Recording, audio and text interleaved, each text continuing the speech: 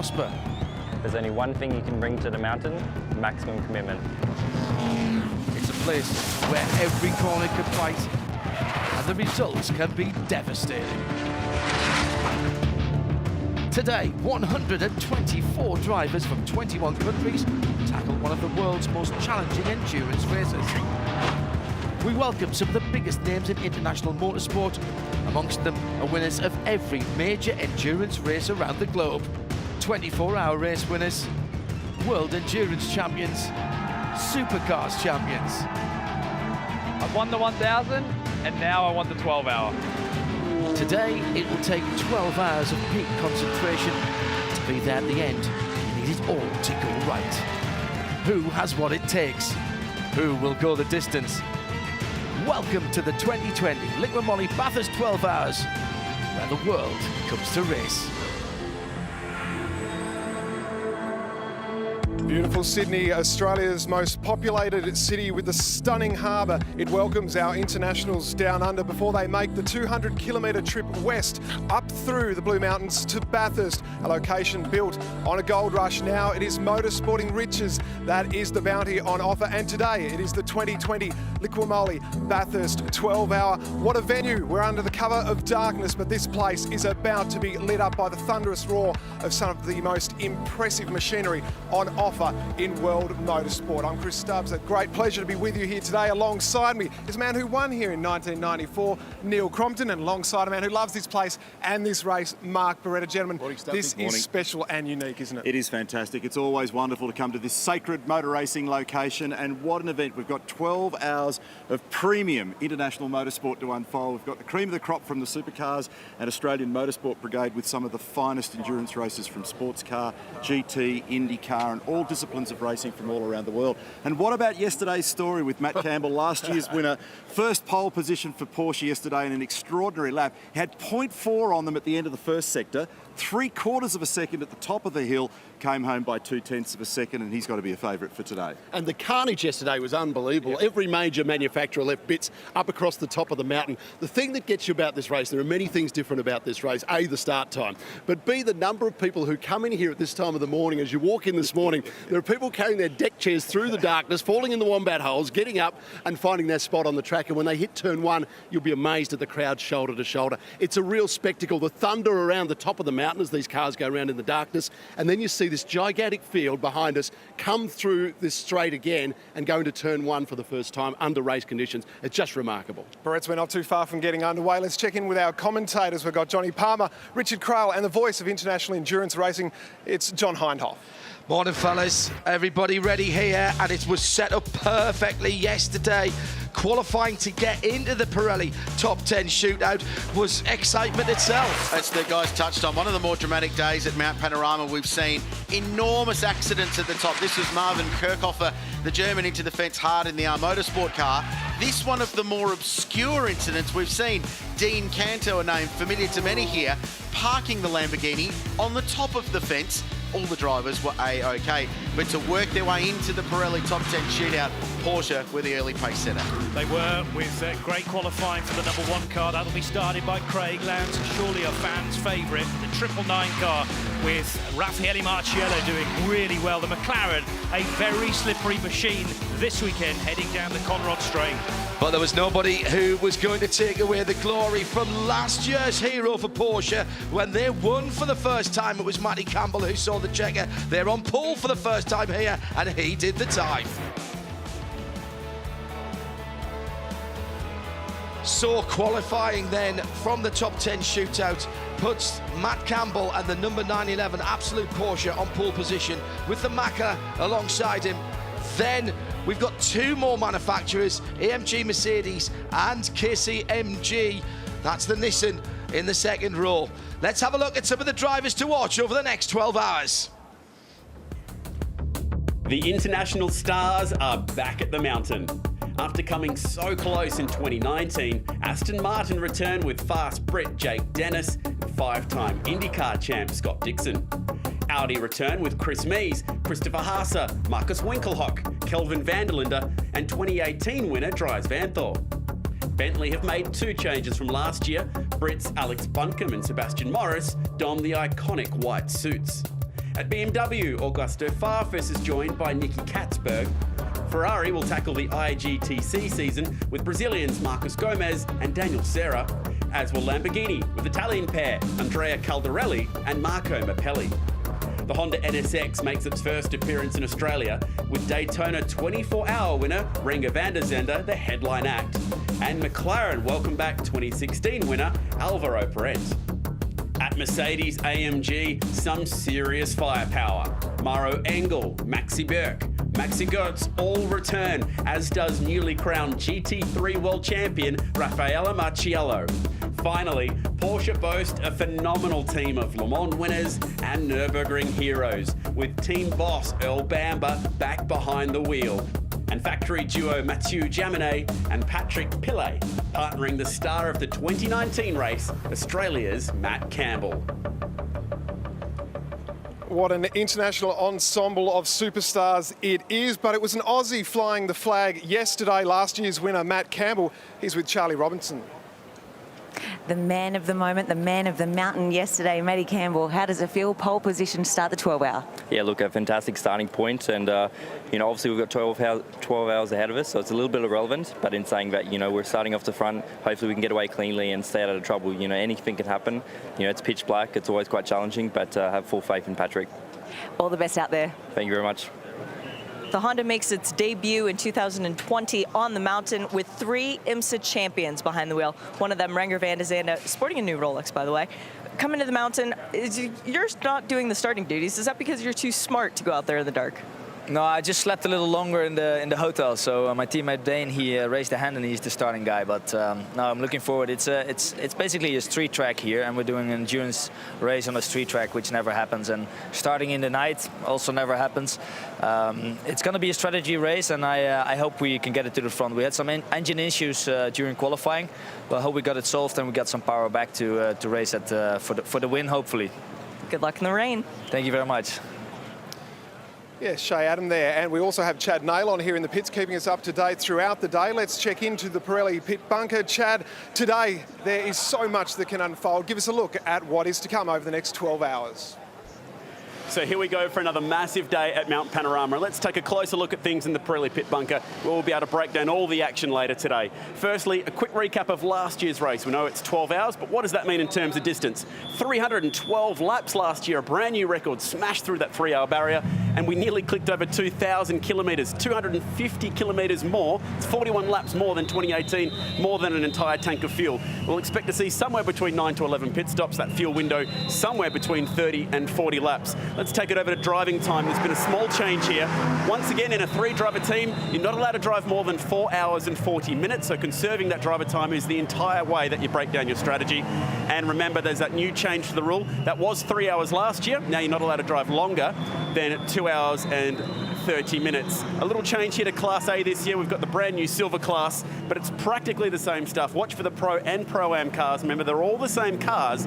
Anyone can win this race, doesn't matter which class you're in. It's going to be a very exciting day here at Mount Panorama. Chad, no doubt about that. Well, Neil, what's your tip? We're not too far away from getting underway here at the moment. Such a random question to ask at this time of the day when you look at this angry pack behind us at the moment. Look, if you think about theory and pace in terms of driving in the car, clearly last year's winner, Matt Campbell, and that Porsche are going to be very, very quick. What I have learnt by coming here for nearly 4 decades is that the random nature of what goes on from the next few minutes onwards for the next 12 hours, anything is possible, and that really is going to be the totally weird factor that you can never really plot. And there's another thing for us to think about as well. When you're talking about things getting weird, what about the weather today? I mean, we know it's going to be sizzling hot. It is going to be a stinking day, somewhere up around the high 30s, maybe even 40 degrees today. But there is the chance of some thunderstorms this afternoon, and that just throws everything out the window. The whole game changes. As we know here at the mountain, so much can happen in a short space of time, and we can't wait. It's going to be awesome. As if it's not hard enough, this challenge of the mountain, just add water, hey? All right, well, we're only moments away from getting our start for the 2020 Liqui-Moly Bathurst 12-hour. We will do that on the other side of a quick break. The cool thing about this track is the fact that it's a kind of a street track style racetrack, but it's an endurance event. And normally street tracks are always a short race. So to be doing a long distance race on such a track is the one-off in the world. Well, it's quite unique because it's not a permanent racetrack. And then just on the layout side, it's spectacular. I mean, nothing really compares to it. It's like our version of the Nordschleife in Germany. You know, a lot of elevation, some walls that we have to contend with. So it really tests the drivers in every kind of aspect. Going to Nürburgring, Daytona, Sebring, Spa, all these big race events and on the biggest tracks of the world, you can go testing, you can do that, but here it's only a few times a year this track is open, and for me it's only one time a year a chance to drive it. So whenever coming here, it feels like a treat. It feels like a special moment to be here and be driving around here.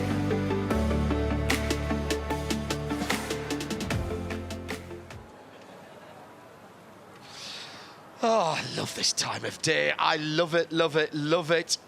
The cars still streaming into the parking. There's a lot of people here early this morning. We'll go all the way through till the end of the race tonight. For those of you on the international stream, good evening in the UK. Race control up early as well, ready to go. Let's hope they have a very quiet day today. Krelsi, last year's race was extraordinary because of the long swathes of green flag racing, and we really saw the disparate performance, even in a performance balance class of the cars, how they make their lap time, and we love that variety. 7 brands in the shootout yesterday, proof positive of that. Interesting to see Motorsport Australia Race Control Race Director James Taylor messaged me this morning. They've got Baby Yoda up there, so they've got the force with them in race control, calling the shots and hoping for green conditions. There it is, James, centre of screen. Back to us. To his left is Craig Baird, the driver standards observer, a man who's been on the podium here before, one of the most successful one-make Porsche races in the world. That's the scene on pit straight. Massive crowd in. Don't let the space on the banks fool you. There are people spread all the way around Mount Panorama, and the top of the mountain in particular, a buzz with activity, and still a stream of cars rolling into this precinct to get here in time for the 5:45 a.m. race start. And JP, at the top of the mountain is where the action is early on, and you get that great sunrise shot. Yeah, and I'm sure most people who have found a good spot in the campgrounds have not left it for the last, what, 3-4 days. So talk about the line of people coming in, most of which have already assembled and will have had hopefully a relatively quiet night last night, and are raring to go for this start in what, just over 2 minutes' time. There were some that will not have had a quiet night. In fact, there are teams that have been working all the way through. Trofeo Motorsport have not left the circuit to fix that Lambo that ended up parked up on the wall. We'll touch on that as the race gets underway. Extraordinary drama here yesterday, and the boys touched on the fact that there's some weather forthcoming potentially this afternoon that will just throw another variable into the mix, as this place doesn't have enough of them in the first place. So the drivers will be feeling the tension now. It's Patrick Pilet who's been strapped into the number 911. You don't have to start with the driver who qualified the car, either in the Pirelli top 10 shootout or indeed the qualifying. So it'll be Pilet and Barnicoat on the front row. Porsche versus McLaren. Then we've got AMG Mercedes and KCMG Nissan. Just the one Nissan that remains the single bullet in their gun, all their focus there. But let's be honest, fellas, we're not predicting anything. If you're at home, get yourself an entry list, cut out all the names, stick them on a dartboard, and start throwing darts at it now, because that's the only sensible way you can pick a winner from this. Form, look, strategy, they'll all play a part, but ultimately the mountain will make its choice, and in 12 hours' time, we'll know the winner of the 2020 Liqui-Moly Bathurst 12 hours.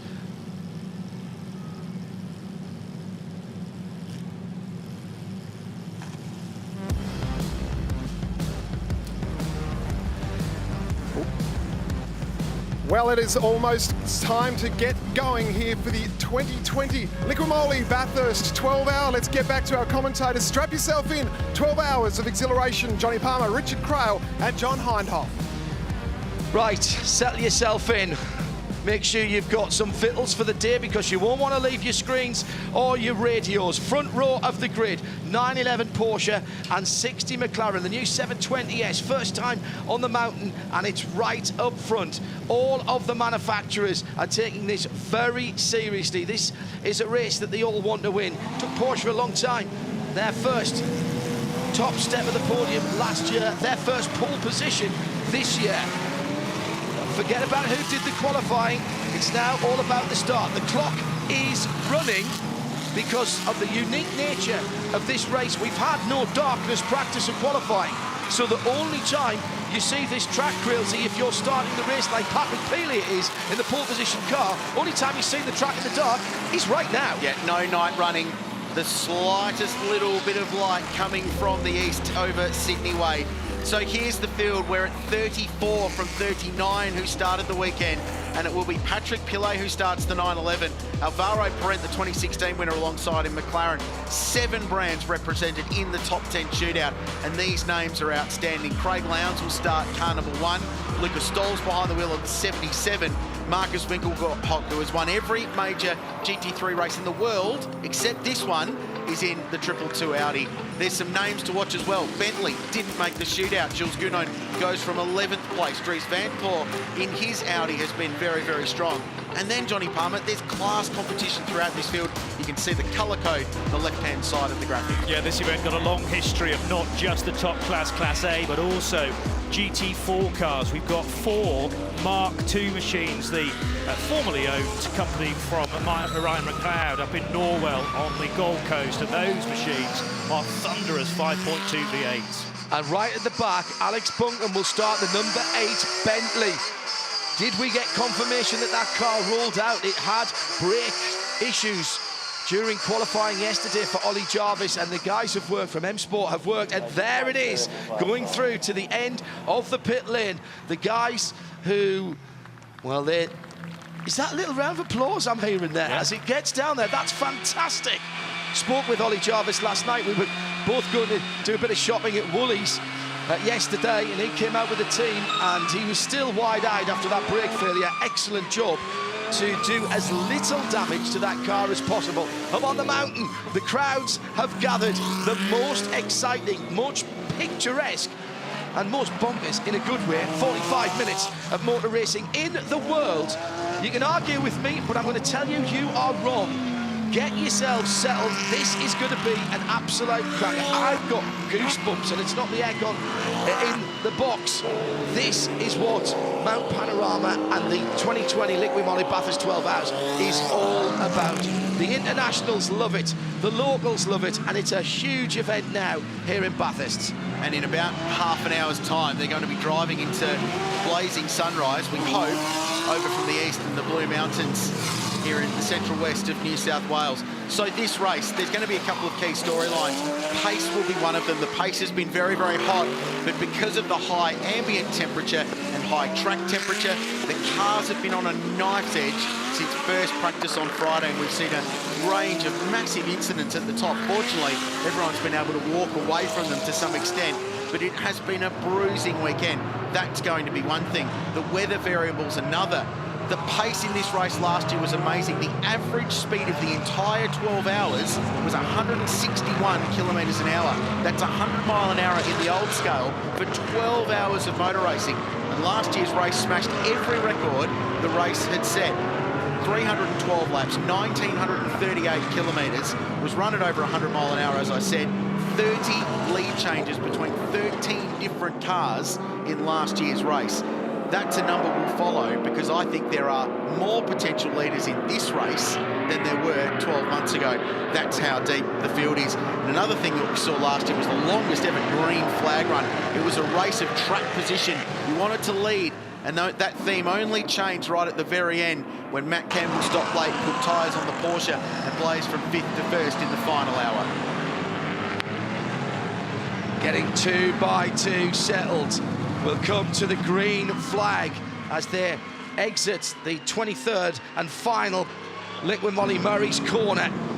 Heart rates being controlled, I would think, from the drivers, but even the pros get excited at this stage. Beautiful side-by-side start. The green flag is in the air, and we are racing in the 2020 Liqui-Moly Bathurst 12 Hours. Took a little time to get underway. 3 wide down the front straight. What a move from the second row all the way to the front. That's the Aston Martin, the Castrol car going wide at Hell Corner for the first time. Maxi Book, amazing launch from the second row of the grid.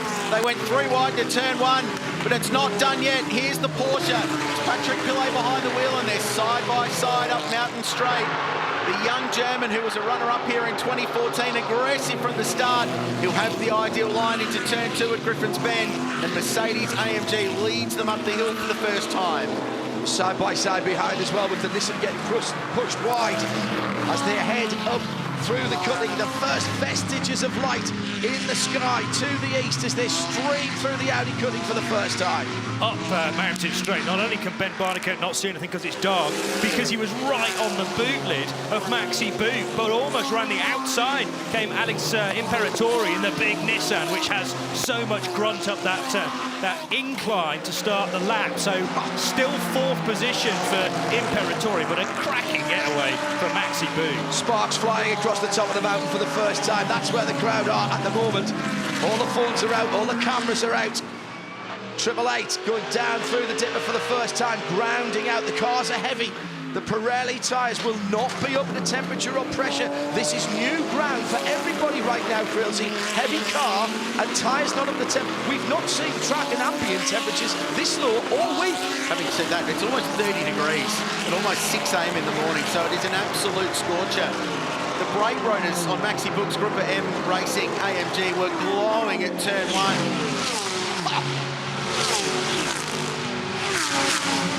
What a shot at the chase. Fastest corner in the sport. 1 lap down. Possibly, maybe more than 300 to go. And it'll be Mercedes-AMG. A great start for the German. A champion of GT3 racing around the world. He leads Patrick Pilet in the Porsche. The margin officially 1 second. Ben Barnicoat from McLaren 3rd. Imperatori in the KCMG Nissan is 4th. Craig Lowndes, the Bathurst champion, 9 victories at this location across the 2 majors. He's 5th. And we talked about the different characteristics, guys, of these cars, and we saw what the Mercedes has in spades at the start of that race, and that is grunt. Torque is your friend. We all talk about power, but we drive torque, even in your road cars. And it was a nice pull to the green flag. Maybe a little bit too slow, because it was the Merc that really took the advantage. For a moment, I thought the green flag hadn't gone out, if I'm honest, because no one seemed to react except Maxi Book. Well, they held it quite late down the Liqui-Moly front stretch, but just a well-timed launch from the German in that car from the second row of the grid. Had the ideal line, sent it, away you go. Just proves, JP, this is a 12-hour sprint race. Absolutely, yeah. We've worked that out through the years, but I'm impressed with the early pace from this Mercedes, which is run by Team Grouper M. And the Black Falcon squad, the 999 car, obviously fully laden with fuel, and as we've mentioned, coolish tyres, but it does seem to have the measure on the Porsche in second and the McLaren as well. A certain element of maybe the McLaren and the Nissan getting bottled up behind that Porsche in second. Replay down at the chase, some early moves going on up the inside. That's the Motorsport Aston Martin. Oh, gee, that's hairy. And this will be a theme for the first hour or so of the motor race. Car's bottoming out, full fuel load, as Johnny Palmer touched on, so the car over the rise on Mountain Straight just bottoming out. And this is that opening lap, so Maxi Book went down the inside. His run out of turn 1 wasn't particularly great, and Patrick Pilet went there. It's like Daytona. It's like a NASCAR race in the start. 2 by 2 in the draft as they go up the hill. What a on board with Ben Barnicoat, wasn't it? You just saw over his left shoulder Imperatori in that incredibly strong Nissan for the first bit of the lap. Barnicoat's gone to second, Johnny. The McLaren up to P2. Slipped by Patrick Pilet this lap.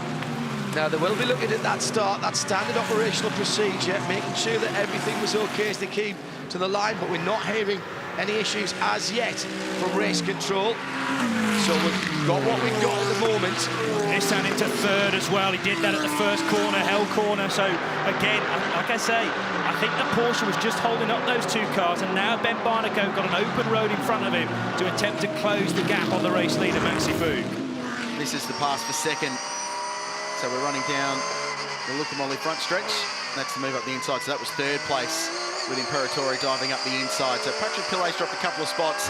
This car started on pole. They'll have a plan. They'll be working to a number, to a lap speed that they're comfortable with in car 911. And Pille didn't fight that at all. This is not the time to be blocking. We've got 11 hours and 50 minutes still to go. Patrick Pille has the experience, and they will have that car ready for the last hour of the race, not the first 10 minutes. That's not when you make those battles. The news from race control is the start is clear. It's been reviewed, looked at, all good, no problems, race on. With the amount of information that comes out of the Bathurst 12 Hours site, all of the race control messages are out there, and people get a bit excited when they see this race start under review. But that, as I said, was standard procedure, and we are green and go at Bathurst for the 2020 Liqui-Moly Bathurst 12 Hours. Fabulous first few laps. You simply cannot describe this without being here. Breathe it in. The fortunate guests at Ridges being able just to step out of their rooms onto the balcony, lean over with their morning cuppa and see the world's best streaming through Australia's fastest corner. And here comes the sun. Don't get to sleep in this morning if you're staying within a few Ks. Mount Panorama, what a spectacular sight that is. Got a battle for the lead here because Barnacote's taking chunks out of Maxi Book's race lead. 7-0 for the race leader. Everyone set their fastest lap of the race so far on this lap. Pace will continue to build and build. Barnacote was 0.7 of a second faster in the McLaren, the margin 0.5. And we'll break down strategy as the day goes on with Chad Nailon down in the Pirelli pit bunker. Have some insights from Neil Crompton there as well. But this race 12 months ago was a race of track position.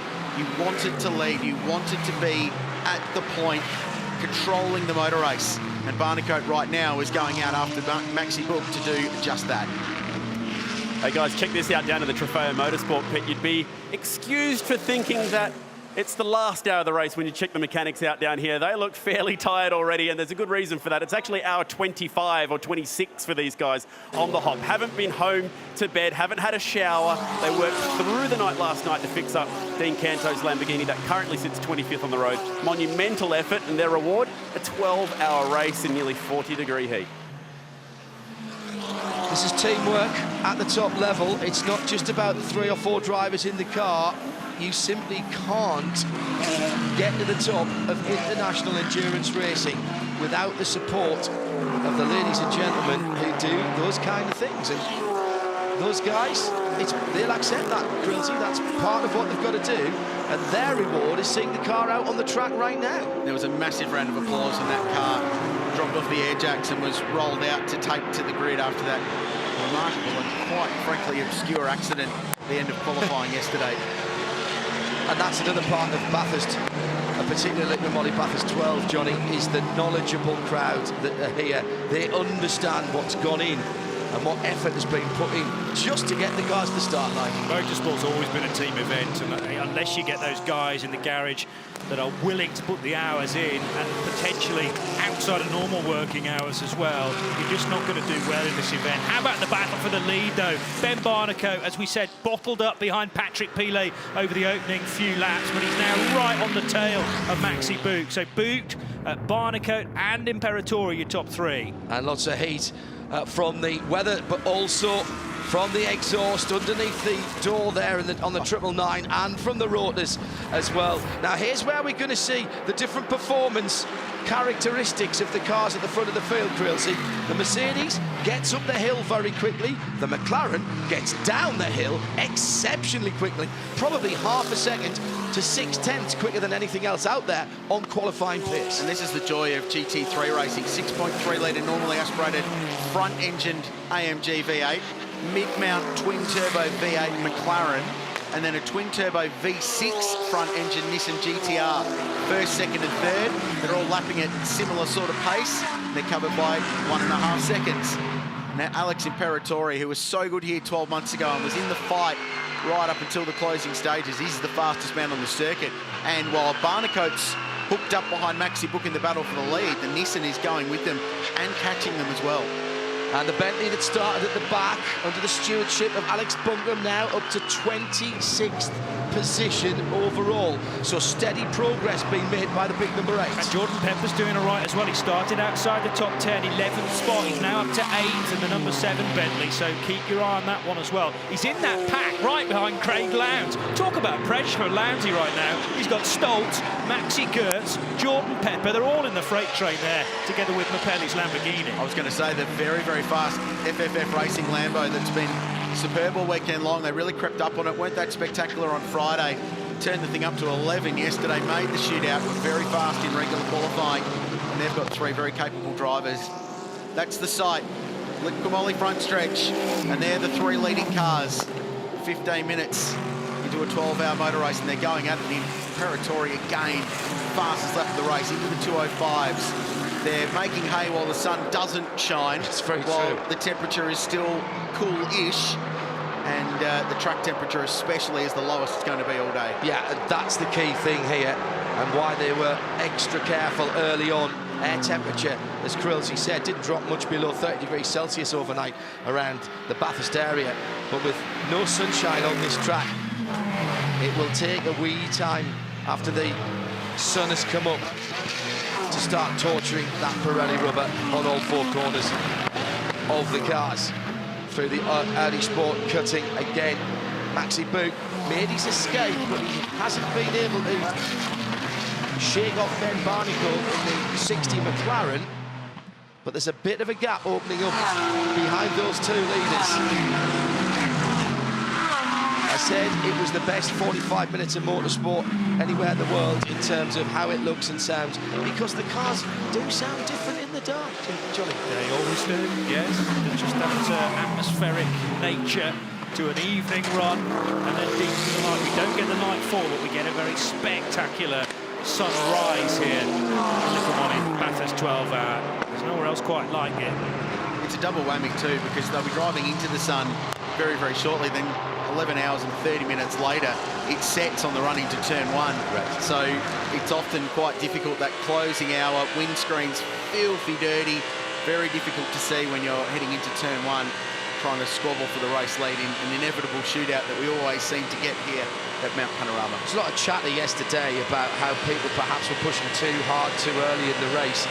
My take on that is these guys are racing drivers, and the pros are out there to get that car to go as quickly as possible. Were there mistakes? Yes, possibly. Were there odd things going on in terms of how much grip was on the track, and were there perhaps being a little bit overexcited about where the lap times might get to? Yes, probably to all of the above there. But what we've seen this morning is a very measured and sensible approach, but at ridiculously quick speeds for cars that are full of fuel and have to go 12 hours. And as they get to the end of this stint, they'll only get quicker as the fuel load comes off.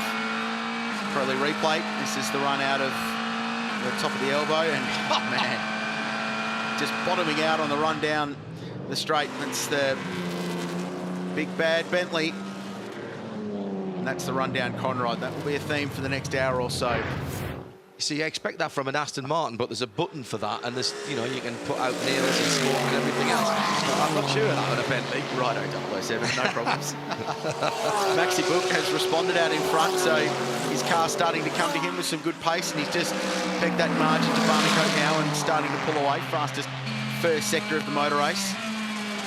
There are some of the world's best photographers here. Our own team on the cameras bring the action to you for a very, very long day. They do an outstanding job, and you wait for this sunrise. It's going to be special. But there are some of the world's best still photographers here as well. And the photos that come out of the first hour of this race go around the world, and more continue to come every year just to get that between 5 and 7 a.m. photo that this place generates. And they all had the photo, all the internationals had the photos they wanted yesterday with the roos on the track when they had their meet-up just over the back of the vineyards there, and that was a cause of much merriment yesterday. Beautiful early running. 11 hours and 40 minutes still to go.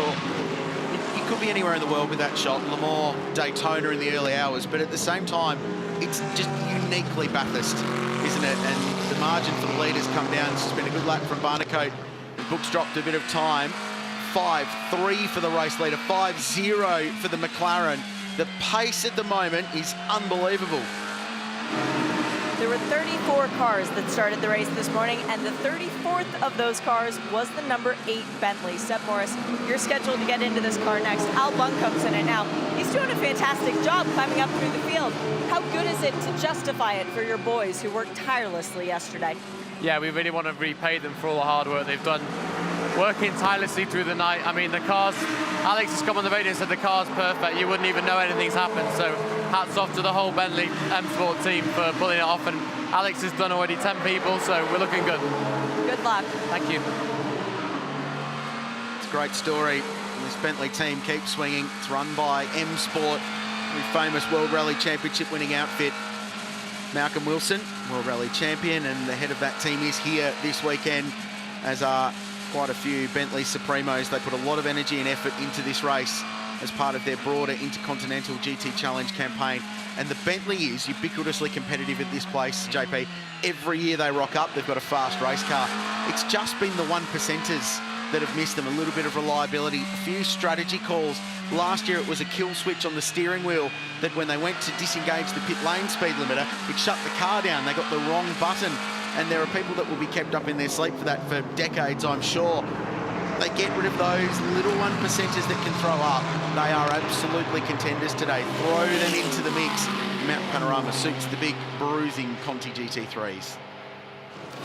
So close for the race lead into the chase, and now Boot desperately having to defend this contact at the inside of the chase, and a lead change. Ben Barnicoat coming from so far back. The McLaren 720S is going to lead the end of this lap. I said it was good down the hill. It was just about good enough there. If there was not a touch there, it was so close. Another coat of varnish on the front of that McLaren was all it was needed.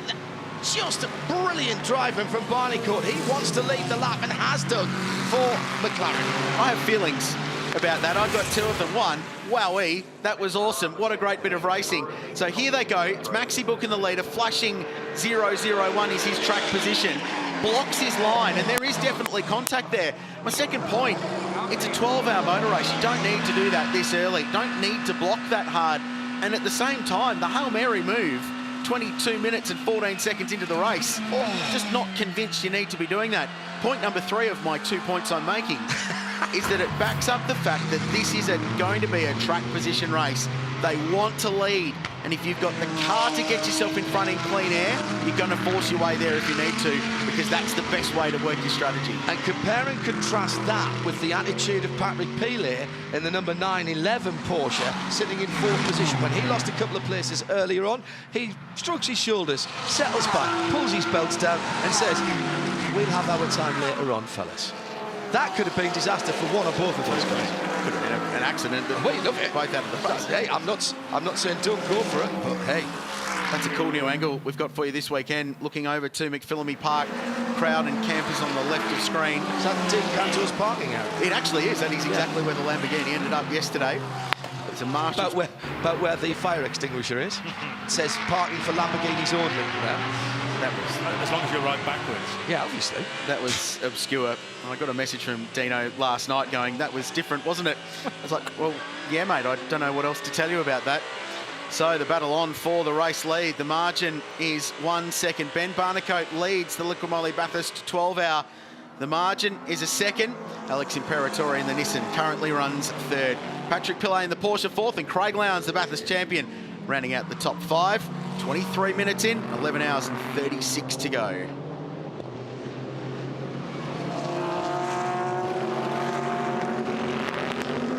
Sun beginning to make its presence felt here. The colours change, the atmosphere changes, and what's already been a warm night at Bathurst is about to become a scorching day.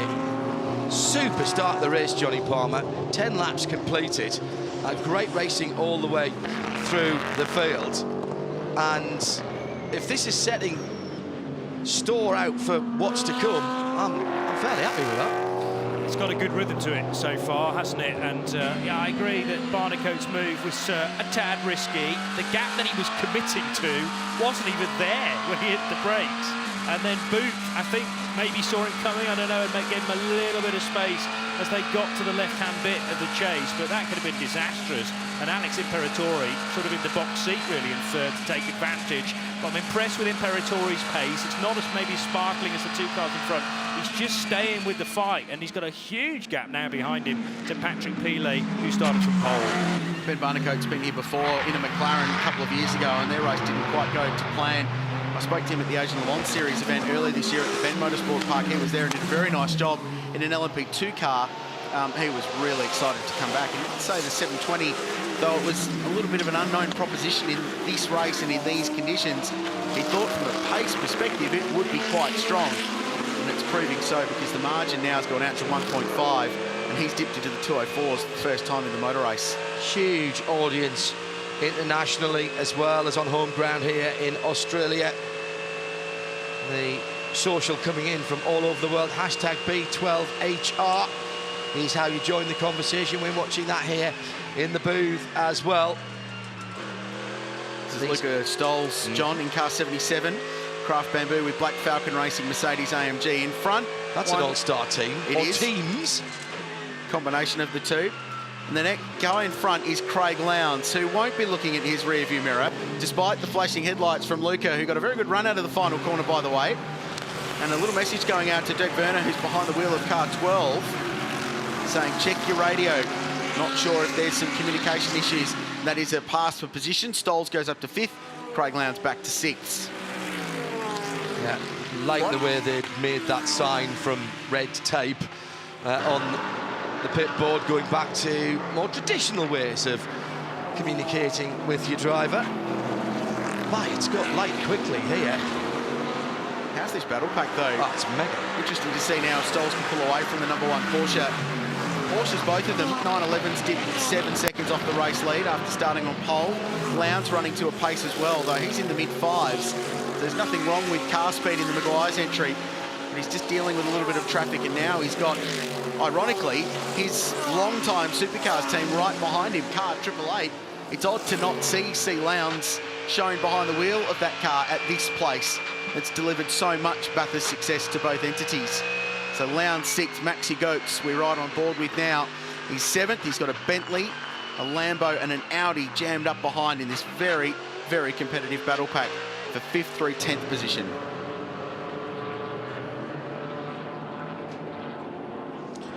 Just under half an hour gone here this morning at Bathurst for the Liqui-Moly Bathurst 12 Hours.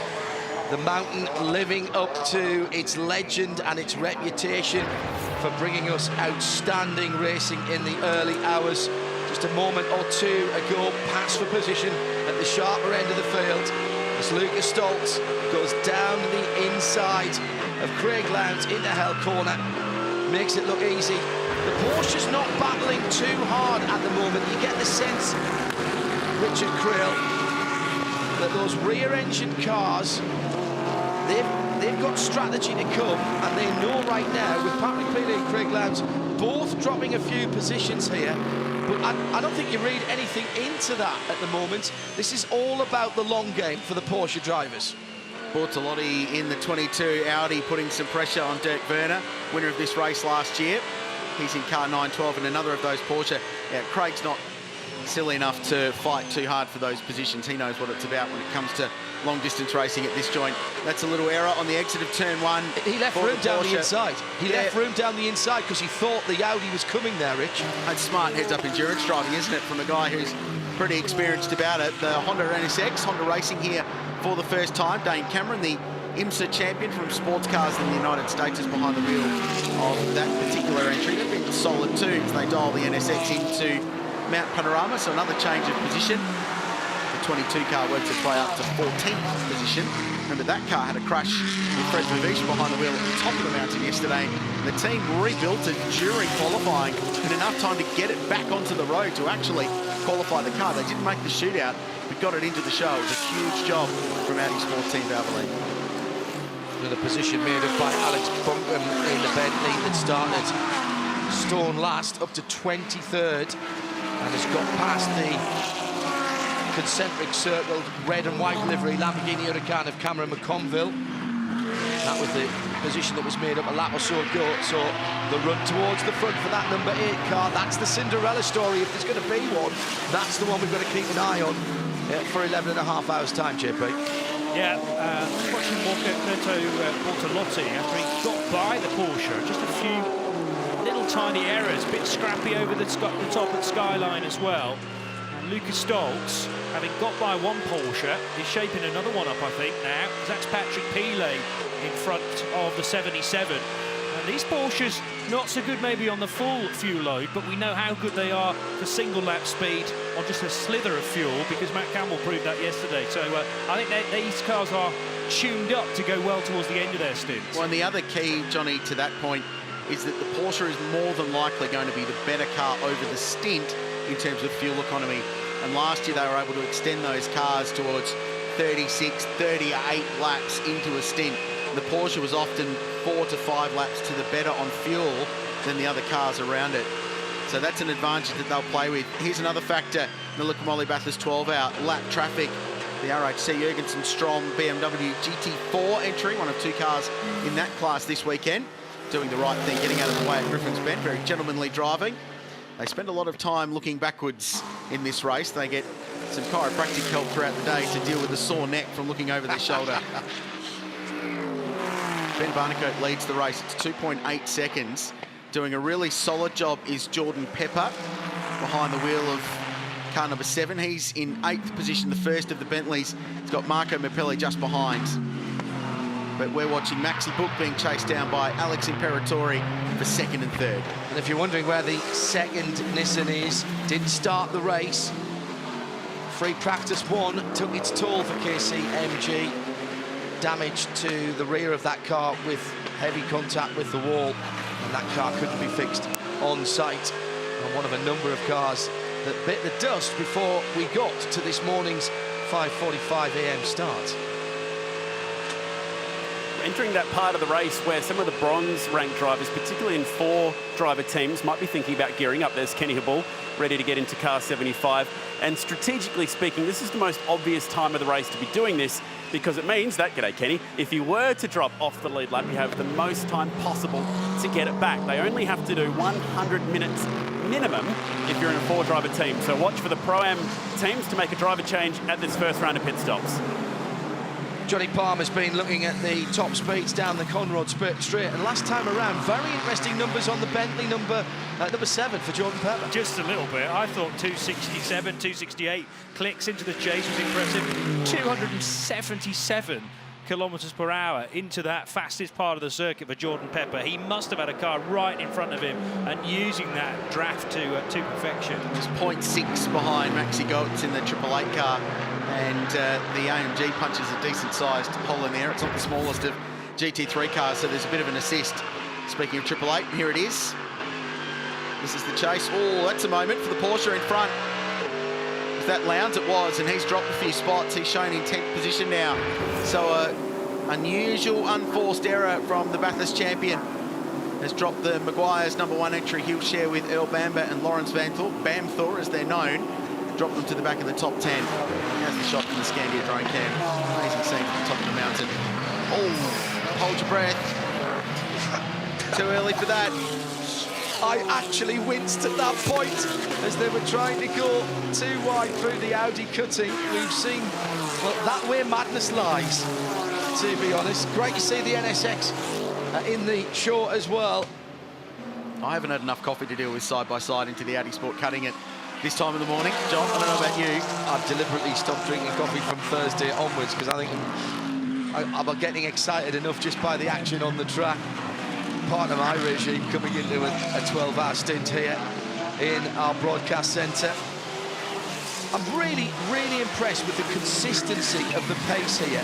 We're going to get a bit of traffic now, so that might shake things up as the main battle packs come through past the GT4 cars. Remember the invitational class as well with the Mark cars, the coupes there. And Jordan Pepper having a bit of a flash of the headlights there. This is a crazy battle. About 10 cars in this fight. This is off the track position. From what, 13th down, if not more, and dealing with some lap traffic as well. It's just closed them all in. Well, this is GT3 racing. what you're seeing now is what we'll get all day. And I know people will say, oh, you know, I hope we have a safety car to close things up.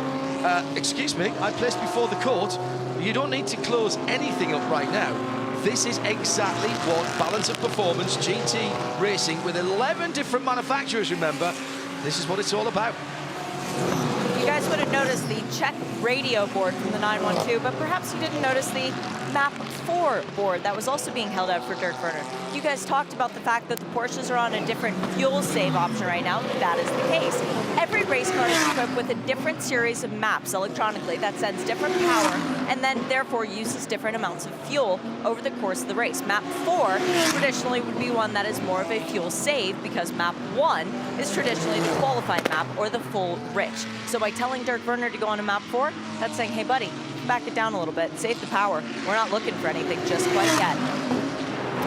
Now, Nick Percat, who is a familiar name, number 91 is in the Mark II, leading the Invitational class. Warren Luck, who we also know has been on the podium many times here at Bathurst in the number 95 Mark II. He's coming second in class, but laying a lot of purple sectors almost constantly. So this Invitational class is looking super exciting and competitive. An update just on the number 92, who Mark II car that had a terrible accident yesterday with Tyler Everingham, our Super 2 2019 winner behind the wheel. Just an update there. He is fine, although the car is out today, obviously. He actually went out to dinner with the team last night. He's coming down to the race today, so what wonderful news to see that he's walked away from that one. That's the best news we've had since that shocking accident yesterday. And I have to say, Tyler was a mere spectator for that, an innocent party. It all happened in front of him, and there was a big cloud of dust. Clipped the spinning AMG, and then had heavy contact with the wall at Skyline. Audi Sport Team Valvoline. Fred Vervish behind the wheel, tucked up behind Ben Barker. It's a nice little battle there. That's for 17th and 18th position. So when we talk about how deep this field is, Johnny, we're not talking about the top 4, we're talking about the top 20 and beyond as they streak past us again on the Liqui-Moly front straight. This is an 8-car battle pack, guys, for essentially 17th position. Someone's kicked some dust up on the exit of turn 1. Hill corner. Similar to that today, I imagine. Yeah, it's interesting to see Dane Cameron's actually got into more of a rhythm now. Barker had a good chance of actually overtaking the Honda NSX into the cutting, although it was pretty fraught at the time. And I think that was just the ripple effect, maybe of catching the GT4 BMW. It concertinas everything up behind. It was actually doing a nice little favour to Al Buncombe in the green number 8 Bentley. Because all the cars ahead of him now are so tightly packed, he might be able to pick off a few more here. He's catching up to young Aston Martin driver Andrew Watson in the Vantage number 159. That's the battle for 22nd and 23rd position. And that's what I'm talking about here, guys, about how far down this goes. OK, Ben Barnicoat leads for McLaren at the moment, but the winner could be down in the 20s right now because they've got pretty much identical pace, Rich, to the guys at the front of the field. Another car down further than we would expect is the R Motorsport Castrol Aston Martin with Rick Kelly behind the wheel. And that lost a lot of positions in the opening part of the lap. I watched that, but I didn't see what happened to it. It went wide, remember, at turn 1. I can tell you why. They actually had a glitch in the electronics of that car when Rick Kelly was changing some fuel settings in that car. So an electronic glitch, it dropped the car right to the back, but they're now back on pace. The car, I'm told, is okay. They're working their way through, but they've given up a lot of track position. Went wide in that early skirmish at turn 1, dropped all the way at the back of the field by the end of lap 1, and now is back up to 24th position. So Rick fighting his way back. Again, if it's going to... Oh, slow car at the top of the mountain. Oh, no. It's one of the Mark cars. It's the 20 machine. And that car has had hit with a wall. It's Daniel Yilson behind the wheel of that car, running in 31st position. That's the very, very tidy-looking blue car. Right front problem. There's bodywork rubbing on the Pirelli tyre, and that has been caused by contact with something. And I say, I'm going to put out there that it's probably been a wall rub there, Crealty. Yeah, potentially. It was running third in class at the time. We'll try and unpick that for you. Fortunately, the car running under its own steam and limping back. Audi Sport cutting. Yeah, there you go. Correct. That'll do it. Not once, but twice. And just understeered off into the wall there. No other cars around. So it's actually running second in class because it was passed by Warren Luff. Jurgensen Strom BMW. There won't be much paint left on that wall by the end of the day. They scrape it throughout and just wear the layers of sign writing that have been applied over the years down. So let's just hope that that marked car can get itself back to pit lane. Daniel Gillison behind the wheel, 32nd position. If they can link back and get to the lane, we remain green, but they've given up second place in the invitational class for the Mark Cars Australia entries. And as we heard from Charlie Robinson before, we're down to 3 of those after that very big crash from Tyler Everingham. But as Ryan McLeod said at the time, the car did its job. It compacted, it tore itself apart, but it protected the race car driver, as did all of the racing cars involved in yesterday's quite bonkers day here at Mount Panorama. It's been a very good run at the front of the field by Ben Barnicat. A lot of people questioning why you go so hard so early. He's building up a gap. And these races in recent years, Creelsey, have been long green flag racing. And you take the advantage where you get it, basically. That's how these races go nowadays. It's sprints between filling up for fuel and changing your tyres. Good morning again, team. Something that I thought might be a little bit interesting to share as we start to think about our first pit stop sequence of the day is the way in which tyres are likely to behave today. So Pirelli have got 4,000 of their control tyres here this weekend, and at the commencement of proceedings, each of the cars will have 12 sets of tyres available from practice right throughout today's race. Now, one variance on what we typically see compared to supercar racing that obviously happens here each October is they preheat wheels and tyres in what they call their tyre cupboards. And I'm standing behind Audi Sport at the moment, and so these cupboards have got a gas heater tucked in round the back here, and they're pumping heat into this little cupboard in here, which if I dive in here adds to the already pretty warm temperatures around here. So I just checked my phone, it's about 26 degrees at the moment, but check out these numbers. So we're talking about targeting 80 odd degrees. And so there's a gentleman just on my left here, and he's got a little temp reader, and what he's going to do is he's going to put that temp reader right up next to the cupboard here, and he's going to have a look at right rear, right front, rear, left front, etc., and just understand what the temperature of those is. So come round here into the Audi Sport tyre tent, and here's a pile of other tyres sitting here. So these things, interestingly enough, at this time of the day, guys, because it's reasonably cool at the moment, they might be able to double stint these, which will save them a little bit of time in the lane. There's about 10 spots around the tyre where they can check the tread depth. There's only around about 2.8 mil of rubber on here. But come inside, because I'll go back into the garage area. The other thing that's interesting, Garth Tander just wandering out of the garage here at the moment, is the cars are, what are we, 16, 17 laps in. They're about 35 kilos lighter, and I've been watching numbers, they've been getting quicker and quicker. There's a bit of pace on out there at the moment, GT. Just probably everyone just brought the tyres in gently when it was dark, obviously, and now when the sun's up, you can push a bit harder, you can see where you're going. And this will be the fastest there will be all day, because no UV on the track, and still the coldest track temperature that we'll have all day. We were talking yesterday about the nuances of getting these cars in and out of the pit lane. It's interesting, it's an auto clutch on the car, so you bowl in at 40 kilometres an hour. There's an auto stop when the car jacks up. Talk through the sequence of when you get back in and get going, because it's a bit mind-blowing. Yeah, so you have to kill the engine for the pit stop. You can't have the engine running, so it's an auto kill. You just stop and it turns the engine off by itself. There's a button we have to press when we're coming down pit lane to do that. Then just jump out, bowl out, and then the next driver jumps in. You jump in, do your belts like normal.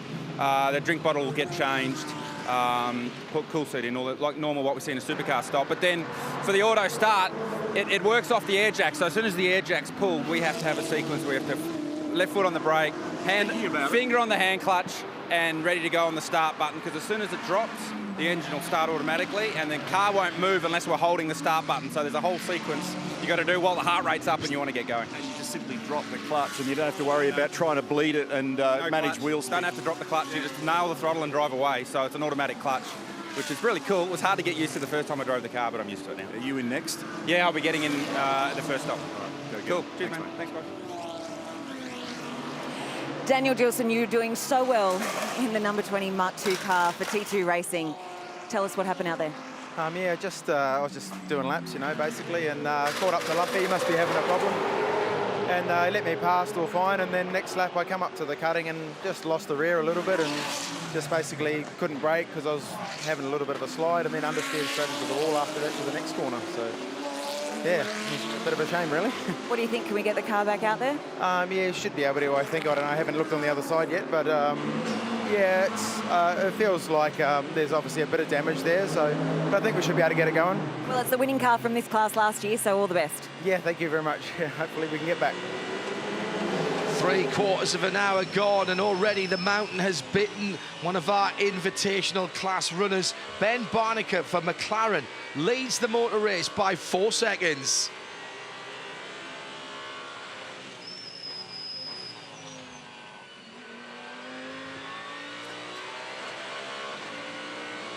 '22 Audi sitting in 14th position. Meko Bortolotti right in the middle of that battle.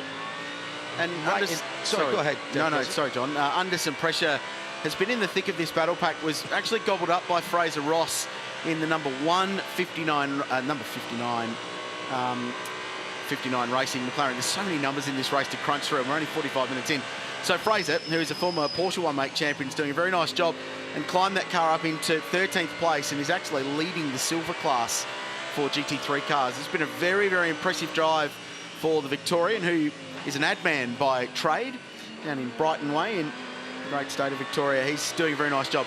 But Bortolotti's been under serious pressure. Dirk Werner's in the mix and was passed by both of them in the 9-12, so dropped back a couple of spots. And in this fight as well is Dane Cameron. And then a little bit further back, you've got that Barker, Vervesh, Patrick Assenheimer, Al Buncombe, who's now up into the top 20 from the back of the field, Com Ledigar in the Garage 59 Aston Martin. And this massive battle pack squabbling over 13th through 22nd. They're all covered by about 10 seconds. So that fight through the field, as intense as it's ever been. The pace just continuing to build at the front as the fuel loads are starting to come off these cars. And you heard Neil Crompton talking about that. Patrick Pillay in the Porsche, it's in 4th place, 11 seconds behind the lead. He's actually under pressure from Lucas Stolz at the moment, but he's punching out purple sector times now as we start building towards that first sector. And that's interesting. And that's interesting because his average lap time at the moment is about half a second away from the guys around him. But that's what they've been doing early on here. You take out the pace laps. Patrick doing around about an average of 2:06 flat. Everyone else 2:05.6, 2:05.7.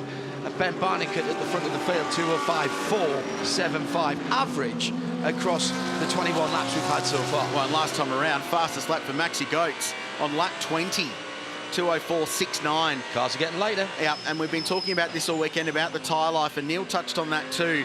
Double stinting, definitely an option. But even 12 months ago, there were a few examples where whether a couple of safety cars grouped together in a broken up series of stints, there were teams that ran their tyres for 3 stints. They had rubber on the car for almost 3 hours. Yeah. And those valuable couple of minutes you save in pit lane for that may pay off in track position later in the race. Yeah, I think the UV that GT car standard pointed about will have a factor in that as to how long you can run the Pirelli tyre. It's exactly the same compound as was run in 2019. Oh, a little bit of opposite lot there coming out of the Audi, cutting for Bortolotti. And just done a bit of track which favours the McLaren. So Fraser Ross has disappeared a touch up the road, but watch the Audi now. It's going to haul back in because this is where it's so special across the top of the mountain. Looks very stable there, and it's not been necessarily the case early on in the week. The Audis looked a bit tail happy, but Bortolotti looks very comfortable as they come down through the dipper into the rising sun.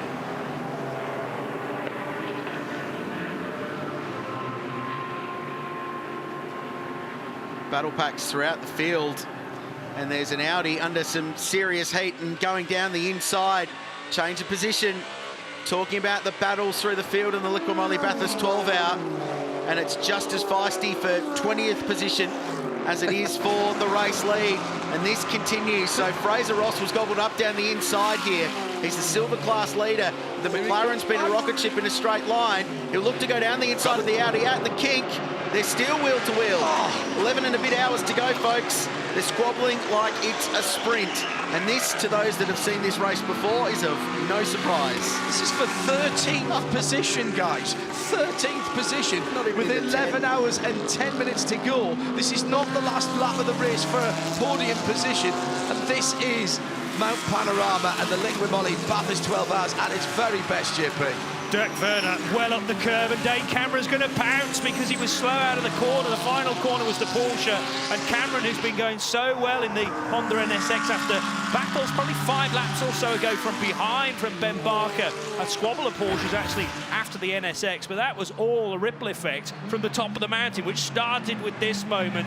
Mirko Bortolotti up the inside of Fraser Ross, and then the McLaren came into its own down Conrod Straight. I like Fraser Ross's idea there as he came in. He knew Bertolotti was there, Creelsy. But that started further back at the spares box, Dipper, because I think Fraser had a moment going in there and the Audi ranged up on him very, very quickly. And from that moment, the 59 Racing McLaren was also under threat.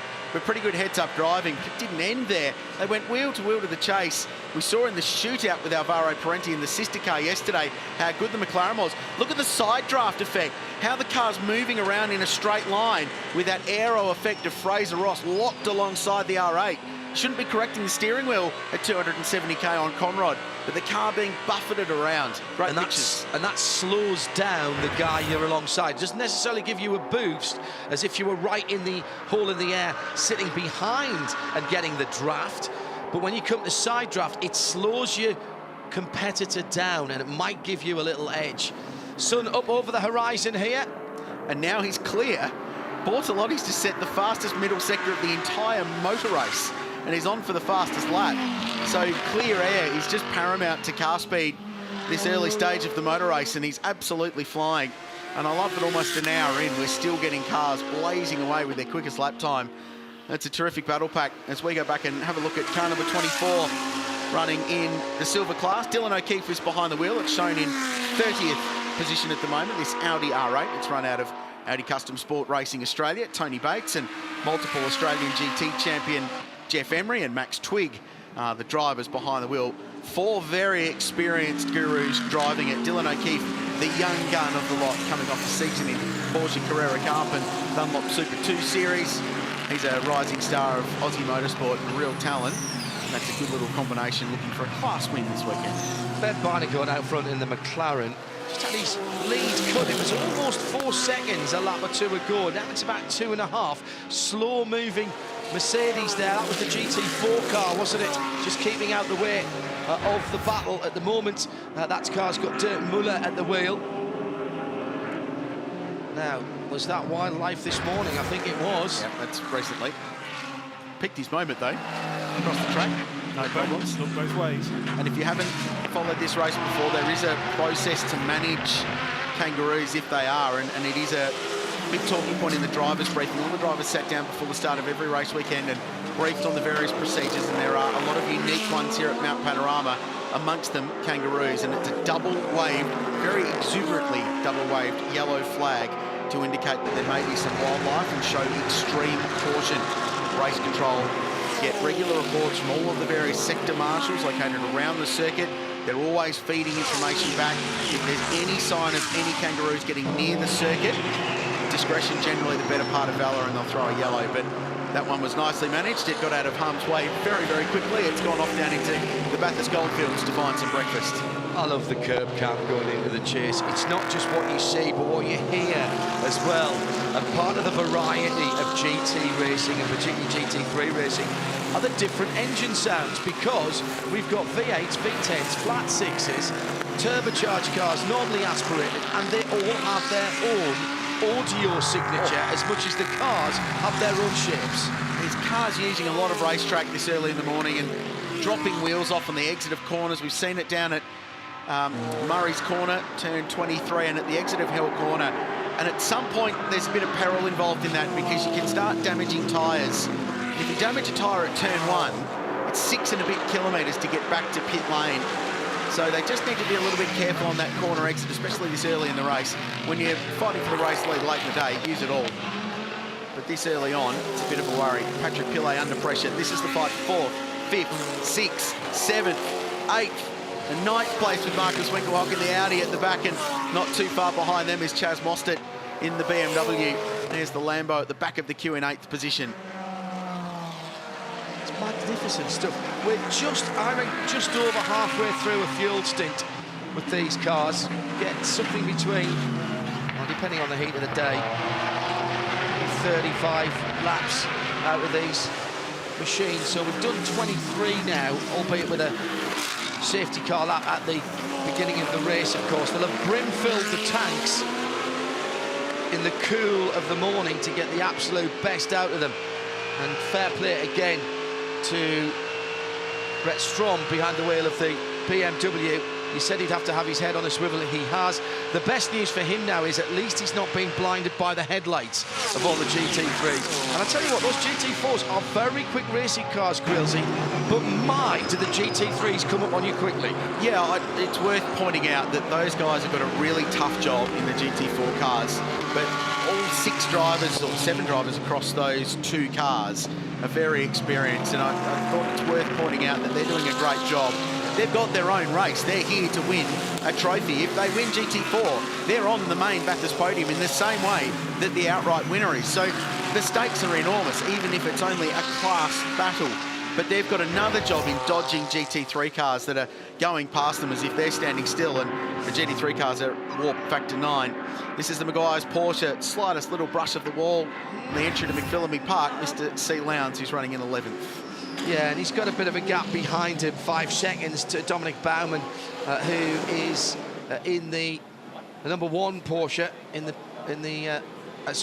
in the lead position in the Pro-Am category. And that's the other thing we should talk about. The cars in Class A are all GT3 spec cars. The different categories, well, that is dependent on how your driver squad is made up and how much experience and speed there is in that squad. So Pro-Am, and new for this year, silver, and it is the 59 that is leading that in 14th position. That was the car having the battle with Mirko Bortolotti in the 22 Audi Valvoline car early on. Saw the Audi Sport team preparing their drivers, anticipating some stops at some point soon. The pace at the moment is very, very high. Last year's race was run at an average of just over 206.5, an average lap speed, but that was excluding safety cars. Yeah, you don't count the safety car laps, but when they were green, they were punching out mid-206s. At the moment, Ben Barnicoat's averaged 205.5. It's a second a lap quicker.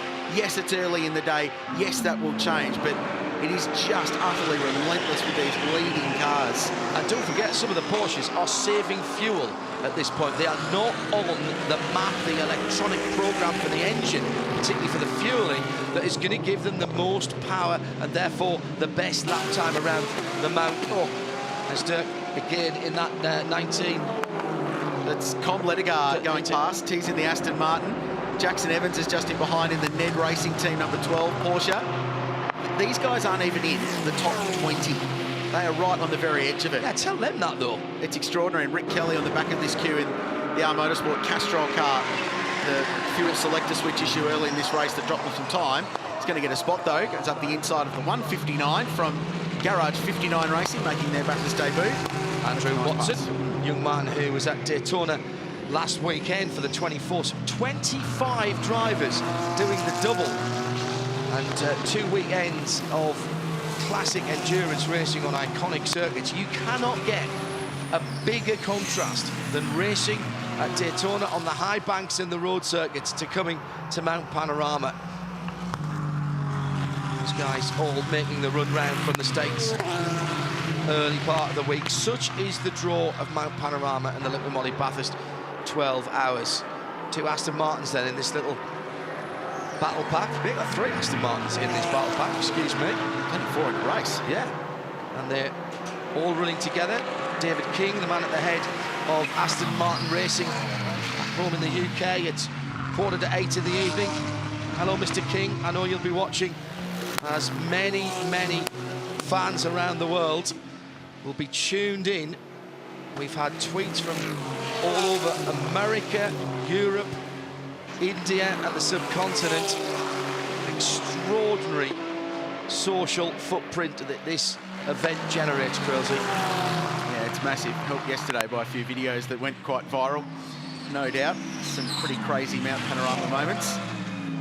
This is a good example of some of the new generation of GT3 cars running in this race. A couple of the new AMRs, GT3 cars from Aston Martin and the brand new Porsche. So we're edging closer to the first round of pit stops, not too many laps away. And remember, 9 to 11 pit stops today, so a lot of action in pit lane. That pit window, 30 to 40 laps, but if you're held up in traffic right now, you may elect to come in somewhere around lap 28, 29. So a couple of things to think about here as we go over to our race rules, which is very much limited to the pit stops today. 40 kilometre an hour, that's the limit in pit lane, as it always is, 25 mile per hour for anyone watching overseas. Refueling and servicing must be done separately, totally different to what we're used to seeing here in Australia. And the car, this is huge, has to be switched off. Always a nerve-wracking moment when you try and turn the thing back on. New for 2020, you're going to see some armbands. I'm going to expand on this a little later. I won't go into it just yet, but don't be too surprised if you see all the different crew members wearing some armbands. And finally, just watch out for a few mistakes happen in the lane today, which could, of course, lead to some drive-through penalties. So no speeding in pit lane. Must do the tyres and fuel separately. Got to turn the car off. And this is a big one, not always pitting during the safety car. So last year, the race-winning team pitted 9 times during the race, and there was 8 safety car periods, but only twice did they pit under safety car conditions. So really different pit stop structure to what we're used to seeing in Australian motorsport. All of those points well made by Chad there, and we'll keep an eye on that as well. Answering a lot of questions that's been coming in. Thanks, Chad, for that. With just under 11 hours still to go. Can you believe it? We've gone through the first 60 minutes of motorsport action in the early morning here at Mount Panorama for the 2020 Liqui-Moly Bathurst 12 hours, and it's McLaren that leads Ben Barnicoat by 4 seconds.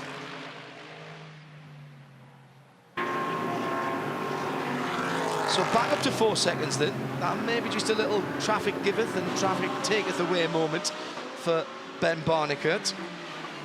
It's 59 McLaren coming down through the Maguire's elbow at the moment with, first of all, how much money behind him in terms of motor racing, and how much talent as well. You've got the Bentley coming onto the back of that battle at the moment, and that, of course, is the recovering Al Bunkum, who started at the back of the field. Yeah, up to 19th place.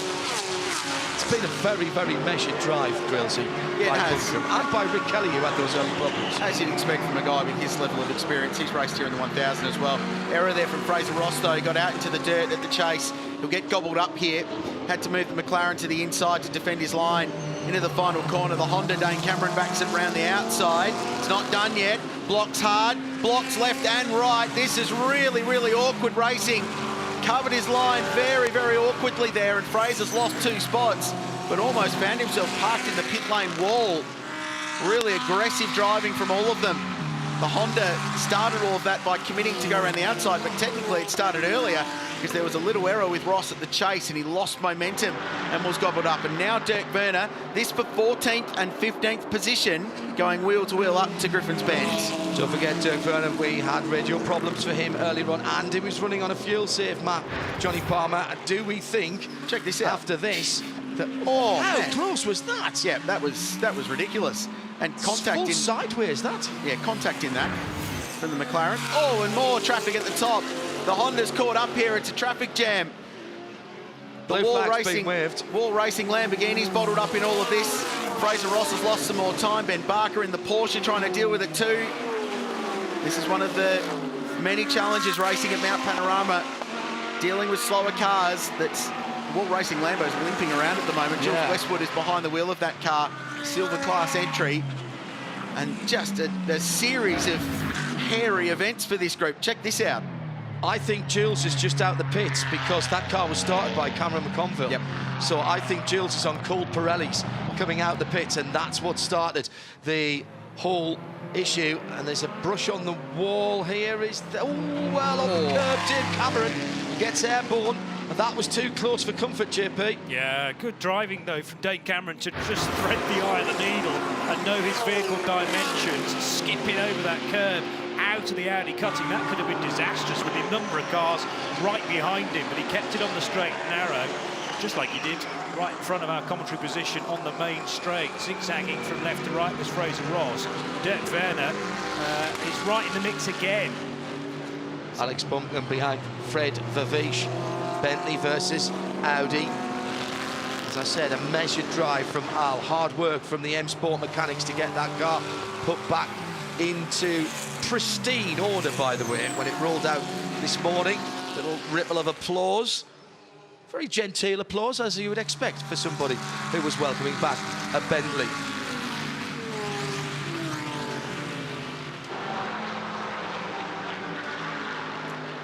So plenty of wild moments at Mount Panorama as the Liqui-Moly Bathurst 12-hour unfolds. The battling through the field is quite extraordinary. And Jules Westwood, who had just left pit lane, was gobbled up by a group of cars having the World Championship at 14th place. And it almost ended up with a McLaren in the wall, and then a Honda almost in the wall, and a Bentley trying to scythe his way through the field as well. We're building up to the first round of pit stops at Mount Panorama. 28 laps in the books, an hour and 5 in. And let's just have another look at this with the Honda onto the curb. There may have been the slightest brush with the wall on the inside. It'd be a tiny coat of the clear coat over the top of the paint, but that would be it. It's more the jolt over the curb that was the big issue. But wild racing, the action has been hot in the first hour of this one. That was the first car to complete a driver change, and there was a slight error in how the car was switched off in pit lane. So Cam McConville got out, but there's a very particular process that you must go through in both the Audi and the Lamborghini. And because they didn't go through that process, they had to do something of an ignition restart up Mountain Straight, which put them on the back foot. Yeah, Jules Westwood's a clever lad, though, and a cool head. Lots of experience, very well known to UK audience. James Kay here as well this weekend, another well-known UK driver who has got a few race miles under his wheels, I think it's fair to say. At the front of the field, the gap is nearly 4 seconds for Ben Barnegat for the McLaren of 59 Racing, debuting the 720S here. And what does 4 seconds look like? Well, pretty much the run from Griffin's up into the Audi, cutting, and that will be a lovely sight when he starts hitting the traffic. And just a quick thought on traffic, Krillsy. At the moment, we've got some cars down in the mid-20s, thanks to Scott Fitzsimmons for pointing this out on the Twitterverse. They're around about 45, 50 seconds behind.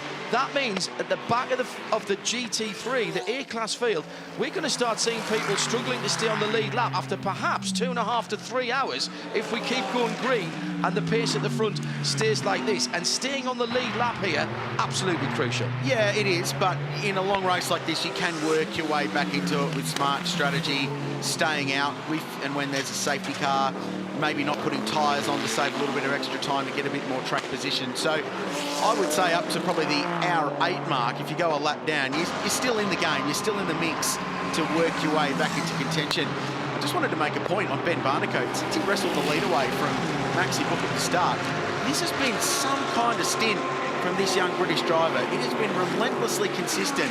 His last 15 laps have all been within, barring traffic interruptions, 4 or 5 tenths. I mentioned the average lap speed before, 205.5. Well, it's actually come down. Yeah. It's now into the 205.4s over this opening stint. So very, very controlled, accurate driving and really serenely consistent stuff for the race leader. That's why the margins remain first to second, Barnegat to Book in about 4 seconds for most of this stint. Came down about 2.5 seconds, a handful of laps of go, JP, but no panic from the McLaren driver. Just sat down, hit his marks, did his thing, and he's just eased it back out to the 4 seconds again. Yeah, he's a really impressive guy, Ben Barnegat. Hails from Chesterfield in the UK and very experienced behind the wheel of a prototype as well as a GT3 car.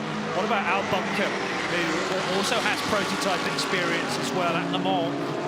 And that car is now shadowing the every move of the Valvoline Audi, car number 2, heading into Liqui-Moly Corner.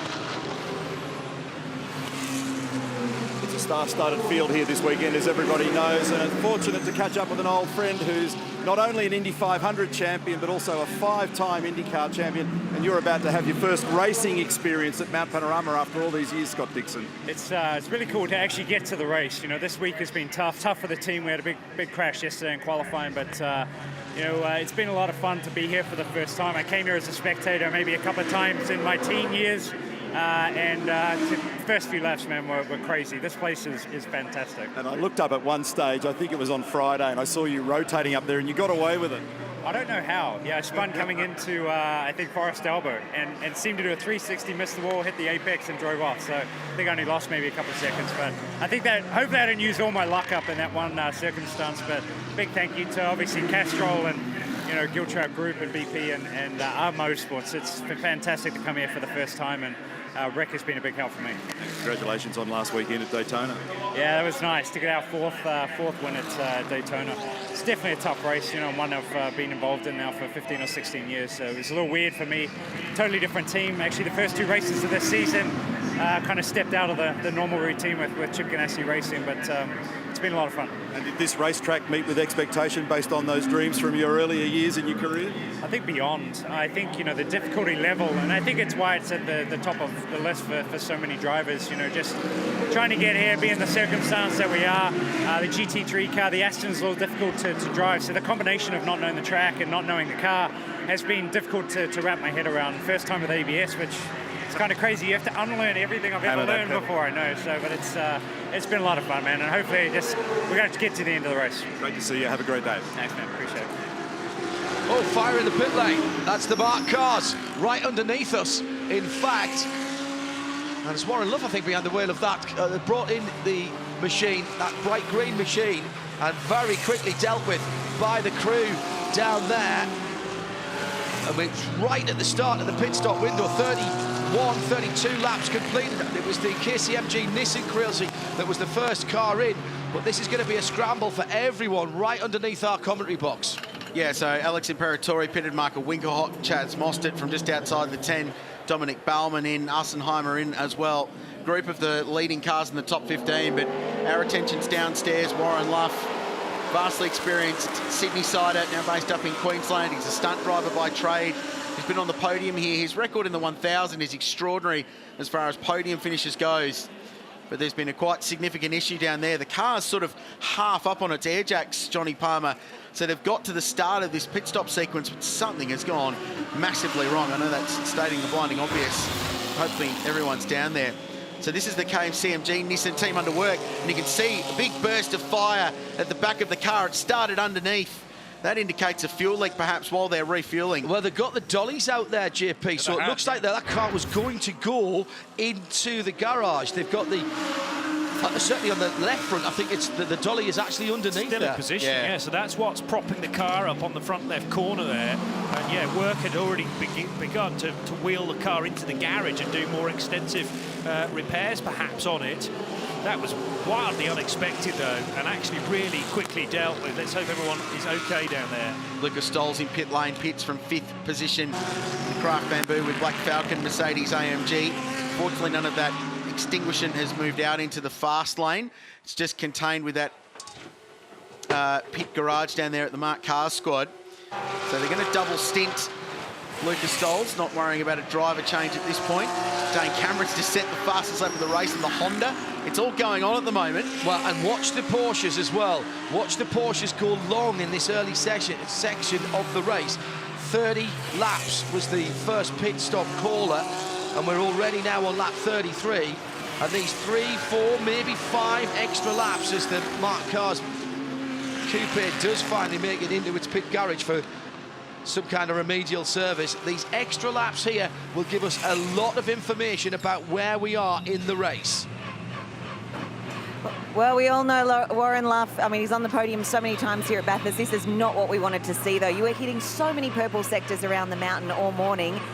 What's happened?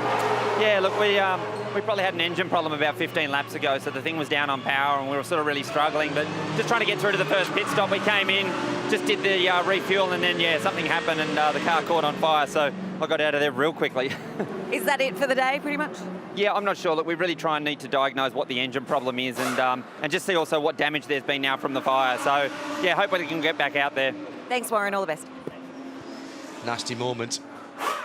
Yeah, I'm glad he's all right. You can often get a big lungful of the extinguisher when you're trying to clamber out of a car like that as well. So Warren's one of the good guys in the sport. Lovely bloke, terrific driver, very good driver, coach as well, works with a lot of young drivers developing their careers. So that team will go to work. They've got some work to do, though, and I'd love to see that car back out. Lead us in the pit lane. Often a fire is hard work. Yep. Leader, I was just about to say, this is not good news for anybody watching a fast McLaren thinking, hang on, it's fast and it's going long as well. Yeah, well, everybody's pouring into the pit lane, it seems, on this lap, and that long lead that Barnegat had, hovering around. Pilet's gone through. Seconds. Okay. The 911 Porsche. I said watch the Porsches. The 911 Porsche's gone through in the lead. Let's see if Dirk Werner, who started this lap in 10th position, see if he comes in as well. And it's a driver change down at Bentley, Rich. So they're going the alternate way. We saw Lucas Doles remaining in the Mercedes AMG. They've gone a different way at the Bentley squad, and Craig Lowndes has stayed out as well in car 1. So as we predicted at the start, the Porsches are just going to continue lapping for as long as they can with that fuel economy advantage that they've shown in the past. This is the work down there, a little bit of unburnt fuel at the back of the McLaren.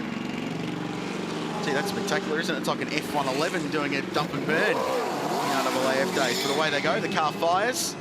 Fuel only in that car, no tyres going on the 59 racing car, and the 999 that was running second will slot in right behind. So there's been no gain, no loss between the two of them. Almost identical pit stop times for both of those cars within a couple of seconds. 999 Maxi Book still shown behind the wheel. Confirm, don't believe there was a driver change in that entry either, so he'll remain to do a double stint. So all the Porsches have stayed out. Dane Cameron has stayed out in the Honda NSX as well. Fred Verveech has gone around in the number 2 Audi. So all of the top 6 now being shuffled up. Patrick Pilet leads the motor race, but owes us a pit stop. In fact, all the way down to Jackson Evans has stayed out. The top 7 have stayed out, so they have not yet been in the pit lane. So does the 911, the Maguire's car, come in this time around, or is there another lap of fuel? I've got to say, I expected at least 35 laps from the Porsches, and indeed he's going round again. He's a very experienced Frenchman behind the wheel. He's a GT Le Mans class champion in IMSA competition. He's won the Daytona 24-hour. He's ticked a lot of boxes. Former Porsche Carrera Cup racer and champion in the French series there. He knows how to wheel one of these things and string an endurance race together. He was asked at the media conference after qualifying yesterday. Matt Campbell did the job. The ubiquitous "what do you think of Mount Panorama" on your first visit question, and gave the usual wide eyes open, wow, it's amazing kind of answer. Car 1's in, so Craig Lowndes pits from 2nd place. That's the first Porsche pit stop. So they've gone 2 laps longer in that car. I'm actually surprised that they're in early, because if anything they were saving more fuel than the 911, but this car's just continuing to circulate now on 35th lap of the motor race. Just after 7 o'clock in the morning, an hour and 15, a little bit more than that in the books. We're live from trackside for the 2020 Liqui-Moly Bathurst 12 hours, and we're right in the middle of the pit stop run. The Honda's in as well, so this has been a mighty stint from Dane Cameron. Was as high as 3rd when he pitted the Honda Racing NSX for the first time. Driver change going on down at Audi Sport Customer Racing, so Fred Verveech had got car 2 up into the top 10, and there'll be a swap going on there. Porsche still in front. This order changing rapidly as the first round of stops continue. Now, while it might look like a pretty big fuel advantage here for the Porsche, remember that change to the continuous driving time will affect them. So the fact that they've now gone 1 hour, 17 minutes means that with this car that's now going away, for example, car 1, or the Pilet car that's yet to pit, they won't be able to do 2 full double stints because it'll take them over 2.5 hours. But last year that was 3 hours. So that will change how they do strategies, and it will slightly limit that small advantage. But if you single stint all day, then yes, you will have 2 or 3 laps extra fuel up your sleeve. What it does do, though, is it opens up the strategy, Chad, doesn't it, in terms of if we get the MG safety car out there, you're just basically giving yourself a better chance. And it's another lap completed by Pilet. That's very, very impressive. Well, it gives them flexibility at the end of the race, if and when they get to that point. They've just got a bit more of a margin to play with in fuel when we get to the final stop. So if there's a safety car with 1 hour and 15 to go, they know that they'll be able to fill up, run to the end, whereas others may be questionable on fuel. These are all things that play out in the Bathurst 12 hour, and we love it. Mirko Bortolotti, starting driver of the number 22 Audi. You were having fun up there across the top of the mountain, sticking your nose in, making passes. How was it? It was really fun. Good first stint for us. Had a really good start. Managed to put some pressures on the pressure on the cars in front. Managed to get past. but you have so many things to do at the same time. You need to, you know, follow the strategy, follow the procedures and everything. What they tell you on the radio at the same time, you have to try to gain position. So really happy. It was a really good first stint. I'm really happy we managed to gain a lot of places, putting us in a better position. And it's still a long way to go, so everything to play for, but it's been a great first stint. Is it actually harder in the dark going around the track? It's the first time for me here at all, like generally in Bathurst. So a great experience to take the start in the dark, and really enjoyed it out there. The track is fantastic, and doesn't make a big difference for me to drive in the night or in the dark, in the night or in the day. So yeah, as I said, it was a good start to the race for us. Had a lot of fun. He's won Daytona, Sebring, Dubai, more races than I can list off. Let's see if he can add Bathurst. That's the unique nature of the Liqui-Moly Bathurst 12 hours. Mirka Bortolotti there.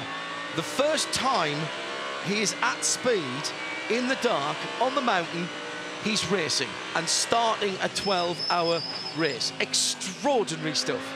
And that's why that 45 minutes that we saw at the start of the race, for me, is the best 45 minutes of motor racing anywhere in the world. That's why they're on the big bucks, John. Into the pit lane comes the race leader, 36 laps in, gets the car slowed to 40 kilometres an hour, and Patrick Pillet's opening stint has lasted 1 hour and 20 minutes.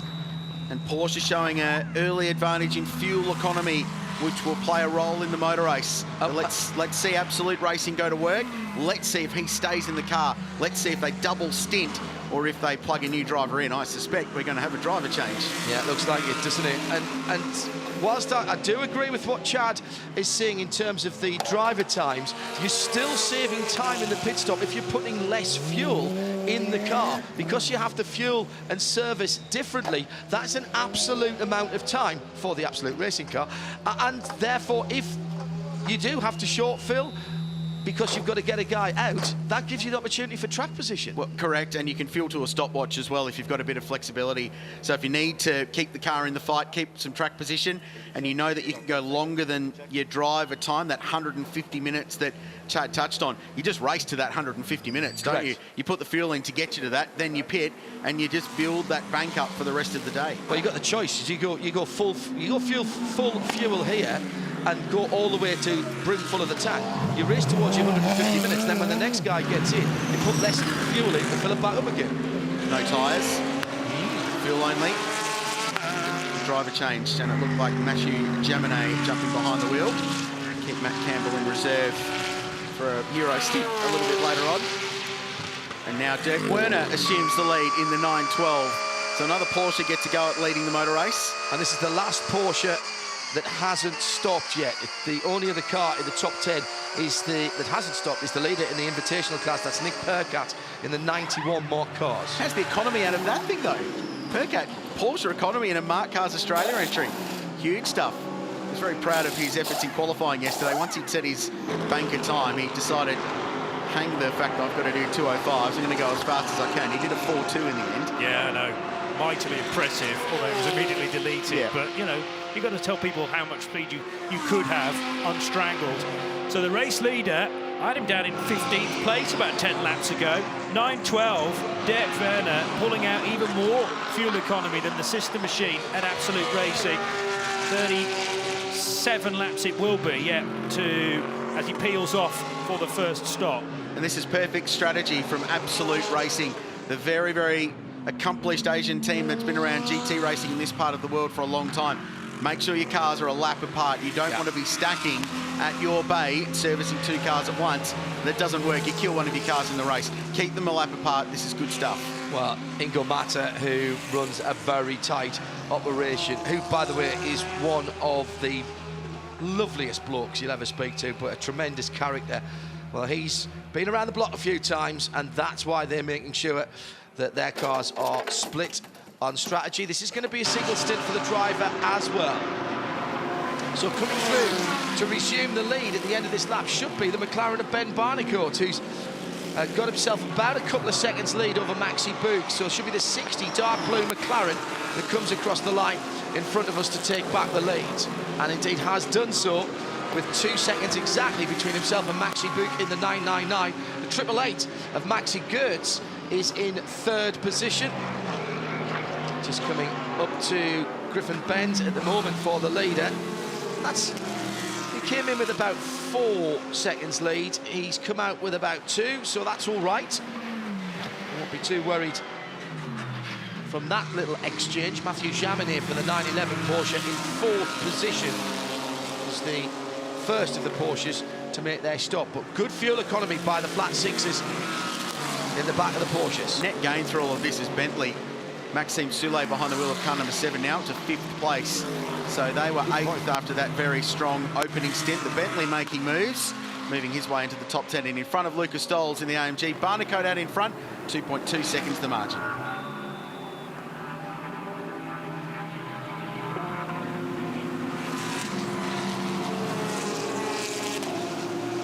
So the pace continues unabated at Mount Panorama. As always, battles all the way through the field. We're watching now the Ned Racing Team Porsche 911 GT3R. This car has Jackson Evans, it has Romain Dumas, and it has David Calvert-Jones behind the wheel. They're fighting in the Pro-Am class. They're 25th outright at the moment, and they're 4th in their category. They've got the Trofeo Motorsport Lamborghini just in behind.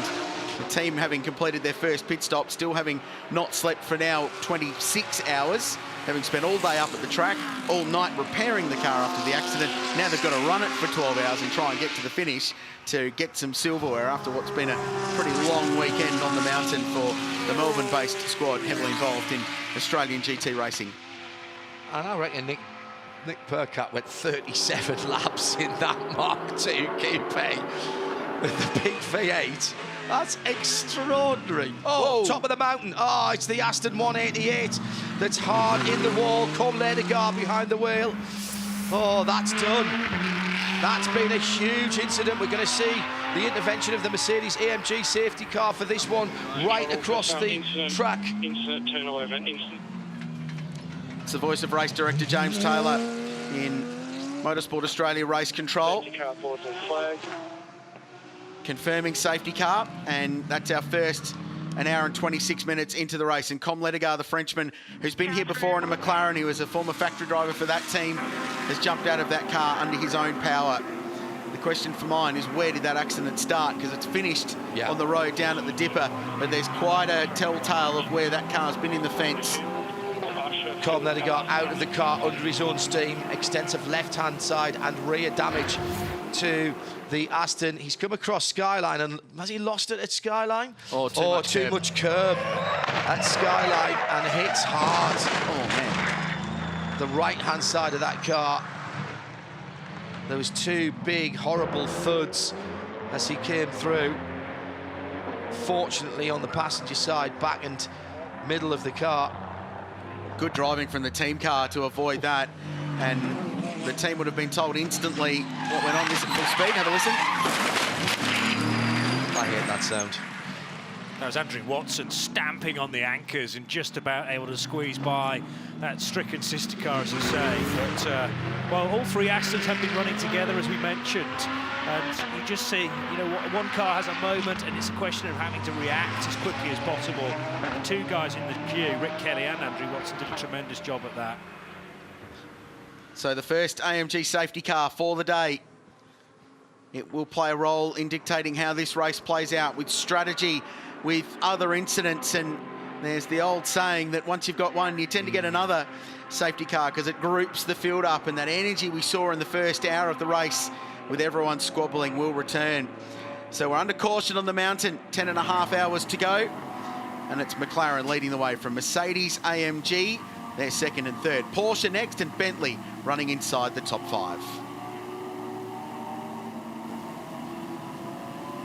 That's our first safety car on the mountain of the day. The AMG with the flashing yellow lights has been deployed. Com Ledegar with a really scary looking accident coming down into the spares box Dipper. The Aston Martin destroyed on the right-hand side. A tiny error from Com as he came over Skyline, took too much curb on the inside, and from then on, Johnny Palmer, he was a passenger. Yeah, arriving at the spare box Dipper backwards is never ideal, and the whole of the right-hand side of the car absolutely obliterated. The rear right wheels ended up over the wall together with the passenger side door, that gives you an indication of the level of impact. And the three Astons were travelling together there, the Castrol car and the team car to come, having to pick their way through. Smashing job by both of those guys to avoid their teammate. That could have been so much worse. Trofeo Motorsport has been working all night to get the Lamborghini up and running, and how excellent that they have. Dean Canto, you were first in the car starting there. It seemed good. The team have done a brilliant effort. What do you think? Yeah, look, I can't thank them enough, you know, for all the other drivers as well. We get to race today. So I rocked up this morning and there wasn't much on the car, so I was a little bit nervous, but we worked right up until pit exit open, and the wheel's straight, there's no vibrations in the car, everything feels good, and yeah, we'll hopefully be there right at the end. That was such good news. I was really worried about that. And you yourself, physically, you're okay after the accident yesterday at the end of qualifying? Yeah, look, I'm sore in my middle upper back just from that compaction landing, but I'm feeling it when I'm out there, but there's not much I can do about it at this point in time. I'll just stretch it out before I get in at the end of the day. All the best, and good luck to all your crew who have been staying up all night too. They're brilliant. Yeah, lots of coffee and Red Bull, I think. Cheers, thank you. Patrick Pilet's jumped out of car 911. First, that was your a new experience for you, starting at night time. All your years of motorsport, how was that experience? I mean, it was great. It was something crazy, something new. I mean, new track, starting a race on a night condition was something really special. It was quite difficult at the beginning to find a base. The track looked quite dusty, so I take no risk, and then lap after lap is getting better. Just try to make a long stint, save a bit of fuel, and just make no mistakes. That was the main goal. With the extra fuel economy that the Porsche has, I imagine this means lots of single stints today. The double stint strategy won't work. Yeah, normally yes. We can do only, because of the time, 2 hours 30. If we're still saving fuel, maybe we will have to make only single, but also with this temperature, I think it will increase also during the day. Will be maybe better for the drivers just to do single. All right, good job, mate. Thank you. Still early on into the race, and I'm pretty sure the award for most cars passed in a stint will remain with Al Buncombe. Al, Patrick Pilet just said it's dusty out on track.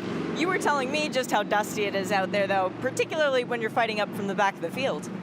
Yeah, for sure. The first few laps especially, the dust was proving a fair old issue for me at the back. You know, everyone was going wide, especially at the last corner, but no, car seems to be handling well. The pace is there in the car, which is so concerning for us. You know, we've had such limited laps in practice. Me, Seb and Ollie, we haven't done any laps in the car at all. So yeah, it's great to get a stint under my belt, and car's feeling good, no issues, and it's all credit to the boys at Team M Sport. You know, they've done a fantastic job with the car to fix that car, and it to handle like it does. It's just mega. So all credit to them, and let's hope we can get the car to the end. You know, who knows what can happen. It's not the end of the world to start from the pit lane here. It's such a long race, and you know, as we can see, anything can happen. So we need to keep the car on the road, and yeah, let's just keep our fingers crossed. Good luck to the 8. Thanks, Jay. Cheers. Well, there's all kinds of drama at Mount Panorama. We're riding on board with the current evolution of Mercedes-AMG's GT3 race car, but part of the quirks of this race is that we've got some of the older models running as well. So we sent Chad Nailon, who gets all of the cool jobs at Mount Panorama, out to find out some of the differences, old versus new.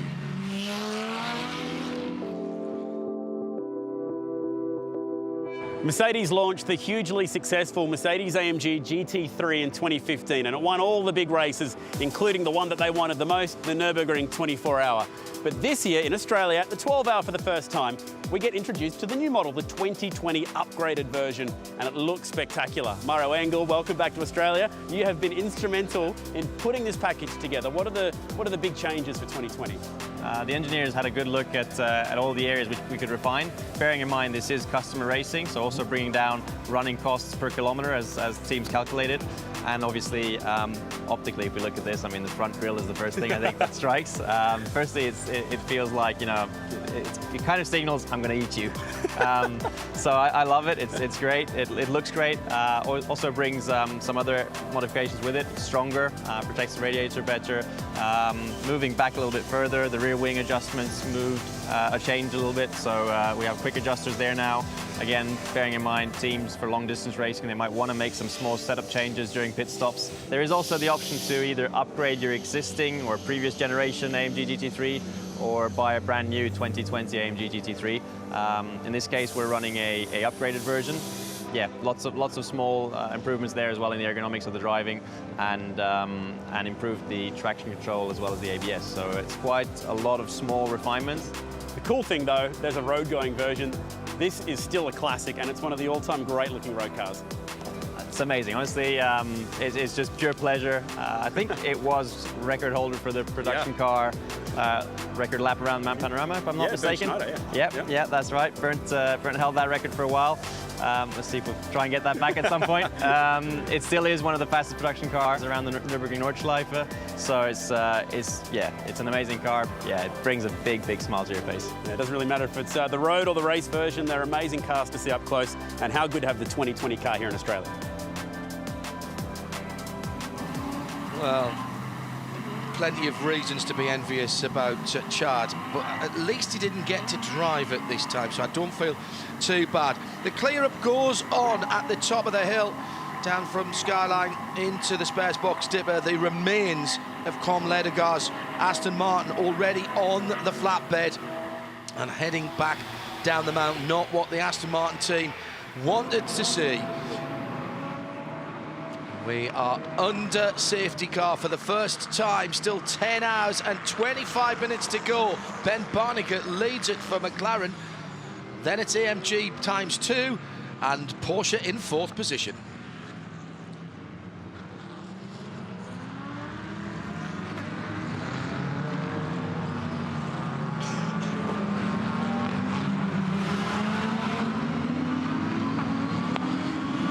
So, what do we make of all this? Really, no massive advantage for anybody. Let's see who comes down into the MG pit lane entry. Do notice that Nicky Katzberg's been in twice in the 34 Valkenhorst BMW. And oh, that's got some damage on the front. Well, he's already been down pit lane twice as well. That's wildlife damage on the front of there, is it? Yeah, we're hearing reports that it may have hit it through under safety car conditions, so we'll follow that one up for you. Oh, gee, that's unfortunate, isn't it?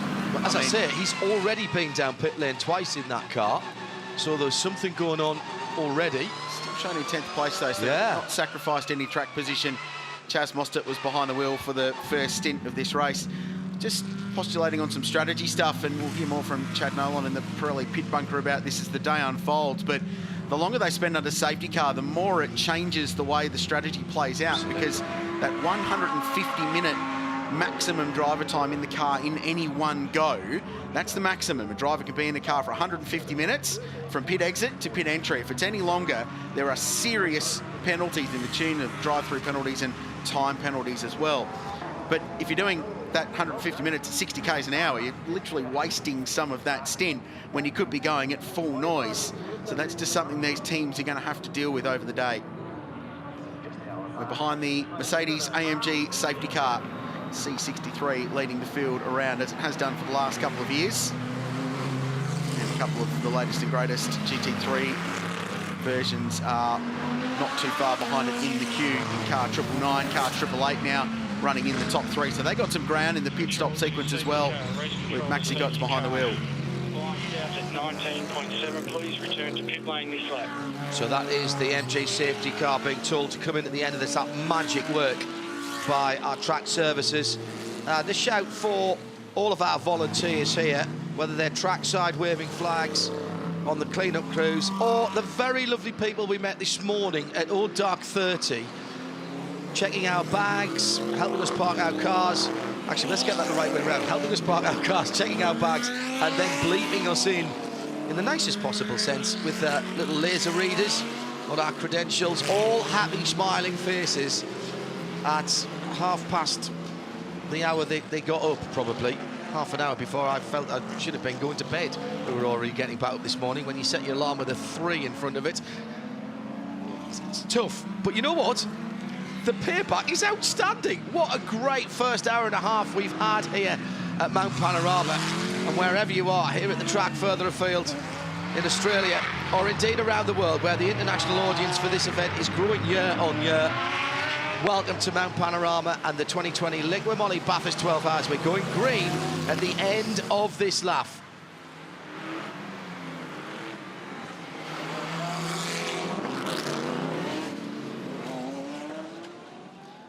So the Mercedes-AMG safety car will pull into pit lane at the end of this lap.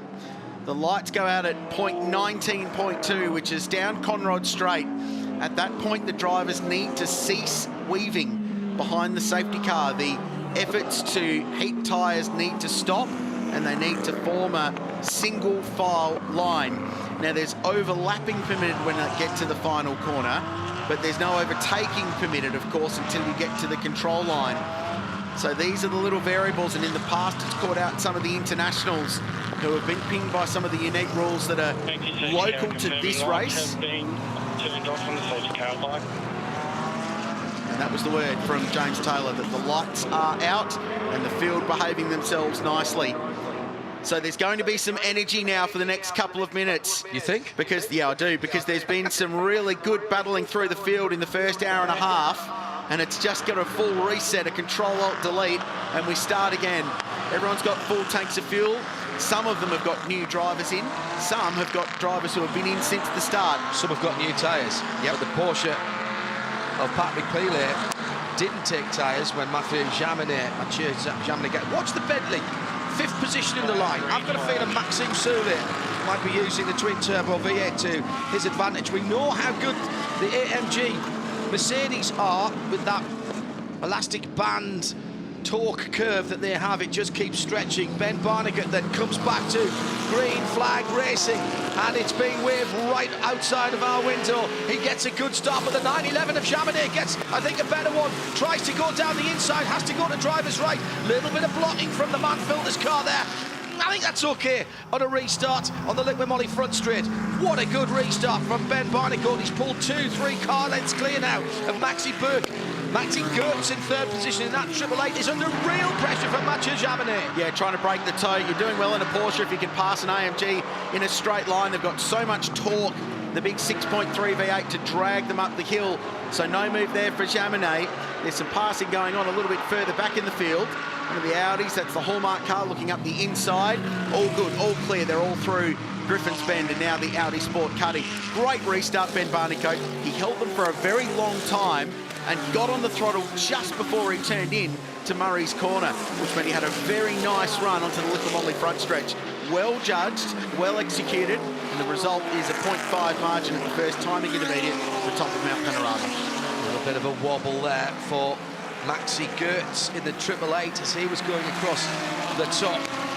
Fabulous restart from Barnicat.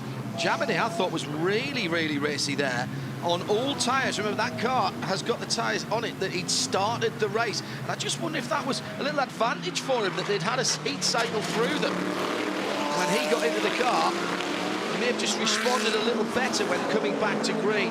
Soulet in the big green machine that is the Bentley.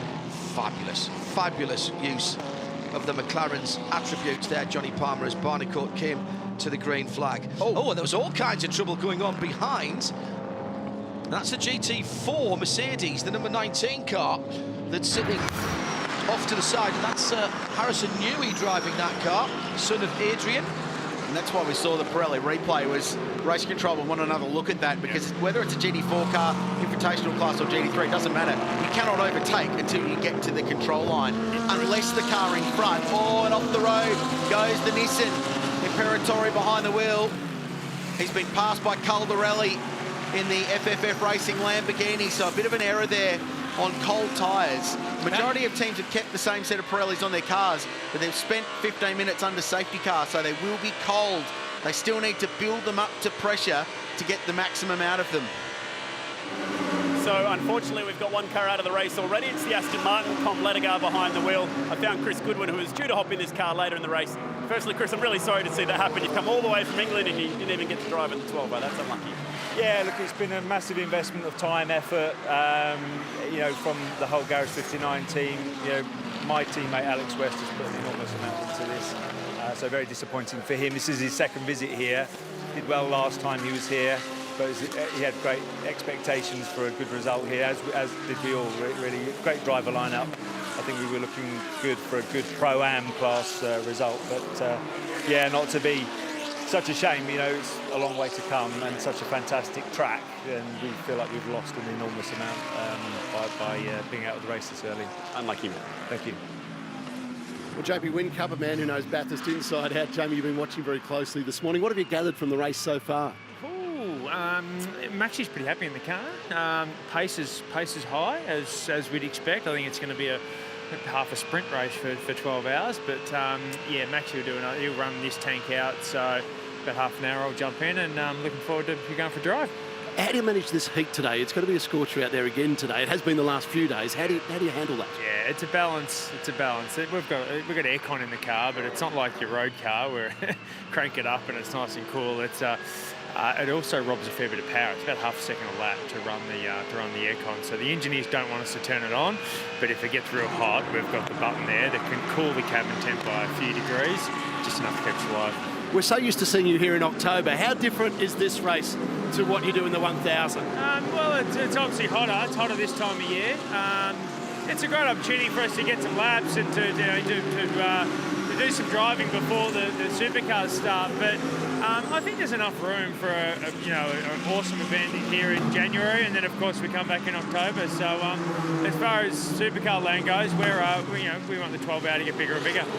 You and Shane have got a tremendous advantage here in your track knowledge and your understanding of this place. Yeah. The car's good. Are you a real chance today? I think so. I think we're as good a chance as anybody. But yeah, when the 12 hour was quite new, the track knowledge was vital, and that was the key. But now most of these guys have been here 4 or 5 times, and they know the cars really well. That's what they drive all year. So these guys are really, really, really competitive. So it's going to be tough, but that's what it's all about. That's motorsport. We'll put our best foot forward and see if we can be there at the end. Jamie, great to see you back here. All the best. Thanks, Brett. Cheers, mate. Thanks. BMW's in 10th position at the moment. Nicky Katzberg. Chaz Mostert, teammate, you've just done your first stint. You're feeling a bit unwell. Yeah, it's been a pretty bad weekend for me. So yeah, pretty crook out there. I hope can hang it through to the end. But yeah, look, it's been going smoothly so far. First stint was pretty uneventful, just staying out of trouble, and it's always so awesome starting this race in the dark. It's to do a lap around Bathurst in the dark is something pretty special. So I enjoy it every year, and we'll see how we go for the race. Congratulations on last weekend's performance, but it's obviously taken a bit of a physical toll in terms of either energy or travel or a combination of both. Yeah, I just caught something off the plane, so yeah, a bit unlucky. Oh well, we'll get through the weekend and recover. Thanks, Chaz. Have a good run this afternoon. Daytona winner in his class last weekend for BMW.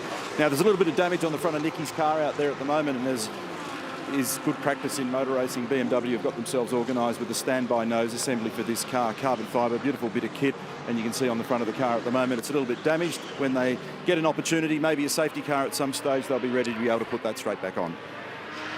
Up on the top of the mountain wall racing, Lamborghini in the psychedelic concentric circle colours, throwing back the BMW M1 Pro car has stopped.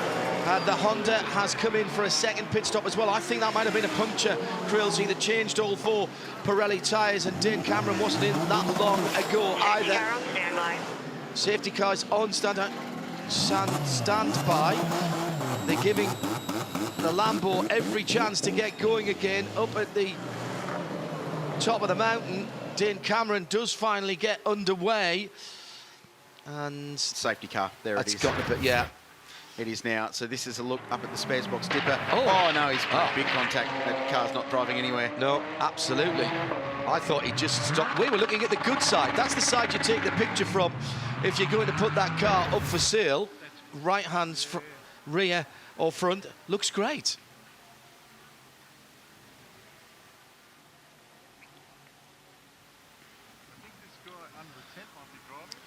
Safety cars breed safety cars, but not necessarily in the way you think, Krilsey, as we get our second in short order just after 7:30 in the morning here at Mount Panorama.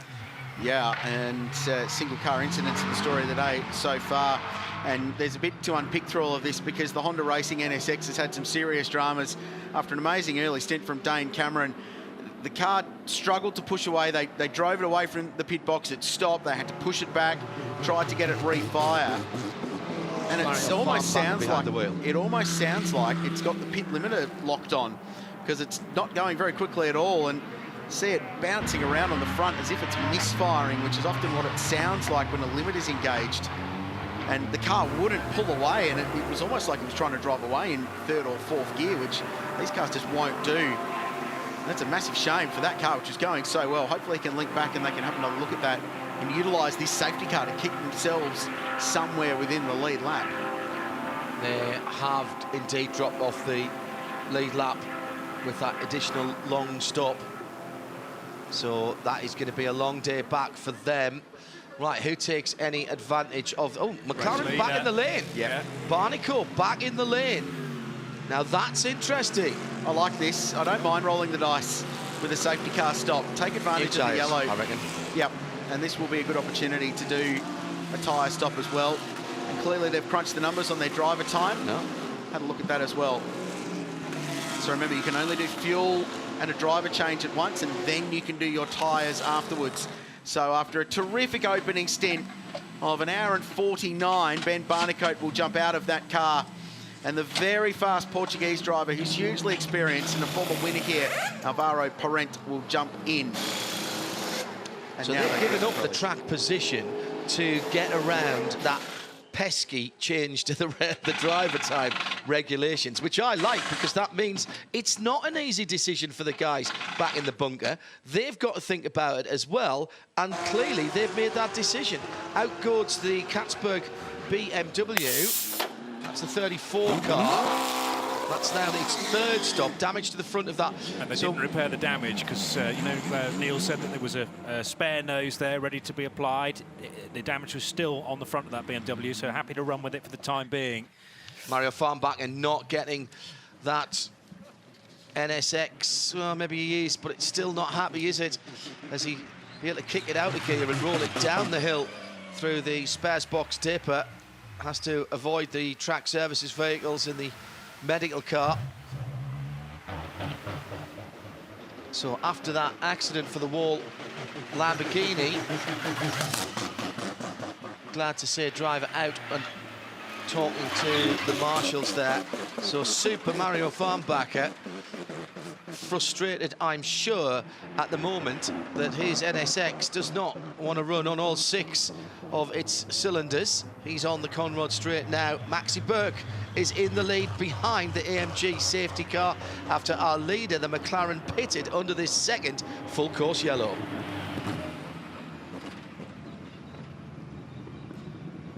Dramatic times at Mount Panorama. We're under safety car, the Mercedes AMG safety car for the second time today. The Wall Racing Lamborghini, Jules Westwood behind the wheel in the fence at the dipper. Significant damage to the left-hand side of the car. Well, it's been a cracking start. We're almost 2 hours in already. And at 5:45 a.m. and a bit this morning, field of 34 were released into the pre-dawn. And it was a flying start from Maxi Goetz, who sent it down the inside. The AMG was the early leader. Such a brave move that early in the race, but he pounced from the second row, and there he was leading the Bathurst 12-hour, heading up Mountain Straight for the first time. Everybody else left to fend for themselves in complete darkness. The first time they've seen the racetrack like that all week. This was wild racing for the race lead. Ben Barnicoat dived down the inside of Maxi, got the pass done, and assumed the race lead, and he wanted to be there because clearly the McLaren was the fastest car. Mark Carr entry in the wall, pit stop sequence started. Warren Luff involved in this, a fire with one of the invitational class entries. Luffy was okay, got out of harm's way. And then first safety car, 1.5 hours into the race. Hot pace early, and then a pause with the Garage 59 Aston Martin in. Then at a very similar point of the road, going down the hill at the spares box dipper, the Wall Racing Lambo, Jules Westwood found the fence and with plenty of damage, and is now probably out of the race. So the 999 leads it because of that tactical pit stop taken by Ben Barnicoat and the rest of the McLaren team. So 999 from 888, then the first of the Porsches. That's at the top of the overall, and of course the pro categories. Here's your class leaders, 999 obviously in pro. Then we've got the Grove Porsche for Pro Am, and they're sitting in the lead of that category. And this is where we're racing, John. Sydney, New South Wales. We're about 200 k's inland, 7.5 million people here. It's the most populous state of the nation as well. There's so much to see and do. It's Australia's most visited state as well. There's Alps, there's deserts, there's amazing railroads and some pretty good vineyards as well. Great festivals, great parties, famous fireworks, and lots to see and do. And no matter the season, there is an event for you in the great state of New South Wales. And unfortunately for my team, they've got 2 teams in the Big Bash finals as well. So cricket going well here as well.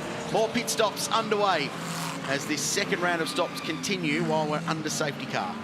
In there, the Aston Martin, also the Maxi Boot car, the 999. So that's the leading AMG as well. Now, this was what started all of this off, Johnny Palmer. Under the safety car, McLaren working out that Ben Barnicoat couldn't go another full tank of fuel. Yeah, so get him out, get new driver in, Alvaro Parent, who's a superstar around this place, but there are dramas for the Honda.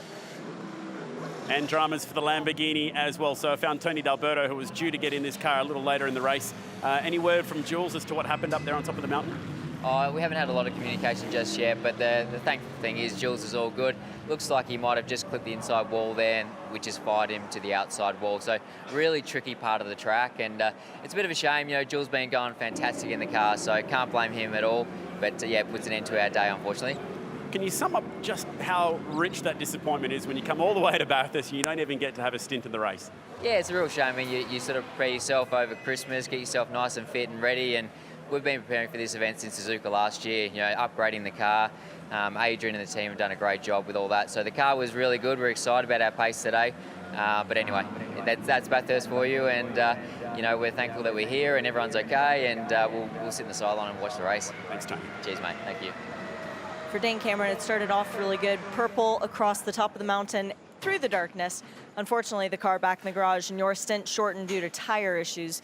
The car right now having trouble, Mario Farnbacher behind the wheel, but what do you make of all this so far? Yeah, it's a shame for sure. First time for Mario and I here. First time for the team in the Honda NSX. So we were kind of making measured steps throughout the week and improving kind of really every single session, getting a bit better and better. We had a small problem in qualifying, so Ringer wasn't able to advance to the top 10. So we were a bit disappointed with that. And yeah, we were moving forward quite nicely. Really nice pace. Car was beautiful to drive. I was really enjoying myself. Yeah, and then doing a double stint on tires, obviously pretty limited on the tires you get for the weekend here. And yeah, I had a small issue on one of the rears, so I slowed down to come in, and we've had this kind of small intermittent electric misfire thing that seems to be getting slightly worse. And unfortunately now here we are in the garage. But really great job by everybody here at Honda Team Yas, Honda Pro Racing. Car was beautiful. It was really fun. And like I said to you, we were all a bit nervous about who was going to do the night stint. No night practice here, so pretty wild, a lot different than the States. But I really enjoyed it, and yeah, having a great time. So the car's not stuck on the pit lane speed limiter, because that's what it looked like up across the top of the mountain. Yeah, I'm not sure what it is. Or what it's related to. I haven't heard yet. Obviously, we've got everybody on it. But yeah, it's some sort of misfire that is almost acting, kind of like the pit speed limiter and chugging quite badly, not letting the car accelerate. So hopefully we can get on top of it. Unfortunately, yeah, we're a bit out of the running now, but it'd be great just for everybody to get more experience on the mountain. And we, if nothing else, we prove the NSX is more than capable of running up front and being as quick as any other GT3 car in the world. Thanks, Dane. Thanks. Well, it's excitement and drama. It's all happening here at the Invitational class. We now have, obviously, the number 91 Mark II leading. Still, Nick Percat off to a flying start. Aaron Cameron is now behind the wheel. They lost their teammate, team car Scandia car yesterday in a terrible accident for Tyler Everingham in the number 92. The 19-year-old is coming to watch the race very soon, which is great news that he's well. We all held our breath seeing that accident. So the number 91 is now competing against 95. Now, Warren Luff was driving that this morning. They have managed to get that car back out there with Bailey Hall will be in there soon. He's our youngest driver at 16. So it's all happening at GT4 and Invitational class. Safety car has pulled off, and we are going back to green with just on 10 hours and 2 minutes to go. Decent restart again by Mathieu Jaminet in the Porsche, moving around the mirrors of Maxi Gota. 888 AMG leader through Hell Corner and heading up the mountain straight. Jaminet again is really good through Liqui-Moly Murray's corner onto the front straight. Now the Mercedes with the additional capacity of the engine pulling up the hill. Here comes the Bentley. Soule in third position at the moment, ahead of Lucas Stoltz in the 77. Then Andrea Calderari in the Lamborghini. That was a good restart again. Very interesting to me to hear what Dane Cameron said. So the first pit stop was for a tyre issue on that Honda, and then that's when the electric intermittent fault came on. Very bad luck for those guys. So Alvaro Parent now behind the wheel of car 60. That was the early race leader. They were the first to dive in and take the opportunity to put tyres on under the safety car. So while they sacrifice some track position, it's a free stop for tyres, which can take some time given the limitations in crew and the wheel guns they're allowed to use to put tyres on. So the field heads across the top of Mount Panorama at a great rate of knots. So the result of that is that they went from leading to being 17th, but they've got pace now, they'll have fresh rubber, and Alvaro should be able to work his way up the field. And the theory is that they'll make that time back when their next stop. They don't need to put tyres on, and in theory, everyone else throws new Pirellis in their cars. Yeah, that's the natural yin and yang of an endurance race. You gain a bit of an advantage in one place, lose it then maybe a little bit later on. But the one place we do know the advantage, the McLaren has the advantage, is down Conrod Straight. So maybe Alvaro Parent can pick a few cars off with that supersonic boom speed down into the chase. Well, everybody loves watching here at Mount Panorama, and I love the solar panels to keep the TV running. Hello to you all down there, to drivers left on the chase. You've got a bigger TV than we do. How does that work? Well, I'm moving to the chase. I'll take the smaller TV for the aircon, thanks, Chris. True. Not far away from 30 degrees ambient now. Top in the high 30s today with some storms later on. The Honda's back out. Great news. So it was good to hear from Dane Cameron to just understand what was going on, and hopefully they can just get and circulate now. He made a great point, though, that they've proved the car. Fastest lap of the race early on. It's got good car speed. It could race. Strategy was working. Electrical issues aside, it looks like that's a very, very handy car when it comes to Mount Panorama. Just to signpost this, we've gone through another racing hour. That's 2 hours we've completed. They've gone over in the absolute blink of an eye. And at the front of the field, it's 1.3 seconds the advantage that the 888 AMG Mercedes GT3 has over the Porsche number 911. Garth Tander is plugged in behind the wheel of the number 22 Audi. He's got Matteo Drudi ahead of him in the 222. That's team battle, internecine battle there. Yeah, and the Audis, a couple of the Audis were a long way down the order in the front first stint, but following that round of stops, they've just sort of crept up on it. Talk about having faith in your fellow racing car driver. Garth Tander, it's a little area of the track known as Frog Hollow, just slumped down the inside there of the Honda, which has now got Mario Farnbacher behind the wheel. Pretty good level of trust between them that he was going to stay wide and not turn in on the Audi. Of course, the lap car trying to get out of the way. It's a bit tight going over the top, looking down from the Scania drone cam. And now, side-by-side action for that 30, as he's got the quicker cars coming through down to the bottom of Conrad. They've done so well to fix that problem with the NSX. It's got good speed into the chase and now actually lets those three cars go then. Thomas Preining taking over the 912 from Dirk Werner in the pit stop, and also in the queue, Dries Vanthoor in the number 2 Valvoline Audi, and Seb Morris in the 8 Bentley, having more than a little look to the inside at Liqui-Moly corner there. And that was the Bentley that started at the back of the pack, remember, and has had to fight its way through. Stupendous first stint by Alex Buncombe, who just paced himself really nicely back to the back of the field. Yes, they've had a couple of safety cars to help them, but the hard work was done by Big Al Buncombe. Yeah, they're back in the mix now, legitimately, Absolutely. as if none of that had happened. Being somewhere around the top 12 means you're basically where you should have been. The Bentley, you would have thought, would have qualified somewhere in the 10 or just outside it, as indeed the number 7 car did. So they're in the mix. They're all good. What a great recovery so far. They can play their race out as if they qualified towards the front. It's worth pointing out, the race has never been won from lower than 7th on the grid here. It's been won from pole 5 times. So even though it's a long race, even though you say, yep, you're in the mix, you can win it from the back, it's actually never been done. History's there to be written and changed. Maybe today's the day. But the stats at the moment suggest that you want to be somewhere in the 10 to win this race. Oh, wide moment for the Black Falcon, number 46 car. It's Gone very wide at the Audi Sport cutting. Has it given away too much time? Sergei Afanasiev is the driver behind the wheel there, involved in quite a battle with very fast young Kiwi by the name of Dominic Story, who's been plying his trade here and abroad for the last couple of years. Good little scrap, and that is for position in the silver class. Such a long time before they hit top gear down Conrad there. Listening in to Lucas Stoltz on the 77 as he comes through the chase, and again, not an iota of a lift there, JP, as he's closing in on Maxime Soulé for third position for the best place of the two Bentleys. Yeah, and the Mercedes looking strong, but how about the rise through the order for the Bentley? It started on the grid at 5:45 this morning, outside the top 10, and being driven brilliantly by Maxime Soulé now. Jordan Pepper for the opening stint, and into the top three. So Mercedes, Porsche, Bentley, three completely different cars, but that's the top three right now. Completely different philosophies of cars, as well, to be honest. You've got the front engines, the V8. Naturally aspirated. Naturally aspirated, yes, naturally aspirated flat six right at the back of the 911, and then the twin turbo V8 of the Bentley. And they sound differently, as well as produce their performance differently, which is why we love this form of racing. Alex Imperatori battling with Andrea Caldarelli. This Nissan's got such good speed and ran third for a good portion of the early start as part of the race, but then has fallen back into traffic. I don't know whether they fumbled something in the pit stop or that's just the order they came out in, but he's been bottled up behind this Lamborghini for the past few laps.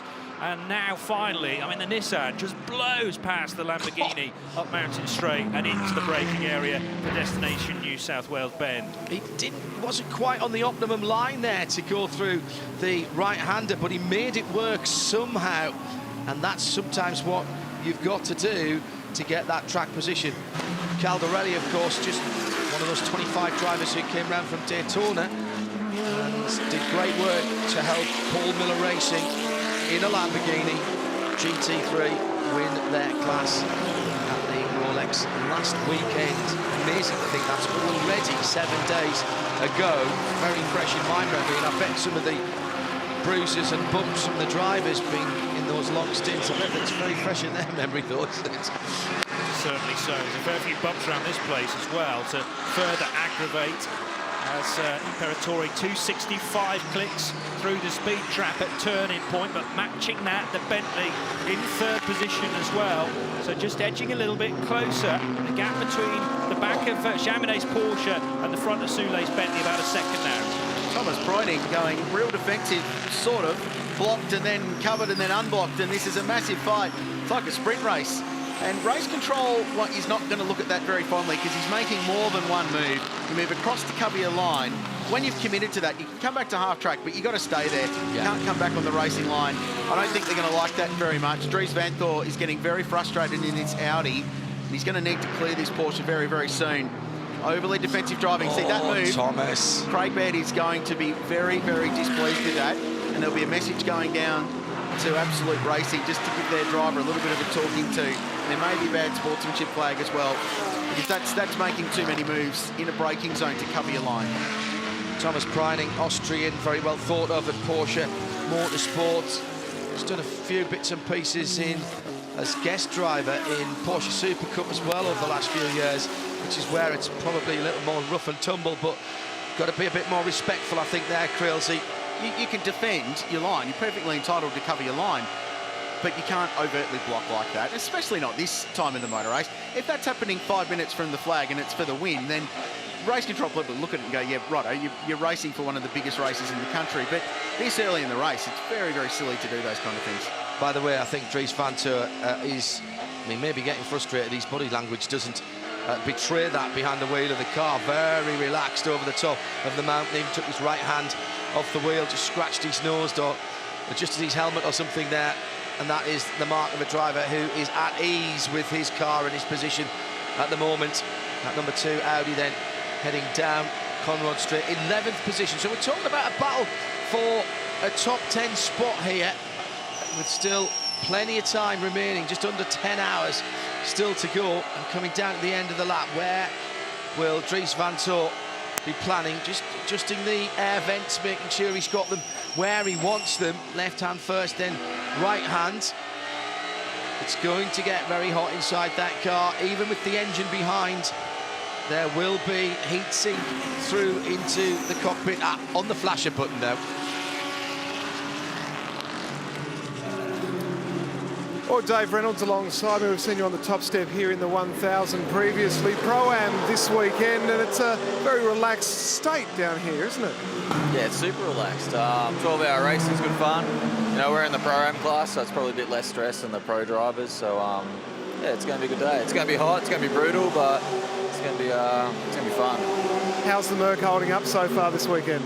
Yeah, so far so good. We had heaps of dramas at the start of the weekend, electrical dramas, but you know, we fixed all that stuff. We had some cool suit issues yesterday, but hopefully it's fixed. We'll find out when we get hotter. But yeah, so far the balance not too bad. Dom started, did a good job, and now Kenny's in, so I think I'll go after him. I think you know that you will, because I think you were just told that here a moment ago. Well, yeah, if you listen properly, it was either me or Marty going in, depends on what safety car comes up. All right, well, we might see you in soon. All right, thanks, Stubbsy. Cheers. Cheers.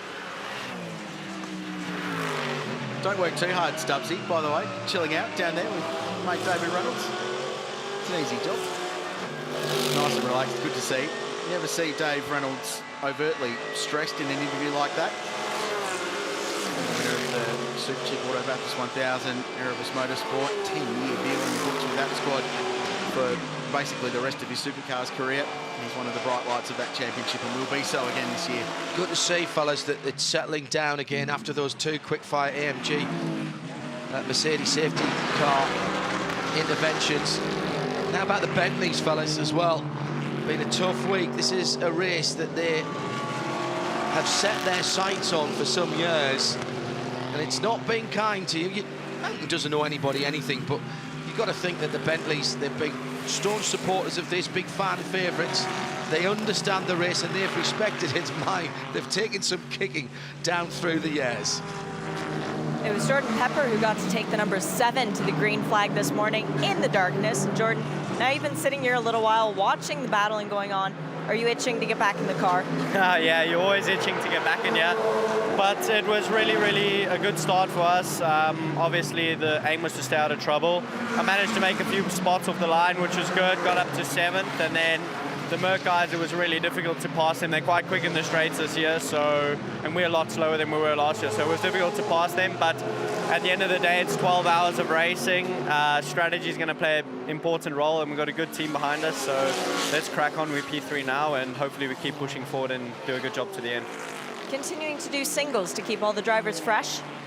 Yeah, obviously it's quite risky to double stint and destroy a driver right early on in the race, so we're going to single till the point where we feel it's necessary to double onwards. Good luck. Thank you very much.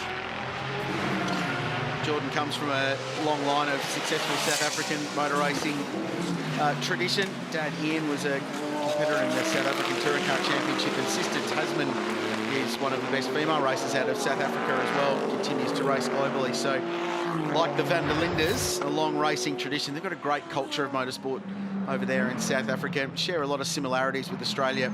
As we take a look at a Pirelli replay of the Hallmark Property Group Audi, just missing the spares box dipper.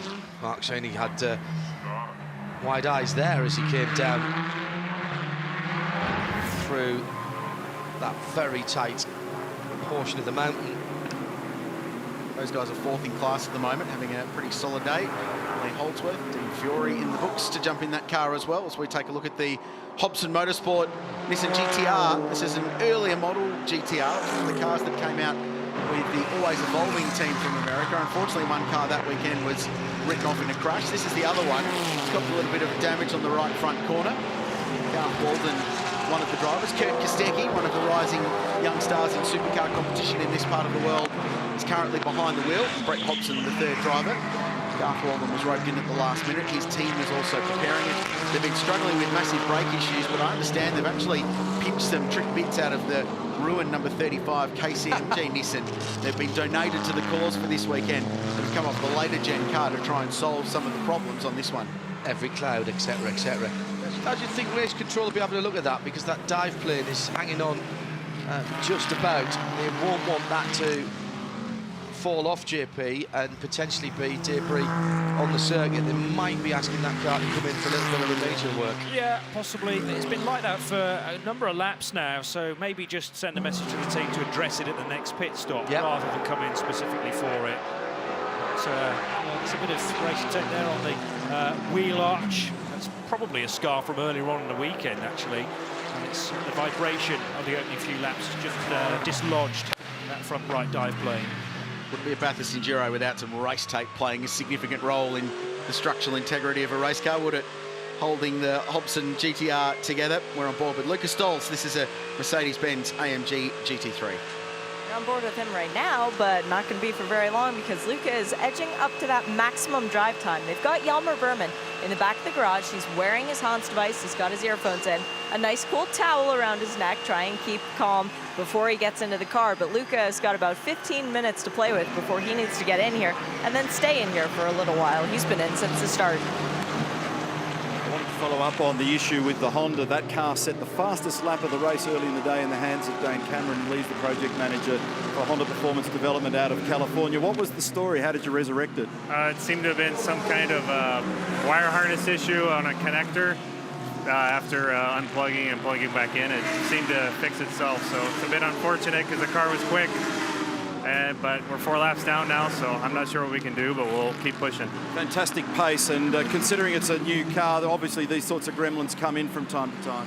Yeah, I mean, it's a new car to Australia, but it's not a new car to us. It's something we haven't really seen before, so it was a bit surprising. We weren't really sure what was going on. We had some sensors start dropping out, and it just got worse and worse and worse. And unfortunately, it seems like Control-Alt-Delete fixed it right now. Useful test session now for the rest of the day? Yeah, for sure. I mean, a lot of these tracks the car hasn't been to, the team hasn't been to, 2 of our drivers have never been here. So certainly it's put in the data bank for next year. Good to see you, Lee. Thanks. Thank you. On lap number 57, they've been back to green for a wee while now at the 2020 Liqui-Moly Bathurst 12 hours. Maxi Kurtz leads it from Jaminet, Soule, Stolz and Imperatori in the Nissan, back up to 5th position after a few early problems. Top 6 made up by Lamborghini.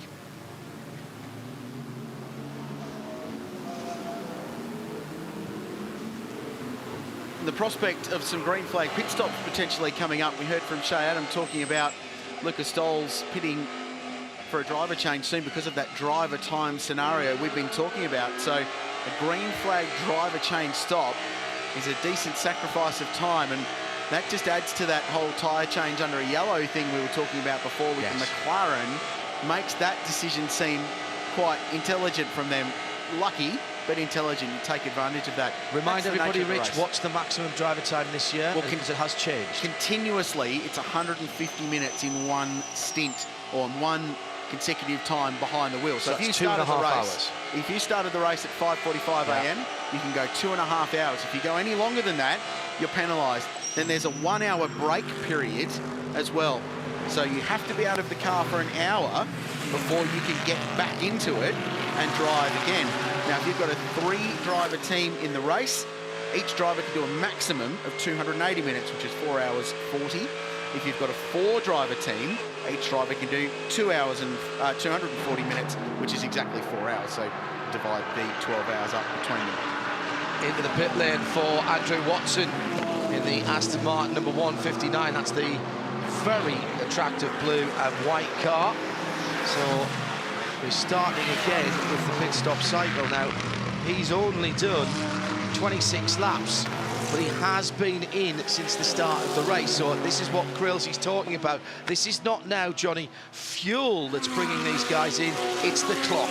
Yeah, and you've got to keep your eye on all these different factors and the heat of a battle as well. So spinning plates, this is the job of the team engineer or the strategist to make sure that everyone is on top of the various regulations and some changed ones as well year on year. What a dice for 3rd position right now. Imperatori's caught up with the 2 cars ahead. Mathieu Jaminet, the gold and black Porsche, and right between the 2 of them is the white, green and blue Mercedes of Lucas Stolz. Down through the Maguire's elbow and on to Conrad. Now the Mercedes is normally pretty quick down here. Jaminet goes to the right, then drifts back in the middle of the road. I think that's going to be all right. The Mercedes just beginning to drag up. I don't think it's going to be close enough. I don't know. Getting close. Have a listen. Well, you could only hear one engine there. That's how close they were. Down to the outside. That's the long way around for the left-hander, and couldn't get the overlap enough to slide down the inside. Now under the Liqui-Moly bridge, down to the final corner. And that Imperatori Nissan sitting, just stalking them in the background. Battle for third is heating up. Ahead of them, Soule in the Bentley, and Maxi Goetz is 5 seconds further up the road. Turn left at Hell Corner and head up the hill again. The Nissan looking most likely this time as they head up to destination New South Wales Griffin's Bends. He could have popped out. Don't think so.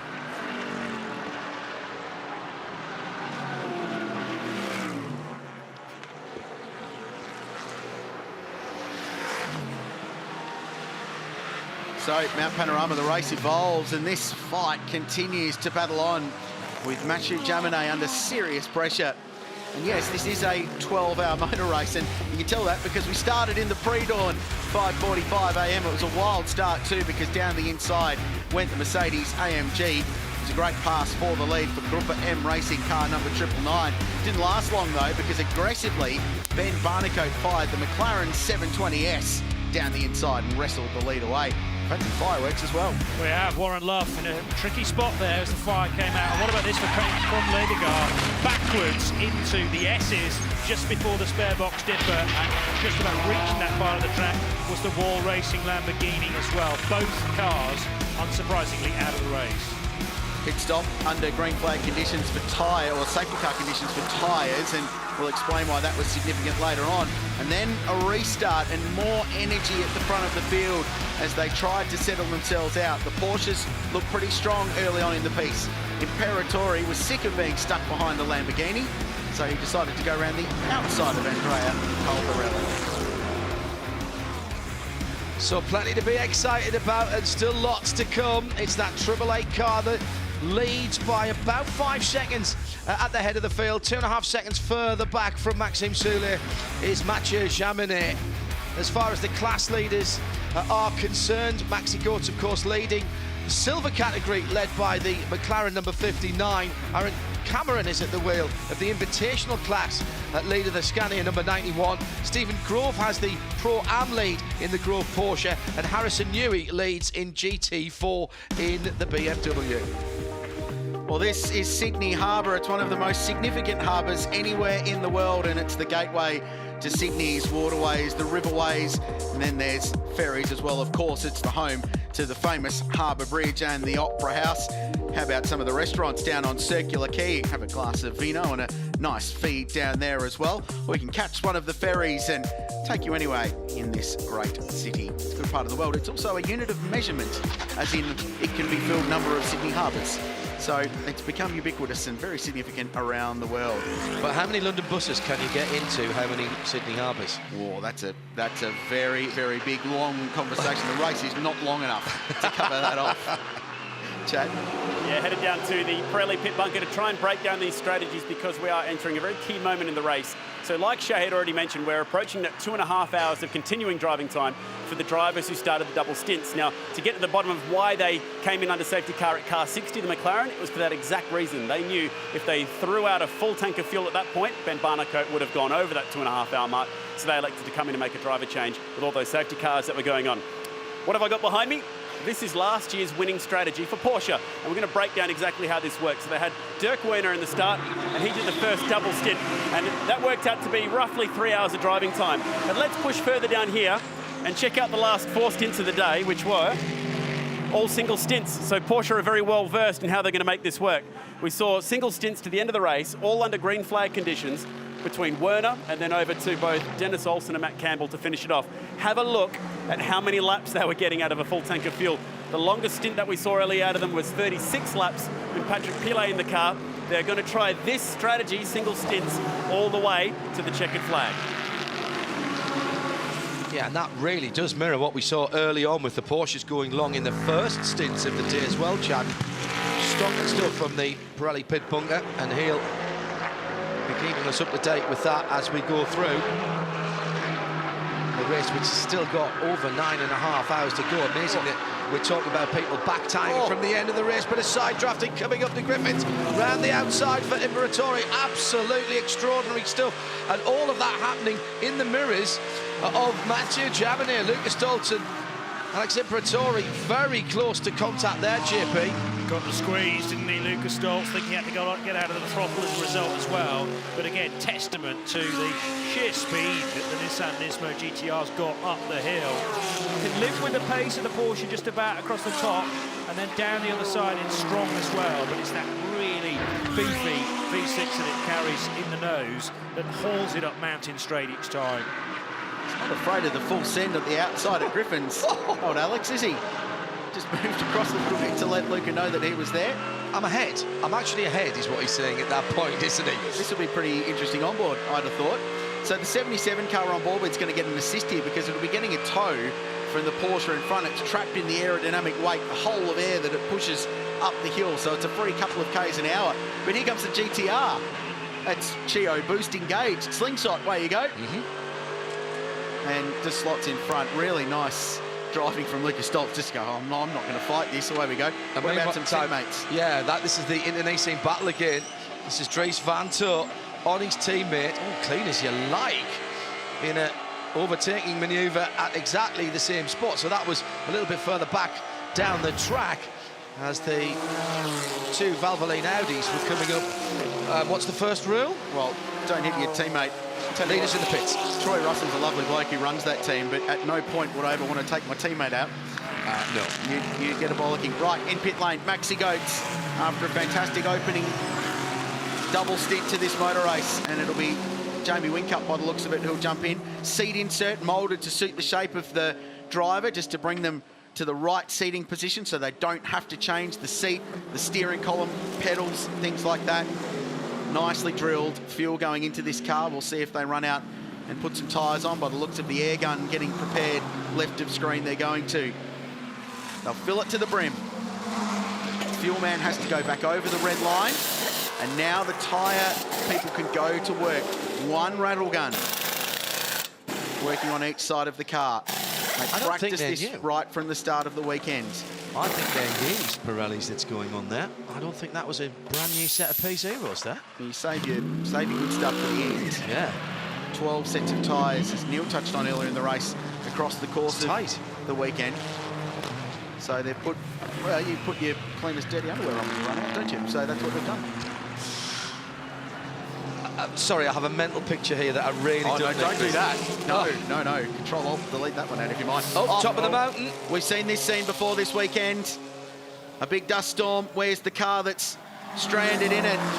And it's gone in big time. It's one of the Audis. They were having a battle together, the two and the 22. Oh, my goodness me. What's happened up there? Garth Tander has had an enormous impact at the top of the mountain, and the front left wheel has been ripped off. The AMG safety car already scrambled. Huge dust storm up there. It has been super dry around these parts. Clear skies at the moment here, and for the third time of asking, we are under full course yellow. And if you're wondering why the officials aren't instantly running out to Garth, it's because they need to wait for a clear call from race control to get to it, because the track is still hot. Even though they're under yellow and cars are slowing down, it's a blind corner. And even as they get out of the pace, everyone's still going very, very quickly. Garth moving about in the cockpit, and now they're going to attend to him. And the whole top 10 is barreling into pit lane to take account of this safety car, all by one at this point. Which is another team car. Mathieu Turi, I knew I was going to call him that, has gone through in the 222. Maxime Seele came in from the lead for Bentley and led the pit stop charge. Yeah, well, I imagine there's a space issue down there as well, and Dries Van Thor's brought the two in So they've elected to keep one car out for a bit of track position. Felipe Fraga in the 999, the group of M cars stayed out as well. He's gone through for a bit of track position. Well, and this is fantastic news for anybody getting to the end of their driver stints, because it's not a free stop, but it's not far away from it, JP. No, it really fits in nicely for those that decided to go a little bit longer and not pit during the previous caution, as the number 60 McLaren did. Yeah, unsurprising that the pit lanes become so populated. Now, was a McLaren stopping? I think that's a 59, though. And there's a change in position on the pit lane because the Bentley has not got out of first of the cars that came in. It came in first, but Soule has gone out probably about 4th or 5th, and he stayed behind the wheel, I think, of that car. Remember, he took over that car at the last stop, so he's not in drive time strife at the moment. But that was a slow stop for Bentley. So Absolute Racing pitted both of their Porsches. Thomas Preuning came in as well. It's great to see Garth Tander out of the car.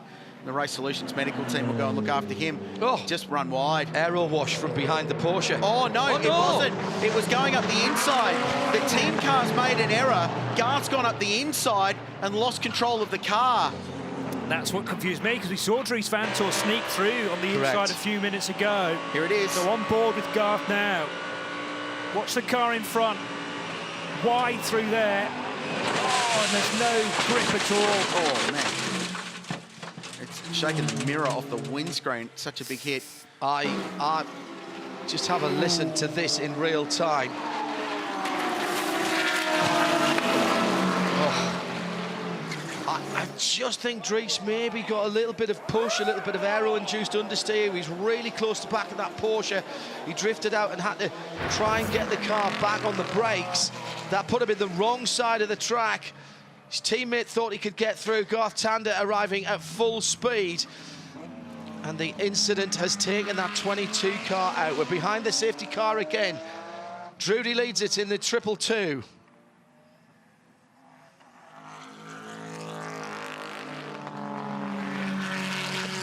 That's horrible, absolutely horrible, and such bad luck, Johnny Palmer. Dries Vanthoor had made the position on Garth Tander, as you said, a couple of laps previously, but it was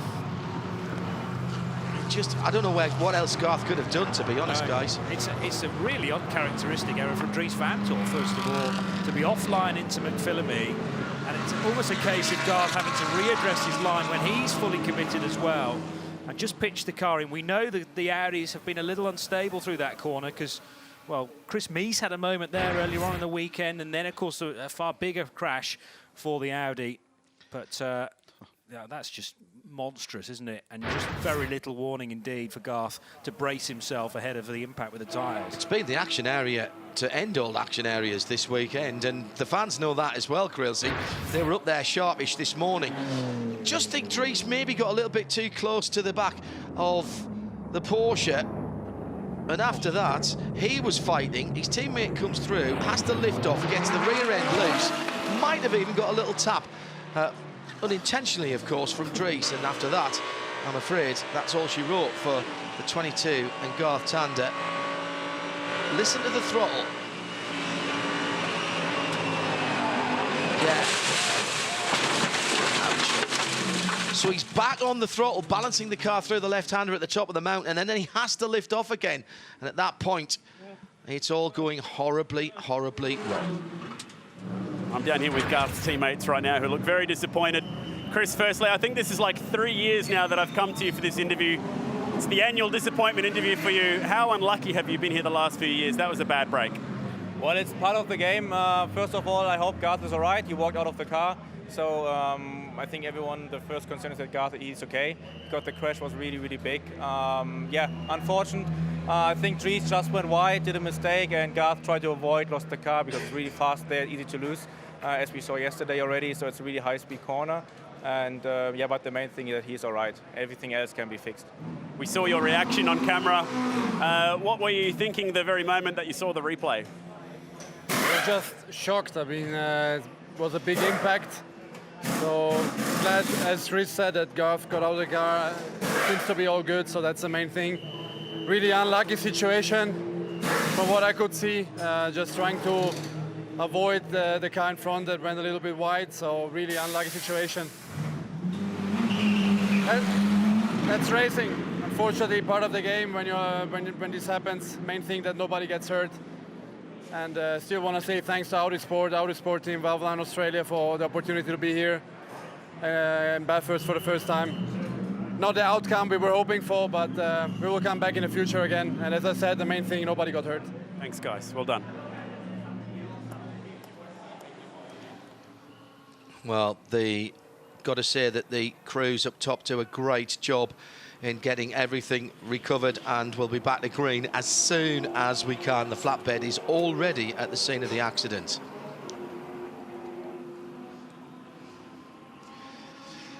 Safety car back out on the circuit. The AMG safety car leading around the field. Garth Tander taking a big stop at the top of the mountain, and his teammate Dries VanTeur got a little bit wide and had to avoid through the gravel and into the wall hard. John, this is a star-studded field, and none more so than the talent in car 76, the BP Castrol Aston Martin. Five-time IndyCar champ Scott Dixon's behind the wheel. Jake Dennis, who was a star last year, and Rick Kelly, a Bathurst and Supercars champion. So we sent Chad Nail on to catch up with the three guys this week and have a chat about their attack on Mount Panorama. Thanks, guys. This is an amazing spot to catch up. We're on top of the mountain. We've got the Aston Martin here. Rick, we'll start with you. How did this all come to be? The car, the look, the drivers, great combo. Yeah, it's pretty exciting. Well, it's a pretty long story, actually. A couple of the guys that used to work in Kelly Racing now work for this team overseas, which is cool. And also my engineer, George, used to work for the same business. So there was a little bit of a connection there, and they were looking for a driver last year, which didn't come off. And then they come to me last year in about August, so middle of the year, with this concept. So it's taken a little bit of work, but pretty proud of the program. Just got to, after all that work, get in the car and have some fun and do the job. Scott, amazing career and still winning races, but for you, Bathurst, this is something new. Yeah, definitely. It's something that I've wanted to do for a long time. I think for the Bathurst 1000 was kind of the option first and to try and do, but it's very difficult, especially with one-off races and just the calibre and the category right now. And this was a much better fit as far as coming for the first time, and a car similar to maybe what I'd done with the Ford GT program and things like that. So yeah, my story was kind of strange too. I didn't really know Rick was involved, even though we'd chatted about this race for years previous in trying to team up together. So it's actually worked out pretty cool. Obviously the older model car was amazing up and down the mountain. What does this new Vantage do well? Obviously it's just a bit more efficient. Last year, obviously the V12, it just sunk fuel way too quickly, which made life very difficult for us with fuel saving. This year it's a little bit easier. And the car's not obviously quick down the straight, but it's quicker through the mountain. So overall lap time wise should be quite similar. We plan to be there fighting with obviously the top guys, and yeah, it's just and the best thing about it has aircon this year. So that's the best thing actually. Out of the biggest upgrade it's had is the aircon. So yeah, we won't be melting in 50 plus degrees, whatever it gets up to. This has sort of become our international race now, Scott, but you've had a chance to have a look at the mountain now for the first time. What were your first impressions? Yeah, I think, coming from New Zealand and racing a lot in my junior categories in Australia, it's a race that I always watched. I still always watch it. Superview is a great little version that I can watch it on. And yeah, I think for me it was just, to finally walk the track and kind of see the different elevation. I think what you see on TV just doesn't do it justice. So it's been long awaited. Brilliant stuff from the Castrol Aston Martin guys. Really bad look for Garth Tander in the Audi. Really nothing much he could do. This is the very definition of a racing incident. His teammate Dries VanTeur right in behind the Porsche. It's all battles for position there. Just gets a tiny bit too deep into the left-hander. Two dabs on the brakes. He's wide. Garth has to pinch down on the corner a little bit, and that's it. It's gone. It happens that quickly, Neil. Yes, it does indeed. I'm standing with Craig Lowndes, and we're both oohing and ahhing about this one. Maximum continuous driving time, 2.5 hours. I saw you pull up out here just a few minutes ago, and I went over to the timing monitor. It was 2 hours, 28 and 30 seconds. You cut that very fine. Well, we did. I didn't think it was that fine, but look, the car is working really well. I'm a bit annoyed with myself. I made a couple of early mistakes into the chase, but it's amazing what the electronics did. They just had to go to ABS 5. That stables the rear down, which is what I was losing on the entry, and from then on in, it was a great car. You look like you're in pretty good condition, considering there was no fluid in the car. Yeah, I know. I don't know if it's a system in the car or my helmet. The boys are just checking right now. I think it might be the system in the car. So we're talking to Lawrence to see whether he's got a drink now. And if there isn't, obviously we've got to look for it. But yeah, from start to then, didn't have anything to drink. Are you getting back in? Well, I'll get back in for a single stint, yeah. But at the moment, I think from here on in, it's more single. Day's going to get hotter, and of course the tyres are not going to last as long. But it was really important to do that double to begin with. It freed up the rest of the day. And there's potentially a little bit of weather later in the day. Are they going to hold you back for that, given the bit of local knowledge with these conditions, or do you want to just get in, get done and get out? No, I want to get done and get out. I want to leave it to the pros. I think that the benefit around here is maybe track knowledge, but I think the car knowledge about, again, the system, you've got to switch things to wet weather conditions and do all this sort of stuff. I think it'll take me half an hour to read the manual. So I think my mission at the moment is to do my next single stint and then get out. But of course, I've got to wait another hour, which will most likely be Earl back in the car after Larry, and then of course I'll get back in after him. Twice a winner. Good luck for the rest of the day. Cheers. Thank you. Maxi Goetz, you don't look too tired either after your super long starting stint. The Mercedes, clearly a very comfortable car to drive. Yeah, unfortunately, it was really cool being out there, and I enjoyed really the first 2 stints of today, and I had a good start, and I could also get in the lead of the race, which is always nice to be in the lead. It's still a long way to go, but at least you can battle the whole way through. Are you going to get a little bit of a break now and leave it to the V8 supercar guys? Yeah, for sure. Now Jamie is in the car. I think he's doing a double stint, and then Shane is going in. So I have a bit of rest. I got in the car if it's getting even hotter. So I'm looking forward to this, to sitting in the sauna for 2 hours. So we got around 65 degrees, which is really hot, but we have a cooling system in the helmet, which helps us to keep the head cool, and also we're using air condition if we need it. But at the moment, everything is fine. It was a quite relaxed stint.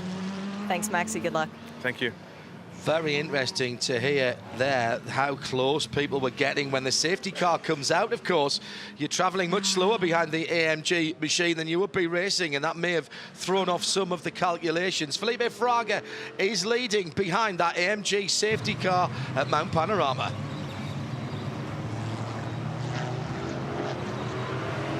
So, fellas, top of the mountain claims another victim, and it's been the place to be at the top of the mountain this weekend for the spectators. They'll learn pretty quick as well. And what a race of attrition it was. Even in the early part of the week, we lost 1 entry, fellas, in free practice 1. That was Josh Burton behind the wheel of the KCMG Nissan hard into the fence at BP Ultimate Reed Park. A little bit later on, the number 8 Bentley. This is why it started from the back of the field. Had big dramas, braking issues, up the hill into the chase at 260 clicks. Great driving in a way from Ollie Jarvis to get it stopped. Coulda, woulda, shoulda, maybe driven straight ahead and ended up buried, but he made the right call, and ultimately they're still in the race. Hub Auto Corsa Ferrari, JP, was next. Yeah, Daniel Serra too hot into McPhillamy, and that Ferrari rotating very quickly. Similar to this incident for Freddie Verveege. Way off, not quite as heavily into the tyres as Garth Tander was a few moments ago, but it kind of has similarities with Garth's moment, although admittedly Garth was avoiding already a car that had gone wide his teammate. That was a big incident, but the team actually fixed that car in the session. This was the talking point of the day, one of many. And Sam Sheehan, I'm pleased to report Sam's actually back in South Australia already in hospital. This was some fan vision that one of the guys at the top. So this was Sam's car coming to a stop, and then young Tyler Everingham, with nowhere to go, made more contact to the Mercedes AMG, heavy contact to the wall. And as we heard from Charlie Robinson earlier today, he's back at the track watching on, had dinner with the team last night. That car took no further part. But wait, there's more. Crazy. Scary, scary incident for Marvin Kirchhoffer in the Aston Martin.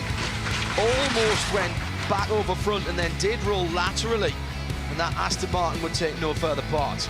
And then this from Dean Canto, maybe winning the prize for dexterity and difficulty, because he arrives on the bank and it's perilously poised there backwards. That's now a camera position for us today.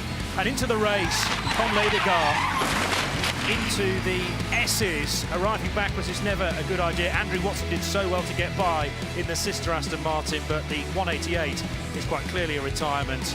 And then the most recent deployment of the MG safety car, two of the Valvoline Audis almost getting together. A mistake from Dries Van Tor, and Garth Tander paying the price for that mistake by his young teammate. Just had to come down into the corner, maybe a little tighter than he wanted to. Could have been both cars out at that position. It's not, but the 22 is done for the day. Garth has walked away from the incident. And the news from Audi Sport Team Valvoline gets worse because there's some grumpy faces in the 222 side of that garage. Kelvin van der Linde's behind the wheel of that car, but Matteo Drudi was in the car, went a lap too long. It was supposed to come in, didn't get in the lane, so there's some grumpy faces down there. It's dropped them a long way down the order. They're in 19th place with the young South African star behind the wheel. So they've already taken the penalty for that? Well, he just went a lap too long. All just right. didn't stop on time when they called him in. I see what you mean. Yep.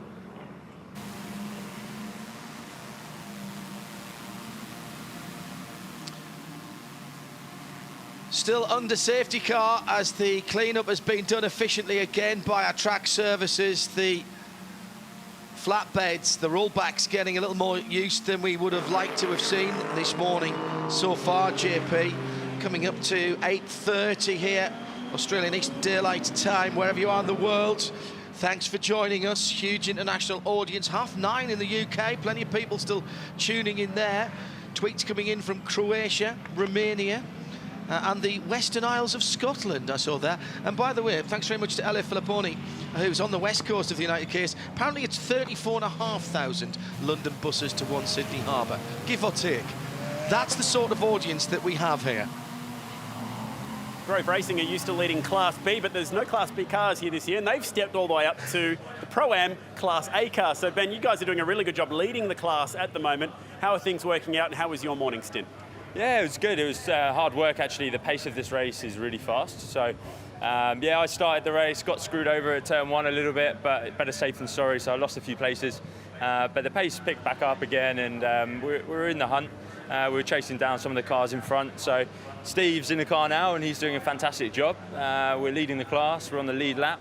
Obviously, we've had a few safety cars and some pretty nasty incidents. So bad for, obviously, the guys who have had the incidents, but kind of good for us, just because we can keep on the lead lap. Brenton Grove not far away from hopping in, and Ben's come all the way from England, so I'm going to do my bit and try and keep him cool down here at the moment, guys. He's doing a good job. Trying to keep anyone cool in pit lane at the moment is a tough job, but these two are managing it okay, teaming up for Audi, Dean Fiore and Lean Holdsworth. Guys, Lee, you actually look very relaxed for this time of day. I don't want to burn up any energy this early in the day. We got so long to go, but yeah, just trying to stay cool and calm, and yeah, I'll jump in the car soon. Dean, you looking forward to getting out there today? Yeah, I started the race, so it's always a pleasure to start in this place. You definitely know you're alive when you're starting under lights here at this place. So yeah, it was good. The car feels good. Mark's doing a good job out there. It's a different sort of program for us. We're just sort of trying to get through to the final couple of hours and stick our gun in, and away we go. Let him loose. We watch as spectators that first few laps around the mountain in the darkness. It's beyond comprehension almost. What's it like in the driver's seat? Absolutely terrifying.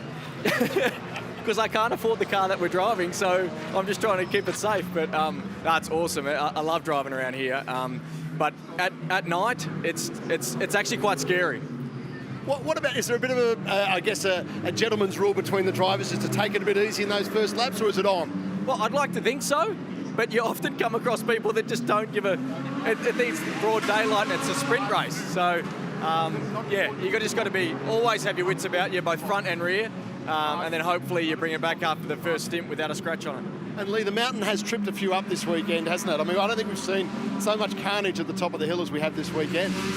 Unbelievable. I've never seen so much crap going on in the lead up to a race, but some seriously dangerous and spectacular crashes, so it was nice that no one's hurt. Again, Garth, going off then, that was crazy accident, and good to see that he got out, but it's a credit to the safety of the cars, and, to see everyone walk away, and But yeah, it just shows how hard everyone's pushing. With the track temp and everything up like this, you don't get the grip. So any slide, these cars don't have a lot of stability, lateral stability. They've got a lot of downforce, but not a lot of lateral stability. So when they do snap, they go very quickly. Not like a supercar, you know, when you can hang on to a bit of a drift. So they're very, they're hard to drive fast. They're very fast cars, but they're hard to drive fast. All right, we look forward to seeing you out there soon. Guys, all the best today. Enjoy. Thanks, buddy. Cheers. Garth Tander, you okay? Yeah, I'm okay.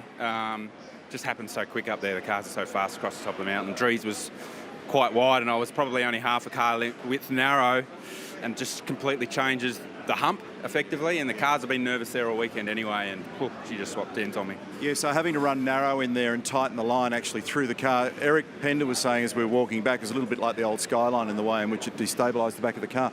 I want to take you over to the monitor and actually show you this thing. So no, you actually need to see it. It's pretty spooky. So give us your thoughts. Give us a read. Yeah, Dries is a bit wide, so I just tried to be a bit narrow and try to pull the car down, and it just, I lost the rear, so I didn't know where Dries was at that point. So yeah, I just tried to be narrow and keep the car tight to miss Dries. And I was off pace, and yeah, just that little bit of change in trajectory, and it just kills it. Yeah, it did. So check that out. Yeah, I don't want to see that bit. So Yeah, you're okay? Yeah, I'm okay. Yeah, I spoke to Leanne and the kids, so I'm all good. So just really disappointed for the team. I think we had a really strong car.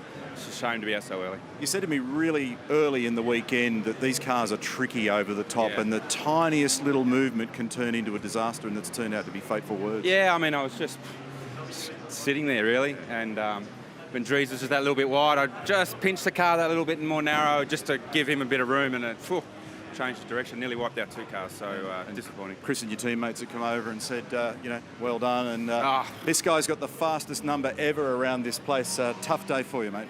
Yeah, I mean, it's racing, it happens. Obviously, it was no one's really fault. Dries just went wide, he tried to avoid it, and we saw yesterday that this place there is really edgy, and so glad he's okay. That's the main thing, like I said before.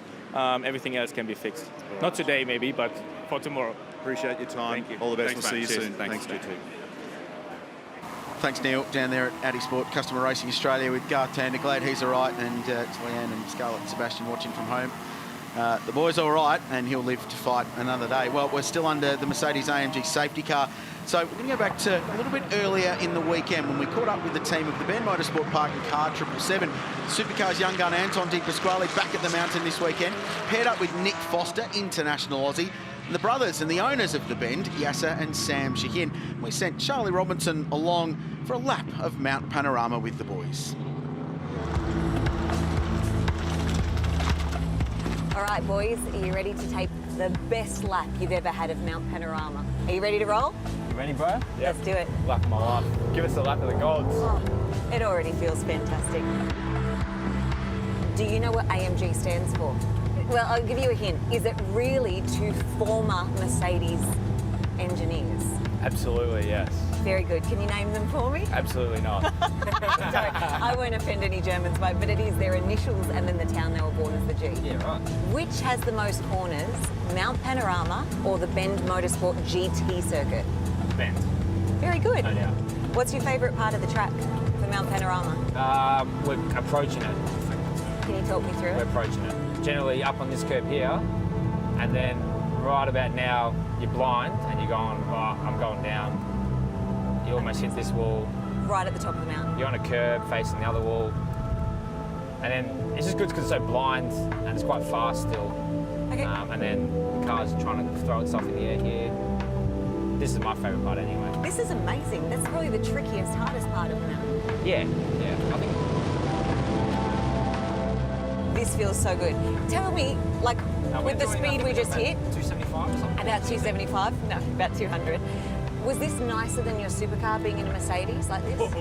This is, this is a lot smoother lap. Yeah. I've got a bit better company. I'm usually driving by myself, so. Lap in the GT3 AMG around here is phenomenal. I mean, you have so much extra downforce grip.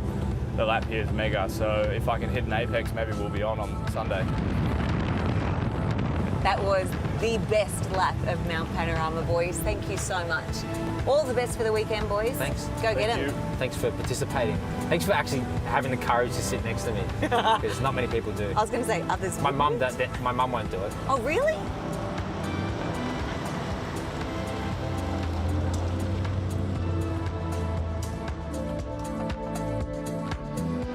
Well, how come we don't get the call for those jobs, Crailsy, eh? I must have missed a memo. A few emails in the inbox I haven't read yet. I'm sure it must have got a run there. Two good young lads to go for a ride around Mount Panorama with as well. Anton Di Pasquale and Nick Foster. Nick's doing a super job in prototype racing and GT racing all around the world at the moment. And Anton is a bright star of supercars here in Australia. Seen a pit stop, I think, for the Grove Group car. Dived into pit lane to take advantage of the safety car, and Brenton Grove shown behind the wheel. So they're giving up some track position in the Pro-Am class of the weekend, just to get a sneaky driver change out of the way under the Mercedes-AMG safety car. Take a look at second position here, 46. Sergei Avaneziev is the silver leader. That's a new class for this year, Crailsy. You know, this is basically an all-AM crew, isn't it, once you get to the silver class? Yeah, but great race team in Black Falcon, who have been here many times before. Their first visit was in 2013, so they know how this place works. They've rolled the dice with strategy well.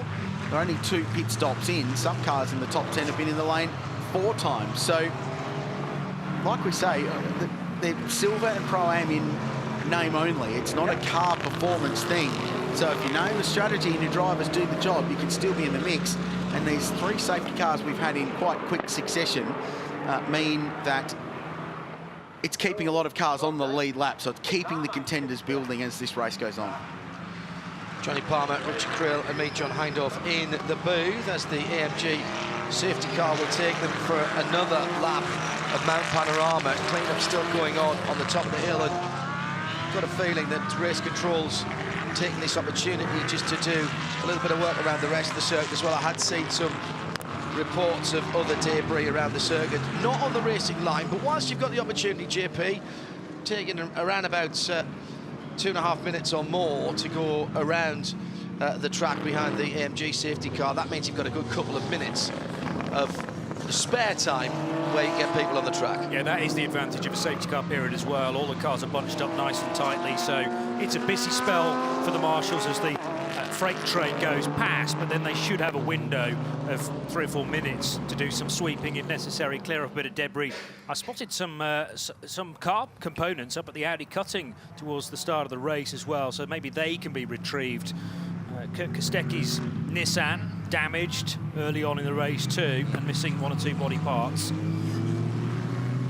So at least this lap before we go back to green is coming down to 9 hours remaining in the race, just on 20 minutes before 9 in the morning. A little bit of cloud cover coming in from the eastern side of the Mount Panorama circuit, and the wind, which was breathless this morning, there was nothing there, is beginning to pick up, and it once again is blowing directly from Hell Corner back down the Liqui-Moly front straight here, and that will change the way the cars handle. You'll be able to brake later into turn 1, but over the top it's going to get even more dicey.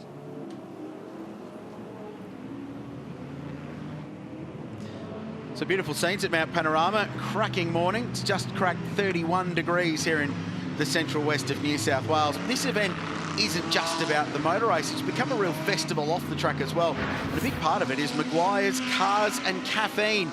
And more than 100 cars have joined this Cars and Caffeine display, including one of only 30 Lamborghini Diablo GTRs in the entire world. It's a genuine car that raced in the One Make GTR Championship with Lamborghini, promoted by SRO a long time ago. Some stunning cars on display. There were awards handed out. I snuck over yesterday and had a look at some of these things. Some amazing displays. Lots of enthusiasts have stuck around for the race. They're having a great weekend. So thanks to Maguire's Cars and Caffeine, putting on a show off the track, and we've had a great one on it so far as well. With Bailey Hall, our youngest competitor here at the mountain this weekend. He's in the number 95 Mark car, who started very well. Warren Luff behind the wheel, and then we had a bit of a fire in the engine. They brought it back in with Luffy. We thought we could get it back out again. A few laps. What went wrong, Bailey? So unfortunately, within the first 20 minutes, Luffy dropped a cylinder in the engine. So nothing really anyone can do, just the team's right in there now getting it out, and we're trying to put a new one in, so hopefully we can make it to the end. So you're going to replace the motor, which will take about engine, which will take about 4 hours. Now, just so you know, Bailey is on his L plate still, so he couldn't even drive himself to go get some engine parts for us. 16-year-old from the Gold Coast. Good luck when you get out there, hopefully. Yeah, thank you. It should be great fun when I get out there. It's my first 12 hour, so it's pretty unbelievable to be here. I just want to be out there, you know, like laps around here is unbelievable. All the best. Thank you. So coming down the Conrod Street, I was riding a bike at like 12. I was very excited to be riding 12-speed racer, I think, when I was his age. I feel I've got my socks on. I still struggle with that today, to be perfectly honest with you. Yeah, Bailey Hall's a great young talent. Looking forward to seeing what he produces when he jumps in that car. Engine change, but it's a 12-hour race. You can do that. You can throw an engine in a couple of hours, still get out and circulate, and if you finish, you probably get a trophy. There's 3 cars left in that class, so all the laps vital at Mount Panorama. The lights are out on the AMG safety car, so we've had a reset. The race director calling the safety car in this time around. Last time we saw a brilliant restart from the McLaren. This time it's Felipe Fraga in car 999, the Gruppa M Mercedes AMG. We've had 12 laps on the safety car. That was our longest run under yellow, just over 31, let's call it 32 minutes, but that's coming to an end. Safety car is in the AMG pit entry, and the field is under the control of Felipe Fraga in the 999. He's backing them up. No weaving allowed, remember, no overlapping allowed. Now he goes. Let's the talk of the big V8 do its job. Big sideways moment coming out of the final corner. Second place for Afanasiev in the silver leader. Then Yelmer Berman looking very racy indeed. He wants to get through.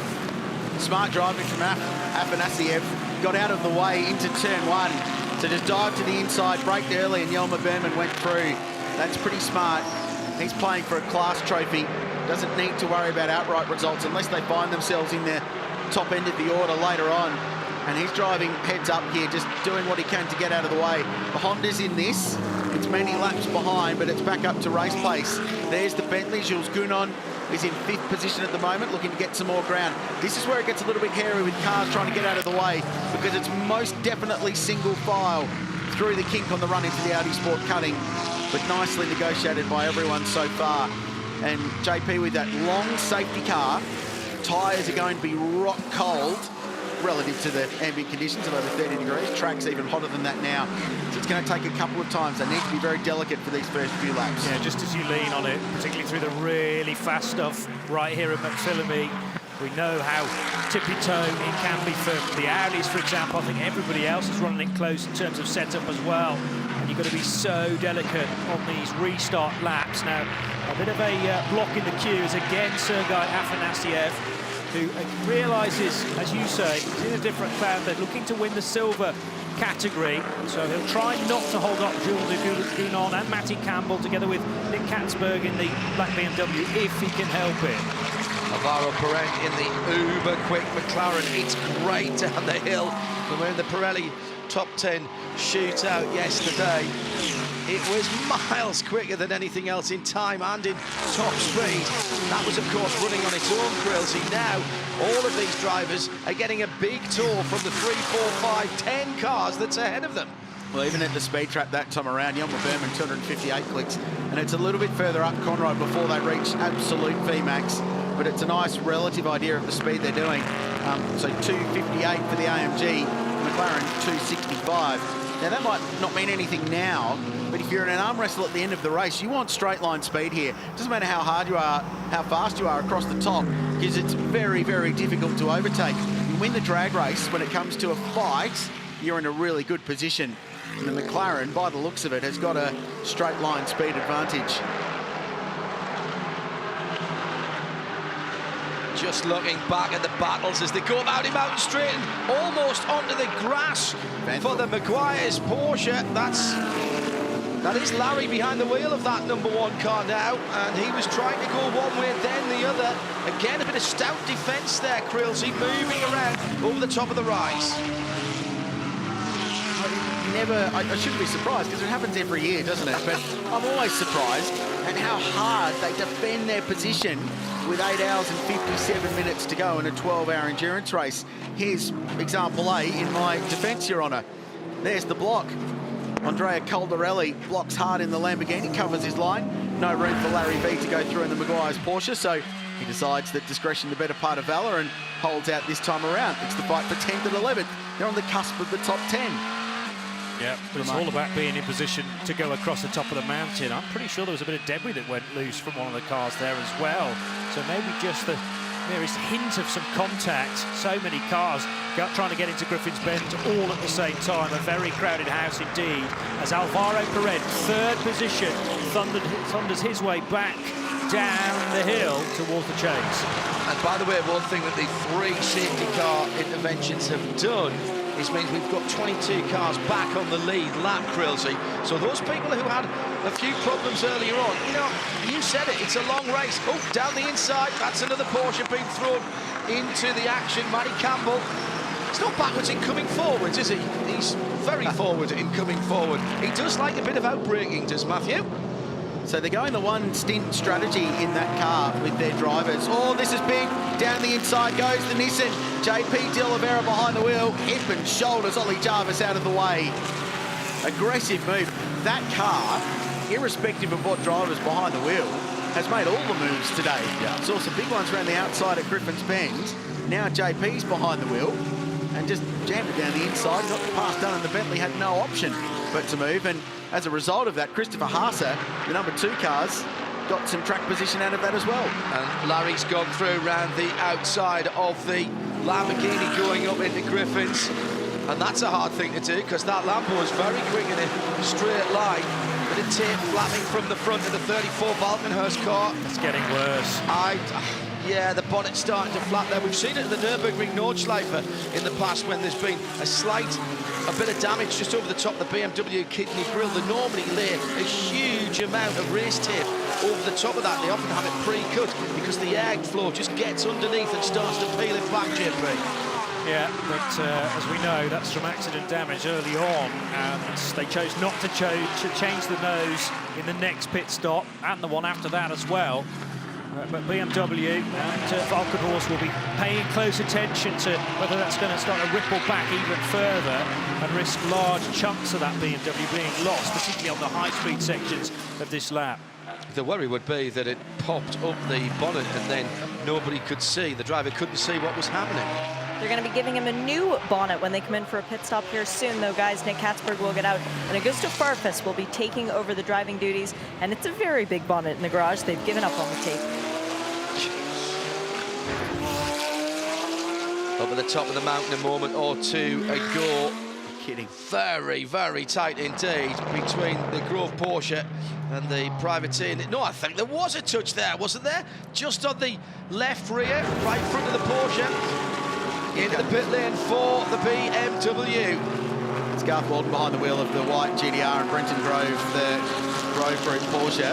Needs an eye brake for nobody sticker on the back of the Nissan. Garth was not going to move for the faster Porsche.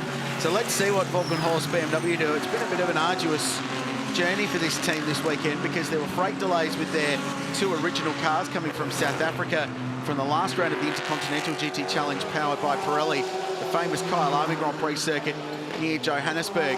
So they had to find a replacement vehicle at some expense, it must be said. This car arrived in Bathurst earlier in the week, and then they've gone racing. They had 2 cars in the plans, they've reverted to 1, focus all their energy on this 1 car. And a spares package, Krillsy, yep. and they haven't got a full spares package.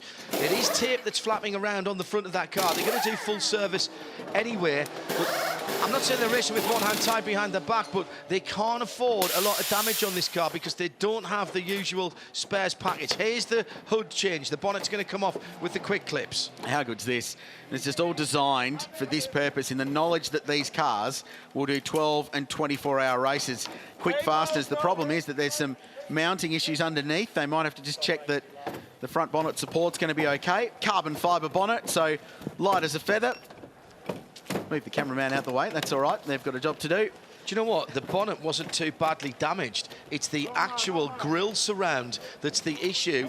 And they've managed to... You see, I do that when I'm wrapping Christmas presents. You just get the sticky tape, catches around something, and then that's knackered. You need a new piece on there. But it's the underside of it, I think, that is causing the problem. They're going to fall off the lead lap here if they can't get this car rolling very quickly indeed. I love this, that they pre-prepare the race tape. They load up 4 or 5 strips wide on a piece of paper and have them ready to go. It's proving to be a bit of a struggle, and I think they're going to have another go. I like your Christmas wrapping analogy, because this is absolutely true to form. And there goes the lead lap as the train goes through. On such small margins can race turn, and that car's still stationary. So the problem is there's a hole where they're putting the race tape on. There's a hole in that front shroud near the famous kidney BMW grille. So the air's getting up underneath it, and that's what's lifting the bonnet up and causing it to flap around. So they've got to stop that, and that's why they're throwing all of the race tape in Bathurst region at the front of this BMW. And the reason that they're not trying to fix the bottom bit is because that, where the shroud is around the kidney grille, is actually one piece, the whole of the front bumper, and it goes underneath to the splitter and the under tray under the engine as well. Well, the 999 car, again, leading at Bathurst, and Raffaele Marciello's ready to go. First stint coming up today. Do you expect it to be very hot in there, or the conditions should be okay? It's quite early in the day still, so it's not super hot, but it's Bathurst, here it's summer, so it should be hot, but at the end it's the same for everyone. It's still quite a lot of, a long race to go. We are still trying to find what is the best strategy for us, but I think everything looks quite okay, quite under control, but until 10 you never know where you actually are, but it looks okay. Yeah. You were in the fight last year. You had that great battle with Shane van Gisbergen. What did you learn from 2019 that you can bring into this year? I think just to take less drive-through, and then everything is okay. Good tactic, I like that one. Good luck. Thanks. Down to 21 cars on the lead lap as that BMW has fallen off the lead.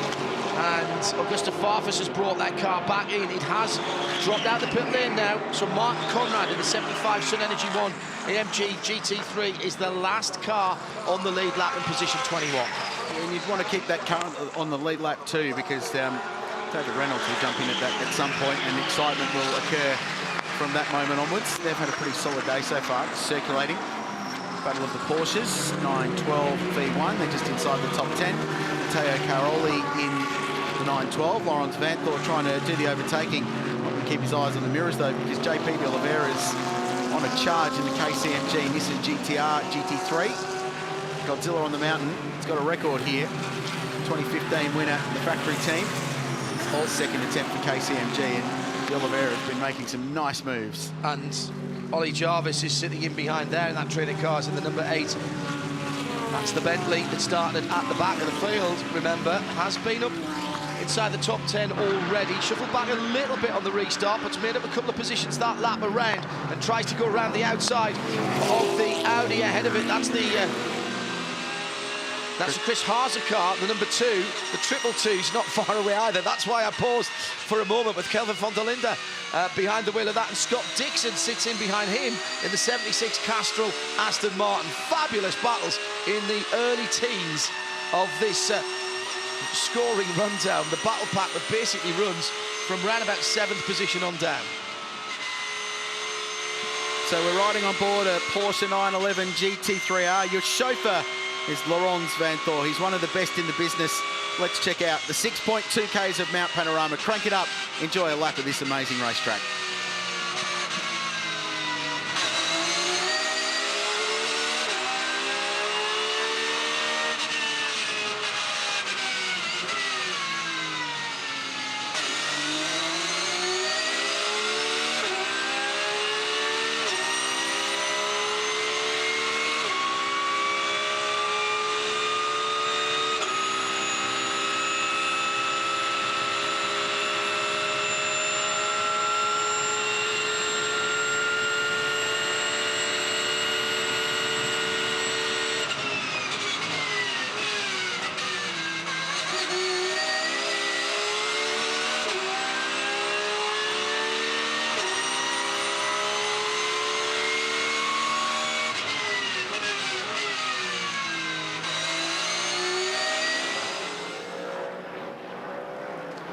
Wildlife once again at the side of the Audi Mountain Straight. Position made up there by Lawrence Vanto on Matteo Caroli whilst he was taking us for a run around the mountain. Fantastic noise coming from that flat 6.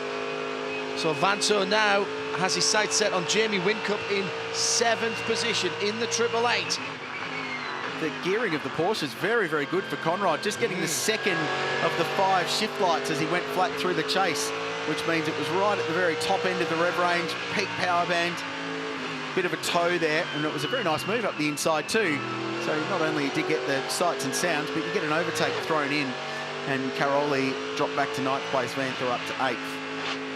So from the howl and shriek of the Porsche flat 6 at 4 litres, we jump aboard to something slightly more bassy, a bit more baritone perhaps, and it's car 888 with the most successful driver in the history of Australian touring car racing behind the wheel. Jamie Whincup, Bathurst champion, continues to be at the absolute peak of his powers in supercars racing, and now a part owner of 888 as well, and involved in the direction of this team. Actually steps onto the Supercars Commission this year as well, so having a role in the future of the sport shows how invested he really is in it. This weekend's all about some more GT3 racing, and he's only had a couple of GT3 starts. He's got a win and a 2nd and a 4th in the 3 GT3 races. He's contested all 3 of them this race. So the stats are pretty decent, as they always seem to be when you get to J-Dub. That's a sterling record, and I think he's quietly confident that they've got a really good race car this weekend. Started by Maxi Goertz and Shane van Gisbergen to come in that car, but Whincup now getting his teeth into a stint with limited aircon, as he was describing to us earlier on as well. It's best to turn that off for the extra half second it will gain you. I once had a hire car in South Africa that was a bit like that. Every time we wanted to make an overtake, had a plan with my passenger, knock the aircon off, shift down, make the overtake, and then shift back up and put the aircon straight back on before we melted it, taking power away. Some of the aircon systems are actually very clever. I drove a GT4 Ginetta. That's the aircon system. The pump effectively only worked when you were off full throttle. So when you were lifting off or braking, that's when it fired up and blew the air through the car. 3 hours, 14 and 53 it was before we got the first mention of a motor racing experience. Just note that down now, Kelsey, yeah. I think it's a record, isn't it? We should mention, in all seriousness, talking about driver cooling, it's actually in the sporting regulations of this race that if the forecast for Sunday, today, at 5 o'clock yesterday is more than 30 degrees, it is mandatory that each car has some form of working driver cooling system. So you can't dilly-dally with this stuff. It has to actually function in the car. So whether that's air conditioning, whether it's a cool seat, whether it's venting to the helmet, or a combination of all 2 or 3, it has to be in the car. It is in the rules of the motor race. If you don't have it, you'll be rubbed out. So it's very, very important, and driver health is a key thing that the race wants to monitor over the duration. Felipe Fraga in the 999 AMG is 3 seconds up the road, and then it's Yelmer Berman, Alvaro Perez, so that's the 77, then the dark blue 60 McLaren. Jules Gounon right with Alvaro at the moment in the number 7 Bentley. Matty Campbell, the man on the move at the moment in the 911 as well. He's just gone past Afanasiev, who's the lead silver car in 6th position. Then Jamie Whincup and Lawrence Vanter closing in on them. What's interesting about this is that the leader, Felipe Fraga, is getting into his 30th lap. So he's about, 15 minutes away from a green flag pit stop. Everyone else is only 15 laps into the stint, so he's got 15 lap older run, or 15, he's been on the run for 15 laps more than everybody else. That means his fuel load is burning down, his car's getting lighter, but of course, JP, they're already thinking about that next pit stop. Of course, and you know, it's determined by either the fuel running out or the driver running out of time, and they don't always marry up, so that's the delicate thing. Philip is on a single because he took it over from Maxi, so he's all right. There, yeah. So this will be a fuel stop that is therefore brought into being by the fuel consumption rather than driver time. Yeah, and it probably explains a little bit about the 46 car running in 6th place with Afanasiev behind the wheel. Got it right. Because he's on the same strategy. He hasn't He's 15 laps to the different as well. Correct. To everybody else. The other cars around them, there's 12 or 13 cars that are 15 laps into a stint. The 999, the 46, they're 30 laps into their run. Trofeo Motorsports Lamborghini number 29. Grant Denyer has just hopped in the car. Marcel Valua has just completed his minimum laps. And it's safe to say you're knackered. Yes, I am. Before I say anything, I just want to say the Trofeo boys did an absolutely amazing job. They worked overnight and they prepared a really good race car, to be honest. I was a bit nervous getting in it, but it was absolutely stunning out there. And I'll tell you what, it's a small cockpit for a big guy. It is. Now, I heard that you were asking the team, can I get out? I'm done. And that was about 45 minutes ago. And they said, nah, pit lane's closed for you. Yeah, exactly that. And it's really hard when you switch off in a safety car. And to switch back on for 10 or 15 minutes, I really struggled with that. But I started making a few little errors. And I thought, no, I'm coming in whether you like it or not. Yeah, the skill of you drivers is amazing. We'll see how Grant Denyer keeps going. Knows his way around here quite well, does Grant? I think he runs it every day. Farm's not too far away here, Grant. Does a lot of work for drought relief and promoting that cause in this part of the world. And we should mention that this whole region impacted by severe drought. There are very, very tight water restrictions at the moment, and all the hotels and rental houses here with big notices saying, please make sure your showers are short. You're not allowed to water the garden, things like that. It's pretty tight. So in some ways, we're almost looking forward to rain that's on the radar for later on this afternoon. Here's a pass, so the Nissan going to work once again, and this time it's JP De Oliveira on Matteo Caroli, and that's a pretty clear pass. The talk of that GDR, twin turbo, big capacity V6, just grunts its way up the hill. You just can't compete with it in a grunt off. Perhaps only the Bentley and possibly the AMG in terms of sheer pulling power are anywhere near close. Yeah, a number of the earlier sessions we get the three individual sector times, and it's very often been the 18 car that's had the absolute best time up Mountain Straight. Audi tended to be strong across the top and then down towards the chase, the McLaren. So you kind of need three different cars to get the ideal lap around this place. That's why it's so fascinating when you look at it across the 12-hour period. We're riding on board with the 59 Racing McLaren 720S GT3. The driver behind the wheel is hugely experienced, and he's a former winner of this motor race. His name is Alvaro Parenti, and I think it's time that we find out a little bit more about this very, very capable racing car. I'm racing for 59 Racing in a McLaren. 2015, I won this race with Shane and Jonathan Webb. We won this race over here. And before that, I was doing some single-seater racing. Went to GT racing as a McLaren factory driver in 2011. This year, I'm also racing in IMSA over in the US and in GT World Challenge Europe. It's always a pleasure to race here. You know what a great racing track this is. Super excited to be back, and why not on the podium again? You know, or fighting for the win again.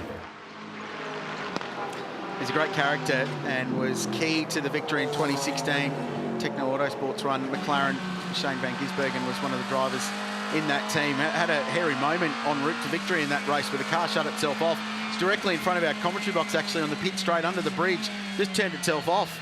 He had the very calm presence of mind to reset things, refired the car, and then drove it back into pit lane. He's a star. And that car is currently part of the Liqui-Moly 12 and Bathurst 6 and 24 exhibit at the National Motor Racing Museum here at the final corner of the Mount Panorama circuit. One of 11 cars that have been brought in to chart the history of endurance racing here at Bathurst. The last year's winning car is here for this weekend. That's going to sadly have to leave, but the other cars will be staying until the 6 hours on Easter weekend, isn't that? A little bit later on the year. So another great reason to come to Mount Panorama, which really is Motorsport Central here for now 5 events across the year. It's a big test for the 720 GT3, isn't it? Made its Australian debut at the Australian Grand Prix in local GT competition 12 months ago.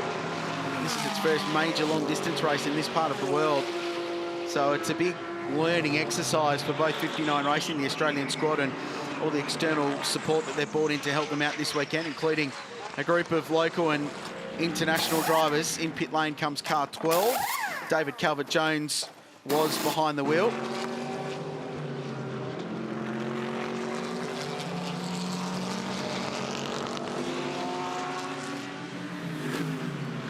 So we haven't heard from two of our key members. Mark Beretta and Chris Stubbs, where are you two disappeared to here at Mount Panorama?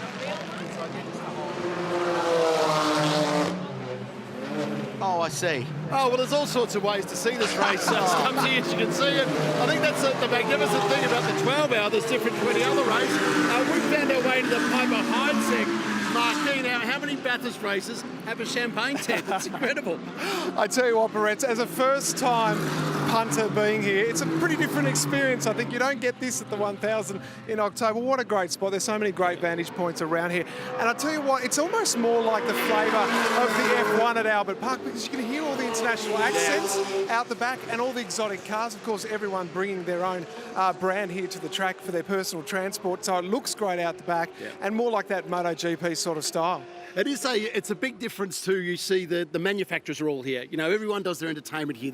They bring the clients from around the country, and the factories are here. It's a big deal. It's a great thing for the Australian motorsport industry to have this race here. And look, if you're lucky enough to get up to one of these places, it's a fantastic spot to enjoy as well. It is. Well, everyone's been saying that you've got to keep hydrated. So what else is the bloke supposed to do? Hey, here's to the 12-hour. To the 12-hour. We love it, obviously. I'm out. That's it. We're off for the day. Sorry. Too busy with the champagne flute to pick up the microphone, but doing their bit for saving water, those two. All right, I see what you're doing there. You're saving water, guys. Yeah, thank you. God, that's hard, isn't it? All part of being a team. It's 5 o'clock somewhere in the world. Oh, well, what a life. We won't hear from them for a little while, probably for good reason. This battle continues. JP De Oliveira continuing to try and work his way through, and this battle pack has hit traffic. I'm waiting for our commentary box door to open with a few of our own, thank you very much, though that could be dangerous as well. Look, this is a train of cars. Great fight. There's a lot going on here, and there's some lap cars involved trying to get themselves out of harm's way in a very competitive little battle pack. So the 12 cars just pitted. Romain Dumas behind the wheel, one of the best in the world, turns in on the Honda but manages to survive that. The 888 cars in there trying to work their way through. Jamie Whincup behind. Here goes JP De Oliveira down the inside, 2 in 1. He got 2 cars in the one corner. The GTR is passing cars like no other today. They're all being backed up behind the number 12. That is Romain Dumas in the Ned Australian Whiskey sponsored car. And that's a really interesting project. And great to have Romain back behind the wheel of a Porsche. He's doing his best to stay out the way, but everyone else sees it as an opportunity.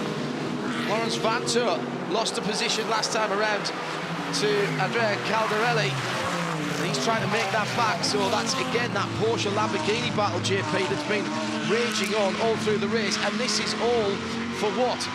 7th position, 6th position on Downover. Yeah, and the pace between the Porsche and the Lamborghini seems pretty even Stevens at the moment, although Vantour, I think, again, is doing maybe a bit of fuel save when and where he can. But what an overtake from JP De Oliveira. It all kind of started back here at the Liqui-Moly corner, Krause. So the Honda doing the right thing and trying to get out of the way of a battle pack because it's several laps down, and yet still trying to run its own race. There's Lawrence Vantour, so he's trying to go around the outside. Wait for it. There he goes. 3 wide, battle for position, and JP De Oliveira just slices through 2. And this was the view from down at turn 1. Great bit of race car driving. They'll need a glass of champagne to calm down after this little bit of racing. And, slight little bit of contact. Whincup bailed. So I'm not having any part of that. And Vantour was on the outside, so he had no option but to just get out of harm's way. And this from the number 1 Porsche. Oh, man, it's peak hour, isn't it? I've got a position. I'm going to get this position. I'm going to draft the Honda into Hell Corner. Right, I'm through. I'm not through. Oh, a big slide as well from Lawrence Vantour. Was there a touch there? I think there was a touch on the Nissan to maybe onto Whincup's Mercedes, and then maybe further contact on the right-hand side of the AAA car. So tight into that corner. I'm amazed that they could go 3 abreast to be then single file coming out of it. Jamie Whincup then looking at the back of Lawrence Vantour's Porsche as they go around past the scene of the crime next time around and heading up Mountain Straight. It's Felipe Fraga coming to the end of his stint. Also a pit stop shortly. He's got 2 seconds on Jelmer Berman in second, and the McLaren is in third position. That's how it stands. Still 8.5 to go.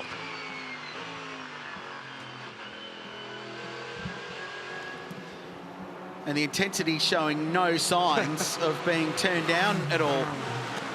They continue to squabble over position. Vanthor's still stuck in the middle of this battle pack. Porsche in front of him now as well. Audi in the game here is car 2 with Christopher Haase. Interesting to see that Kelvin van der Linde has got himself to the back of this group as well in 14th place. Those Audis have a little bit out of sequence today. Well-reported dramas from one early on today.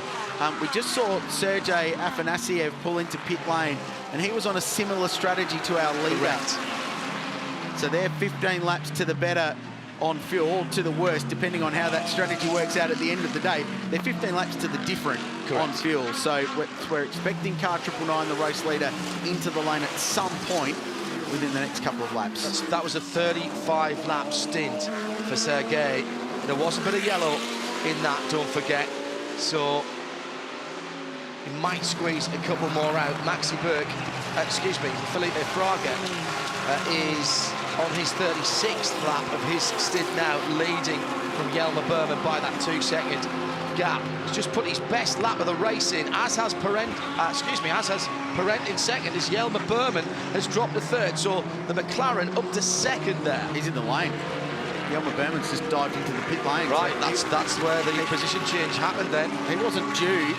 No, not 21 laps into stop, but maybe they just decided to roll the dice, and the driver time scenario may be in order for that car. So they'll tumble down the order with a green flag pit stop, but everyone's going to be in that boat within the next 10 or 15 laps regardless. That was a single stilt for Jelmer. He only got in at the last stop, Crailsey. So we need to find out what's going on there. Still, but from a driver time point of view, you can engineer yourself backwards from 12 hours, and that's true, and work it in reverse and work out where you need to get it, and then adjust as you see the race playing out. So, and if there is one short stint to do, get it out the way, and then you're doing fewer pit stops as you get towards the end of the race. So unless there's something going on with that car that we don't know about yet, that could be a strategy call for their race playing out. That's the 77 car that we are talking about. Jelmer Berman just into the pit stop, if you're just picking up off the back of that. And, well, out of pit lane now, I think they're clear, so it looks like they're good to go. So a quick stop, maybe fuel only. And now Vanthor looking down the inside of the Porsche. So that's a completed pass. Lawrence makes another move. So the other side of that, maybe he's done enough to get a full tank to his end of his driver time. Yeah, that's what I said, working to driver time and fill the car up. So they'll go another hour and 15 minutes or so now on that tank of fuel on green flag running. See, there's a lot in this fight. Romain Dumas behind the wheel of car number 12, out of position, trying to keep himself on the lead lap. In fact, the first car off the lead lap, so he's looking for a friendly safety car and not go too many places down in this battle pack to try and work his way back into contention, back onto the lead lap for Liqui-Moly Bathurst 12 hour.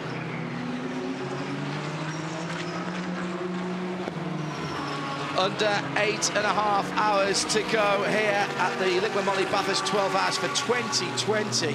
What a stunning 3.5 hours we've had so far. Yeah, it's been wild, as always. That's what you predict when you come to this place. Warren Luff got away with that one, not so much for Tom Ledegar, the Frenchman, in the Aston Martin, hard into the wall at the spares box dipper. That one will leave a mark. So too this for Jules Westwood, the Wall Racing Lambo. Another casualty of the weekend so far. When they've been green, the racing has been off the charts. And this was an unfortunate moment. The two Audis, one zigged, one zagged. Garth Tander ended up in the tyres. Nowhere to go for Garth. Had to pinch down to avoid his teammate. The Audi doing its job, and he was able to unbuckle himself and walk away. Jules Westwood, by the way, just stuck his head in the booth. He's fine. Wanted to say hello and let everybody know everything was okay. Coming back off the restarts, things have been pretty hairy too. The Porsche's good on the brakes, and then a stunning move by J. Peter Oliveira. Two cars in one corner. Still leading the 999, Felipe Fraga. He's due a pit stop very, very shortly indeed. Parenti with about 3 seconds of a gap from that leading car. And then it's the Bentley in third position ahead of Matt Campbell, who's been on the move, as has JP D'Oliveira as well.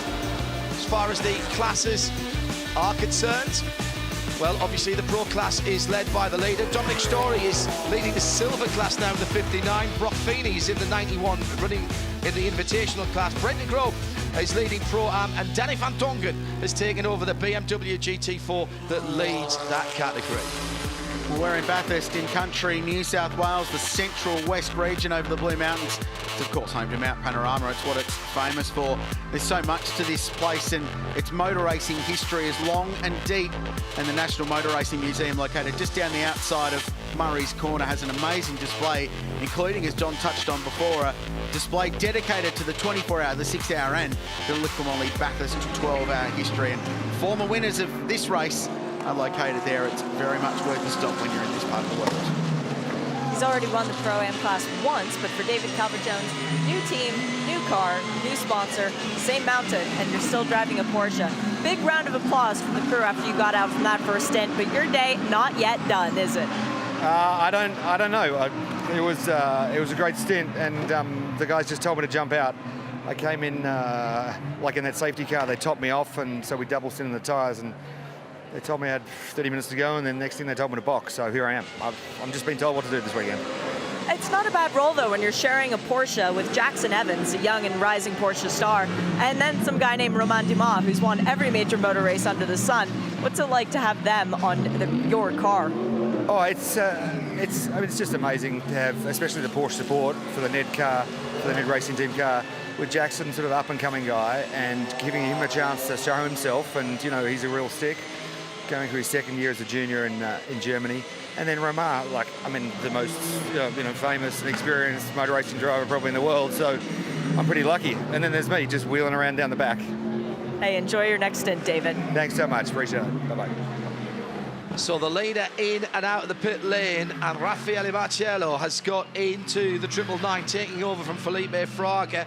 That was a full stint on fuel that brought that car in, did a 37 lap stint. There was a little bit of yellow in that, and this is all now building up the strategy as we get a better picture of what's going on towards the end of the race. Chad?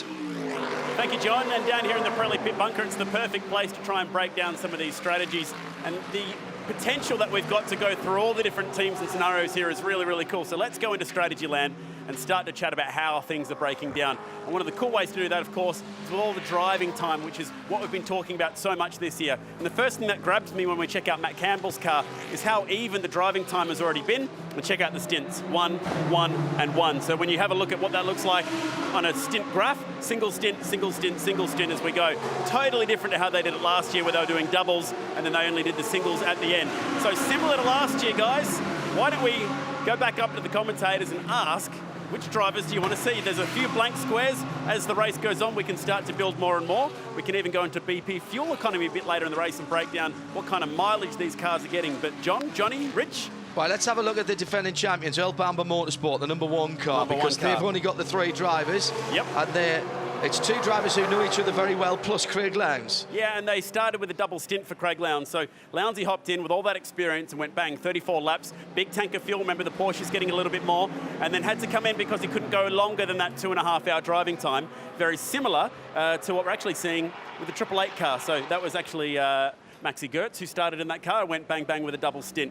In terms of driving time, it looks something a little bit like that. So Gertz had a lot more at the beginning of the race, and for car #1, Lowndes has already cropped up bang on 150. So already starting to break this up. Chad, the question, there's a slow moving Audi at the top. We'll keep Chad there, and the #9 Hallmark car. Oh, he's hit the wall, I think, Crailsy, but I think he's just grazed it. There's some damage to the left rear. He's right at McPhillamy there. The Bostic car has also stopped on the circuit as well, so not a great day for Audi so far.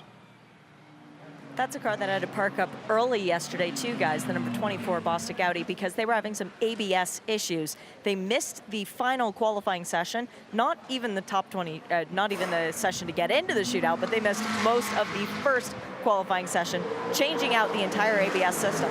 They thought they had it fixed, but apparently not. Well, the Bostik Audi, one of the new Evos, tell that by the shape of the grille and the 3 Quattro vents just underneath the front cover there. And that car's going nowhere at the moment. It has no fire. Meantime, what happened? There was a bit of contact. And that was the Man Filter AMG. Wink up. Oh, my goodness me. How close were the 2 Porsches behind as that car was rotated? Wow. I'm speechless. We've seen Check big this accidents there. So Winkup's trying to go down the inside, thinking perhaps that Sini's going to jump out of the way. Oh! And that's the Maguire's number 1 car with Lawrence Vanthor behind the wheel. You've got to worry if he's done damage to that car by having to ride the curbs. The Hallmark car going around, and it just tags the wall. Actually, it was front first there. I saw damage on the left rear. That might have been from the contact with the AMG, JP. Yeah, that was what caused the spin initially, and then it's nosed into the barrier. It got off lightly, so much so the dive plane's still in place. But what a rough old ride in this Maguire's Porsche for Laurent Vanthor. Have a listen to the impact for this car as it gets the curb. Whoa, man, that rocketed in the air. There's clearly nothing wrong with it because he's just set a personal best first sector the whole motor race. So clearly all the tracking and wheel alignment's all right. But that's a wild old moment, Chad, who's in the Pirelli pit bunker at the top of Mount Panorama. Yeah, so all happening, and obviously with every single safety car that we might get, we're very lucky to stay green, then it's going to change everything as well. And have we already noticed that some teams, we saw it with the 999 car that pitted earlier, electing to not actually stop when the safety car came out, totally different to how we see it. So let's continue this brief strategy chat at the moment. Just wanted to touch on this car as well, which is currently being driven by Tom Blomqvist, who's going to be getting in soon. But before, it was Ben Barnicoat who had that double stint earlier. And now the question which Richard Krell posed to me at about hour 2 in the race is, why did they come in here on lap 13 when obviously you can get 32 laps out of a stint? Well, there's 2 reasons. One, they were very nervous about exactly that, getting over the 2.5-hour driving time. But remember, they also had that small flame out issue with the breather at the back of the car, and they just wanted to make sure that they were going to get no more fires next time they filled the thing up. So that was a good chance under safety car to make that pit stop happen. Chad, I'm interested in your opinion. Do you think the reduction from 180 minutes to 150 for that maximum stint length, do you think that's changed the strategy quite significantly in this? I really, really do. And this is why. So let's go back to last year. And this is exactly what we're talking about. Double stint for Dirk Werner to start the race off, 34, 38 laps. Now, if you go back to last year, that was 179 minutes. So that's 30 minutes more than you can do this year.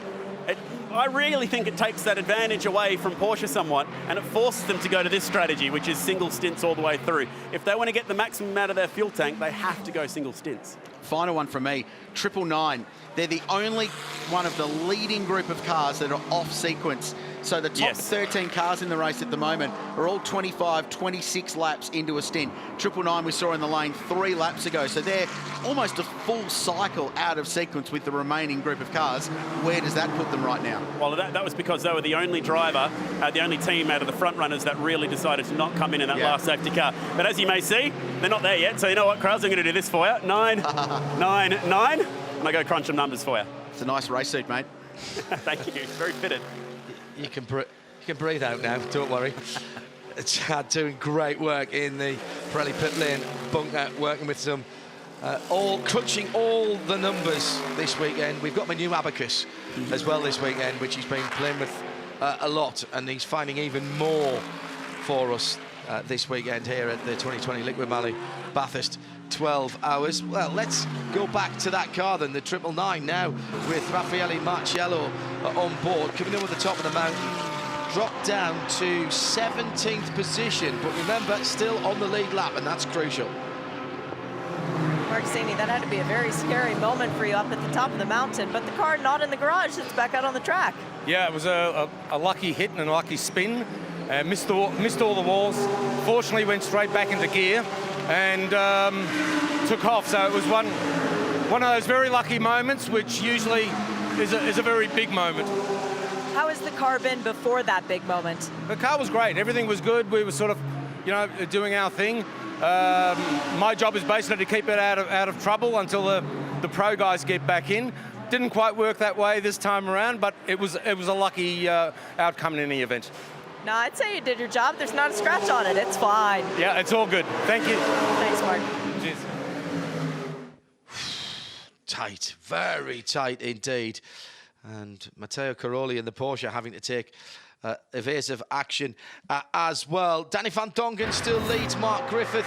That's the BMW GT4 ahead of the AMG GT4. Invitational class number 91 heading up the mountain straight at the moment. That's the car that's been bossing that and is up inside the top 20.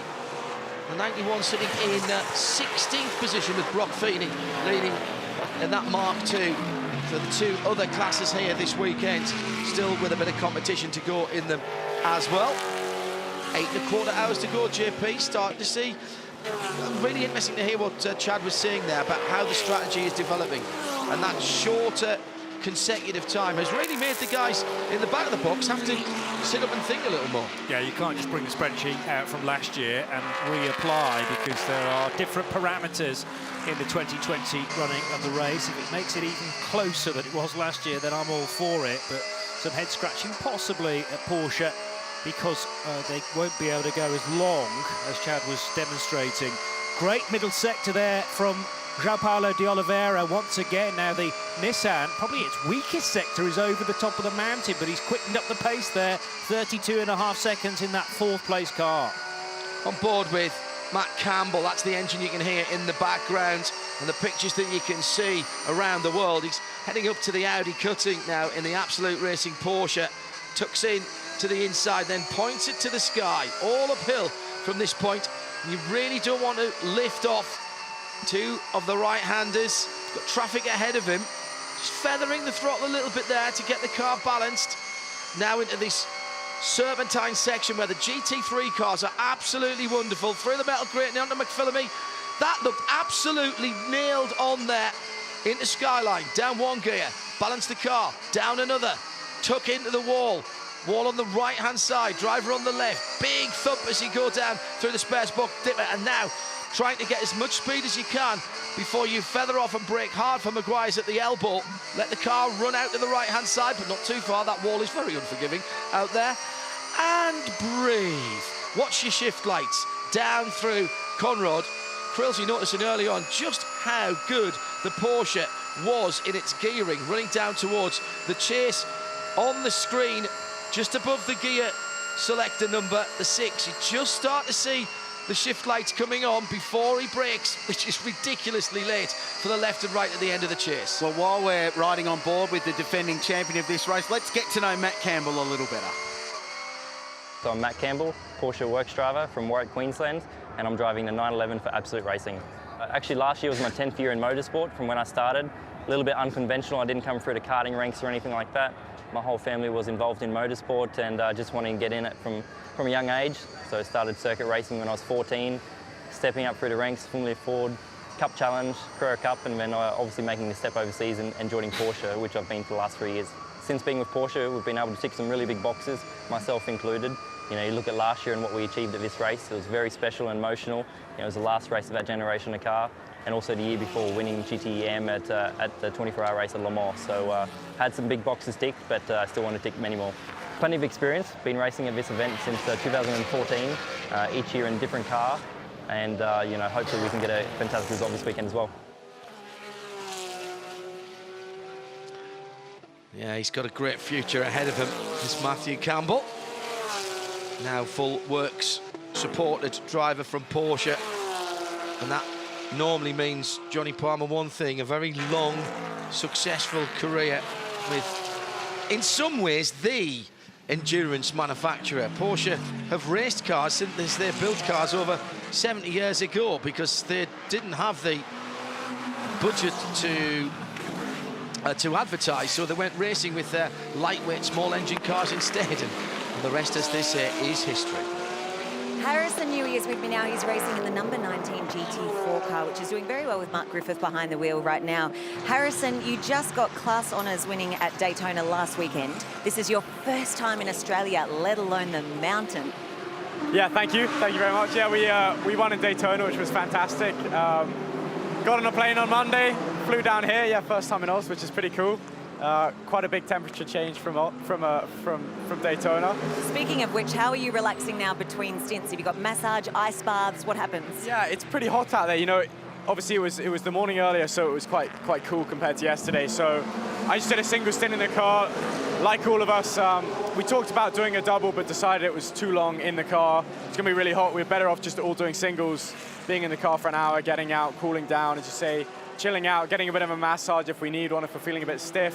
Yeah, I just pulled you away from having some lunch or breakfast then, actually. I have to ask, as an F1 fan myself as well, your father is watching today. He's the aero guru of F1, Adrian Newey. I'm sure he's proud of you here at Mount Panorama. Yeah, I'm sure he's at home. He'll have it on the TV. He'll be watching, cheering me on. So let's see. I'm sure I'll speak to him later. Enjoy your time in Australia and racing the GT4 at the mountain. Thank you. Thanks very much. Cheers, guys. Adrian Newey, the only man who can draw a dead straight line and still get downforce out of it. It's extraordinary. He sees wind, you know. He sees wind. Big part of the future of endurance racing as well, with what Adrian's been working on recently with hypercar and such like. Racer in his own right as well. Yeah, very rally good. driver. Yeah, does all sorts of things. Great to have Harrison here, though. I mean, a real talent. We spotted that a few years ago. Now has a Daytona title to his name as well. Harrison Newey. Still the still the 60 that's leading for Alvaro Perez.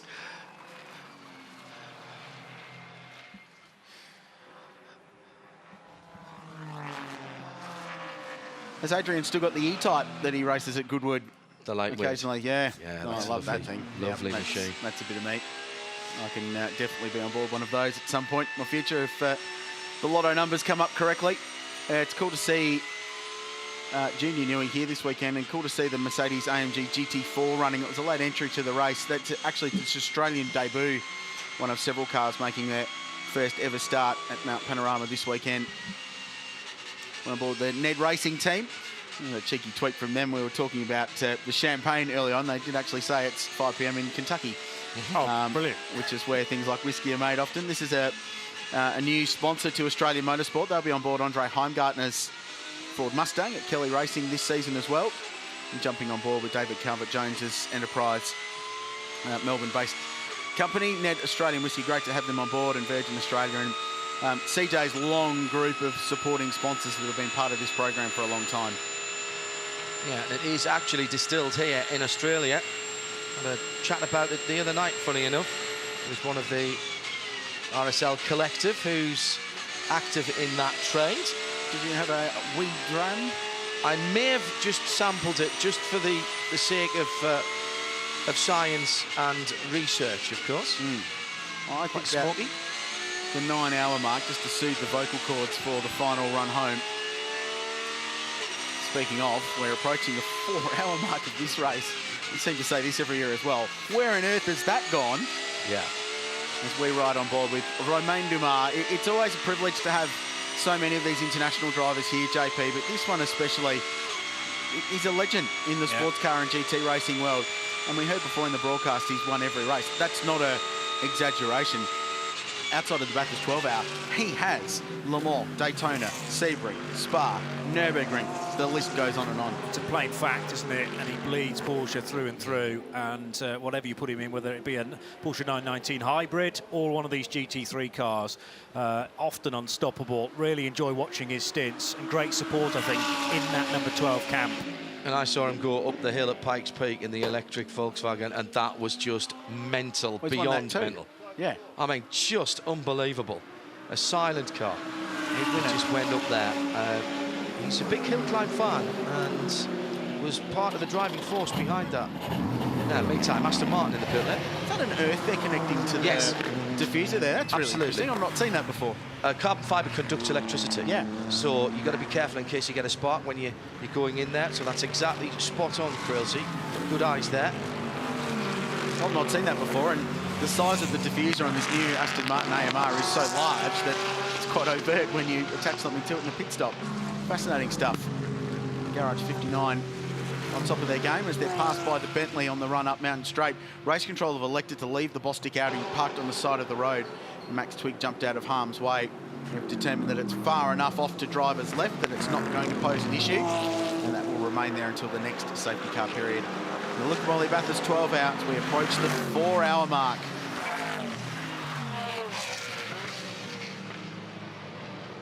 Slippery surface flags in the Audi Sport Cutting. Could mean there's a bit of debris there as well. It just means something on the track that you might not be expecting. You don't need that there. It's already one of the most challenging corners in motorsport as you climb the hill. Just coming up to the 4-hour mark. Has been sitting here studying the data for the 888 car for the Mercedes. Jamie Whincup had a moment at the top of the mountain with an Audi. Has he been reporting that everything's okay with the car? Yeah, it's okay. Struggled there a bit with Mark. Probably a little bit impatient. You know, you got to respect those guys a bit. But yeah, we both got away with it, which is fine, and we'll carry on. But yeah, it's okay. Just trying to settle in, and Jamie's got quicker and quicker throughout the stint. I think he's going to do a double, then I'll get in. It's almost a third of the way into the race, and you still haven't driven. It's a weird experience, isn't it? I'm pretty happy about it. I got woken up by the cars this morning, so last year I got up at 4 a.m. start sucks, so I was pretty happy not to get the call up this year. Hey, but hopefully you'll be in for the finish. Yeah, we'll see. The weather might be a bit crazy as well, so hopefully there's a bit of action here, but yeah, hopefully we're okay, and yeah, try and be there at the end. Thanks for the chat, Shane. Sweet, cheers. Another problem for one of the invitational class marked cars to the number 20. And we've seen that car with some dramas already this weekend. And it looks to me as though it might have some suspension issues on the left front of that car. That's where they had contact, I think, earlier on, if memory serves. Daniel Dawson behind the wheel earlier had that issue and they managed to limp it back. And these things are so durable and so tough. They're purpose-built race cars, but long-distance racing. They're not designed for all-out pace. They're designed to go very fast, not really, really quickly, for a long distance, and that's what they do so well. And part of that is being durable and being able to be quickly repaired. The sister car, the GT Motorsport car, talking about putting another engine in the car, and that process is still underway down there at the moment. So Jeff Taunton's team chuck another engine in it, run later on, and that's just remarkable. But that's only possible because of all the effort that's gone on to make that simple. Just wanted to make a point. We must be near a pit stop because the pace has started to ratchet up again. Spot on. And 2 laps ago, Matt Campbell set his fastest lap of the race, and the fastest lap for car 911. We got 2:04.47 on lap 94. All of the top 8 or 9 are on either 32, 33 or 34 laps in their stint, depending whether they got in straight away for the safety car last time around when we saw the Mercedes-AMG safety car. That was quite some time ago now. We've only had 3 interventions and we've been green now for just over 56 minutes. After having had that long period, over 32 minutes of the safety car after the big Audi crash for Craig Lowndes at the top of the mountain for Garth sorry. Yes. At the top of the, as soon as I said that, I knew that was wrong. He's in a Porsche. One supercar legend, another supercar legend. Well, you've got too many legends down here. You know, that is the problem. My apologies. I was just thinking about that. The race is the poorer for not having GT and GT's teammates. Chris Meesa, 2-time winner of this race, in it, because Garth, he's the racer's racer, always has been. He's the kind of guy that even if you've got a 7 out of 10 car, you put him in it and it becomes a 9.5 out of 10.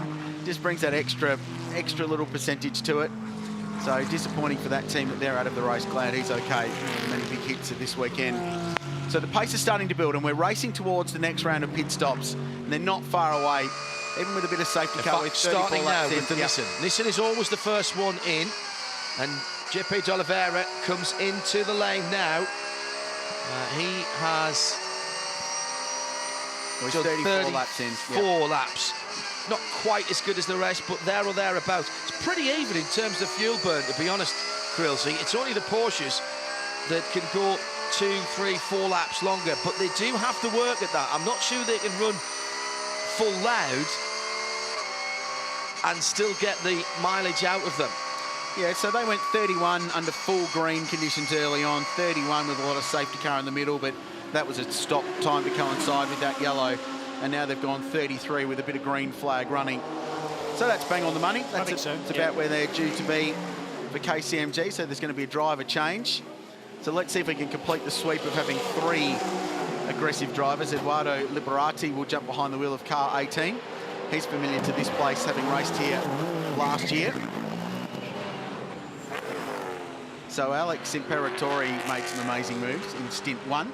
JP de Oliveira carved some people up in stint 2. Let's see what we get out of stint 3 for this very fast, very cool Nissan GTR. Well, guys, the very proud boss of our major sponsor, Liqui-Moly, Peter Baumann, is with me now. Peter, you must be very proud of this event. What, 8th year for Liqui-Moly, and it just gets bigger and better. It gets better and better. I remember I was here the first time 8 years ago, and seeing it now after 8 years, it's great how the whole event has developed. It has become, from an Australian event, it has become to an international event, so it's great to see that. And from Liqui-Moly's point of view, you get a lot of benefit back from it as well? Yeah, sure. I love it. As you can imagine, I'm a responsible guy for this brand. Walking in at that place, seeing my logo all over the place, it gives me a shiver all the time I'm here. And bigger and better for this event from here on in now, isn't it? I mean, the way it's grown over the last few years, that growth just shows no signs of letting up. Yeah, exactly. That's also what I love if I come here. It's great. We have a lot of people we invite from every part of Australia, even people from New Caledonia. They love to come to this event. And you must love to look around too and see the audience here. You know, there's families, there's young kids, there's racing enthusiasts, people who've come to this event for the first time. It's a real mix of crowd. I was here now in these 8 years. I'm here now for the 4th time. And I love how the crowd has increased. I guess if you sit on the grandstand here on the bank for a 12-hour race with these heat conditions, you must be a real enthusiast. Absolutely, and you get great value for your money here as well. Yeah. Peter, thanks for being part of it. We love having Liqui-Moly there. Thank you. We love to be part of it. Thank you. Thank you. There you go, guys. Great support of Liqui-Moly. And an absolute integral part of how this event has grown. We're heading up to the 8-hour mark. Plenty of battles still going on. AMG versus Porsche. How many times have we said that today? As the 777 goes through on the Grove car and makes up a position. Meantime, it's the GT4 leader BMW going up the hill ahead of the Mercedes AMG GT4, the Mercedes AMG GT4 first time we've seen that here in Australia. At the moment, it is the BMW that holds sway, and still the number 91 leads in the Invitational class and sits in 15th position overall. That's a pretty good run for that Mark Cars. By the way, the 20 car did get back to the pit. It had only been out for 12 laps since it was repaired after its first brush with the wall. Good to see the Brett Strom and Jurgensen car doing its business up the mountain, and for the moment at least doesn't have to look in the rearview mirror. Yeah, we're here with the number 20 car in the Mark II, which is a shame. We were all so excited it was back out there. Cedric behind the wheel, you're back in the garage. This doesn't look good. Yeah, I was driving and the suspension just broke all of a sudden. So then I just saw the smoke on the front left and I came back in to repair. Probably also one of the cause, like after cause of what happened in the first hour. So yeah, there was no hit or anything. It just went up. So just a quick repair and then I'll get back in. Fabulous news, you'll be back out there. This car won this category last year, so good luck. Thank you.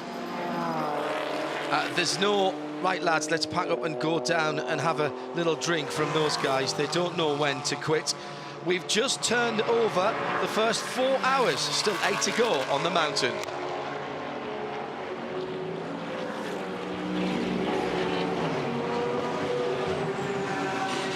And a really interesting motor race brewing, as it has been since the very start. And the margin for the lead as well has come down a little bit.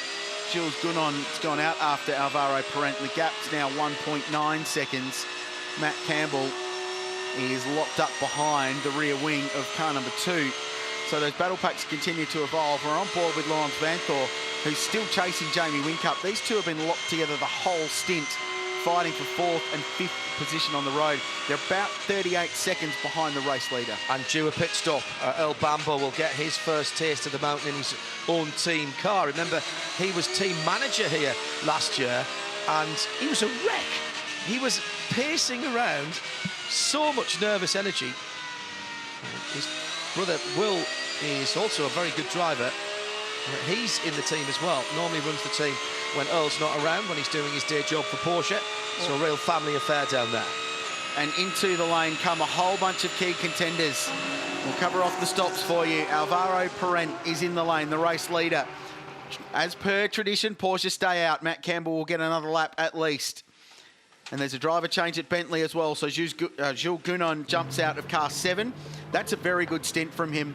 And that car's crept up from 11th at the start to run 3rd. Actually, they were 2nd before they went into the lane. Here's the McLaren stop. Alvaro jumping out.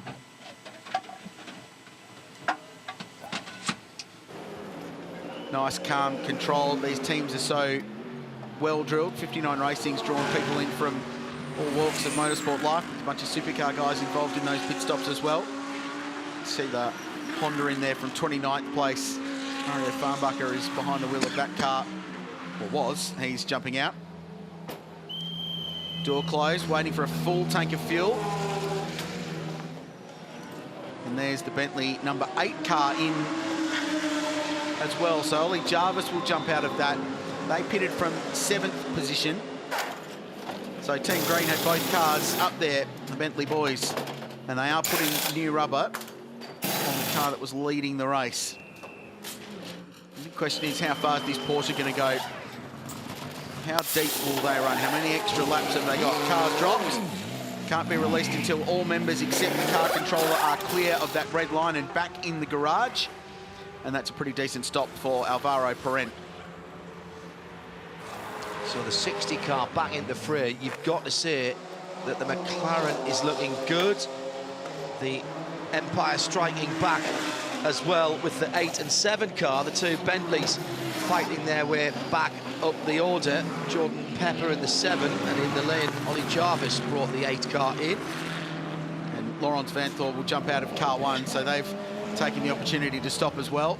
And that's Earl Bamber jumping into the number 1 car. And also in. Porsche went around again, JH. And Kelvin van der Linde is flying on for the fastest lap of the race, or a hero in lap to get the 22 into pit lane for some scheduled service as the race builds to a new set of stops.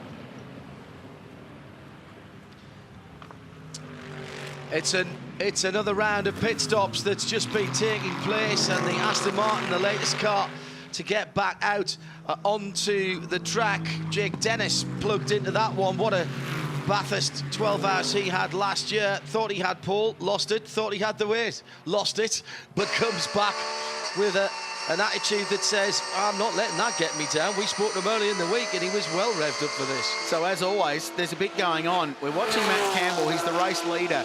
He's yet to stop. He's now gone around a 2nd time. Bunch of the cars in the top 10 who are all on that same strategy we were talking about have dived into pit lane, but the Porsche stays out.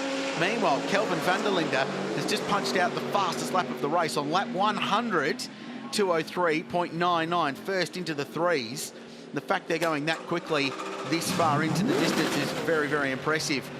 So the race leader has been in the lane. That's the 2nd McLaren we're looking at. Dom Story behind the wheel. They're leading the silver class. They're 8th outright as the pit stop shuffle happens. And that's car 888. Jamie Whincup was behind the wheel. It will be Shane van Gisbergen now to drive that car for his first time, 4 hours into the race. Great fuel economy from Jamie there as well. Obviously fleet of foot on the pedals, 39 lap stint. And I think Matty Campbell's going to be the equivalent as well when he pits on the next time around. Prime leader. How many times have we said this down through the years, chaps? It's the number 4 Grove Porsche.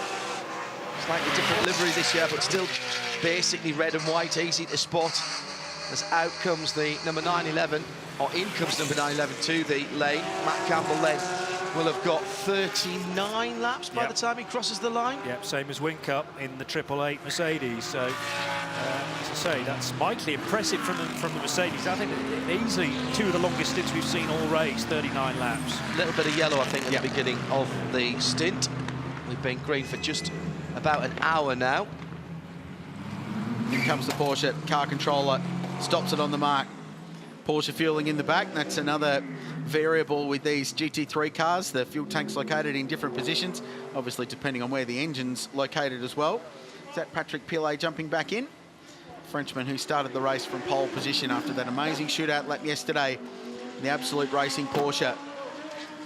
Fuel will go in, and then they can go to work and throw some Pirellis at this car if they need to.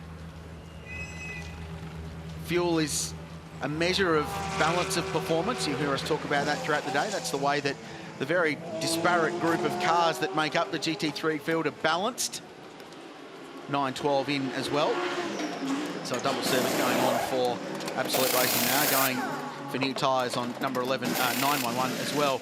So the fuel restrictor, the amount of fuel that can flow in to the tank through that nozzle is restricted in different cars, and it's different sizes.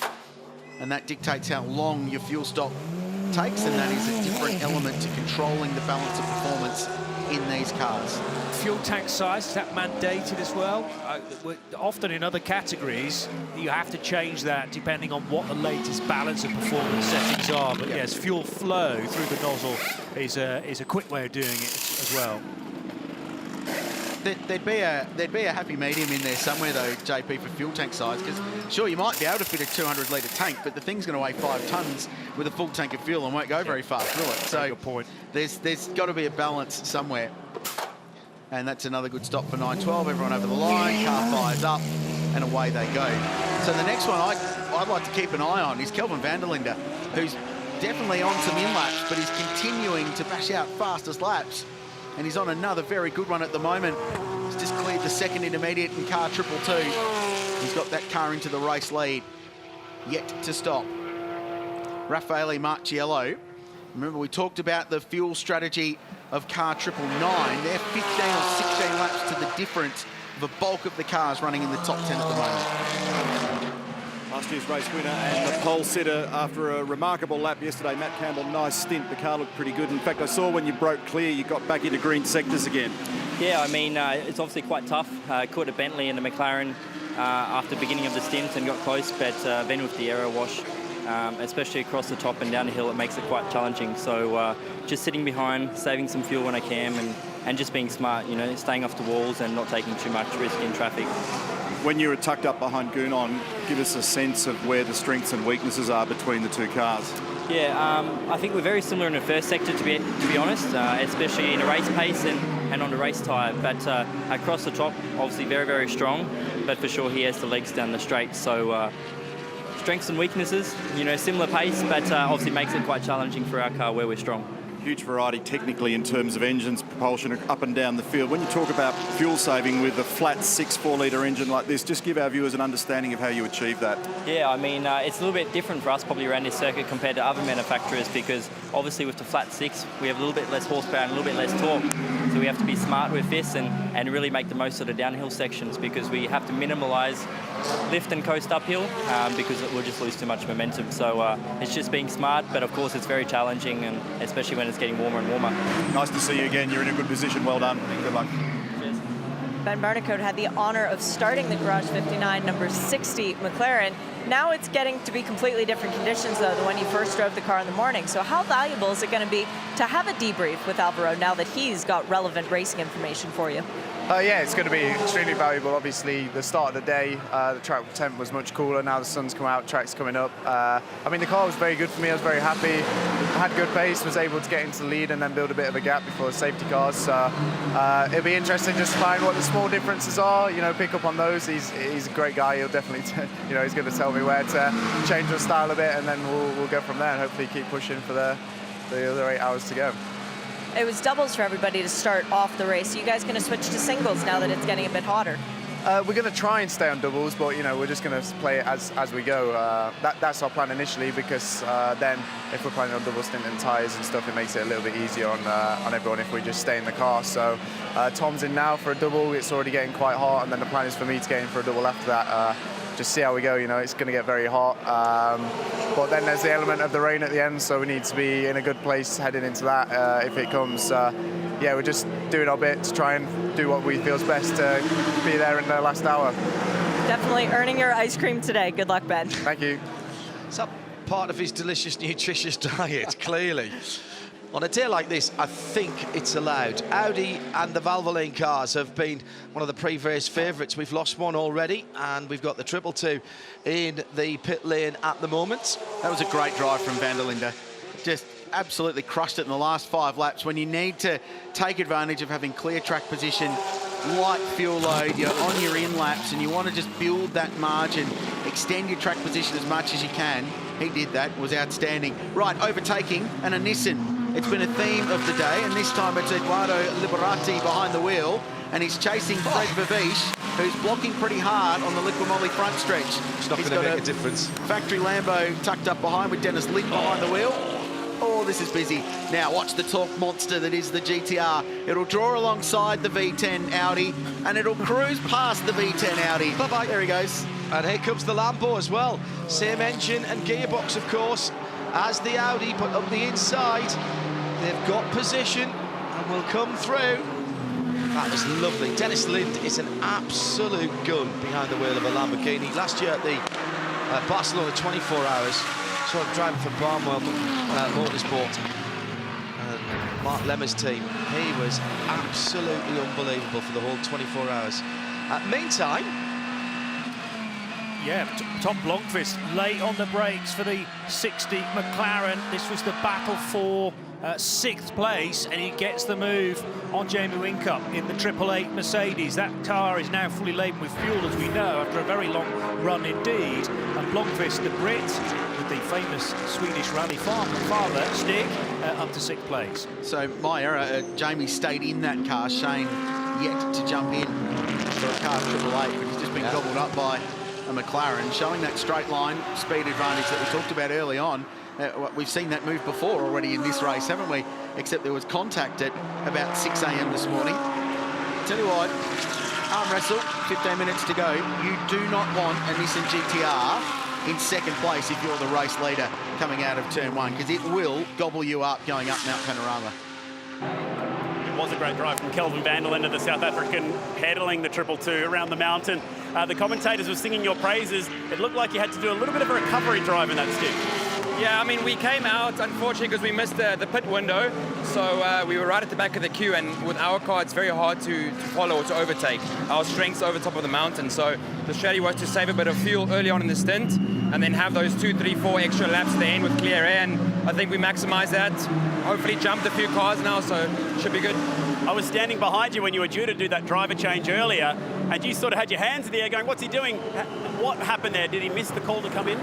Yeah, there was no real call to come in, and as a driver, you don't want to come into an empty pit box. So, but yeah, did the right thing to stay out and just be safe. But yeah, it set us back a little bit. But hopefully we can go ahead and next week's still a long day ahead. Good recovery. Thanks a lot. Cheers. predicting 295 laps if we carry on as we are going. Still 7 3/4 hours to go, and a Bentley leads at the mountain.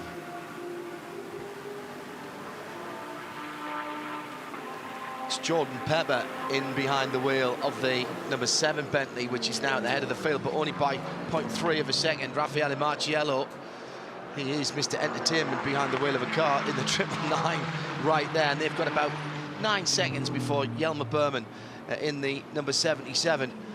That's the Team Craft Bamboo Black Falcon Mercedes in 3rd position. Just coming up to, in fact, just on 10 o'clock in the morning here, Johnny Palmer. Your thoughts so far about what we've seen here? And all right, we've had about 50-odd minutes of EMG safety car, but other than that, the pace has been relentless. It has, yeah, that's the one thing that had struck me so far. Some really nasty accidents, unfortunately.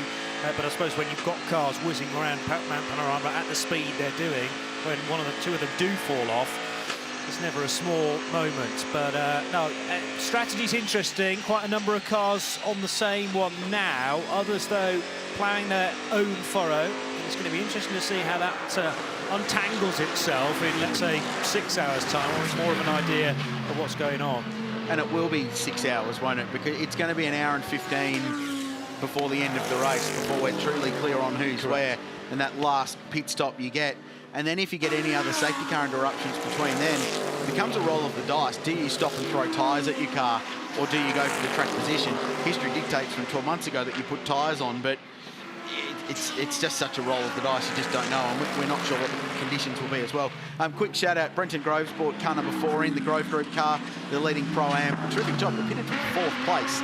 Strategy assisted on the end because all the leaders pitted, but that's still a really impressive job, and they remain on the lead lap. Yeah, and talking about lead lap, the last round of pit stops, Romain Dumas managed to get the number 12. That's the Net Australian Whiskey Porsche in the Pro-Am category, second in that category at the moment, in 19th position. That's back on the lead lap as well. So 19 cars still on the overall lead lap. Easy for some to say. What we're watching here is the battle for the race lead. It's no wonder I'm tripping over words. It's exciting that we've still got a battle for the lead on 3/10 the official margin. Jordan Pepper, the South African, a few of them starring in this race today.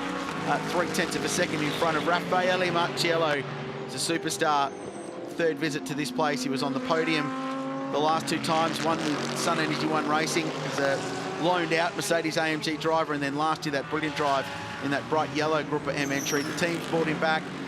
They were saying at the press conference yesterday that they've got a great bond there now. Maxi Book's been part of that team for a long time, a really good understanding, and they're performing very, very well. So seems to be perennially competitive at this location. And the 2 big bangers in GT3 racing, big front engines, one British, one German, battling it out for the race lead. On different strategies, it must be said. 21 laps since Marciello was in the lane, 7 since Jordan Pepper was in. Temperatures rising. It's going to be a hot one on the track and in the air. Up the mountain straight, McLaren versus Porsche.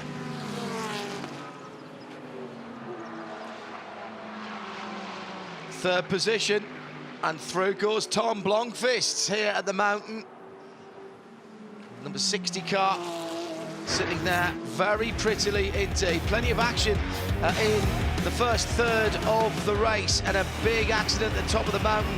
2 Audis teammates together, and one of them now out of the race, with Garth Tander taking a wild ride into the gravel pit, but able to walk away unaided. That brought out the Mercedes AMG safety car, and on the restart it all got a bit unnecessary, with drivers trying to take as much advantage as they can, no more so than JP D'Oliveira in the Nissan. Only one line over the top of the mountain. If there's a slower car, you've got to give them respect, Krilsey. Amazing, they got away with that one. Jamie Whincup and Mark Sini, little altercation, and even SVG suggested in an interview that perhaps his co-driver just needs to be a little bit more patient across the top of Mount Panorama. Mark Sini remarkably turned around. Lee Holdsworth is in that car now.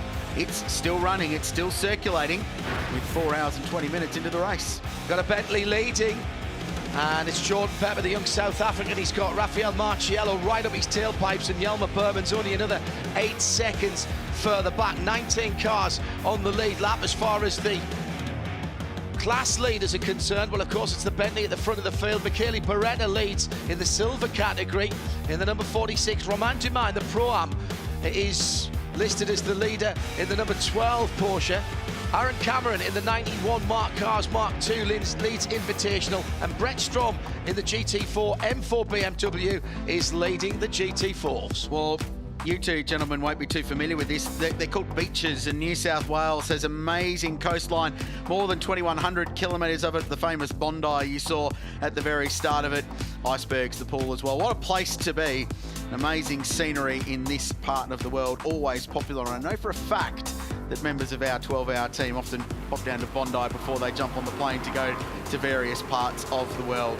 That's the scene here. No beaches, but an amazing mountain at Mount Panorama, and the Scandia drone cam showing us the scene as we work our way through the 5th hour of the Liqui-Moly Bathurst 12 hour. It's being led by a Bentley. There's a Mercedes AMG in 2nd. There's a strategy battle going on. McLaren 3rd. Actually, 4th, because Yelmer Berman's up to 3rd place. And this is the fight for the lead. Jordan Pepper's in front. There's 16 laps difference in fuel between these two cars.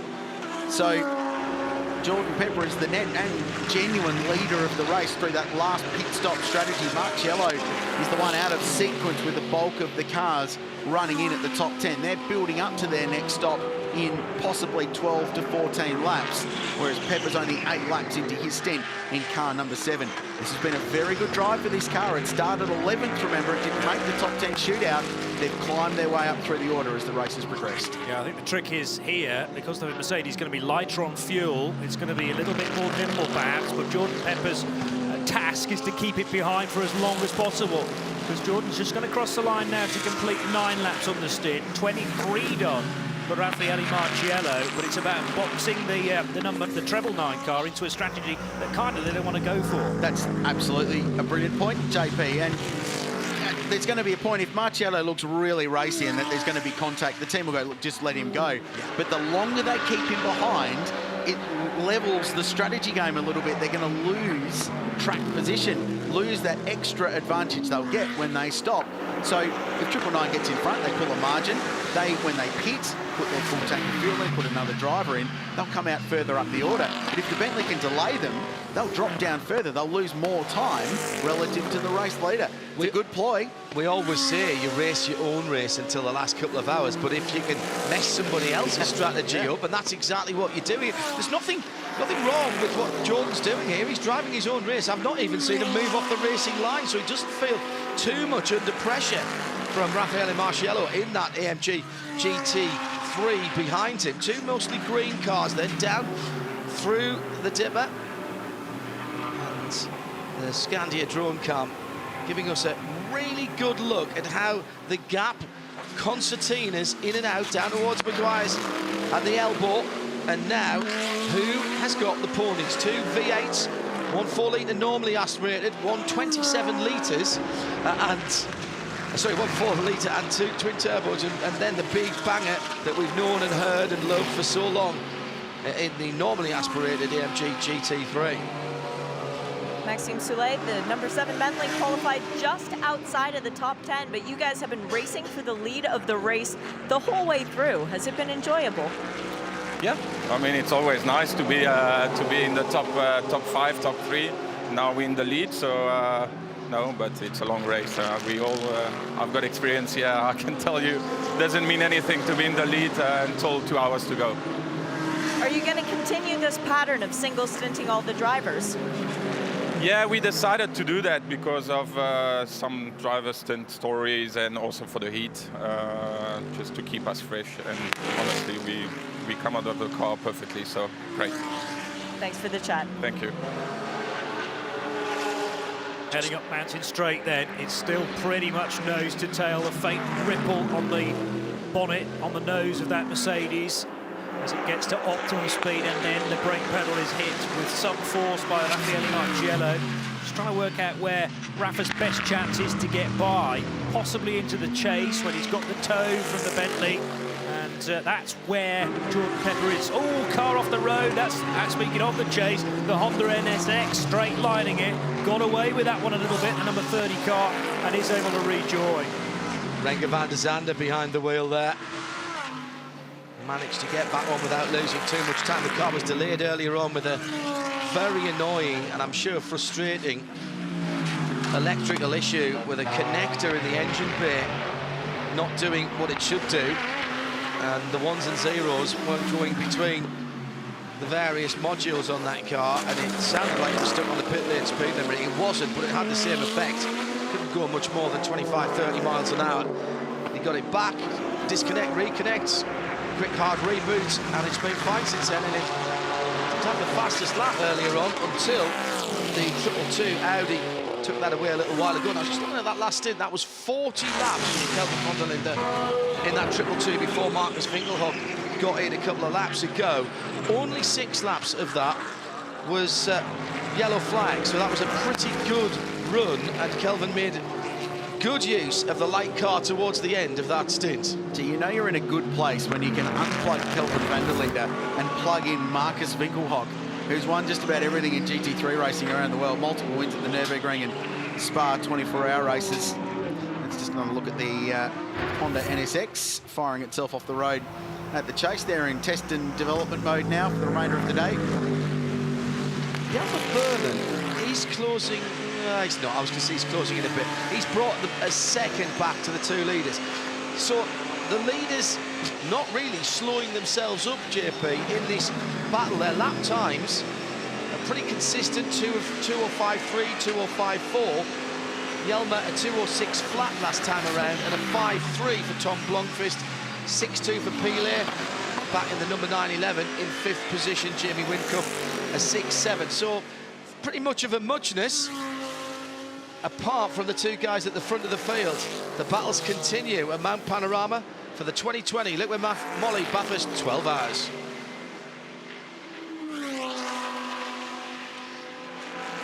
Very impressed with Jordan Pepper. He's come up through the Bentley Customer Racing ranks, Krilsey, and has really climbed the ladder doing that. Came to the factory attention. They had a chat with him because he'd been running in one of their customer cars. And Bentley, by the way, running more customer cars than ever this year. And Jordan promoted into the factory squad last year. So now entering year 2. Seb Morris following a similar career path this year. It's a good program, isn't it? Much like Porsche, Audi, Mercedes-AMG, they've all got these young driver programs bringing this continual flow of talent up through the ranks. It's the run through the kink, up the hill into the chase. So it's point 4. He's dealing with Marciello very nicely here without any undue defensive driving his own motor race. Team will have been on the radio saying, eyes forward, mate, just keep doing what you're doing. And that's exactly right. And at the same time, I think Marciello understands that while he'll take an opportunity if he can get it, there's no point turning your thing into a canoe with 7.5 hours remaining in the race. And just on a strategy thing, that there's 2 good Mercs on the same sort of numbers now. And the 999 car in 2nd place is one, and the 77, it's the Craft Bamboo with Black Falcon entry, in 3rd place is another. They're 2 laps apart on strategy, but they're a long way different from almost everyone else in the top half a dozen plus cars in that leading group. That's going to be interesting to see how they play out.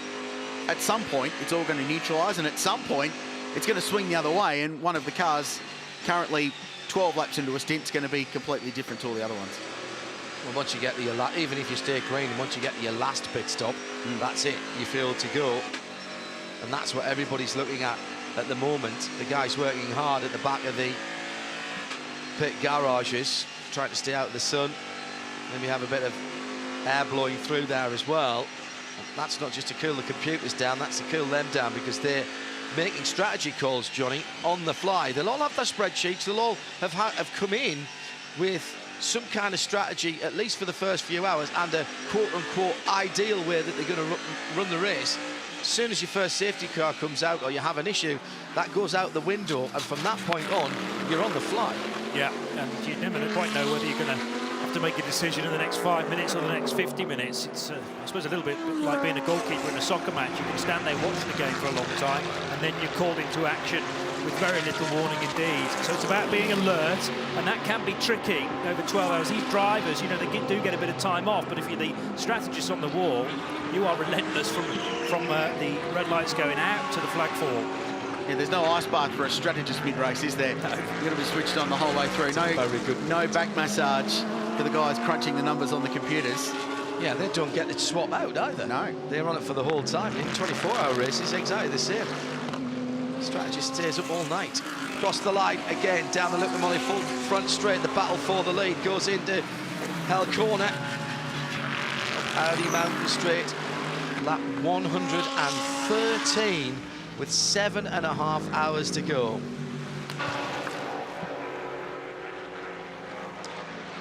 The battle for the lead is just as exciting now as when we rolled off the line in the darkness here this morning at Mount Panorama. Barely a car and a half between Jordan Pepper in the metallic green Bentley Continental number 7 and Raffaele Marciello in the green and white, number 999. That's the AMG Mercedes-Benz GT3.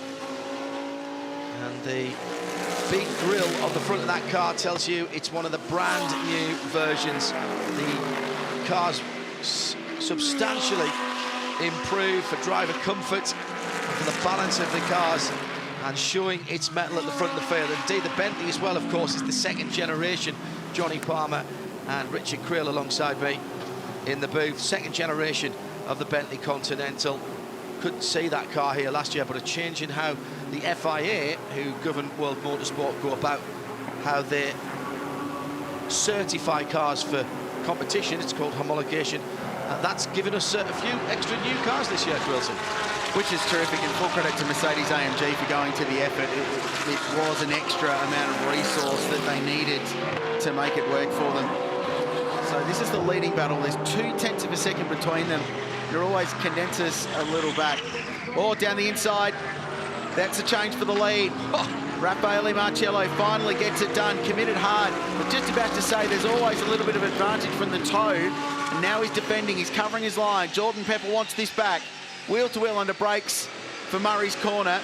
I think the Merc's going to be clear now. Traffic ahead might play into this, and Pepper goes to the inside line, the left-hand side of the track. He's making sure that Rafa knows that he's still there. Bit of lights flashing going on from those two guys, and good driving from the Lamborghini to stay out of the way. My, that Lamborghini's quick up Audi Mountain Straight. Good pass, wasn't it? There was no attempted defence from the Bentley because he didn't really see it coming. He left it quite late, Marcello, but it was a pretty safe move. And smart heads-up driving from the Bentley as well, just to let him through with no real hassle. Car 12 in, so this drops them back off the lead lap. Romain Dumas behind the wheel. There's a driver change going on. That's young Jackson Evans jumping in, I think. And they're pinning from 18th place and second. And that will cost them the leading Pro-Am when the Grove car comes around with Steve Grove behind the wheel. They've been having a good arm wrestle, actually, in the Pro-Am class. Absolutely right. So that's a battle worth following as the day goes on. Stephen Grove now just assumes the lead as he crosses the line. Change of position up the top of Mount Panorama. The number 9 car jumps past the Trofeo Motorsport Lamborghini after fighting so long. It's Lee Holdsworth behind the wheel of that car and Liam Talbot behind the wheel of 29. Liam had a pretty successful year in one-make Porsche racing in the Carrera Cup here in Australia last year. Lee Holdsworth still plying his trade in supercars, doing a nice job for Tickford Racing. Actually, a very strong season last year. The back half of his year was very good. So building second year of the Mustang this year. Top of the mountain, here's the Mark Cars entry. Scandia Racing, Aaron Cameron. He had another standout season in touring cars last year. Races just about everything. He's been part of this program for a long time, and they're leading the invitational class. Early pit stop for Jake Dennis in the Aston Martin number 76. Just 13 laps since he was last in the lane. Now, did he do a double stint, and is that why he's coming in? I thought he took over.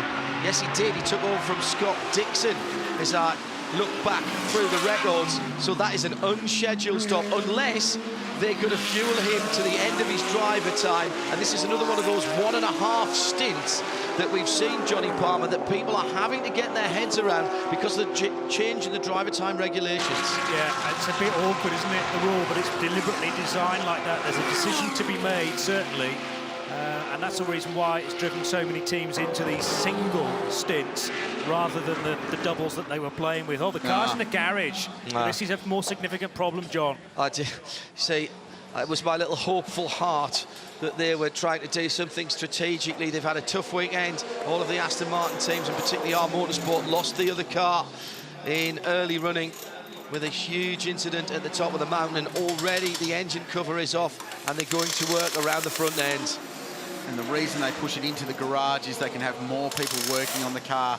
When it's in the working lane, it's a limited number of people, so now they can throw everyone at it. Front splitters coming off. Let's see how far back that twin-turbo AMG sourced, but Aston fettled V8 sits It's almost mid-front engines, isn't it, when you think about it? It's almost in the passenger compartment. You made a good point there as well about the engine tuning. Shares the engine with the road-going Aston Martins, and Aston have made quite a few changes to that V8 engine, particularly in the tuning and the fueling map. Doing pads on that car as well while it's in there. They're putting a new front splitter on that car. Has he been off? Bit of a wild ride somewhere, maybe? There's a slight scar to the rear diffuser I noticed as well on the rear left corner. But as we know, that car's been in the wars at times throughout the course of the weekend. So it's not going to be a long stop because Jake's staying in the car. Yeah. There's no doubt that he feels he'll be going back out again sooner rather than later. Tim Dark, among a number of people who's tweeted us at the studio using the hashtag B12HR, saying if you think the track was slick yesterday, the amount of dust and dirt being blowing around out the campground is going to make it difficult later on in the heat of the day. And that's a good point, because the wind has got back up again as the Aston Martin continues to receive remedial attention. But the wheels are going back on that car, so maybe they've found the errant component and feel they don't have to change all of that under tray. See, the car had the incompressible jack stands underneath it, which is mandated whenever you're working underneath the car, so the air jacks can't collapse on anyone working underneath. The team doing a good job. Interested to find out what's caused the damage to the front of that car, though, to necessitate a front splitter repair. I think the brake pad stuff is just taking the opportunity while you've got people to throw at it. Why not? And they've technically got 2 cars worth of crew to chuck at that car today because of the non-starting of the number 62 entry, which was so heavily crashed at the top of Mount Panorama yesterday by Marvin Kirchhofer. New splitter has gone on this 76 Aston Martin, but when it rumbled down the pit lane, guys, it didn't sound completely healthy to me, almost as if it was dropped a cylinder. But the guys are pretty satisfied with their new work. They are trying to bolt on this new splitter. It's not actually sticking to the bottom side of the bumper on the left side, and now they're focused on getting that done on the right side first. Shea Adam down in the garage. Not much wear on for 13 laps on those Pirelli P0s on the front, so the new Aston pretty light on its tyres. It's been a race of attrition, for some more than others. The 96 Nissan GTR, one of the older versions of that car, took a bit of damage earlier on. They put some clear tape and some razor tape on it. Hang on, slow Porsche at the top of the mountain. And it's not any Porsche either. It's the 911, and Patrick Pilet, well inside the top 10. He's not up to speed. He's been passed by 2 or 3 cars there. And is this the first chink in the Weissach armour? It's got all 4 Pirellis under it. I'm pretty certain it looks straight on the road there, guys. Has he got a puncture right rear? Oh, better eyes than me if he has. He's been out for 14 laps. Yeah. It's sitting low at the right, you're spot on. It was just sitting low. Car was a bit skew. Is it a puncture or is it a failure?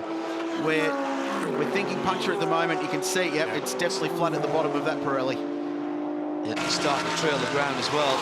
Well, bad luck for Pilet, who's been doing a great job. Maybe going a tad quick for that situation, but he wants to get back into the AMG pit entry as quickly as he can. Checks his mirrors left and right. They're going to lose a lap with this. They're going to throw enormous amounts of time just limping back from the top of Mount Panorama, and then to go through the stop sequence as well. They were 14 laps into their current stint, so they're not even halfway through their current run. The only sliver of light that I can give them is if they fuel him now and put a new set of tyres on, he can stay in till the end of that fuel load. So again, he'll have done one of those 1 and a bit stints that some people have tried to do. Okay, it's not great, but it's not disastrous right now. The problem with this happening under green flag, though, is they're going to throw away so much track position. Yes. That they'll go a lap down almost certainly, already a minute and 42 behind the leader. We'll track that for you. He's done a super job of bringing it back. Often the tyre can delaminate quite badly and flail around in the inner guard, which is doubly worse when it comes to one of these cars, because that's where all the good bits are. There's engine and transaxle, rear wing, diffuser, all located hanging out the back axle of one of these Porsche 911 GT3Rs. And they're now a lap down because Raffaele Marciello has just crossed the start-finish line. Straight to tyres.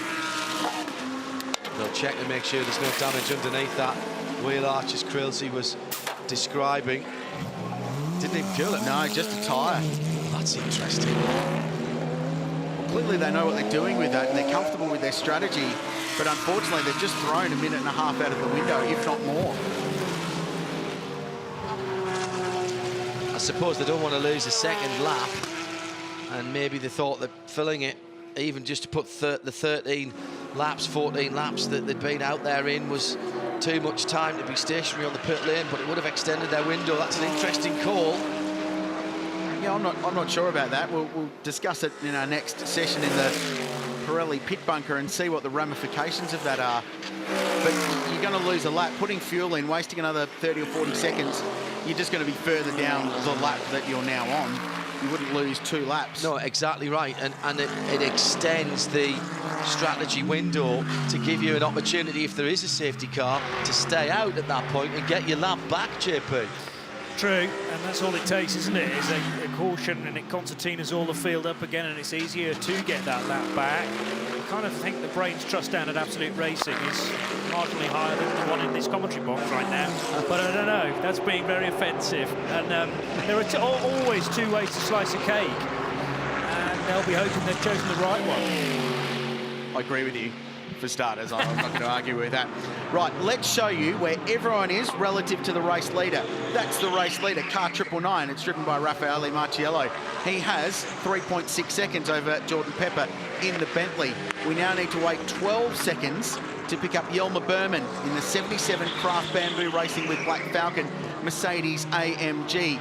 We then look back to Tom Blomqvist, and he's another 21 seconds down the road in 4th place. So the field's just started to spread itself out now. There's the Porsche.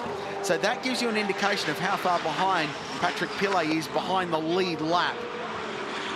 So it's about 40-odd seconds. There's Blomqvist. He's in 4th place. We now wait for Jamie Whincup, who's another 19 seconds down the road in 5th place. We'll come back and do that, because just as we try and show you where the whole field is, the benchmark, the leader, has dived into pit lane, and 33 laps into a stint. That seems like bang on the window with a lot of green flag running. Gruppa M Racing bring Raffaele Marciello in for some service.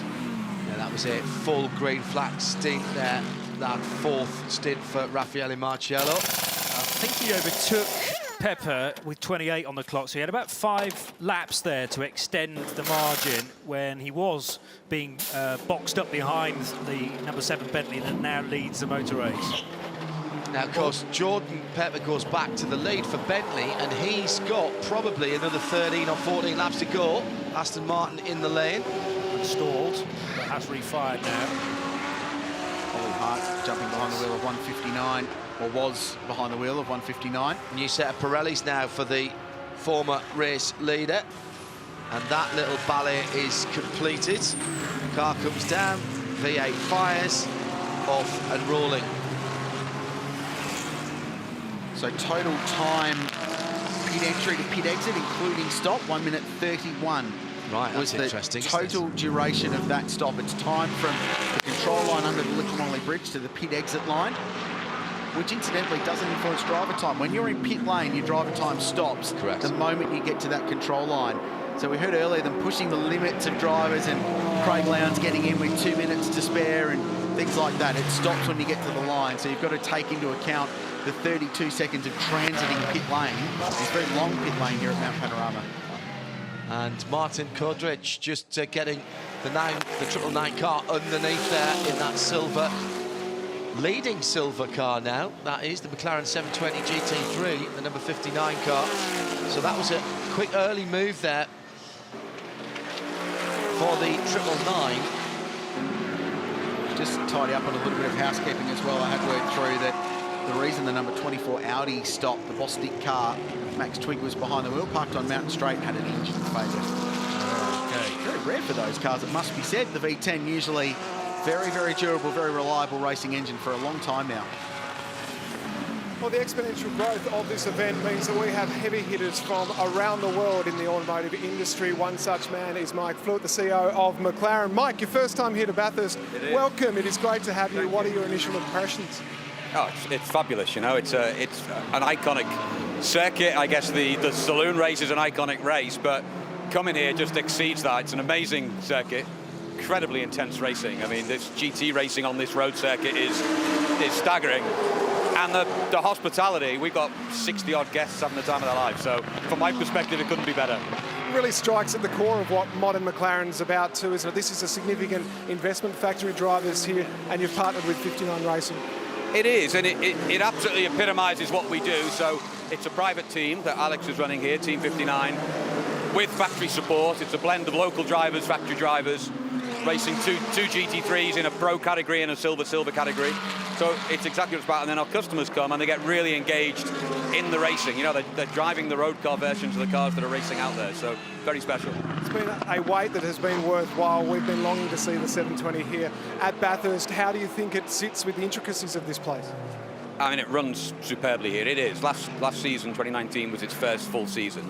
This is its first race. We got good provenance here. The 650 GT3 still holds the lap record. We won here a couple of years ago. Very competitive, as I joked with you off camera earlier. If this was the Bathurst 1 hour, we'd have won, you know? So we're 4 hours in, we're coming second. I think we're well placed for a 12-hour race, but a 12-hour race is quite grueling. So let's wait and see. But the car's superb around here. So very, very happy with it. And a class-leading position as well at the moment too. So you've got a couple of things to look forward to potentially at the end of the day. You've had an activation side here. How have the fans received the car as well in terms of a road car? It looks beautiful. It's certainly the media's pick. If we got to have a hold of one at any point? It's the cars look stunning, which is great. You know, we're here marketing what we do. We're here involving our customers. But we're here to win the race, and it's primarily a great race car that's been developed for exactly this kind of activity. And it suits pros. We've got a full pro team, and we've got a silver team, a largely AM team. And, you know, both are leading their categories here. So the car's very good. It's a very stiff car with that carbon chassis. So maybe a little harder on the drivers as they're getting everything transmitted through to them. But, you know, these guys are experienced people. They can handle that. So, yeah, fabulous. Mike, make them earn their money. May we see you at the end of the day. Good luck. Absolutely. Thank you very much. Real pleasure. Thank you. Long and hot stint for Jelmer Berman, who still is trying to rehydrate. That's 2 bottles of water now for you, and now another drinks bottle. How difficult is it to try and get the fluid back in before you have to get back into the race car? Yeah, I mean, normally you have a drink system in the car. This time we had a rush during the pit stop, so we didn't change the bottle. Took a drink, and it was like tea, so I skipped that. And so yeah, you're trying to rehydrate after the stint. Not sure how long I'll be out of the car, but a good possibility I'll be in it quite soon again. So yeah, trying to take some fluids and get ready for the next stint. The track seems like it's in a good condition out there for battling. Is that your impression of it too? Yeah, its grip level is quite good. I think the lap times were quite fast, so it's a lot of fun to drive. Even though it's quite hot, tires are still performing well. So yeah, nothing to complain. The car is perfect, actually. Balance is really nice. Can really push also over the mountain, so I'm really happy. Good luck, Jelmer. Thank you. Nice to see Mike Float here from McLaren. What an automotive giant he's been. A couple of stints at Ford, Bentley, and Rolls-Royce before moving to McLaren about 5 or 6 years ago. And his car's in second place here on the mountain.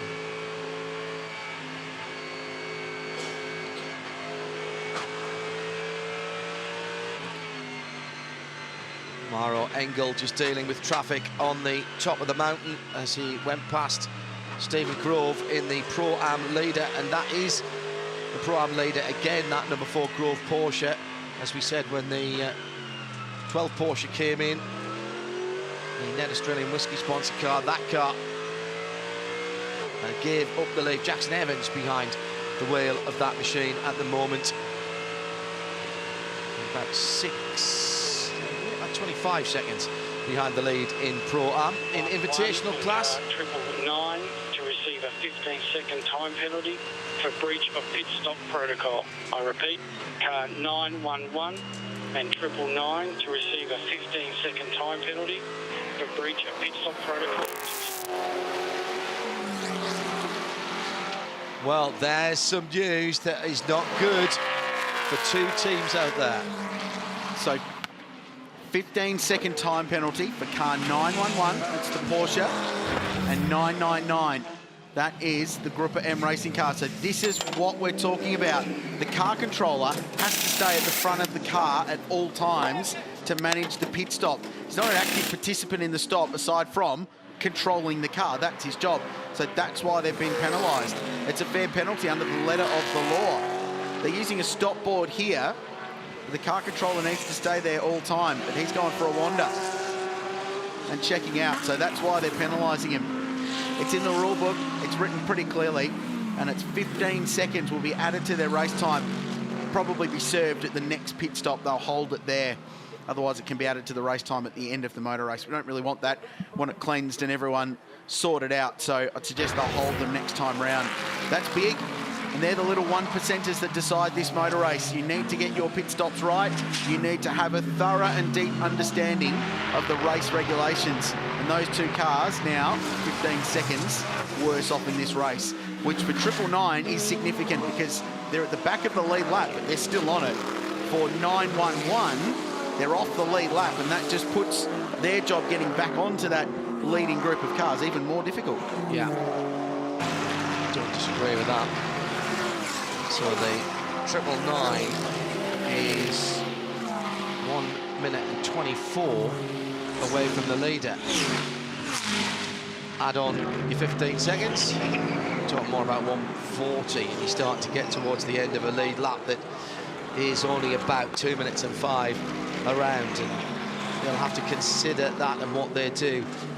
I like the fact that they're not being brought into the pit lane for a drive-through straight away, JP. It can be served at the next scheduled pit stop, and they can still service the car, but they'll just have to sit an extra 15 seconds. And that ensures that it is a 15-second pit stop rather than having to come down pit road and transit the pit lane and then take your 15 seconds as well. At least you can soak it up in a usual stop for those cars.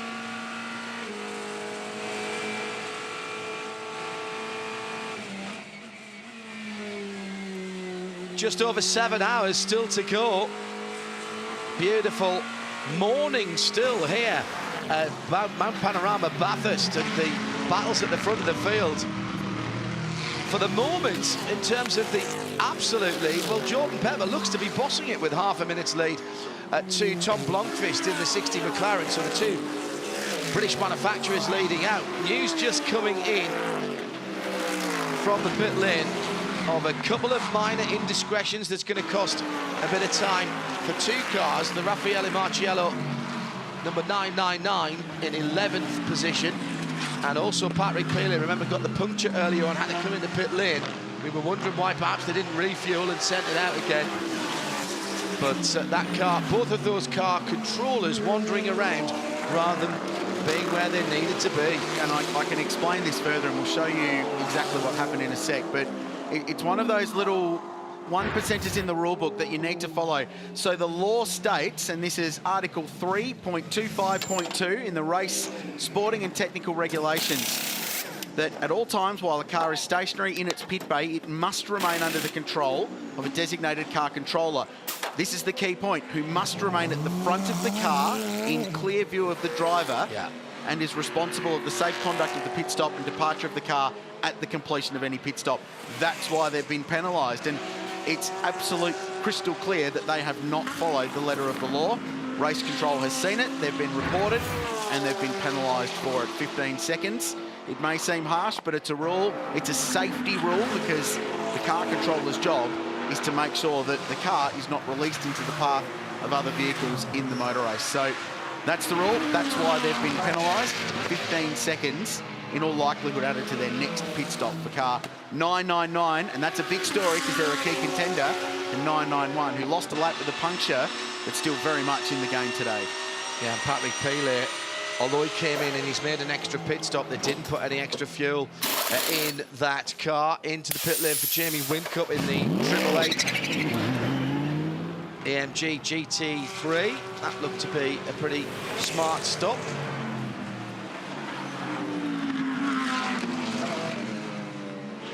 So Peely just to reiterate, did 15 laps before the puncture and then came in, added no fuel then, so he's done 21 laps in terms of fuel, although he's only been out the pits 6 laps on this stint, quote unquote, and I mean. Just to put a full stop on this penalty scenario for the 999 and the 991, if time's gone by, that would have been a drive-through penalty. Yes.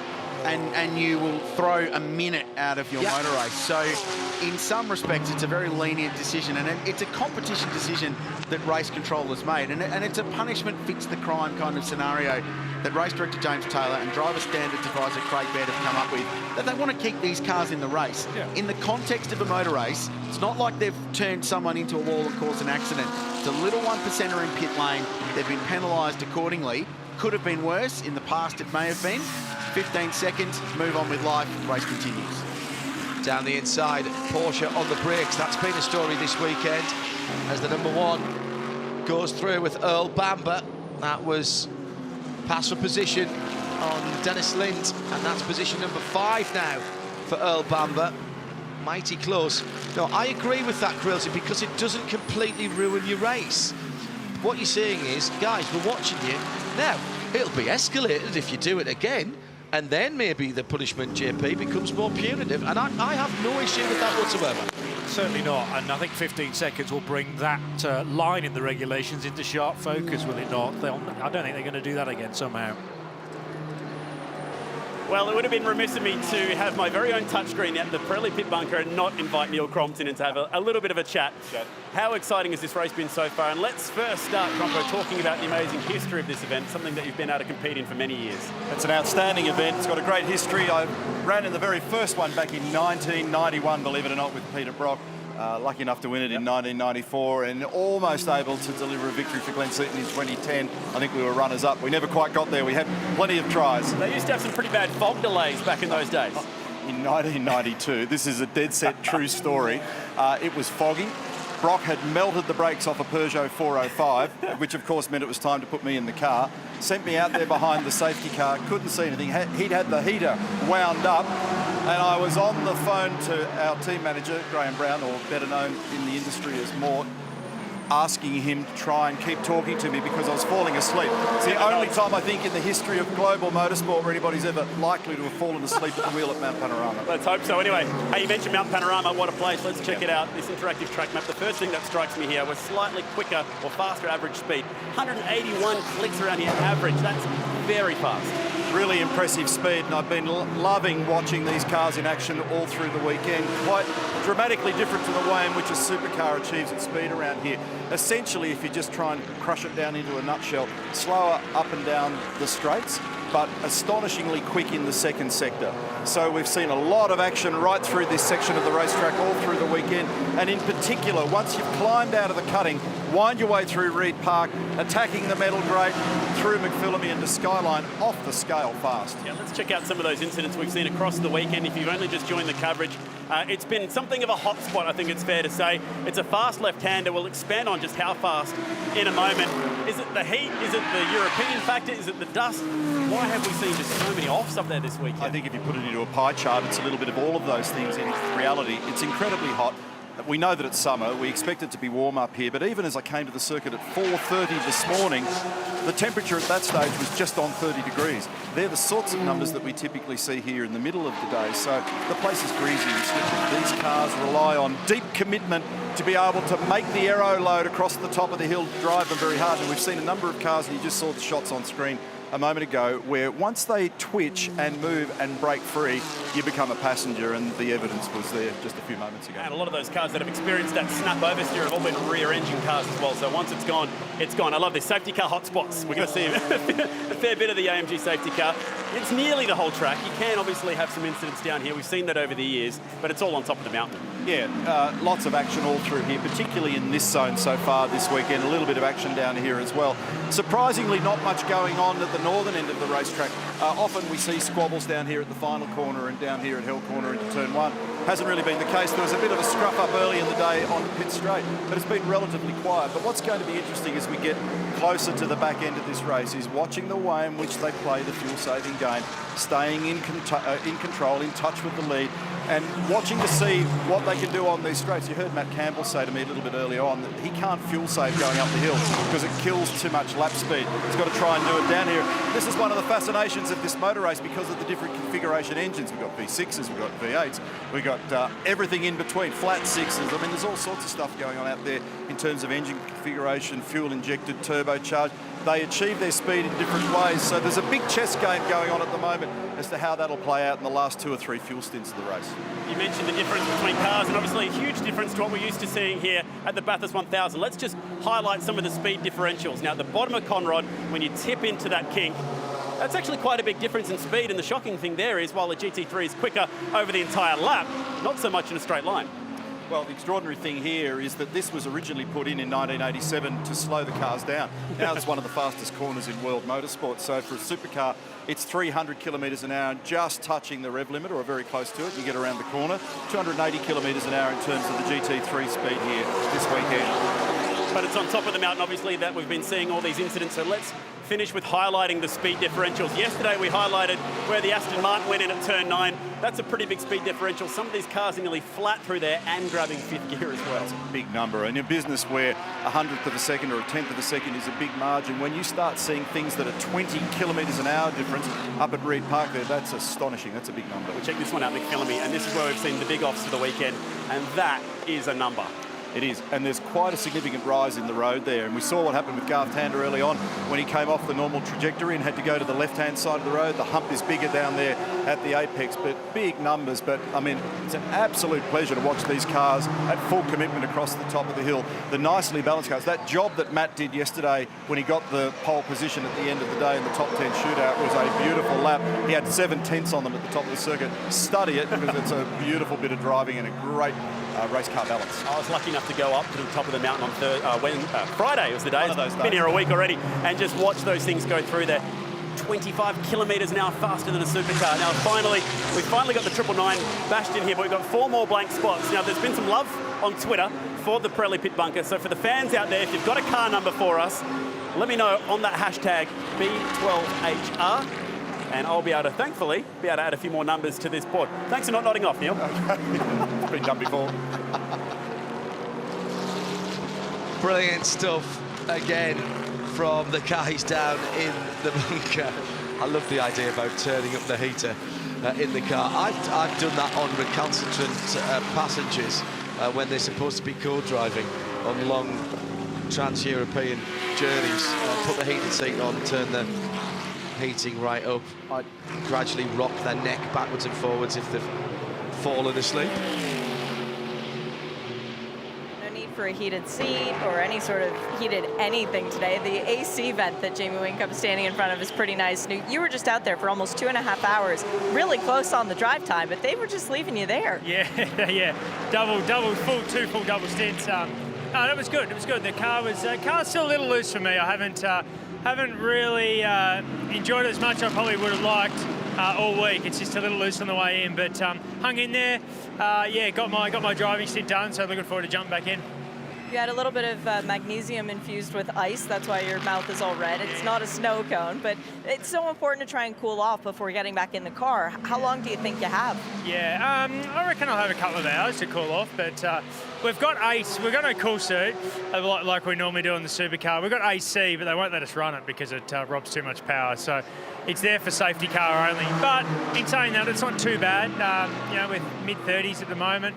I reckon there'll be a bit of cloud probably this afternoon, so should cool off a bit. Thanks, Jamie. Oh, thank you. Cheers. Well, fantastic news I was about to tell you for our Mark cars with the number 95 heading back out. They've done a new engine, new steering rack after 2 hours of work.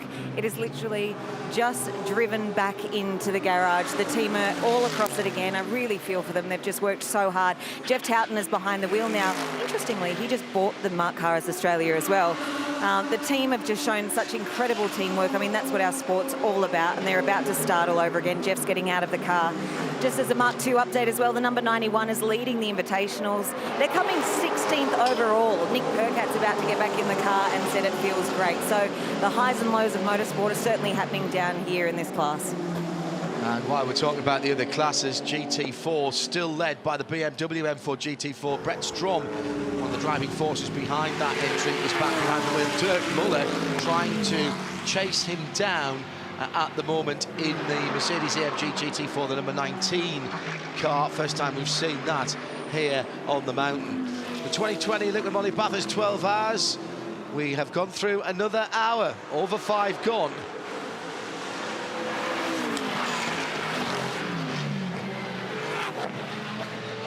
So 31 laps for Eduardo Liberati in the KCMG Nissan. Completes another scheduled pit stop. Pretty much bang on the numbers, isn't it, for that car there? Just rolling the arm over at the moment. It's going the full tank of fuel. Tyres, if they need. Swap the driver out if they require, from a driving time point of view, get it back on the road and keep running. And they've just been floating around the top half a dozen cars all day.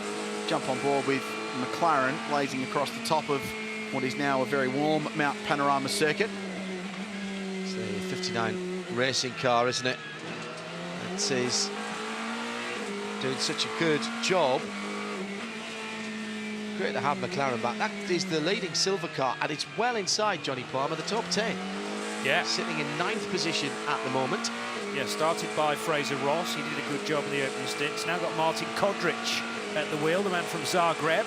And I know there's big Croatian support here this weekend. Caught a few of them taking snapshots yesterday to remember their time here in Australia. Yeah, and a number of tweets from that part of the world as well coming in. Hashtag B12HR, as you heard Chad mentioning, wherever you are in the world.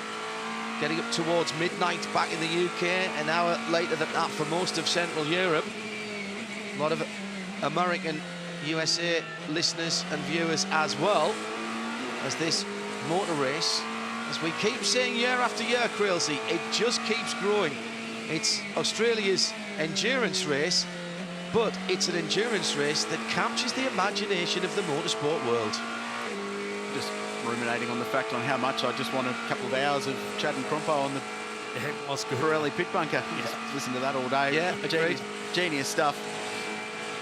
I distinctly remember the 94 12-hour that Neil won with the late great Greg Hansford, who we fondly remember. His boys still get around the sport racing, second-generation drivers. Ryan racing in Touring Car Masters at the moment, and when their helmet's on it, it's eerily similar. It looks the same, and they had a presentation here last year at the October race where they had the 94 Bathurst winner and inducted Greg into the Bathurst Mount Panorama Hall of Fame.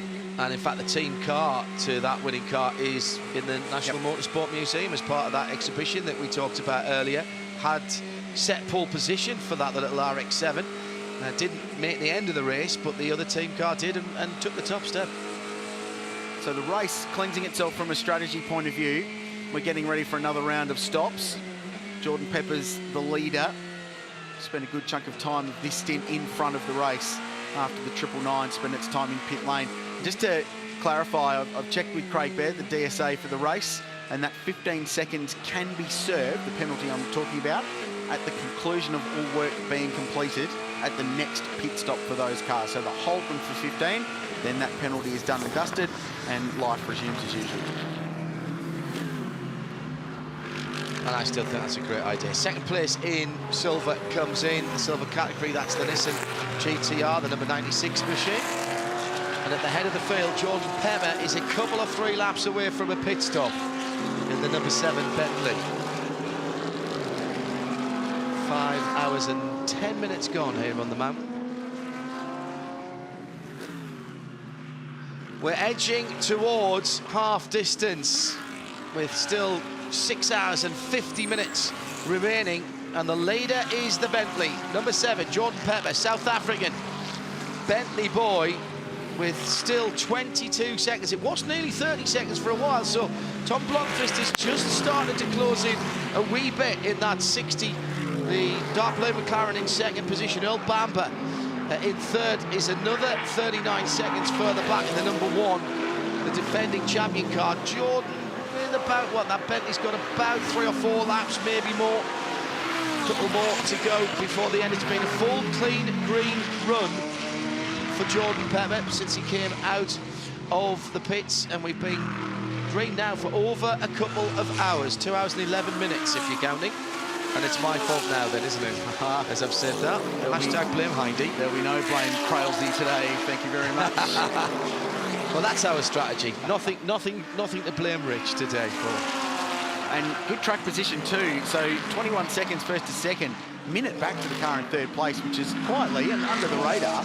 Car number 1, Earl Bamber. A fine little stint. That's where you go back and pick up 9-12. Dirk Werner at the back of the queue. That includes Frederick Vervisch. Marcus Winkelhock in the triple twos a little bit further up the road. And they're just dealing with the 29 car, which is a couple of laps down. Trofeo Motorsport entry. He's got Liam Talbot behind the wheel, 25th outright and 5th in the class. And that is the battle for fourth position as they're coming down there. And Seb Morris is closing in on that in the second of the Bentleys, the number 8 car. That's the car that started at the back, and the race gradually coming to them as well. We've seen so many battered and bent and bruised Bentleys down through the years. Good to see that they're both still in one piece as we're heading towards halfway. Again, I've said that, so sorry, Malcolm. You always feel like, and that car peels off into pit lane, so that's about bang on the window for that car to stop. As 9-12 continues to find a way through. The GT4 Merc does a very nice job of driving across that. Dirk Miller behind the wheel. Again, the Audi. Fred Vervisch very defensive into turn 1. And now the Porsche will get the run up the hill. And looming up behind is Raffaele Marciello in triple 9. And now they go wheel to wheel, almost a little bit of contact as the Audi tries to maximise the side draft and get a little bit more of an advantage. Does the Porsche go full send or back out? It's the latter. I think that was a little bit of Dirk Werner saying, I wasn't very happy with you moving over on me on the Liqui-Moly front straight there. And into sharp focus now, then Raffaele Marciello still with that 15-second penalty hanging over the car. Grab the rest where you can get it. Go on, mate. He's fine. Half the race to go. No, he'll be fine. He's probably been up 11 hours already, though. It was extraordinary this morning in the wee small hours. He's just been told. Letting on the joke. You're on TV, mate. You remember when you tell all your mates how hard you work? Yeah. They've all seen that around the world. That'll be the screen down grab. at our Motorsport. That's going to be on every desktop computer at our Motorsport next week, isn't it? You can't blame them. They've had a tough weekend. They have. Swiss team, they do a super job. A really good racing outfit. Recently announced some change to their plans this year, dropping out of the DTM after a privateer Aston Martin campaign. Really tough circumstances. So they're just going to focus on their GT3 racing. As this fight continues, Audi, Porsche, Mercedes AMG. The Bentley was locked in behind them, but Al Bunkum's now behind the wheel of car number 8 and has resumed in 14th position. And when the pit stops are all completed, we'll still be on the lead lap. So they've crept up on it very, very nicely from the back of the field. Got themselves into contention. The feisty little battle pack. Contry, the back of this in the silver car, the 59 McLaren. Haven't they had a quietly impressive day? Yeah. And they're on the same strategy as much of the group of cars around them as well. They're 32 laps into a stint, so they're not far away from a pit stop. Marciello is the only one in this group out of sequence. He's only 14 laps into this current stint. So when everybody pits around him, that 999 will get to the lead. But remember, there's a hold penalty hanging over that car, 15 seconds for incorrect pit procedure the last time they were down in the lane. Jordan Pepper, I think, due this time. He comes into the pit lane. Thank you very much, Jordan. Right underneath us and stops on his mark. So leader in the pit lane at the end of 34 laps. Jordan getting out. No real hurry there. Don't mess it up. Don't sit on the belts. Make sure everything's done properly. The outgoing driver helps the incoming driver, and a little bit of fluid replenishment going on there. But it's all about detail. So the mechanic, the driver assistant who is in place to help plug the driver in, has a little specialised, well, it's a cup holder, isn't it, on his belt for the replacement drink bottle, so he doesn't have to hang on to two of them and fumble them around. It's the little 1%ers I love about these pro race car teams that they get right. That's very cool. Look like one of the progressive motorsport systems that have been so ubiquitous in motorsports for the drinks bottle, starting with the Audi prototypes at Le Mans a few years ago. Special, very, very high-tech specialist company. Oh, they didn't pull off. Now, is that leaving with something attached? That was the ground wire on the carbon fibre diffuser underneath the back, and it wasn't unfastened as that. Now, it pulls off just because it's basically just a crocodile clip, and in fact, it's on the side of the car. There must be a pole there for it to be on. Is that designed that way? Is that meant to happen? Or is that leaving with pit equipment attached? Discuss. Yeah, I'm not making that call. I'm not sure whether we've seen a pit stop from the Bentleys from the rear before to see whether that's normal practice or not. Crailsey will check the regulations. He's already into it. It's a look at, isn't it? Tom Blomqvist stayed out, by the way. 34 laps now completed by the Brit in the 60 McLaren.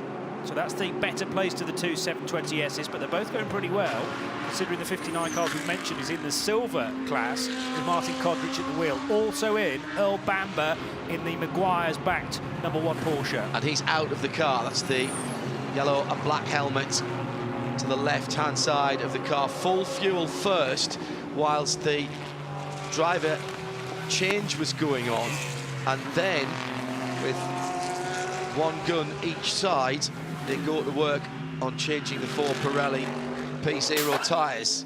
Down, fire, come on, losing time.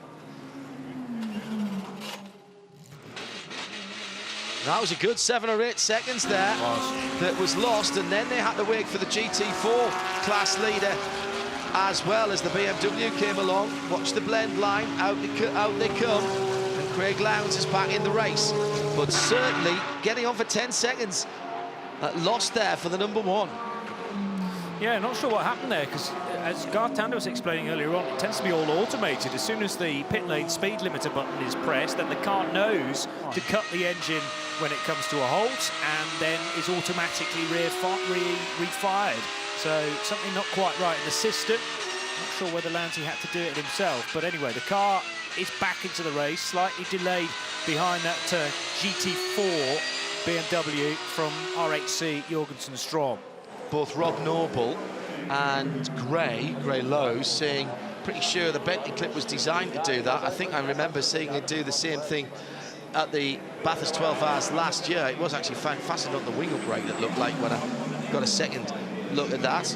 Crailsey's rattling through the regulations as it stands. So Tom Blomqvist leads by 43 seconds or thereabouts. Marcus Winkelhock is chasing down the McLaren in the 222. That's the Audi Sport Team Valvoline machine that he shares with Matthias Drudy and Kelvin von der Linde.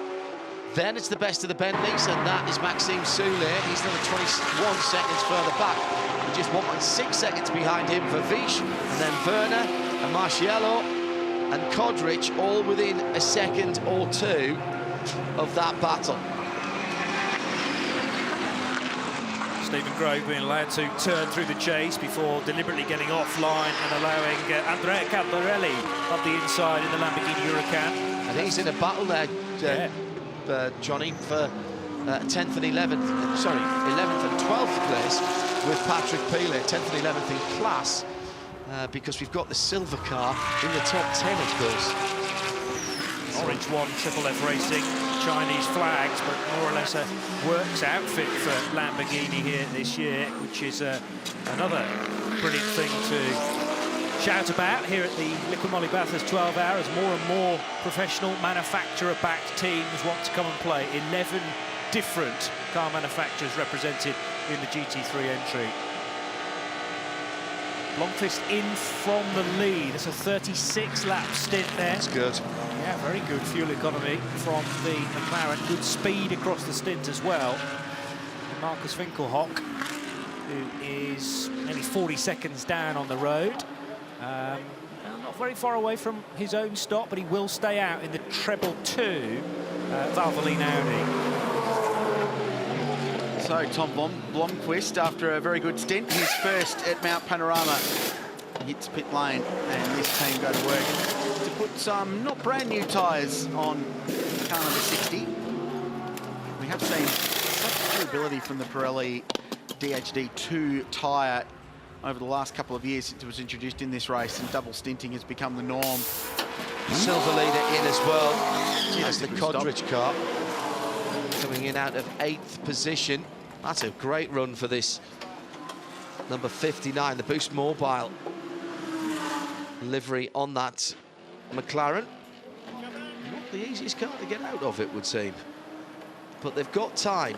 They'll do the driver change. You've got to get the driver change done, really, within the time it takes to fill the fuel tank. And the difference between this, we heard it before from McLaren's CEO, in that this car uses the same carbon fibre monocell as the road-going 720S, so it's quite wide sill panel of carbon fibre. It's like a big open wheeler tub, like a Formula One car's got a moulded carbon fibre tub. This is just 2 and a bit seats wide, so you can get a passenger in for the road car. And a change of regulations required a few years ago to allow carbon fibre monocoque cars in. But there's no problem for me if you've got a road-based formula, which GT3 certainly is. If the road car's got carbon fibre monocoque, I say go with it, and it's exactly what happened a few years ago, much to the pleasure of McLaren, because that meant they could go racing again. I like finishing points before we move on from them, and if this gets Bentley into dramas, then they'll come after me with knives, I'm sure. But 3.25.4.7, we saw the car leave with that ground wire for the refueling. Oh, no. Oh, that is photographer Dirk Kleinsmith has been hip and shouldered and helped up by the Supercar media crew. So he's gone backwards trying to get the ace shot in pit lane. Hopefully the gear's all right. I'm sure he would have got the photo. Knowing Dirk, probably set at a very low shutter speed. A nice and blurry photo of some pit lane and some sky. But you were going to finish off the thing about yes, I was. So we saw the Bentley. Thank you. Saw the Bentley leave pit lane with the ground attachment connected to the back. And the rule is that all equipment must be behind the red line, the prescribed line. In this case, it's red, prior to the car leaving its pit bay. So whether or not it was pulled off or still attached or anything else, if it wasn't behind the line, then that's the issue rather than anything else. Okay.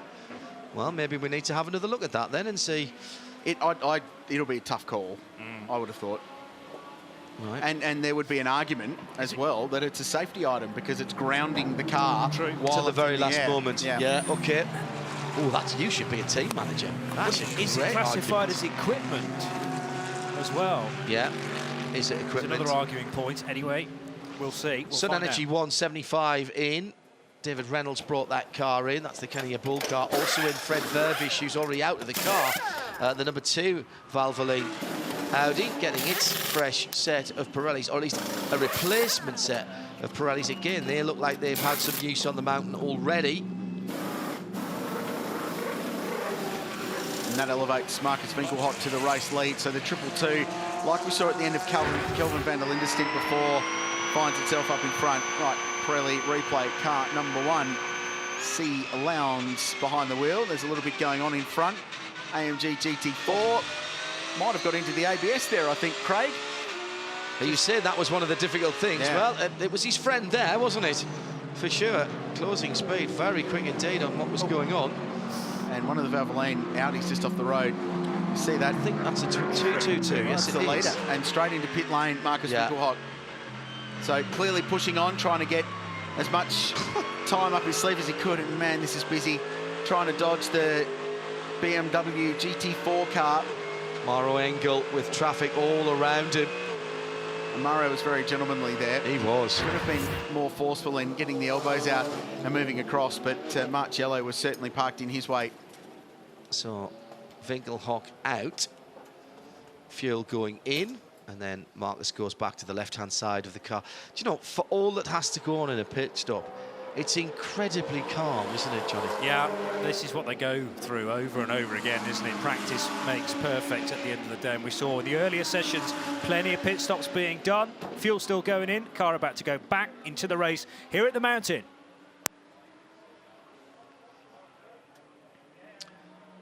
Just on 10 past 11, so we're not yet up to midday. The sun's not quite at its height. New set. Now that is a new set of Pirelli. Still got the stickers on. And hence the term sticker tyres. Match set staggered special. Ready to go. for this car. I like it. They're slightly out of sync with everyone else, but I like what they're doing, and they're just building their race. It was a very good stint from Marcus Winkelhock, average 206.5. I tell you what, I've been crunching the numbers though. Tom Blomqvist's stint in the race lead in that number 60 McLaren, his average stint across an entire green flag run of 36 laps was 205.61. Only bettered, or almost matched, by Jordan Pepper in a 205.8 over 34 laps. That is relentless consistency. And just to touch on that, so average lap speeds of 5.6, fastest lap was a 204.62. So the difference between your fastest and your average, not very much. Shows the car's consistent and shows how well the driver's doing. Now, a bit of smoke coming from the back of the 222 car. That's the one that's just been off the road. Yeah, that's the one that's just been off the road. Have they rattled something loose underneath that? It looks like when it's going round left-hand corners and leaning on the right rear tyre, is there something catching under there, or is it something more sinister from the back of that Audi? That's where the engine and gearbox are, of course. It's a mid-engine car, normally aspirated V10, a wheeling V10. I think that's a tyre rub. It's a tyre rub on the right rear guard. And that will be from the run across the grass at the end of the chase. Guys, this will be something of a telltale. This is the tyre that just came off that car. So you're right, there is something that's rubbing on there, and it's delaminated the inside edge. So obviously, we're seeing what you're seeing on the monitors inside the Audi garage. This is Simon Poole, the technical director for Pirelli. He's having a long, hard look at the tyre as well. Marcus.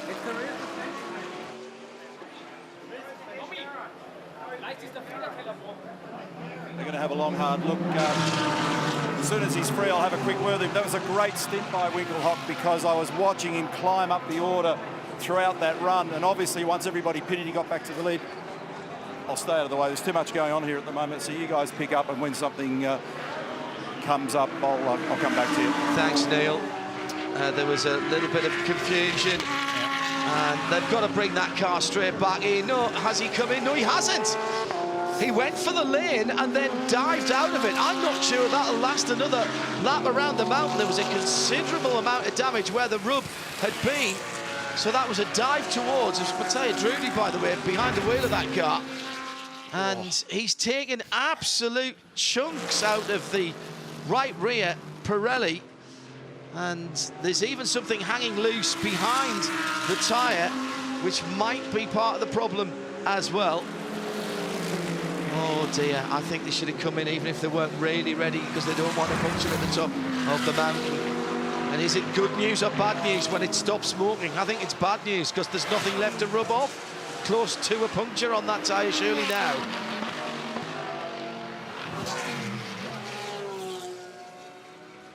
Triple two, Valvoline Audi. Focus of our attention at the moment on the mountain with 6.5 hours still to go. Marcus Winkelhock was leading the race, went off at the end of the chase, bounced across the grass, came straight in the pit lane. 4 new Pirelli tyres and a new driver, Matteo Drudi, but there's something catching those new tyres, and they're not, Richard Creel, going to be pristine or indeed any use at all. They've eschewed one chance to come in the pit lane. Surely they've got to bring him into the AMG pit lane entry next time around. This is down at the KW Suspensions chase. So this was at the very end of Winkelhock's stint, and the tyre had a massive delamination in it. This is after the stop, massive smoke pluming from the right corner, and we've noticed a bit of the rear diffuser hanging off the rear corner of that car. Back down to the lane, here's Neil. Rich, the conjecture is they're unsure whether it might be a little bit of the tyre delamination in the inner guard that's still rubbing on that tyre, or the other suspect here at the moment is maybe a damaged shock absorber. So that's what the discussion's around that you can see on screen. I think they're going to make the decision to bring this thing back in. Keep you up to date. I think on safety reasons, Neil, they have to. Thank you for sticking with that story. They had one go at bringing Drudi, and he's gone by again. And again, it looked to me as though he was committing to the AMG pit lane entry, but then has gone round, and again he's on the Liqui-Moly front straight. Meantime, Patrick Pilet is in the pit lane, and this is key, because we'll see him at the end of this stop have a 15-second hold for the improper procedure at the last pit stop. Meantime, the 222 continues. Well, broken shock definitely would explain why at full load at 220 kilometres an hour, and we touched on that before in the Pirelli pit bunker. Full load, metal grate, right-hand side of the car. You won't get any more lateral load on one of these race cars at Mount Panorama, and it's either bottoming the car out or causing the tyre to rub on the inner guard on the right rear corner of that car. So it's caused some dramas. They're monitoring it from pit lane. Clearly at the moment it's safe enough for him to continue on, but they'll keep a very, very close eye on it. Tom Blockfest's first racing stint done at Mount Panorama. There's a smile on your face because A, you're racing here, and B, you were really, really fast, averaging 2:05 the entire time around. In this heat, how difficult is it to keep the pace up? Actually, you know, we were somewhat, you know, we weren't actually 100% confident that we would have the race pace that we had in qualifying, because all weekend in the heat, you know, we've struggled a bit more than when it's cool. We know the car's quick in the cooler temperatures. But I think the more rubber that's gone down, like the car's just handling so much better than it's done all weekend. And yeah, it's just been really good to drive, consistent. Hasn't been that hard on tyres, so you've just, as the fuel loads came off, we've just managed to go quicker and quicker, which is really positive. So the only downside is it's very hot in the car. My cool suit didn't work that time, so I got a bit, you know, a bit too hot. But nonetheless, you know, everything's working well. You know, the team have done such a phenomenal job, and so have my co-drivers. So, you know, just out of trouble now, and let's see what we can do for the remainder of the race. There's still a long way to go. Thanks for standing to chat with us. Thank you. So the 911 is back out of the pit lane. We're still watching and monitoring the situation with the 222. I think, JP, the issue here and the decision to be made is they don't want to fall off the lead lap if they don't need to. So they're watching that. They'll be watching the telemetry, and that might be just slightly colouring their decision, Neil. Yeah, there's no doubt about that. Just looking at that bodywork in the right rear on the slow-mo that's up there at the moment, it still looks suspect. There's just enough conjecture to leave the car out at the moment, because obviously you take a big hit if you bring it into the lane. Marcus Winkelhock, that was a fabulous stint. I was just saying, when all the crazy was going on out there a moment ago, watched you creep up. You said to me earlier in the day you weren't super happy with the car. What was it like then? It looked pretty decent. To be honest, I didn't know what the other lap times were of the others. We were just double stinting the tyre, and I got quite a lot of oversteer to the end of the stint. Tyre pressures went a little bit high, and so it was like tricky, especially in the fast corners. It was quite a bit of oversteer there, and didn't want to go too much risk. But no, actually, it was not too bad. And then actually, I was supposed to do 1 or 2 laps more, but then the rear tire exploded after chase, and then we made a quick call back into the pit lane. So from that point of view, we were really lucky. 200 meters later, I would have done the whole lap with a flat tire, and we would have lost much more time. Did you have a rub with anybody, or was there any reason why that tyre let go? I don't know. Probably we double stinted. Temperatures are pretty high now. This is the reason. So from now on, we have to do single probably. It's a good stint. Well done. Thank you. That's really interesting, that. So the problem with the tyre is what put Marcus Winkelhoff off the road. And as the temperature climbs here quickly, you've set your tyre pressure as you go out, JP, maybe an hour, or in Winkelhoff's case there, he was double stinting the better part of 2 hours before the end of the stint where you're going to take them off. That bit of straight bodywork or rear diffuser's just come off because he caught the curb, did Mattia Drudi, heading through the chase, and that's just whipped it off quite cleanly. But yeah, maybe it was just the remnants of the previous tyre wedged up in the wheel arch that was creating all the smoke, because it's now all disappeared. Mattia Drudi, great kid, but he's only 21 years old, doesn't have a great deal of experience of these R8 LMSs, so you would have really wished Winkelhock to still be at the wheel, because he could have probably offered a bit more feedback. But it's about keeping Mattia, you know, concentration up, not giving him too much information, and they may well have dodged a storm there. How do you manage to tell your driver, by the way, he's going through McPhillivy, fully loaded there, and the tyre might or might not be okay? It's Bentley that still leads on the mountain.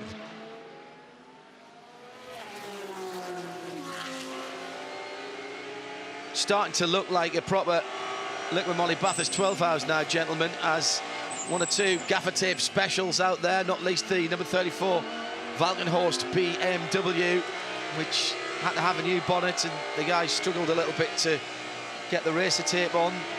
There's a Nissan out there that's a bit sort of one-eyed and winking at us as well. We're riding on board with Dries Van Thorp, brother of Lawrence. From our racing families, there's a few of them here, and in fact there's one in front. He's trying to get past the Grove racing car, which has got father and son, Stephen and Brenton. And it's not for track position, exactly. mate. The Grove car's got Stephen behind the wheel. It's down in 20th position and running in the Pro-Am class, currently third in Pro-Am at the moment. That's a really good class battle. It's being led by the number 12, Ned Australian Whiskey entry. Oh, Stephen a little bit wide there through Maguire's elbow. And let's see if Van Thorp can have any straight line advantage. We've talked about it throughout the weekend. It's not a car performance differentiator between Pro and Pro-Am and Silver. It's only the driver rankings. So these two cars, a balance of performance means they're going to be very, very equal. It's up to the organic component to pull a move like that down the inside. It never ceases to amaze me how late a fully blown GT3 car with a works driver can break uphill into the chase there. Yep, straight line speed just off the sort of speed we see from a supercar, but braking ability that much more higher performance, and we all know as well how quick they are across the top of the mountain as well to produce this lap time. Again, late braking into Hell Corner to get a good exit for Dries Van Thorp. He's in 12th position, but still very much in the game. The bottom of a great stack of pro-entered cars from Class A. And he's ultimately chasing down Thomas Preining, who's about 3 seconds further up the road. But it's Maxime Soulet who leads in the Bentley Continental by 2.6 seconds. Raffaele Marciello now in for a stop. So they're going to do the normal work on the 999 car and then have to pause everything for 15 seconds to stoke up that penalty from a little earlier on in the race. And Porsche has served that. Correct, and it's gone from our timing screen, so if you're watching online somewhere, you'll notice that that's disappeared. So they've ticked that box, so the race now just plays out as usual. It's down at Walkenhorst Motorsport, the sole BMW M6 GT3, and just having some issues. Just waiting to hear what James Taylor was trying to say over Race Control Channel, but it looks like they're having some issues with their fuel rig. And in pit lane is 999, so this is now just waiting. 15 seconds. Car controller steadfastly in the correct position this time around.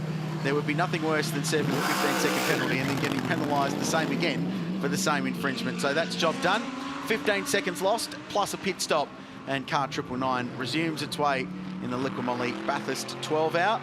They'll still be in the top 10, very much still in the mix for this utterly compelling motor race. Top of the mountain has been busy since well before sunup. In fact, since well before race day this Sunday for the 2020 Liqui-Moly Bathurst 12 hours. Mount Panorama looking a picture this weekend, and so much action in this first half of the race. Bentley have crept their way to the front, and Maxime Soulet is still leading with a 2-second advantage back to Mauro Engel in the number 77 car. They lost the lead earlier on when the 7 car fought its way up to the front. And there's been problems for the number 911 Porsche, a puncture up on the mountain, and incorrect pit lane procedure when the car was in. That's cost them 15 seconds, and for the group at N, 999. That car control at the front with the lollipop should be at the front of the car all the time. Bentley back into the race with now Maxime Soulet behind the wheel. And the Great British Mark is on the top of the timing screens here at Mount Panorama. So Jules Gounon and Maxime Soulet together with Jordan Pepper have linked together so brilliantly. They lead the motor race with Mauro Engel second and Ben Barnico in the McLaren third. In the classes, Maxime leads at the top with a Pro. Sergei Afanasiev is leading the silver class in the number 46. Then Jackson Evan in the number 12 Porsche is the Pro-Am leader, with Nick Percat back behind the wheel of the 91 Mark Cars Coupe. The second generation of those cars is leading the Invitational Cup. And Darren Jorgensen is leading GT4. He's just taken over from Brett Strom in the number 30. We're in beautiful regional New South Wales over the Blue Mountains. There's so much to see and do. There's 2.7 million people spread throughout this land, and it's considered one of the most diverse regional economies in the country. Beautiful countryside, national parks, pretty tasty wine regions as well, rivers and beaches as well. Very much worth a visit, very much open for business, despite all the dramas lately. Well, Shannon's here at this Liqui-Moly Bathurst 12 Hour has been super popular with the fans.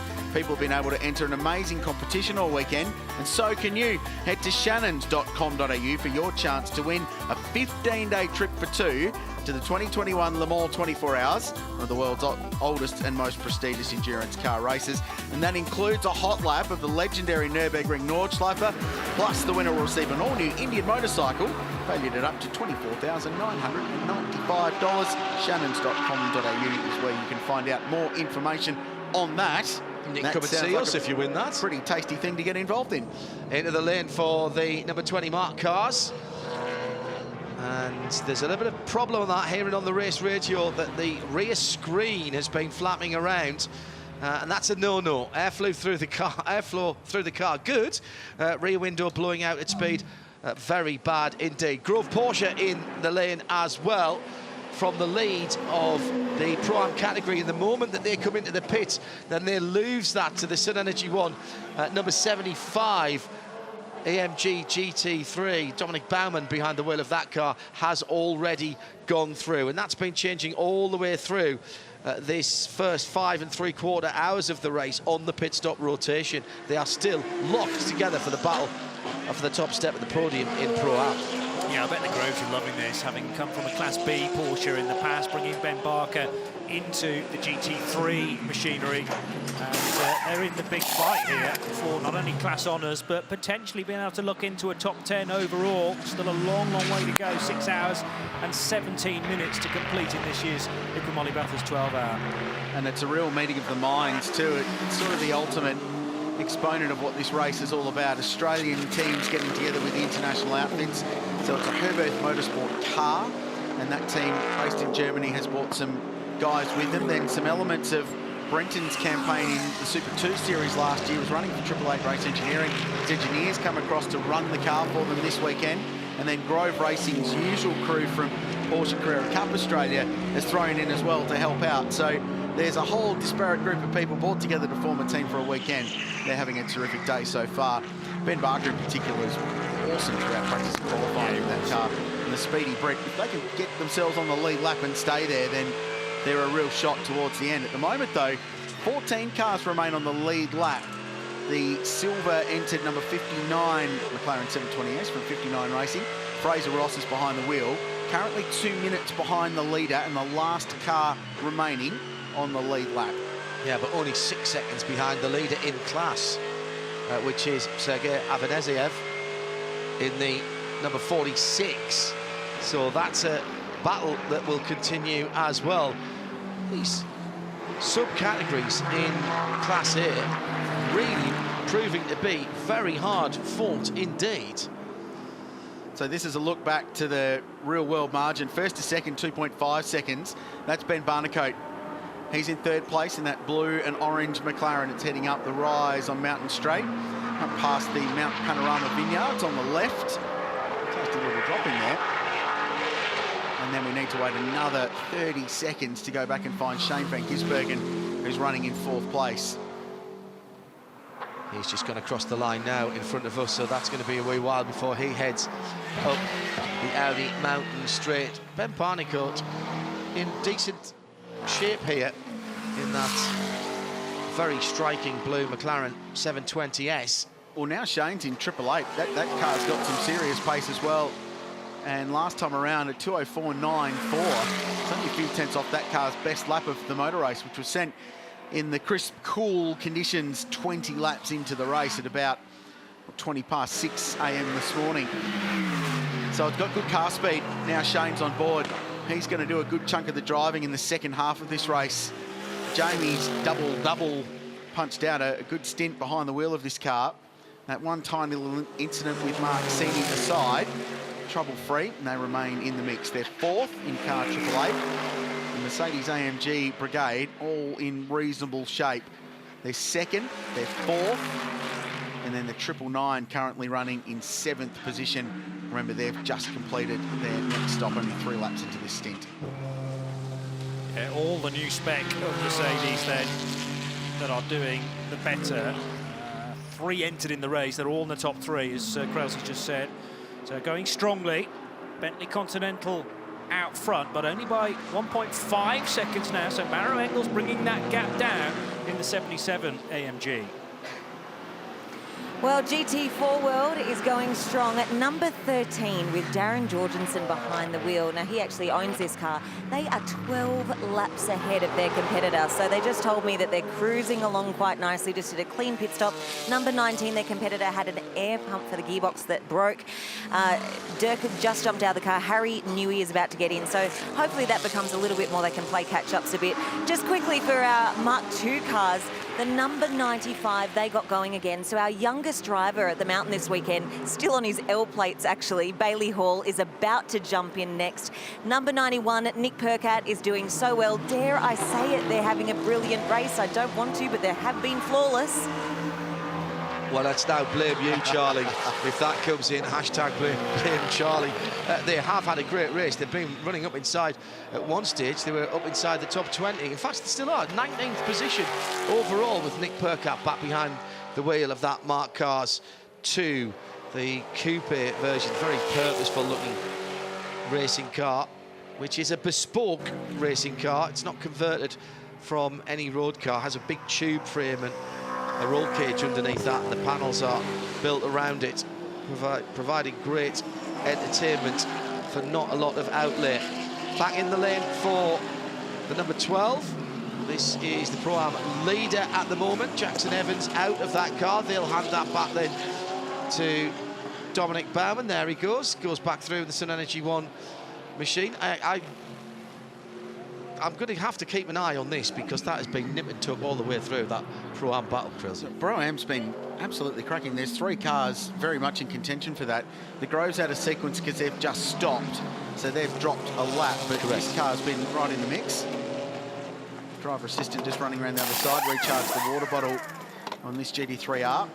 Quite a late deal getting this program together. Calvert Jones has on his own cars in the past. This time hooked up with Earl Bamber Motorsport. This is actually an EBM car, so Will Bamber was telling me that the team has secured this car. It'll run full-time in GT World Challenge Asia this year with that team's GT racing program. But arranged a deal with CJ. They've got some additional support from McElroy Racing, who have helped to run that car from an engineering standpoint as well. All busy. Traffic jam at the top of the mountain. That's not where you want to hear traffic. And here's a problem. This is another one of the Valvoline cars. So that's the 2, isn't it? It's the other car. Man. I was about to say, is this the 222? I just caught a glimpse of the front of the car. So it has not been a good weekend for Valvoline Team Audi, and Dries Van Teur is dropping down because the car is not up to pace through the spares box dipper. Only 11 laps into a stint as well, so not anywhere near scheduled pit stop time. Let's have a listen. He's on and off the throttle a lot. Yeah, that doesn't sound great. He's looking in his mirrors to make sure that he knows where everybody is. I don't think he's changing gear. No gear change whatsoever. And he's trying to change down there, and it's gone. The moment he tried to change gear, there was a clunk and a click and an awful noise, which sounded transmission-y to me. This will be a control-alt-delete, stop the car, do a full reset of all the electronic systems. Exactly what he did. All 3-fingered salute there. All teams, standard race control safety car stand down. A nice bit of timing as well, because race control was just about to jump with the safety car, but timing was good. That was really heads-up driving from Dries Van Teur. It hasn't cleared it. Hasn't cleared it. He was looking for a gap down the track so that he could do it on a nice long straight piece of road, which, interestingly, we have here, Conrad. So made sure nobody was going to be blindsided. He's going to have to bring that car into the AMG pit lane entry, and they're going to have to go to work at it. Johnny, I'm with you. I think that's gearbox related. I don't think it's shifting at all. It got up to a reasonable speed coming out of the elbow, but then it just stayed there. And if that onboard sounds, just didn't hear any movement at all. But it's a reasonably, well, I can say high gear, maybe second or third. And it's a pneumatic system, isn't it, that forces air through the system to bang the gears through. And you heard Charlie reporting before about the GT4 Mercedes-AMG had an air pump fail, which means it wouldn't shift gears. Exactly so. It'll be a very similar situation here, and you can hear that whirring noise when they're trying to down change in the background, and that's the sound of the pump trying to work and cycle the system so that these cars can select gears. Oh, he's furious too, Dries Van Thorp. Race week started interestingly for him. He pulled on a suit that had L Van Thorp written on it and had to do a little bit of jiggery and, if you will, pokery to make the L into a T. Well, this is why Audi Sport... It's on the dollies. Yeah, this is why Audi Sport Team Valvoline have stacked the deck this weekend and brought 3 fully loaded professional class cars, because sometimes you need 3 of them just to get to the final hour. And 2 of them have had massive dramas. One ended up in the wall at the top of Mount Panorama. The other was sort of caught into it. 222 has also had some issues with the right rear corner. Seems to be running okay now. He's in 10th place with Mattia Drudy behind the wheel. This well-honed team go to work. There's so much experience in Audi Sport Customer Racing Australia. I love the way they're filming it as well. No, is that the part? That is the part that's being held up in case they need it. There's what looks to be a relay. It's Maro Engel, Pirelli replay, top of Mount Panorama. With the leader right in front of him. Ooh, that was a touch on the back of the Bentley there. And the Bentley caught up behind another car in front, so Maxime Soulet is being delayed significantly, and the margin officially 6/10.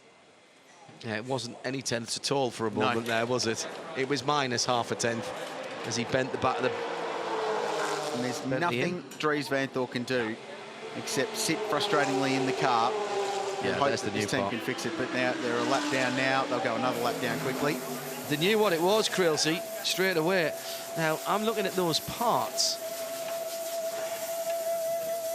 There's Troy Russell, team boss, just there, supervising thing, headset on. Plug the laptop in as well, see if there's any codes that pop up in the car's ECU that might be pointing to the issue. I love these mid-mounted GT3 cars. You literally throw yourself on the car to reach some of the components buried in the engine bay behind the driver's cockpit. And spare a thought for these mechanics, because it will be properly hot in there. Yes. It's properly hot outside, let alone an engine that's been running at 8,000 RPM for a couple of hours. Well, as somebody said earlier on, in these temperatures, I want to be walking around or sitting under a shade, eating an ice cream or drinking something with an umbrella in it. What I don't want to be doing is dressed in Nomex, wrestling a car around the mountain or pulling off components off. Also, by the way, dressed in Nomex. So dramas then for another one of the Valvoline Audis. We already lost one with Garth Tander in an accident earlier this morning. Bentley leads, but only just. The gap is half a second at the top of the field.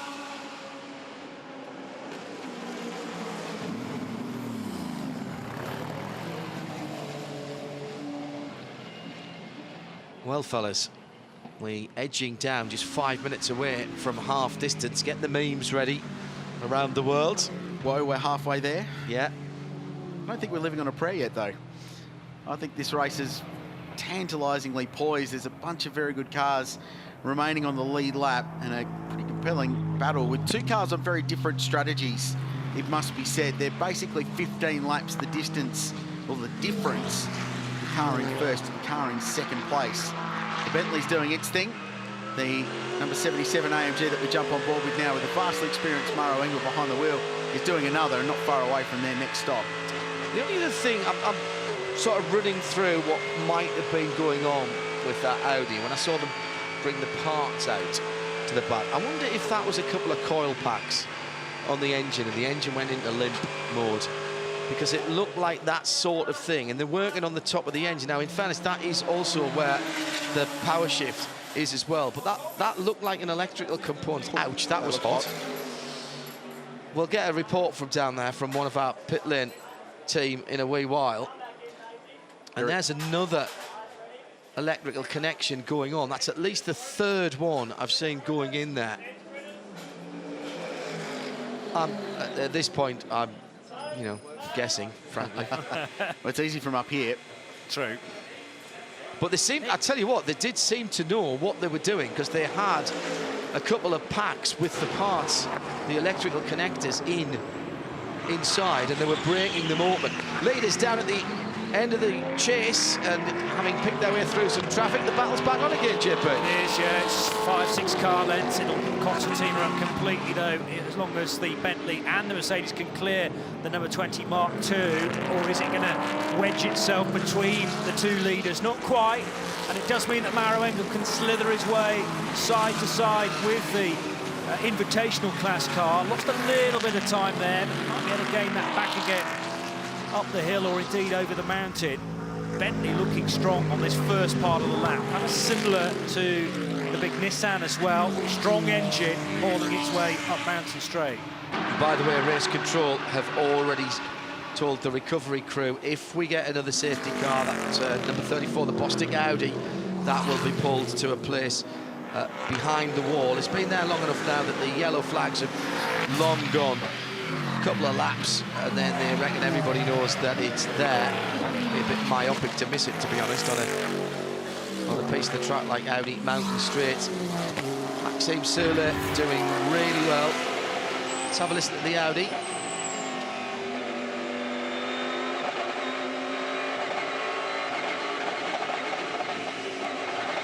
It's coil pack, isn't it? It's dropping off the cylinders. That's not 10. It's not running on 10. Now, what that does to the gearbox, I don't know, but quite clearly, there's some kind of limp mode going on there.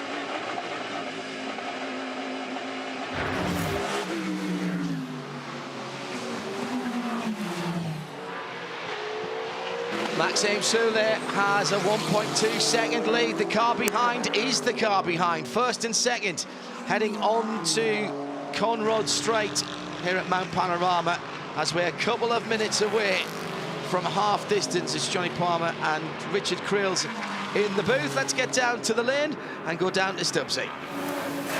Well, Audi were hunting a fourth victory here this weekend in the 12-hour, and Chris Reinke is alongside me from Audi Sport Customer Racing. Chris, what's the issue here with the number 2? Well, we have an issue with the ref sensor on the engine. So we changed that. We checked all the connections and the wiring loom. They're all okay. So it's got to be the sensor. So it will be 7-8 minutes and the car will be back out. Okay, well, coming down to talk to you about the celebrations. It's been a decade since your maiden victory here at the mountain. You had a big function last night at the museum. You know this place well. You can have good years and bad. This one isn't a great one, but you have good memories. Yeah, absolutely. For us, it's a great place to come. I said we're the only manufacturers with 3 GT3 wins out here. Obviously, it would be still a dream to add another one to it. We brought 3 cars this time out, and there is the old Le Mans logic that we always applied. You know, one you lose in an incident, one was a technical issue, and one has to go for the win. The first 2 boxes are ticked today, so let's hope that the third one can deliver the last one. You've got such a long relationship with this place. Why is it so special and important to Audi and what you do? No, I think it is. It has become a very iconic event on the Australian continent, but even beyond that. I think it becomes now worldwide coverage, being the opening round of the Intercontinental GT Challenge. You know, it is important to score the points to hopefully start the championship challenge on a high. For us, Australia on the road car side as well on the customer racing side is a very strong market. So it is, you know, once a year that we come down here and then show off against our rivals. Well, there's 2 down, 1 to go. Still on the lead lap. You're still in there. We wish you the best of luck for the second half of the race. Yeah, absolutely. As you say, you know, we're just halfway through. Depending on the sequence of pit stops, you know, we're for sure in the top 10. Long way still to go. So, you know, we won't give up. Thanks, Chris. Thank you. I have to say, I'm very disappointed that I didn't know my coil pack from me engine rev sensor. Well, we're just as disappointed in you as you are. Yeah. We'll make up for it. So this race is playing out. We're not far away from a stop for car 77, so it seems like the right time to jump down into the Pirelli pit bunker. In fact, 77 peels off now. Let's talk to Chad Nailon. Chad, the strategy playing out literally in front of our eyes as the second place car dives in. where are we at as we get to exactly the halfway point of this race? Well, Krause, you're right. It's the perfect time to check in with the Pirelli pit bunker right now because we're just on halfway mark in this race. And what this is going to give us a chance to do now is maybe cast an eye forward to who's going to be in the car at the finish. Now, firstly, big shout out to everyone on Twitter who hit us up with the cars that they wanted to see on the B12HR hashtag, which is going off. They wanted to see the Lamborghini, the Aston Martin, the 34, which is the BMW, and the 18, which is the Nissan. So 4 different manufacturers. Very nice work. Now, this is the Lamborghini, and I'll start with the driver stints. This is a really nice tracking strategy right now. They're sitting 6th in the motor race, looking very good. They currently have Andrea Caldarelli, the fast factory Italian, behind the wheel. And when he gets somewhere up about here, around about lap number 30 into his stint, he's going to come back in. A lot of people asking if these two cars can fight their way back in. Unfortunately, Aston Martin's number of laps down. You can see how many times he's had to come into the pits. That's never a good sign. The 34, on the other hand, is looking okay. Now, it has had to make a few stops in the pits after the fact that they've had some serious issues. I'm hearing one of the Audis on track right now is having another issue, which is really bad news. I think that might be the 222. We'll go back to the commentary box. Thanks, Chad. Stick around. We'll try and get back to you on this because there's so much to break down. And it's a tyre and it's a right rear and it's the same problem they had before. And we were just talking about Audi's 10-year anniversary of their maiden win, the start of the GT era here at Mount Panorama. And it's just all come unravelled for them right on the halfway point of this motor race. Well, so it turns out that the problem didn't clear itself, and Mattia Drudy needs to lead this car back, and they'll have to have a more deeper investigation into the right rear corner. Only 16 laps on that right rear Pirelli. There's something fundamentally not right there. That's not just tyre pressures. There's got to be something worse than that. But you've got to say,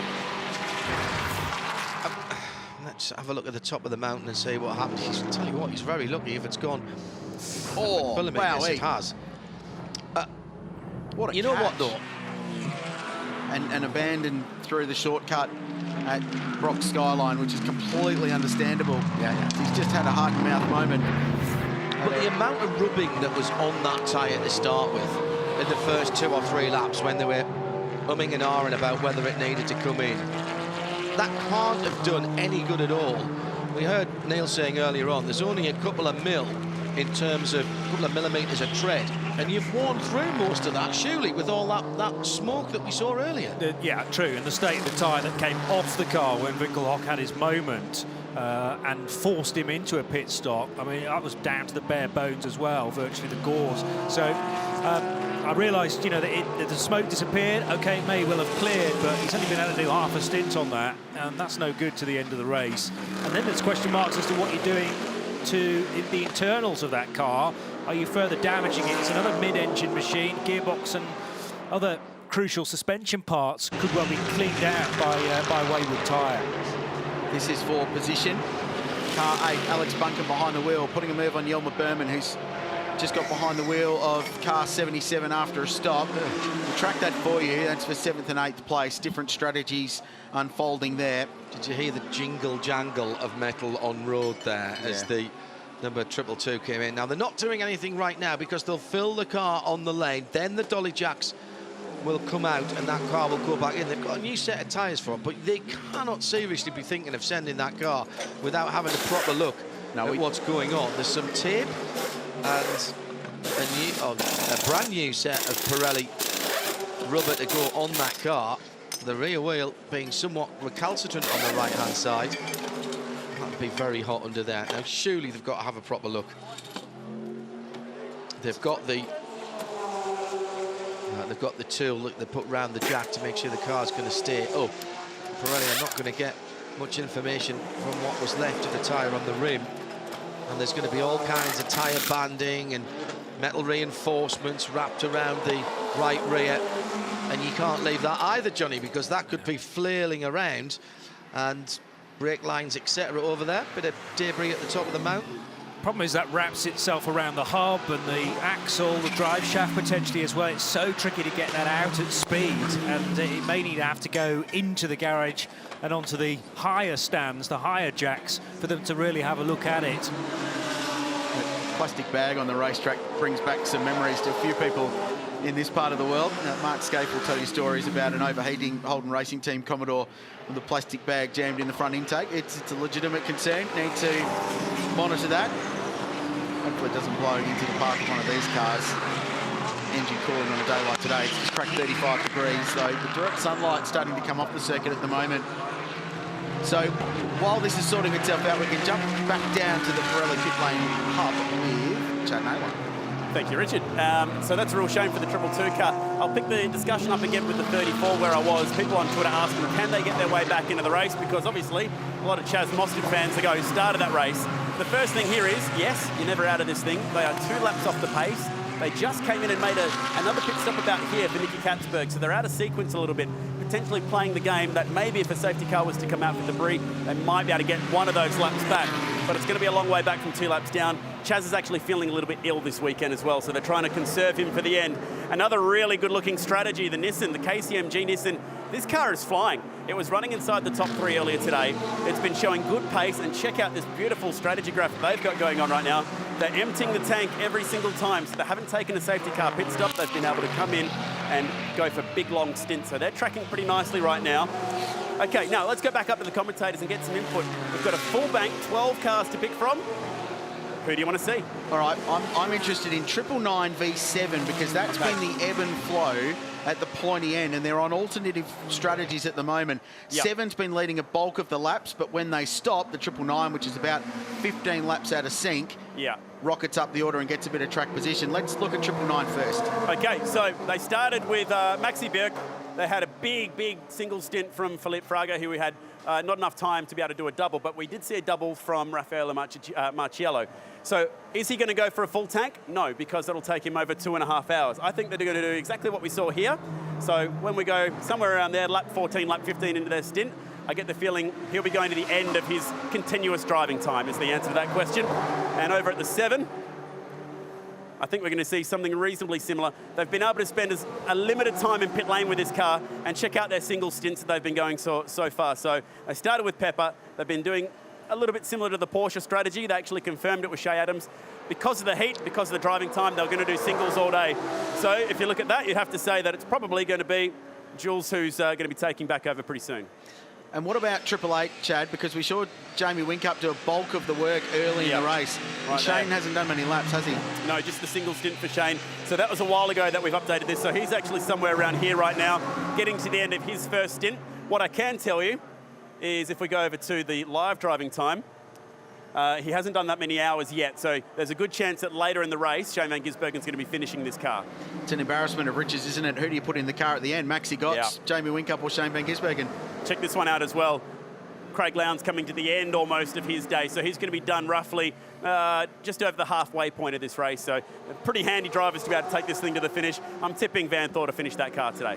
Do you dare predict who's in the fight at the end at this point? I wouldn't predict which cars are still going to be there in another 5 hours, but we can at least have a chat about which drivers we think might be there. I mean, that car's obviously struggling right now with the issues that they've had. But how about these guys? This is an interesting one because Alvaro started, and for me, I would have thought that he was the gun, but the guy that they've actually been conserving is Tom Blomqvist, and these guys are an absolute contender today, so maybe Blomqvist has been reserved for the end of this race so far. The final one I've got, and I don't know if you've got the numbers handy, is the 911.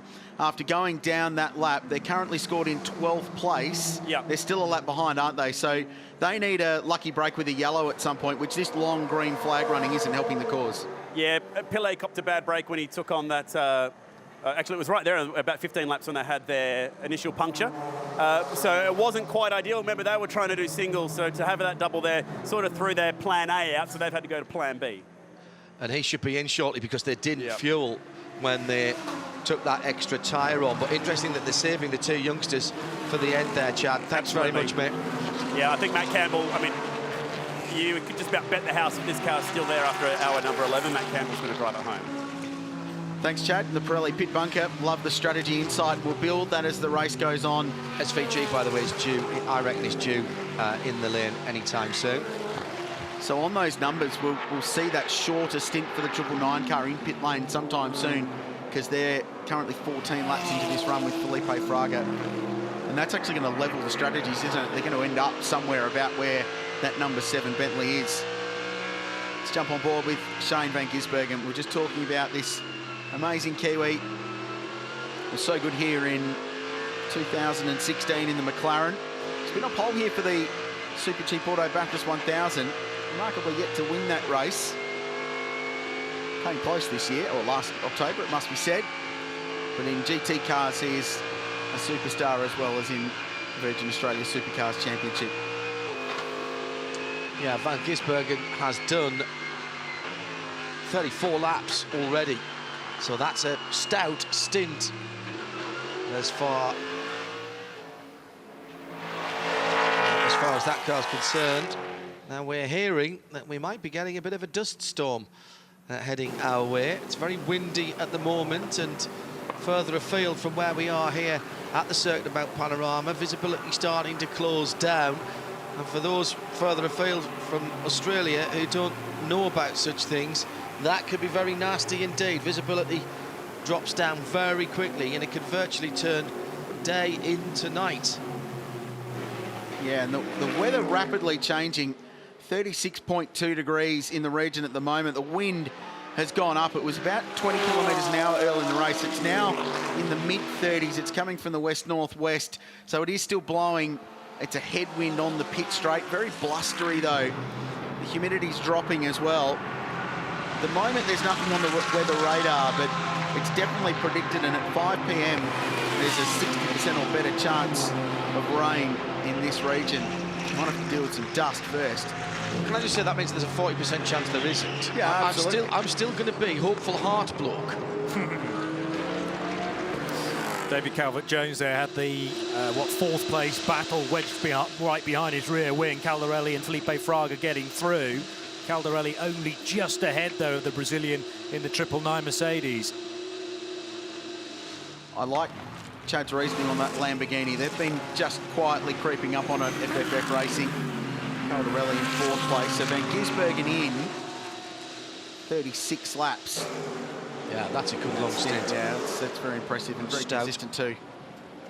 Average lap time 2:06.2 that time around. That's right in the area that you want to be doing. It may well be, of course, that at this stage, this might sound a little bit odd to one or two of you who perhaps don't watch endurance racing. They might be given lap times to work to. It'll actually be a fuel number rather than a lap time, but it equates to the same thing. You try and stretch that out a little bit, because with all this green flag running, Johnny Palmer, they're working back from the end of the race already. We're into the second half, and now we're predicted to have 309 laps by the end of this. And the pace has been absolutely extraordinary. It has indeed. And just noticed we're working that magic 161 laps now, which is famous, of course, every October. So we've got to a significant milestone, over half distance, still 5 3/4 hours to go, though. Last weekend, Marco Mapelli and Andrea Caldarelli fascinated the world at the end of the GTD battle of the Rolex 24 in 2 different cars. This weekend, they're sharing and slowly climbing up the charts. Marco, it's been an interesting race so far, and particularly for you. You're the only driver who's been here of the trio. So how much better do you feel now that both of your co-drivers have had race experience? They are pro drivers, so they learn it straight away. Obviously, it's not an easy place to start, to start from fresh. But I trust them, the team trusts them, Lamborghini trusts them. So we are doing our job. At the moment, our pace is good. We are struggling as usual here with our car. We're struggling on straight line speed quite a lot. But the car is well balanced. The team did a great job. Preparation was good. And so we are matching our numbers and see where we end up. Are you already back timing to the end of the race?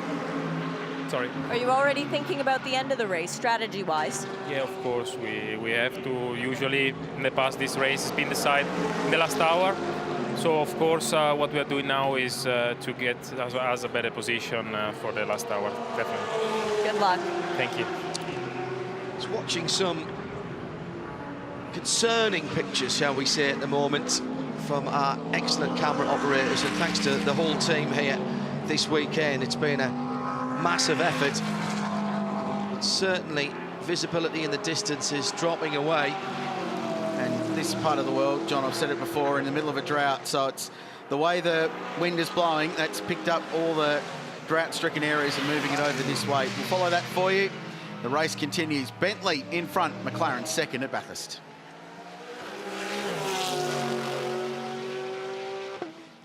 And Lambo in third, just to complete the mix with the Mercedes AMG in fourth. And the KCMG Nissan in fifth, so 5 brands in the top 5. The diversity remains strong in this one. And we are 161 laps in now, JP, as you mentioned. In 6 hours and 15, be one of the quicker Bathurst 1000s to knock over in that time.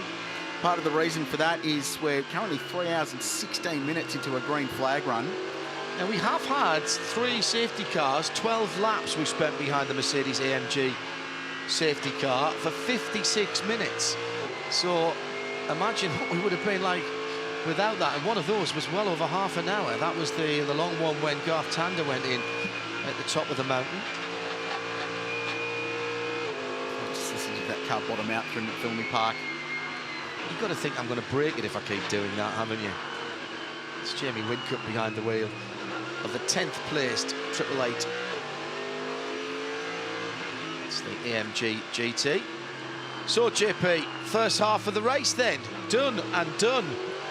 And we've lost, I mean, Audi have had an absolute race to forget so far, haven't they? They have, yeah, unfortunately so. And a bit of a question of where the Porsches are as well at this stage. I know they've got good fuel and they'll probably rise to the surface later on in the race, but the best of the Porsches, 8th spot, Thomas Preining in the 912 is just behind that car in 9th position. 6.5 seconds separate them, but the Bentleys come from outside of the top 10 from the qualifying positions. McLaren, we knew were going to be strong yesterday. Lamborghini Huracan having a good run though with Orange 1 Triple F. Andrea Caldarelli running in third, but I do love this spread of manufacturers that Krails has just mentioned.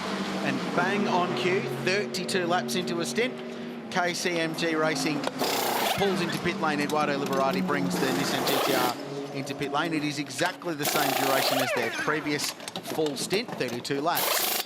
So we touched about it in the Pirelli pit bunker with Chad.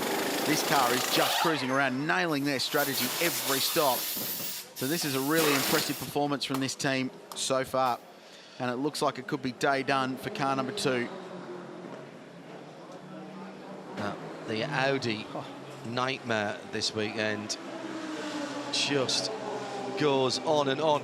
A number of people letting me know that's just from feeling a little bit of dust in your eyes every now and again to seeing it on phone screens, now visibly blowing down the main straight at times. Bentley have got a ladder out at their pit to make sure their signage isn't blowing away. The weather is coming. We were expecting it to be wet, and that's potentially to affect the race. We have got cloud cover in the east, but it's coming from the other direction. It's coming from the west of the circuit, and there's dust in the air here, and that could play a major part in the second half of the race.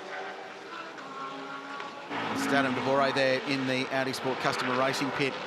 So the race continues, strategy unfolding. We're well into the second half of the Liqui-Moly Bathurst 12 hour, and you get the feeling perhaps the best is very much yet to come.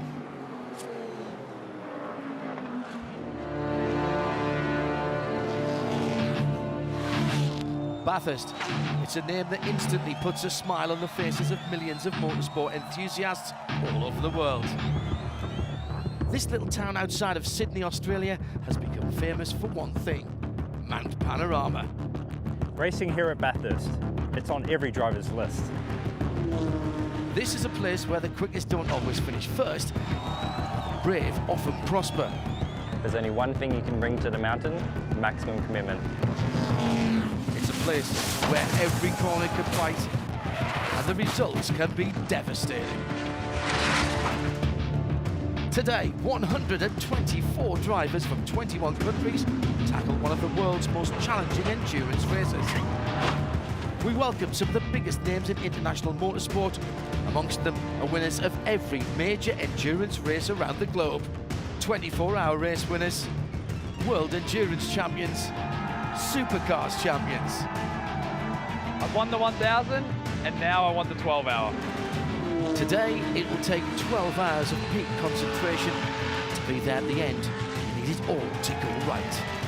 Who has what it takes? Who will go the distance? Welcome to the 2020 Liqui-Moly Bathurst 12 Hours, where the world comes to race.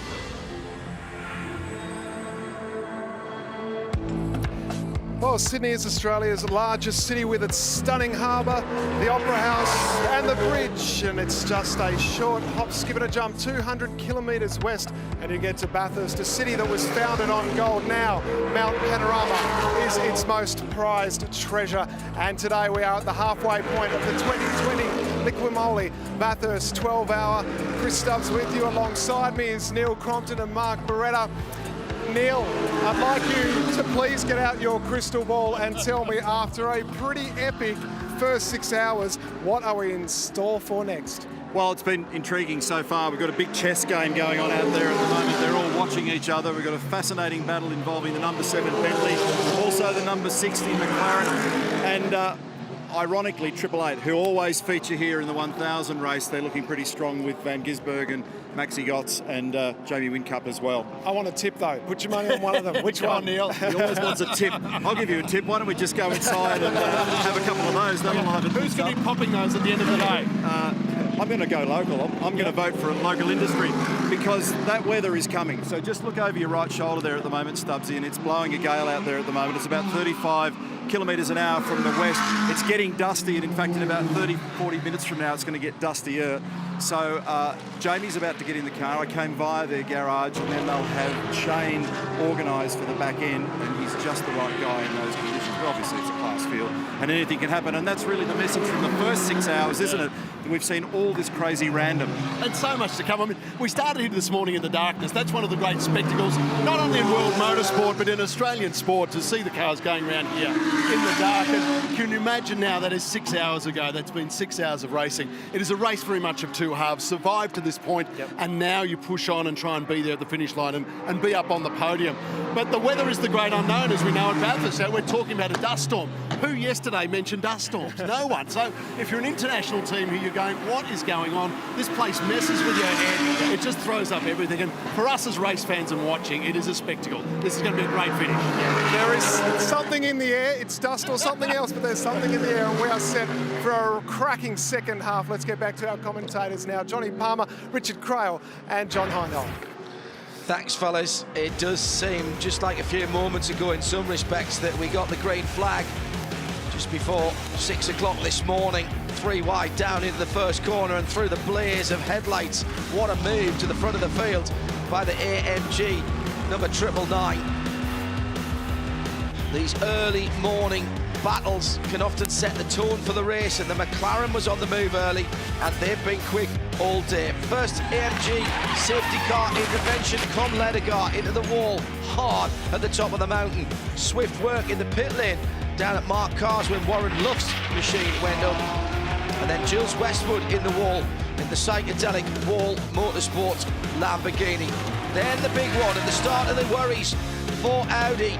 Garth Tander having to avoid his own teammate Dries Vanthoor, and he came to a very sudden stop indeed. And then it was the Hallmark car that got turned around. That could have been much worse than it was.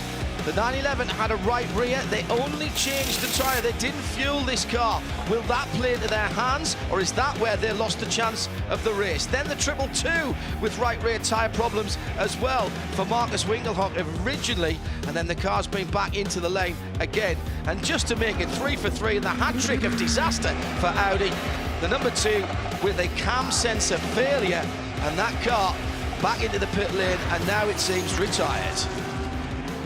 Not sure what that team has to do to win at this place. It's been a really tough run. Here's how the top 10 runs. It's Bentley in front, McLaren second, Mercedes AMG a third and fourth. Porsche still in the mix with car 1. They're fifth. and the 912, also a 911 in 6th position. The class battles also compelling. There's been a bit going on with GT4 and the Invitational class. Yeah, they have, and it's really competitive still, but the 59 McLaren with Fraser Ross back at the wheel going strongly. The silver class is still Story, Ross and Kodrich in their machine, and in the GT4 category, it's the BMW that has something like a 12-lap lead over the 19 Mercedes. They're going very well, the RHC, the Orbison Strong engine car. Yeah, problem for the Mercedes with an air pump on the gearbox, which cost them that dozen laps and took them out of contention for the time being, at least. But with half the race to go, you'd say, well, if it can happen to you, it can happen to them. At the front of the field, 22 seconds the gap for Maxime Soule as he turns through Hell Corner and heads up Audi Mountain Straight. And for at least this little while, he doesn't have to worry too much about what's behind him, because Ben Barnicoat is now only reaching the Liqui-Moly front straight. McLaren's been in very good shape. That's the view up the top of Mount Panorama. We're looking across to the west, which is where the weather's blowing in from today. Dear. 30 k/h winds, and that's the dust off in the distance. And it has got to the mountain. And it's not just the dust being kicked up from the gravel traps as well. Some reports around of dust settling on phones and things like that. So it's being monitored very, very closely. Yeah, race control. We're talking to all the marshals posts just a few moments ago, just making sure they still had connectivity and taking in the reports from their eyes and ears around the track. It's a really eerie sort of feeling at the moment, isn't it, JH? And we've been talking about this rain that's been forecast basically all week. We didn't prognosticate that there'd be dust thrown into the mix as well. But this motor race is still shaping up to be a beauty. And there are some really good cars and really good drivers on the lead lap and very much in contention, playing out the strategy game in a green flag run that has currently lasted almost 3.5 hours. And that's why this race is being run at such a fast pace. Now, we talked earlier about some debris at the top of the mountain and prophesied that, as history has shown at Mount Panorama, it can get caught in the grill of a race car. Yeah, Roman De Angelis has picked it up and tidied it up. He's a very nice young man. Well, keep Australia tidy. I wonder if it was causing some temperature-related issues there in the Garage 59. You say that he was only out for 14 laps. Here it is. But he did do a full stint beforehand. Looks like a water bottle or something like that, maybe. That's a big plastic bag, that's a shopping bag that's been caught up in the engine air intake. That's the main intake for the turbocharged engine on the Aston Martin AMR. That's a brand new car in pit lane. The race leader, Maxime Soule. It's been a superb stint for our race leader. He's been in the car a couple of times. He's been averaging low 206s in this long green flag run. There'll be a driver change and a full service underway. Ben Barnicoat will continue. He goes past and he sets that car's fastest lap of the race on lap 167. And yes, we're more than 1,000 kilometres into this motor race. Gilles Gounon that was getting in the car in the Bentley. The new leader then passing the stricken Audi that's been there for quite some time. If we ever get another full course yellow on the AMG safety car, that will be taken out the way, but it's not in harm's way at the moment on that straight piece of track. Lovely pit stop for Bentley as Gilles Gounon will head back out onto the track, and Ben Barnicoat in the lead. Now he has only another couple of laps before he should be in the pit lane as well. The person that will cycle through to the front after this section will be, first of all, Felipe Fraga in the 999.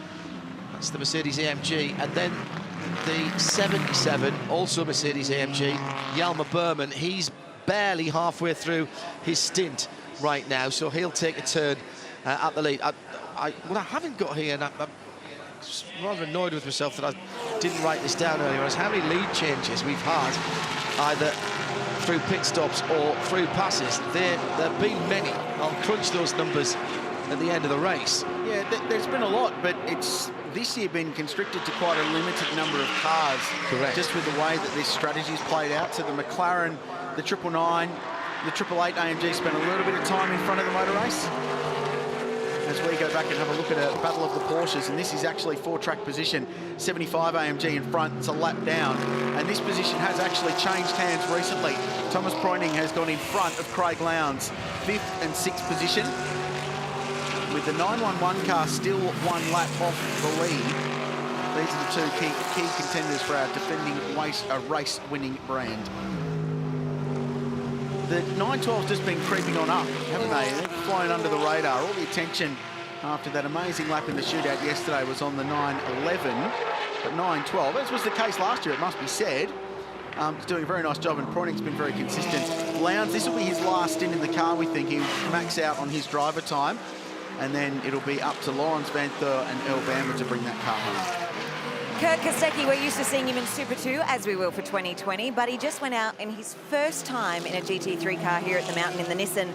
Kurt, how was that for you? Because I'm a bit worried the car is now behind us in the garage.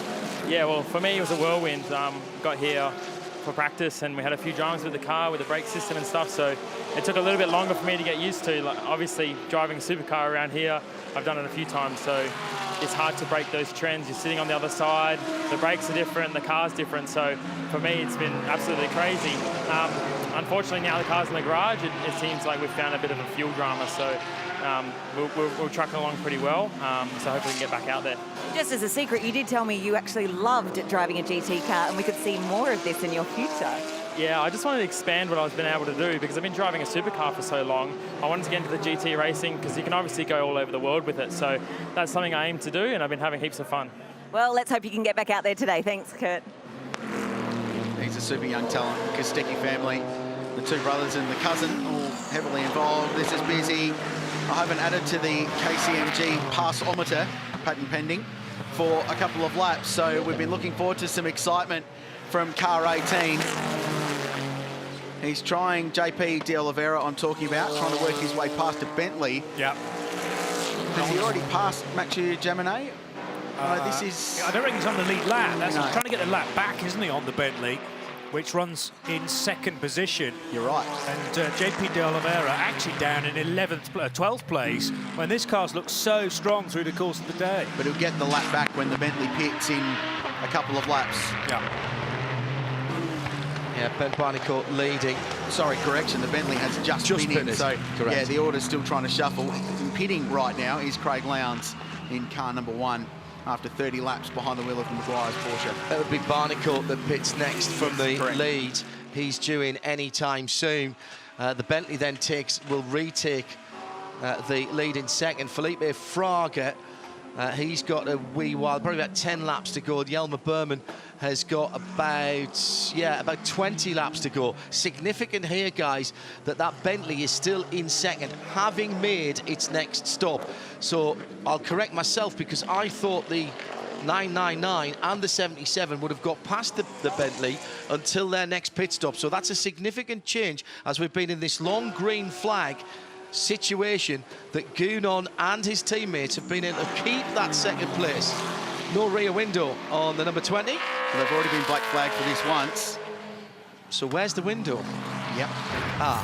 We can show you that. Thank you. Mountain Straight. High speed, 245 odd kilometres an hour approach. Oh, there it is. Nice souvenir. Can't run with no rear window. Can't just kick the front one out. And that was the 60 car. Yeah. Ben Barnicourt, one of the key contenders. It's lucky he's not too far away from a stop because that Perspex and PS Mark cars aren't getting that back. No. That could damage a tyre. Oh, this is going in the garage. Wow. High drama for car 1, one of the key contenders. From 5th place they pitted, Craig Lowndes. They've done the full service, but they're going into the garage. Now, he had done 34 laps, so that was a full run for Lowndesy, and we expected him to get out of that car. I think he's out. That's Van that's... They did the full service, but then they pushed it back into the lane. So we saw Craig, the car hesitated when he jumped in 35 laps ago, and it wouldn't pull away. They're doing bricks? Surely that's not all they pulled it in there for. I think they might be, you know. They're certainly going to work at the front end of that car. They've cleaned off headlights and they've taken the film off the windscreen. This is last year's defending champion in this race. At least the team are. None of the 3 drivers were part of the driving talent, although Earl Bamber was the team manager. It is Earl Bamber Motorsport. They're up inside the guards, on the front, and they're definitely working in there. And yeah, it's a brake change. It's a brake change. Just over half distance. New set of pads and rotors. Well, was this planned? It looks like they knew what they were doing, Krilsey.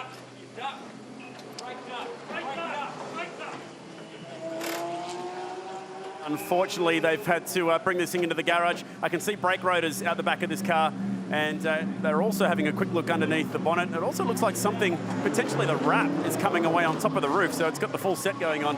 I'll grab Craig Lowndes while we're in here. This is a real bummer, Craig. You guys are tracking pretty well. Yeah, we were. I think that this morning, even my double stint, the car wasn't retarding as well as you'd like to in the chase, and we got away with it when it was cooler. But obviously now as the day's getting hotter, the temperatures, obviously with the brakes and everything else, the pedal went to the floor to me on a couple of times then. So that's probably why you might have seen the inconsistencies in the lap time, because sometimes it'd be okay, sometimes it wouldn't. We knew about it, but of course just trying to find a time to be able to do it. Hopefully there was a safety car that we could be able to do it under that, but of course at the end of the day we just want to make sure that we get to the end of the race. So brake pad changes are pretty common, but brake rotor changes planned throughout the race. Obviously we see them during the Bathurst 1000, but obviously never scheduled to happen in this race. To be honest, none of it was all scheduled. You know, we were hoping to get through like they did last year without any pads or disc or anything, so Lawrence going out, so we'll see if he reports back now that it's all okay. It was a pretty quick brake rotor change. Yeah, it was pretty good. I think we knew it was going to be fast. It's just we were just hoping for a safety car. Yeah, unlucky, mate. Yeah, cheers. Just 4 minutes and 18 seconds on the lane. Yes, they've dropped a lap, but in comes the number 60 from the lead. But what a great job. And those brake disc changes on Porsches are pretty speedy. They've got the drive brake system on the GT3 cars. In comes Barnicoat then from the lead, and in about a minute's time Jules Gounon in the number 7 Bentley will head back round and should retake the lead. Well, another contender topples, because unless there's some yellow later in the race, getting their lap back, if not 2 laps, is going to be really difficult for car number 1. Now this is the next story we'll plot for you. 36 laps in that stint from Ben Barnicoat, and all 3 drivers, yeah, they've all excelled very nicely. The average stint speed there, 205.8 was the average lap speed for the British driver. So Alvaro Brent and Tom Blomqvist to come in that car. I think the indication of who finishes the race will be who's getting into it now, because they'll do a stint, plug someone else in for the workman-like stint to get them to the final couple of hours, and then whoever's got the most time left, you throw in, and we'll check on that in the Pirelli pit bunker a bit later on. The other thing I would really like to know, so I'm kind of putting this out there for our pit lane team, ladies and gentlemen, who's got fresh sets of Pirelli tyres left? I reckon everyone's kept at least one. You've got to after last year, haven't you? This is just recapping what happened. So that's the rear window out of the Mark II entry in the Invitational class. We saw fly up. And Barnicoat crashed into that at high warp up in the braking zone, up into turn 2. Shattered the windscreen, so they're not getting that back at Mark Cars Australia. But I think potentially very fortunate it happened at the end of the stint, because that could have caused damage to a tyre first, but also potentially car damage as well. It's lightweight plexiglass, but when it shatters like that, the chance of picking up a puncture on either one of the sides of those cars would have been significant. So I reckon they've got away with one there, the McLaren team. Tom Blomqvist is shown as being behind the wheel of car number 60.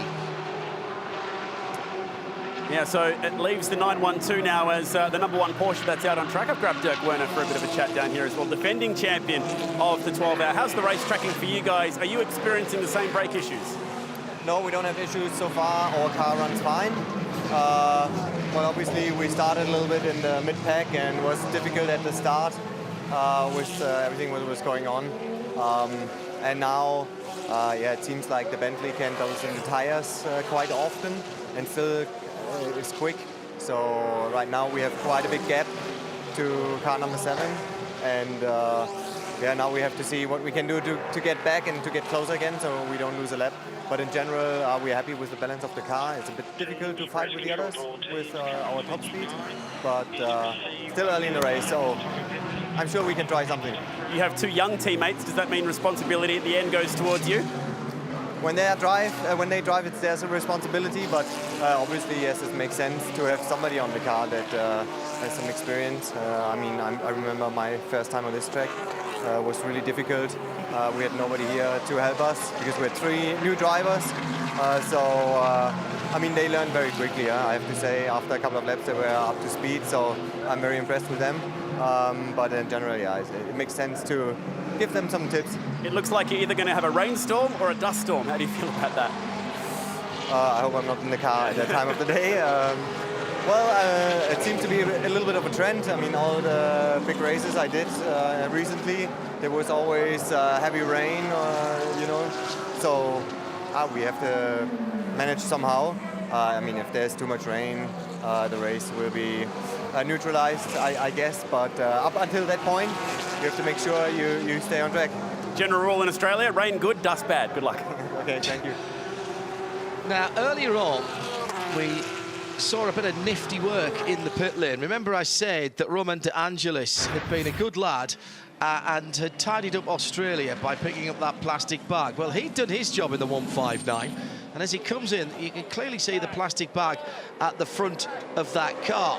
Now, Rule 325.2.2 says the car controller is not permitted to assist in any way with the pit stop. Doesn't say anything about whether he has to touch the car. It says not assist in any way. And cast your mind back, what, 12 months to a little bit of wiping of the front grills with a foot from one of the Porsche stops. That's consistency. And that has been a 15-second penalty that's been applied there to that car. Ollie Hart in the silver class Aston Martin out there in 18th position at the moment, and they'll get a 15-second penalty next time they're in the pit lane. Trying to chase up the 29 car as well, which I just heard called a 30-second penalty for Grant Denier's team. He's out of the car at the moment. We'll get you news on that, and in fact here it is already. So we've got news on that. So this is a 30-second penalty for using tools in pit lane. This is why we've been seeing everyone pushing their cars into the garage. This is a no-no. You are not allowed to use the tools in the lane. It's for the routine servicing only. To fix the car or make a change, it needs to go into the garage. Yeah. So this is defined as gaining a sporting advantage because you're saving the time of pushing the car into the garage, for example.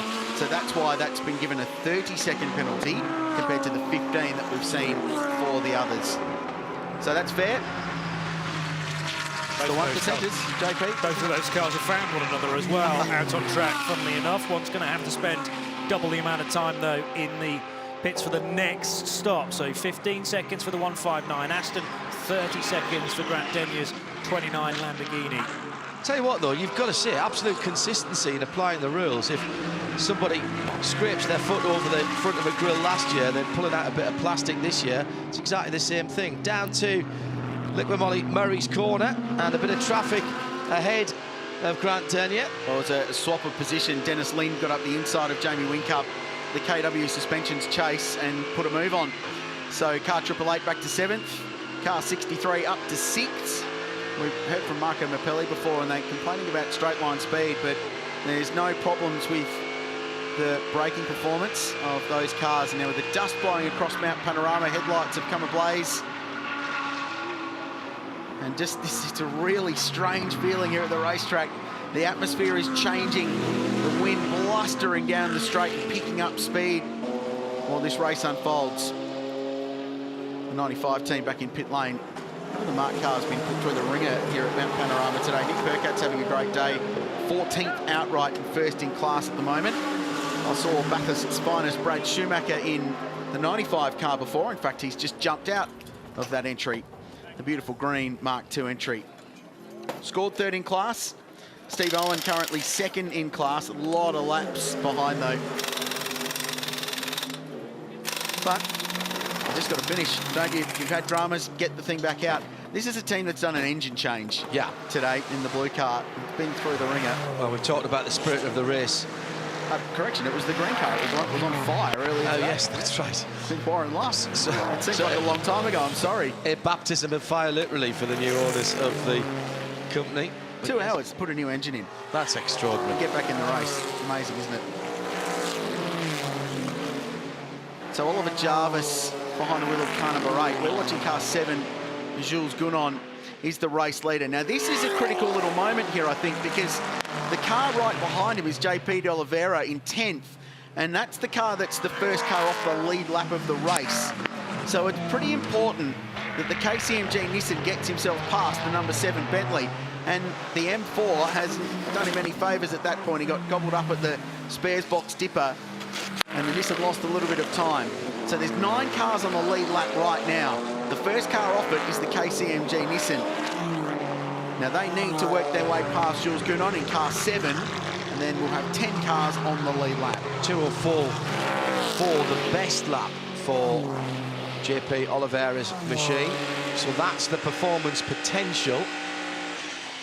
We've seen the overtaking ability of that car before. We haven't added to the KCMG passometer.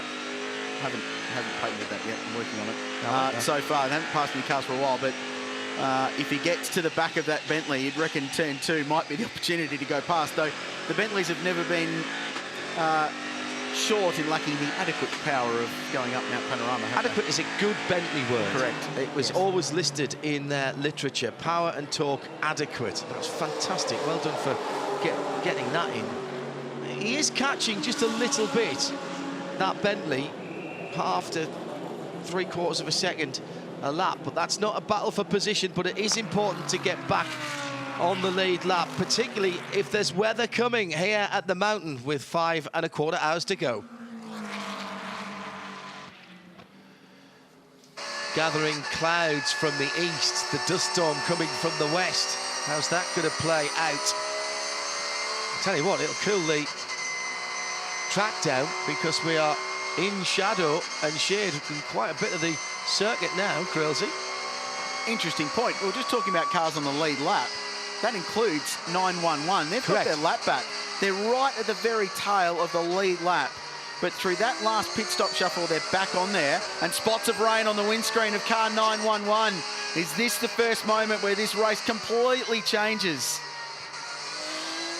They do have a stop to make, John. Sorry, just to finish this point and wrap it up in a nice, neat little bow. They're 35 laps into the stint. So they're going to have to stop soon, and then they'll drop off the lead lap. But I tell you what, if it rains and they can jag it and put some wets on at the right time, they're back in it. They're right back in it. It's only at certain parts of the track. This is very much as we see back in other parts of the world.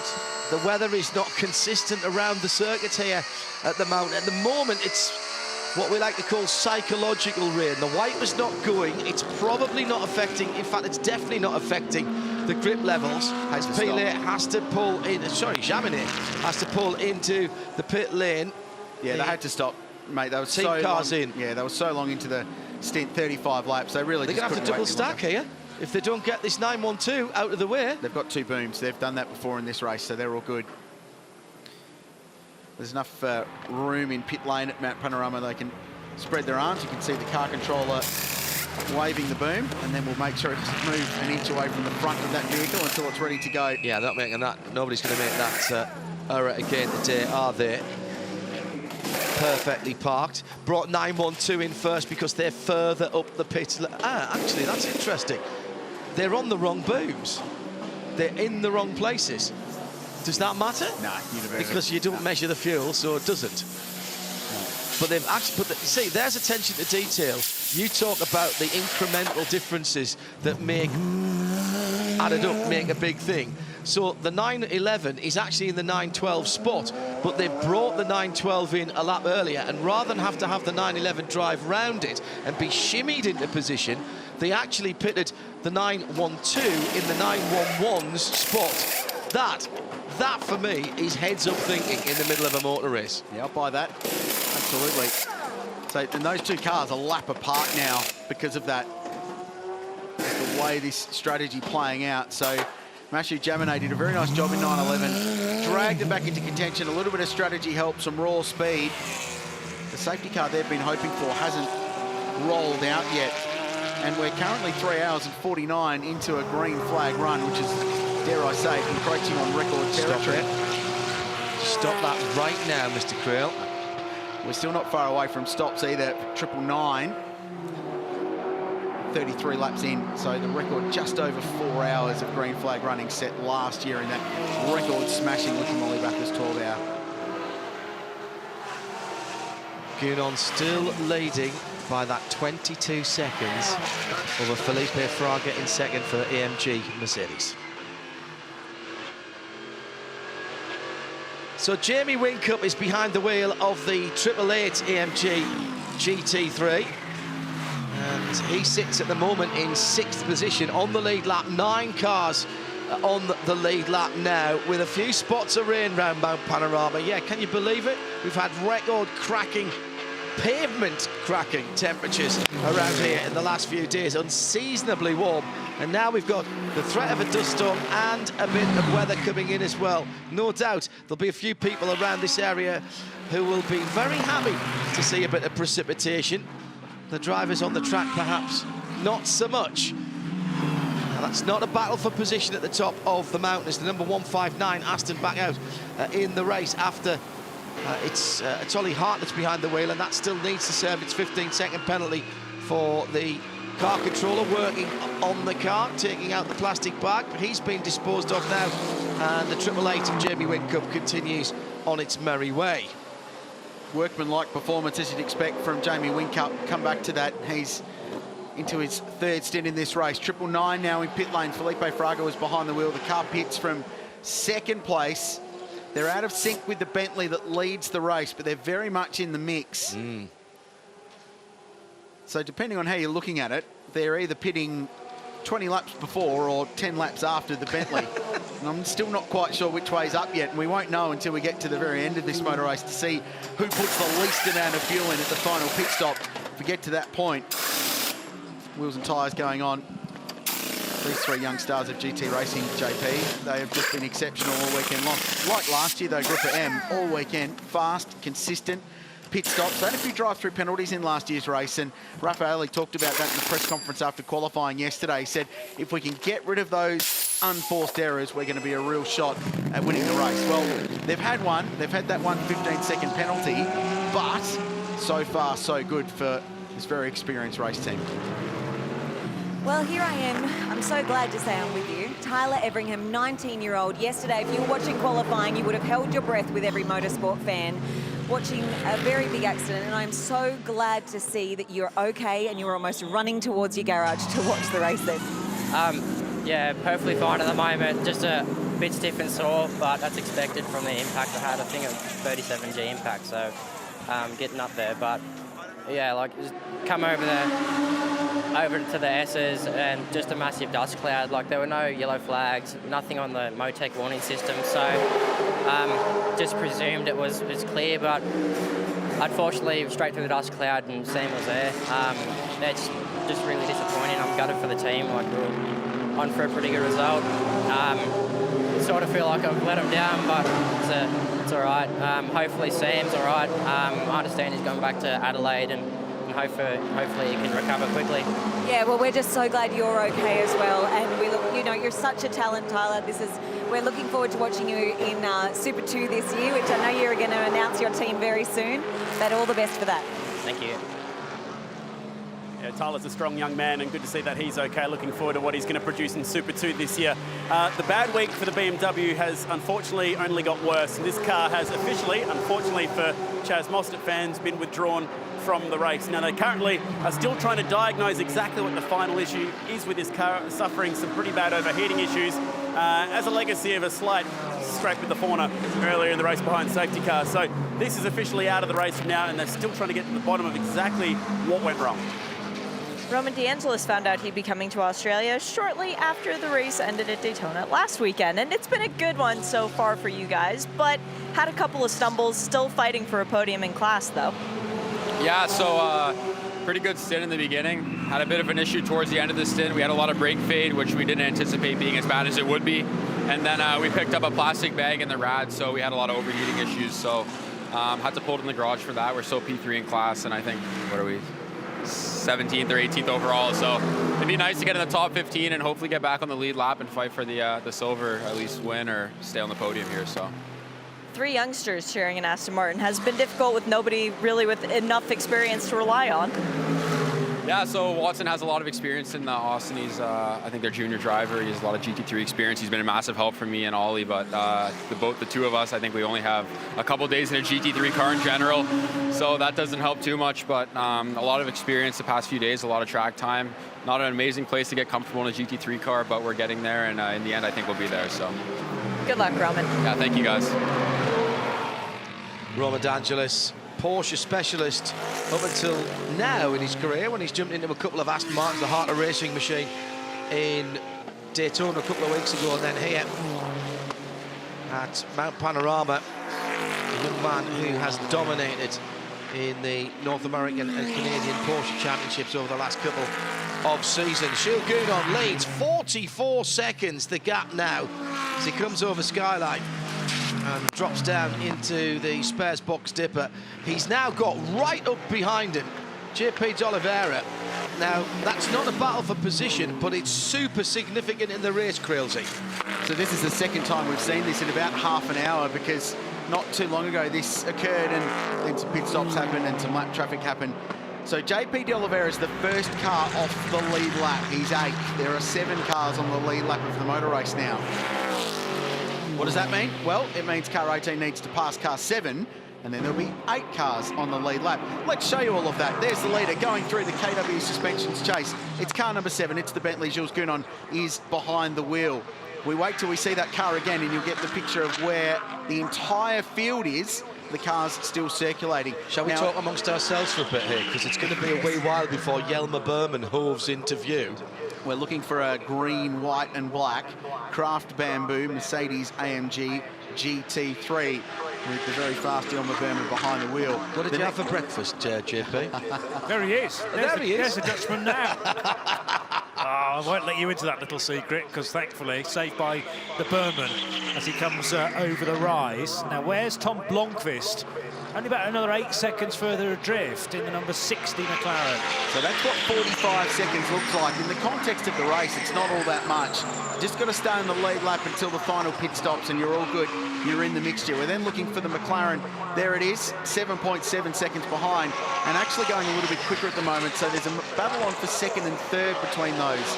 It's then 30 seconds back to Dennis Lind, number 63, FFF Racing, Lamborghini Gallardo GT3. Gallardo Hurricane, the Gallardo is the old one, isn't it? Nice job, and they've had a really consistent day circulating around in 4th place. So keep your eyes out for 63, 30 seconds behind. There it is, through the kink into the KW chase. That's Dennis Lind, isn't it, behind the wheel of that car? Yep. Next car on the line is Jamie Whincup, also on the lead lap, 4.9 seconds behind the Lamborghini. And he's leading on that AMG as he drifted it through the KW Suspensions chase. 20 laps into a stint. The driver that's most recently stopped was Tom Blomqvist, so that's top 5 relative to each other. Then another 25 seconds down the road, you'll find Felipe Fraga in car 999. Now remember, we've been talking about that strategy battle all day. 999's out of sequence with the Bentley, but I think at the moment they're the 2 cars that are really tying for this race lead, because the strategic battle, they've gone opposite ends of the spectrum in terms of when they're stopping. We then drop back to Ollie Jarvis, car 8. That's the last car on the lead lap. JP D'Oliveira the first off. I just want to add in to that lead battle, you've got 2 ends of the spectrum and one in the middle, and that's the 60 car of the McLaren, and they're all still in with a shout. But for the moment, 46 seconds is the gap, and the Bentley is in the lead.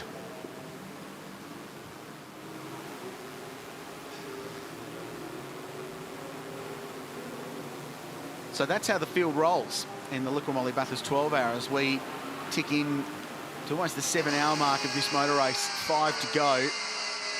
Still the odd speck of rain across the top, nothing serious in that yet. There's still dust around. If it rains and dusty at the same time, is it just mud? I'm not sure how that works, to be honest. I've seen a dust storm or two, but I've never combined the two. Amazing weather, as always, at Mount Panorama. So we're riding on board with car 911. Matt Campbell's now behind the wheel to try and get this car somewhere near the lead lap. And driving into the pit lane is Dean Fiore, the West Australian. One of the nicest blokes you'll ever meet, and he's currently running in 19th position. Lee Holdsworth and Mark Seeney been performing well. This is a Pro-Am car, and they're going along quite nicely in their class. Currently scored 4th. They're 2 laps behind the leader. You know how we always talk about the international interest in this event, and nowhere better is that illustrated of where we're getting the tweets from into the studio here from around the world. And it's not just enthusiasts, it's drivers too. Tom O'Gorman is one of the hot shoes in a TCR car in the IMSA pilot challenge in the States. He's tuned in the States and he can't move. He's glued to the screen at the moment. Tom, wish you well for the 2020 season. And yes, it is as good as it looks on the TV. In fact, it's even better. Try and get yourself down here for a drive. You'd love this pace and it would really suit your driving style.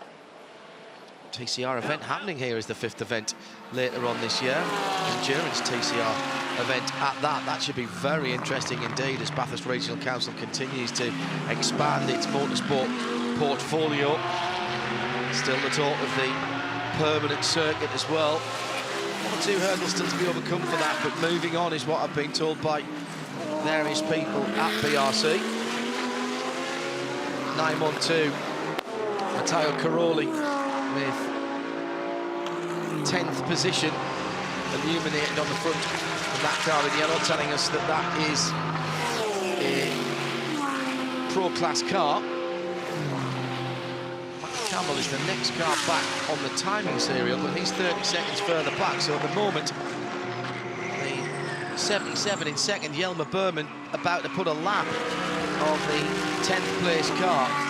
And Oliveira is still trying to get his lap back, of course, at the front of the field, and they were super close when they went past last time. Jules Gounon is the leader, heading up the mountain through BP Ultimate Ray Park and through across the metal grate. All about the rhythm at this point into the skyline area. 1 gear, 2 gears, and into the spare spot dipper, and then the dash down the hill to the Maguire's elbow, and then rev the life out of it down Conrod Straight, and that's what will happen next. Have a listen to this as he goes through the gears on the 4-litre twin-turbo Bentley.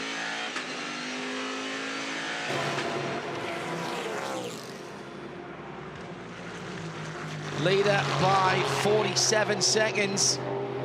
Sounds like a lot of time, doesn't it? 47 seconds. If this was a sprint race, you'd be polishing the trophy and getting ready to hand it over. Well, that's barely a third of a lap here. A stumble, a mistake whilst you're passing a back marker, rubbing the wall and getting a puncture, or just a fumble in the pit lane. That's all. That's all that's keeping Jules Gounon ahead of things at the moment. But the M Sport Bentley crew will be watching and just keeping their fingers crossed. They've not had great luck at the mountain. Their second car is just ahead of the leader, and Jules Gounon has got JP Oliveira now still trying to unlap himself as the visibility is getting slightly worse as that dust storm blows in. Just checking some lap times of those cars, and Ollie Jarvis last time around, it may have been traffic affected, 206.72. The leader and the other Bentley, 205.4, so quite a pace differential between those two cars.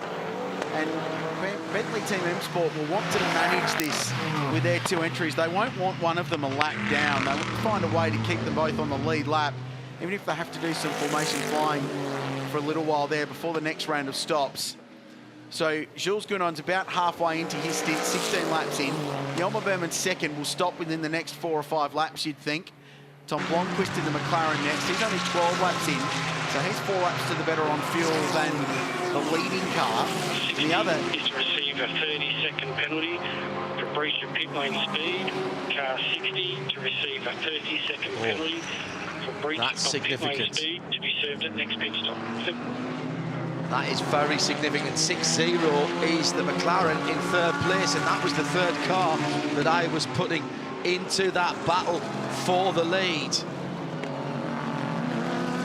He's a big name in Australian restaurants and makes magnificent food, but one thing you might not have known is his passion for motorsport. Shane, great to see you here at the race. First time, what are your impressions? Oh, Mark, this is an amazing event, mate. I've been watching, you know, obviously racing at Bathurst over the years, lots of different formats, but the 12 hours has always been something special. It's such a great event, there's so much to do. I mean, obviously the racing is going on all day, but you're not just stuck here watching the racing either. There's lots going on around the track to keep you occupied. So you've been out and about with the AMG group. What, they've got 200 guests on the roof of the Ridges. Yeah, I mean, you know you're in for something special when you're here with Mercedes, especially with AMG. I mean, they've got a great compound there at the Ridges. I mean, you get a chance to to meet and speak to some of the drivers, get to speak to some of the guys who really know what they're talking about when it comes to AMG product. And of course, you've got a good view of the track, which is nice and special too. And I see you've been walked around the garages by a bloke called Mick Doohan, which is not bad either. He was also my Uber driver on the way up here. Not bad. Which is pretty good. No, Mick's a great bloke. Now, your passion for motorsport too, you've combined the motorsport and the kitchen. You'll be doing the food at the Grand Prix. Yeah, I've been working really closely with AGPC for a number of years now to provide some consultancy across the track, but also working closely with Mercedes, and we do curate all the menus for the Mercedes-Benz Star Lounge at the F1 GP. And this year we'll be doing something a little bit special for them. We're about to open a new restaurant. We're going to give them an exclusive pop-up of that. Do you think about what would Lewis Hamilton like to eat? Lewis Hamilton's an easy one. He's vegan, so we do a lot of that kind of stuff. And last year we had an opportunity to feed him, which was great. Now tell me, you're about to open a new restaurant as well. We should give that a mention. Yeah, so the new restaurant's going to be called Maha Bar. It's going to be in Collingwood, down there in Melbourne. It's going to be a bit of a mezze cocktail bar, something fun. Get down there after the races will be open. We'll let you get back to cheering for AMG, Shane. Good to see you, mate. See you at the Grand Prix. There you go, guys. Couldn't pop up here, could he? I could fancy a bit of mess here, a bit of tapas. Yeah, that'd be nice.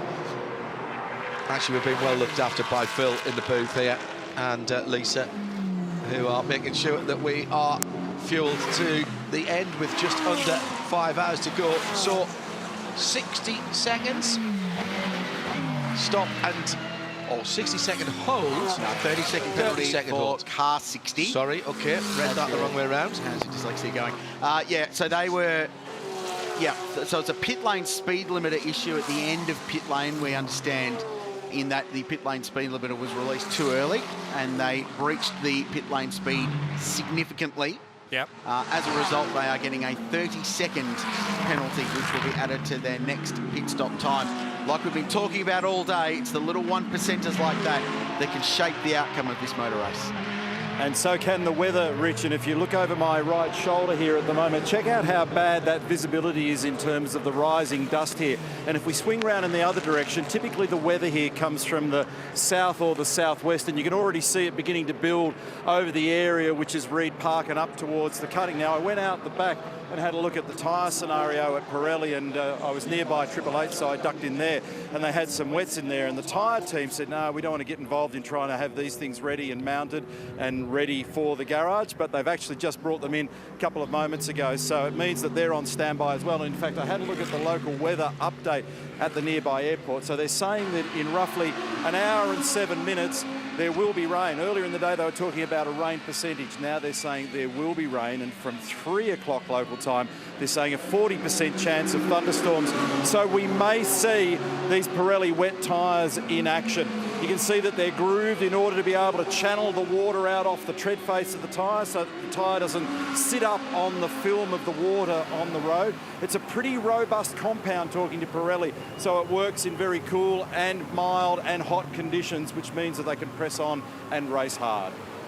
Yeah, the key point of that is there's no intermediates here, so it's wets or slicks, and as Neil says, having a robust compound, I like that word, means that the crossover time, you can stay with the wets a little bit longer than perhaps you would do normally, because it will still give you work and give you the grip that you need. I think your point though, Crailsy, about the dust coming in and then rain on top of that could be an awful mixture. It will create this grime, this film on the top of the road. We saw it a couple of weeks ago at Dubai as well. I know Dubai eventually was red flag. We hope that this race does the distance, but that sort of crazy mixture of the dust coming in and then the rain on top could be disastrous.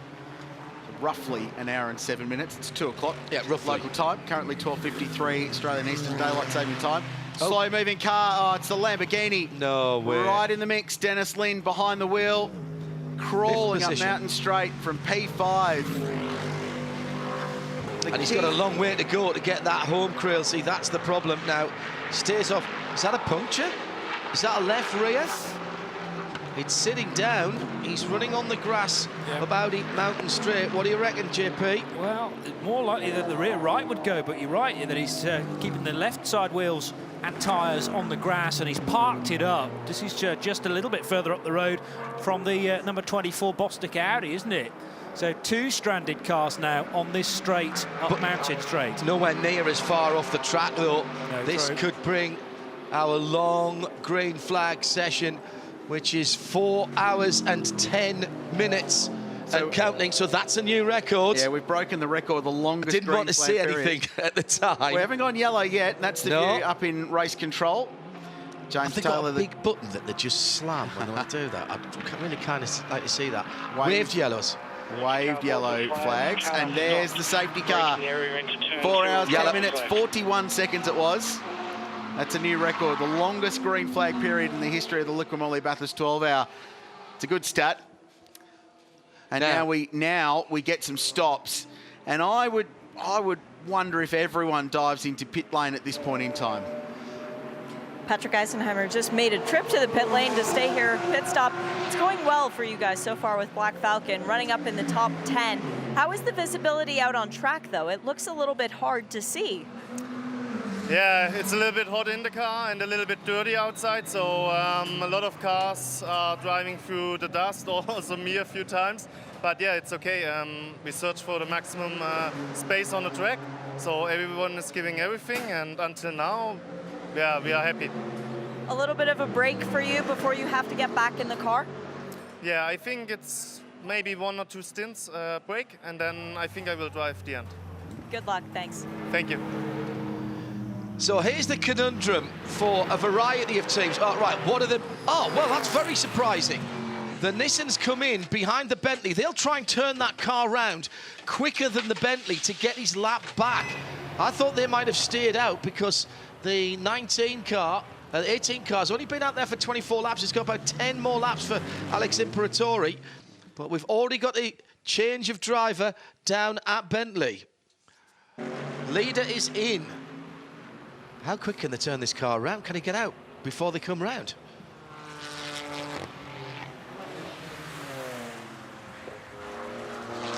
Well, the story here is JP de Oliveira, KCMG have pitted. They were 25 laps into a stint. They have been hitting 31 laps consistently all day. They had to stop. They had to take the opportunity regardless. Otherwise, they just throw away more time later on. But they're out in front of the Bentley. Yeah, so they've got their lap back from the car that was in front. And Berman hasn't gone through yet. Berman's not yet gone through, has he? Well, I would expect him into pit lane because he's 32 laps into a stint. Correct. So he's got to stop. The Bentley might get back out without losing the lead here, unless someone, well, even if someone now goes around. In the lane, Berman, Blomqvist, so the second and third cars. So the lap has been regained by KCMG. They might have slightly short-fueled that car. Now, the question for me is, do you keep 9-11 out with Matt Campbell? He's a lap back, and I think you do.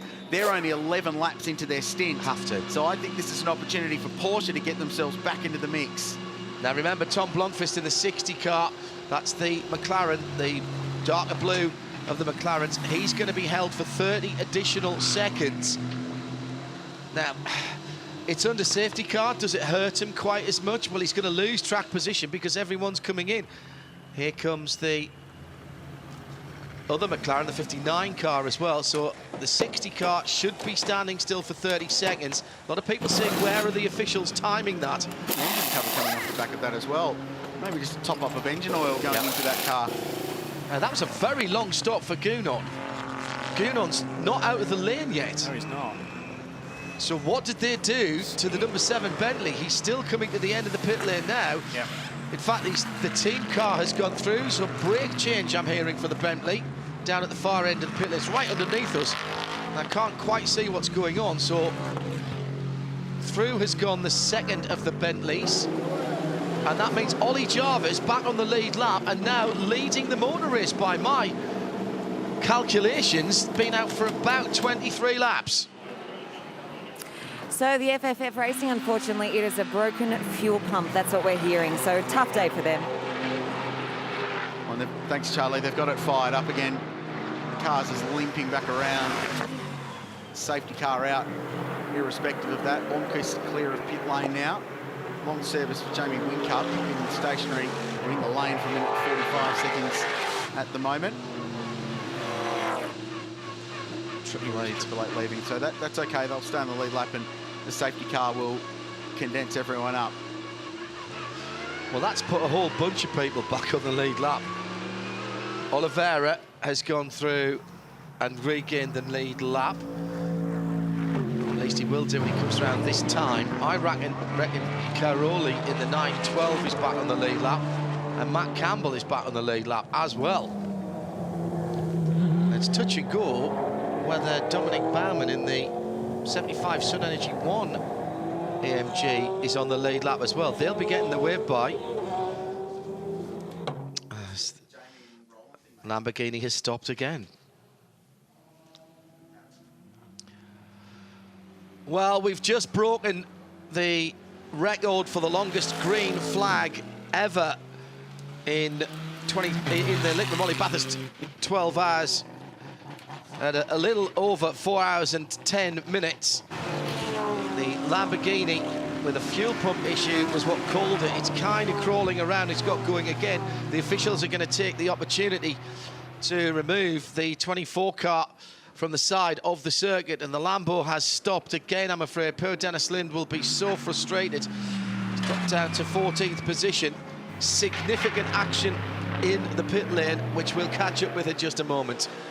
Well, Jamie Whincup, car 888, they're well placed in this motor race at the moment. Now, getting a lap of the mountain with a 4-time winner of the Bathurst 1000 and the Bathurst 12-hour winner in 2017 as well is something most people would kill for.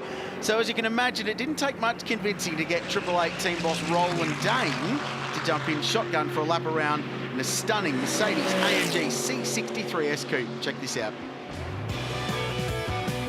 Oh, here we go.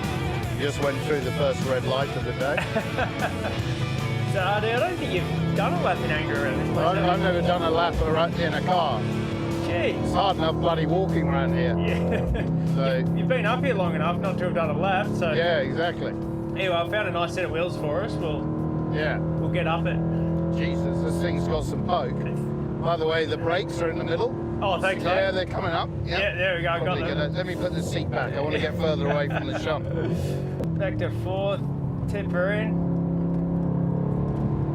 Yeah. How good does it sound? Sounds awesome. Yeah. It is an amazing bit of road.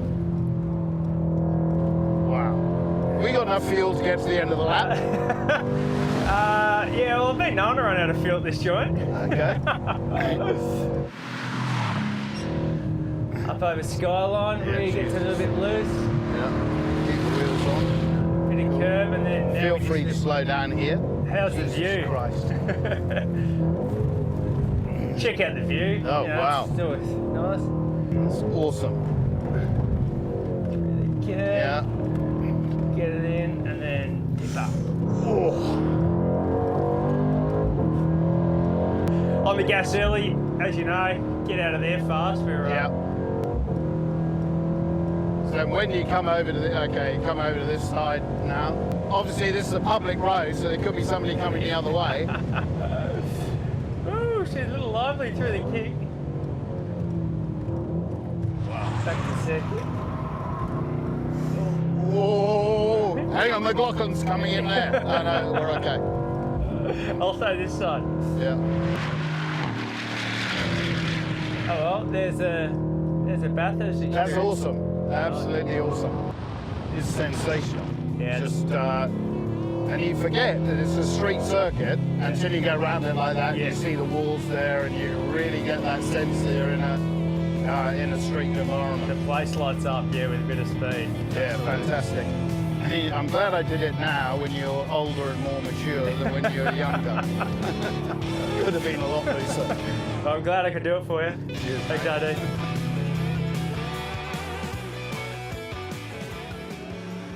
Not entertaining at all, that, was it? There's the grief that RD gave Jamie for some of his previous indiscretions. Oh, here a little moment there for Absolute Racing. So they've stopped both of their cars again. They left 911 out as we predicted to get their lap back, to get back into contention in this motor race.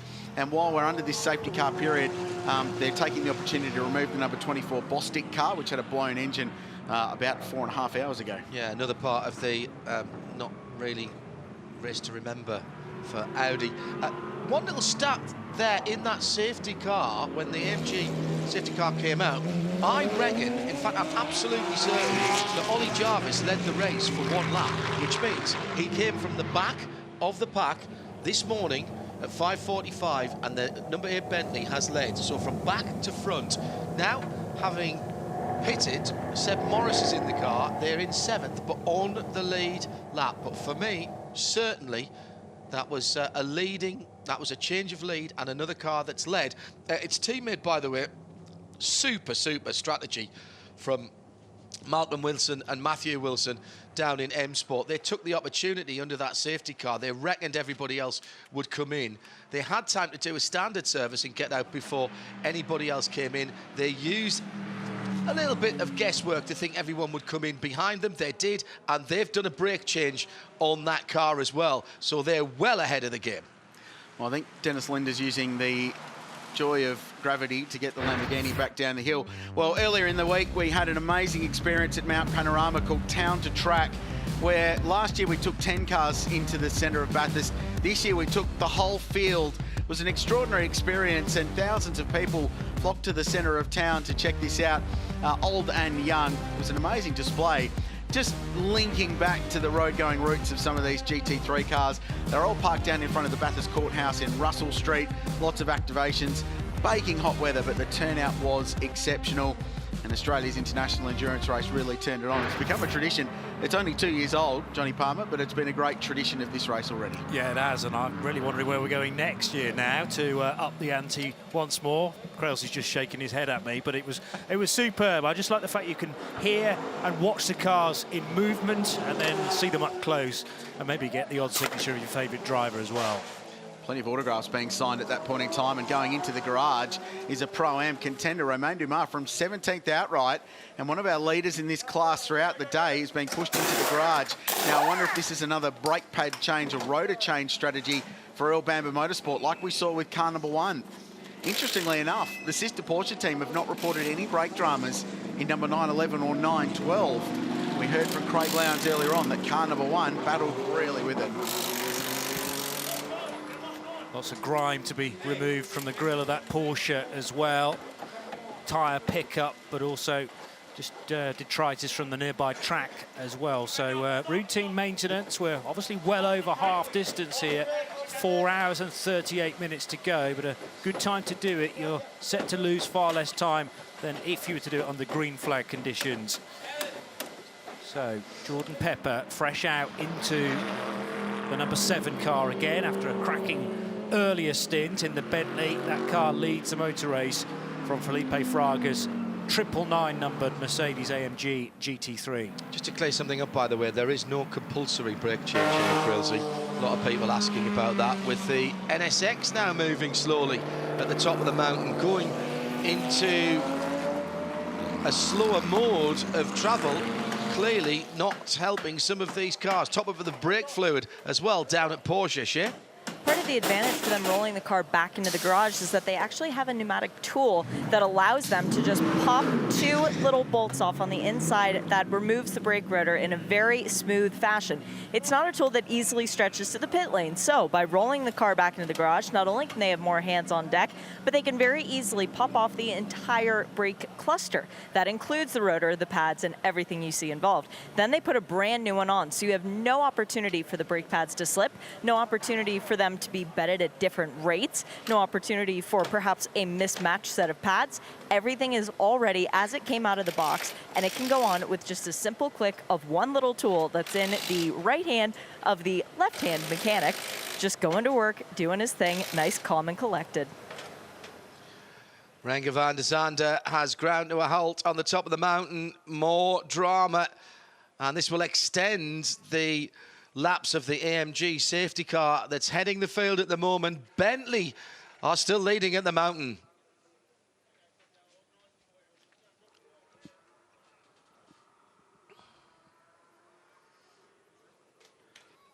I'm just chasing clarification, but I would argue that you cannot serve a penalty under yellow flag conditions in the same way you're not allowed to take a drive-through penalty under safety car conditions. So hence the 30 seconds still showing alongside Tom Blomqvist, the 4th place McLaren 720S.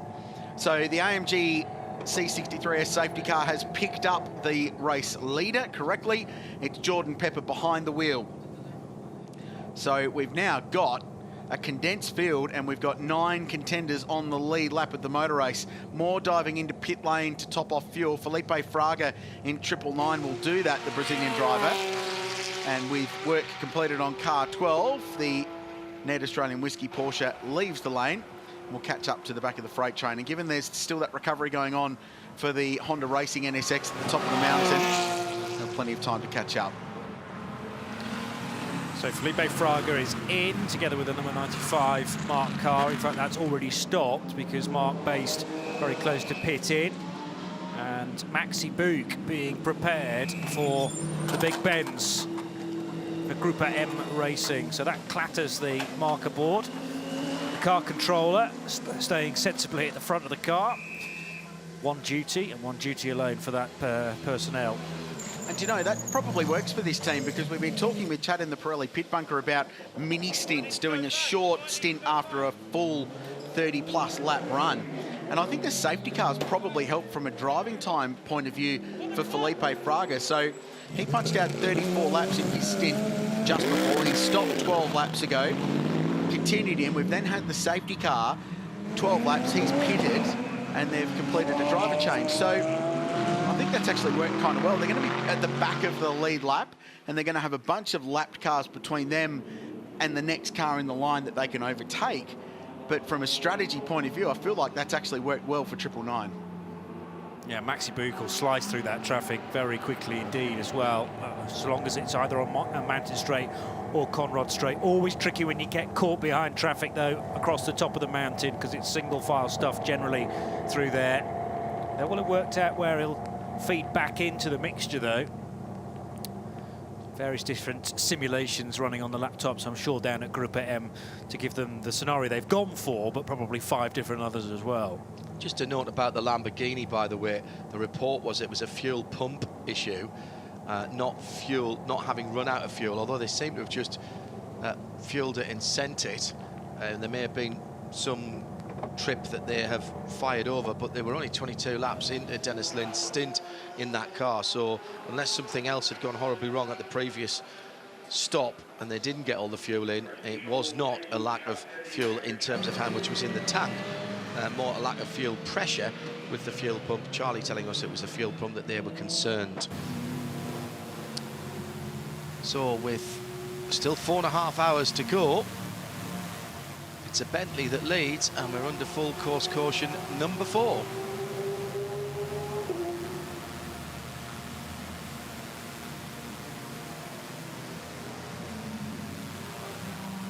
AMG safety car leads the field around Bathurst for the 12 hours, the Liqui-Moly 12 hours this year, 2020. It's already shaping up to be a classic. We've had the longest ever green flag session in a race in the GT history. Been 1 or 2 problems for people out there and in the pit lane. Roman De Angelis picked up some plastic and his car controller took it out. That's earned them a penalty. And then the big moment for the McLaren hitting part of the rear screen from one of the Mark cars. Number 20 had shed that rear screen earlier on.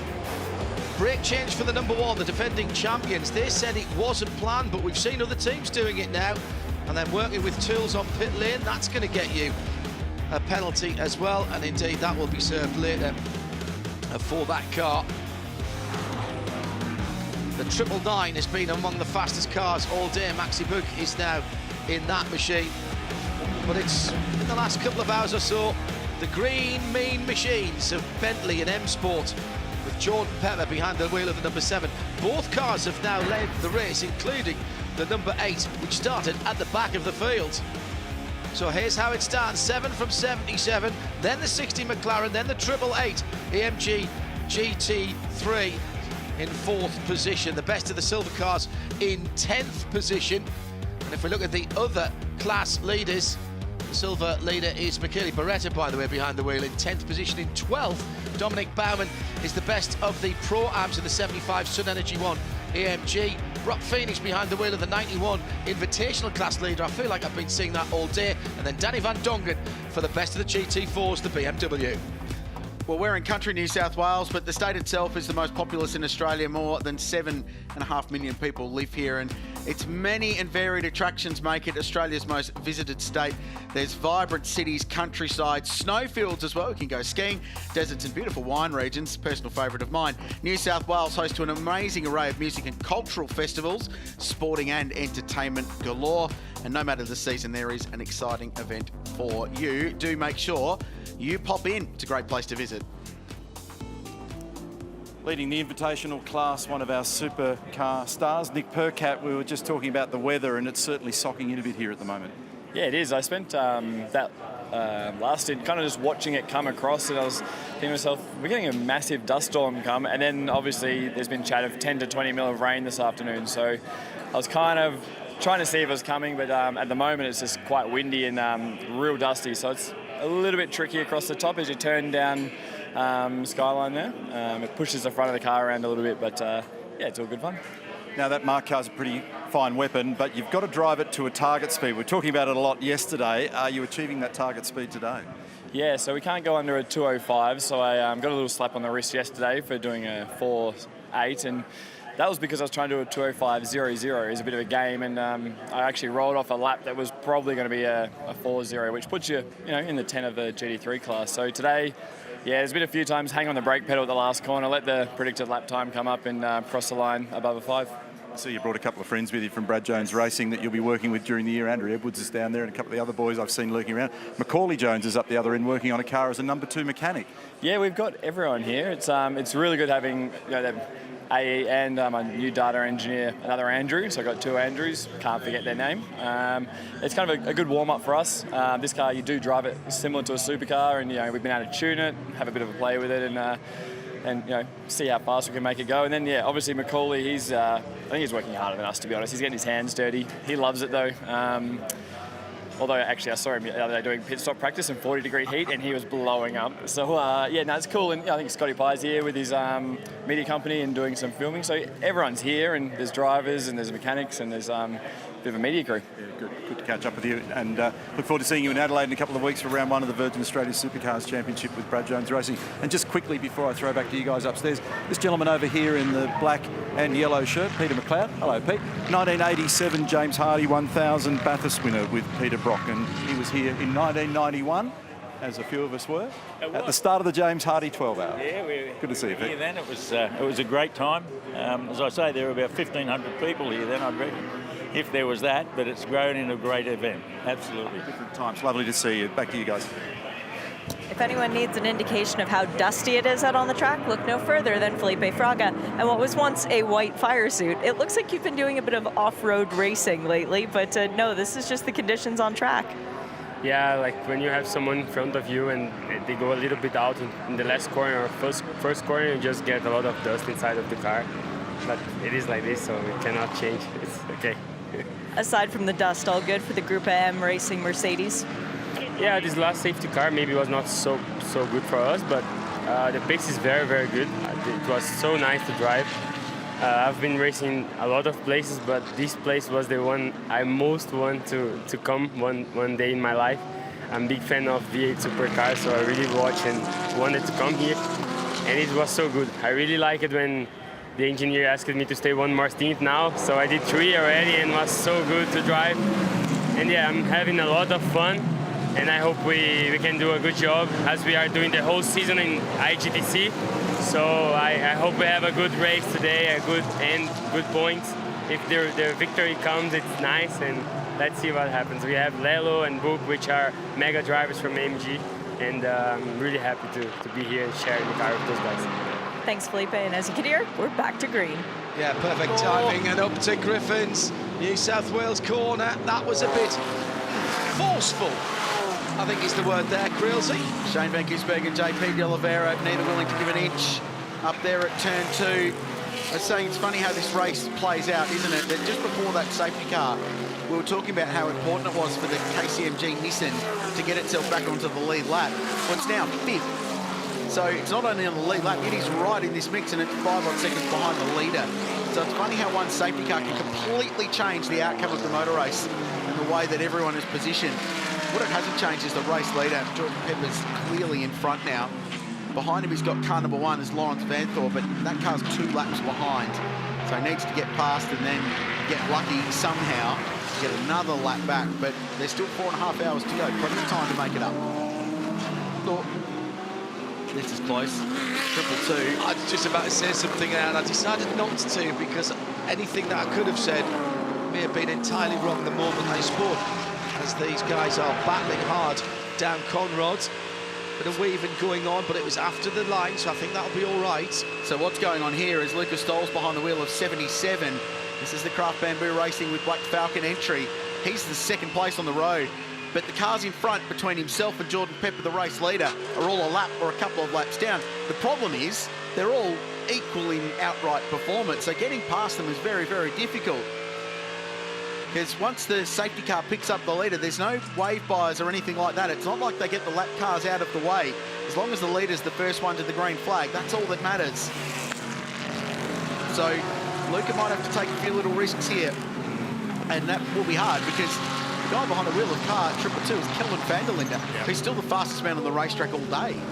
Jordan Pepper, Johnny, has cleared off to the tune of 5.5 seconds. Yeah, loving the fact that there's this wedge of slow traffic that's laps down, and the 77 can't get through. Lucas Stoll darts to the inside of the McLaren, all thinks about a move at Griffin's Bend. Now he can finally make it stick.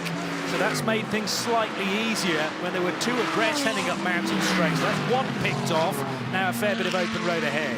And it's Dominic Story behind the wheel of car 59, that Mercedes. He's one of the first cars off the lead lap. So he wants to stay close to these leading cars, because if you get another safety car, which often follow previous safety cars, he could get that lap back by staying out of pit lane or rolling the dice with strategy. So they're trying to keep themselves in the mix. They're trying to win their class battle. And all the while, those fighting out for the outright victory are trying to negotiate them and play their own game out in front. Well, and he doesn't want to lose too much ground to the silver leader, which is Michele Beretta in 10th position. And at the moment, he's trying to stay close to him as well. 4.5, 5 seconds up the road. I reckon 19 lead changes, when it was 18 when Ollie went through in the number 8 car, and of course it's gone back to his team car since then. Somebody was asking that a little bit earlier on. Race record is 30. It was set last year between 13 different leaders. So we're creeping up on that. Still 4.5 hours to go. Plenty of time to go. Could have half a dozen in the last hour. That'd be exciting, wouldn't it? Could have half a dozen in the last lap, the way this race plays out, to be honest, Rich. Let's just have a word for the man that's leading the motor race, Jordan Pepper, and for the strategy call from M Sport, Malcolm Wilson, as into the pit lane comes the Aston Martin 159. Now, this car has already had the penalty assessed, so Ollie Hart now coming in towards the end of his stint didn't take the opportunity to serve that penalty before, and so he'll get a 15-second hold at the end of his scheduled service. And don't forget, there's still 30 seconds assessed next to the 60. That's the McLaren of Tom Blomqvist's third place car, 9 seconds away from the leader. Yeah, they've just got to hold their game for another 10 to 12 laps, I would have thought, and then they'll be due for their next round of pit stops. And that's where they'll be able to tick that 30 seconds off. So as long as they stay within QE of the leader, they'll still be on the lead lap, and you can make that up later on. But that 30 seconds will drop them, if they took it right now, it would drop them to the very end of the lead lap. So we're on board with Shane van Gisbergen. We're running up to the Audi Sport cutting. It's very narrow, it's blind, and it's contact, and just moves him out of the way. That was Dominic Story in front, fellow Kiwi. Shane used to have some friends at McLaren, didn't he? Used to drive them in GT3 World, perhaps not anymore. Now he's on board with the Mercedes. So through the Maguire's Forest elbow, and has track clear ahead of him for once. Although, that in the distance, is that the other McLaren? The 60 car, which still has that 30 seconds hanging over it. There's Roland Dane down at 888 Race Engineering. The full team here in the shots, Grant McPherson Engineering. And as always, as is the nature of this place, they're right in the mix. quality of the team and the driver lineup mean that was always going to be the case, and it was the same last year in a car that wasn't behaving at all. They still somehow missed out on the podium by half a second. Well, this year the car's behaving, the drivers are up to speed, the strategy's been good. They're on the same strategy as the leading Bentley, as the 77 AMG in front of them. And they are right in the mix, and we call it a net third when Blomqvist stops, because he will be the next one into pit lane of that leading group. Now JP De Oliveira's got that lap back. He's very much due for a pit stop. 34 laps into a stint. The safety car running would have helped extend that a little bit, but he'll probably be the next of this leading group of cars to dive into pit lane. It's not going to stop him trying to fight for overtakes, though, as has been the case with all three drivers behind the wheel of Godzilla today. Passing cars left, right and centre, and this time it's car 59 he's trying to get by. Yep, Dom Story again. This was the problem for Shane van Gisbergen into the Audi cutting a lap ago, and JP De Oliveira chooses not to dart past the McLaren at that particular point, so he's going to just sit in the draft for a little while. Much higher roofline on the GTR compared to the car in front, of course. Now at the head of the order, 6.5 seconds is the advantage for 23-year-old South African Jordan Pepper in his Bentley over Lucas Stoltz. And it's 3.5 then back to Blomqvist's McLaren. Behind this group is Seb Morris in the number 8 Bentley, 16 seconds off the lead. And Matt Campbell just in behind, starting to pull a little bit of time out of that Bentley, still on the lead lap. Now, Matt's 20 laps into a stint, so they're due a stop within 10 to 15 laps as well. So there's still two strategies playing out among the cars on the lead lap of the motor race. Some will stop soon, some will stop later. That's probably the most simplified way of doing it. But they'll all group themselves up when they do. Yeah, of course, the common for everybody is when the checkered flag comes out in 4 hours and 18 minutes time. So they're all trying to work a strategy that is well back-timed to that and may well need a splash here and there. There's always a question mark as to whether you take that earlier or later. Some might already be in that perfect rhythm to do full stints to the end, but that relies on it staying green for over 4 hours. That's a big ask. Here's the leader. That's green. That's very green. The new colours for Bentley this year, and I think it really works with the new shape of car, if I'm honest. Gentlemen, there's a very nice dark maroon Continental GT sitting in the manufacturer area, along with a graphite grey Bentayga, which is their SUV, extremely comfortable and capable SUV, which has a sporting pedigree as well, of course. It holds the record for the climb up Pikes Peak for a road-going car of that type. And Rhys Milne did a great job a couple of 3 years ago now when he took that car up the mountain, and it's still road registered, and Bentley still have it up in Crewe. For one of the hottest cars on the grid, Kenny Habula, you sure do know how to keep cool. You've got a giant fan here blowing on you. You've got a cooler back in the back of the garage, which David Reynolds was hiding in the other day. You've got your co-drivers eating. Everybody seems pretty chill, but you're still with that nervous smile. Why can't you just relax? I'm fine, you know. I think they're complaining a little bit too much about the heat, to be honest. I did a double stint, I was okay. We're in good shape, you know, we're leading our class, and we'd like to be a little higher up in the overall, but we're getting there. We had some trouble with the brakes, so just changed pads, and pedals a little better now, so I'm excited for the end, and hopefully there'll be a bit of rain. They said they might put me back in for the rain, so I like the rain, so we'll see. Well, that would be a lot of fun. You've got 3 guys in the car with you. How difficult has it been to try and share all the seat time? Yeah, it's difficult, you know, and just to keep up with the actual hours that are required, you know, it goes down to the minutes. So I'm glad I don't have that job. But, you know, we're in good shape. The car's strong. The drivers are good, thanks to AMG. I think we can get up, you know, as high as top 5, so we'll see. It was 2nd overall in 2018. Good luck doing that again, or even one better. Appreciate it. Thank you. Now, you can't miss that Sun Energy 1 car. 75's their traditional number. Kenny and Habula and the team putting a wonderful program together. Best placed of the Mercedes AMG GT3s. Lucas Stoltz in the 77, second position, but he's lost 8 seconds to Jordan Pepper since the restart. And a lot of that was down to being caught behind those faster Class A cars that were as quick Class A cars we're talking about that were squabbling over their own position.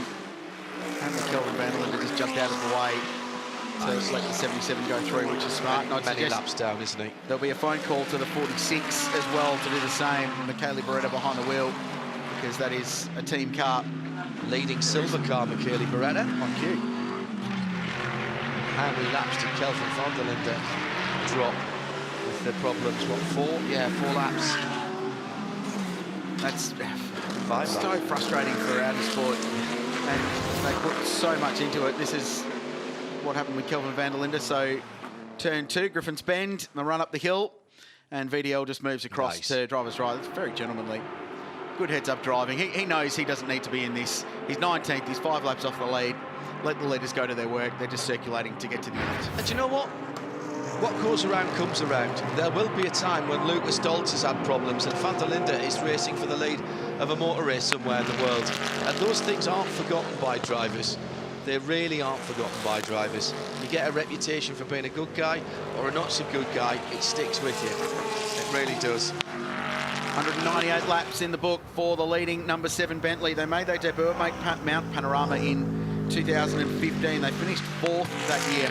That remarkable finish, Matt Bell behind the wheel, was hip and shouldered by an Aston Martin from Craft Bamboo Racing in the final corner. Stefan Mucker was behind the wheel. Laurens Vanthoor was involved in that battle pack. Last lap of the motor race, Nissan won, and the Bentley just missed the podium. But they redeemed themselves the following year with 3rd in 2016. They were 3rd in 2017. Car 60 gets up the inside of van der Linde as well. Didn't get a result in 2018. We saw battered and bruised Bentleys in that motor race. But last year they were in the mix right to the very end and ultimately grabbed a 6th place finish. So their form here has been very, very good over the journey. This being their 6th visit to the mountain.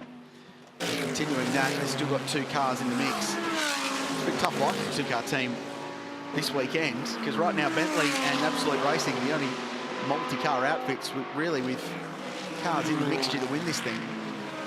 Can't agree with that. Jordan Pepper settling into the Bentley family field.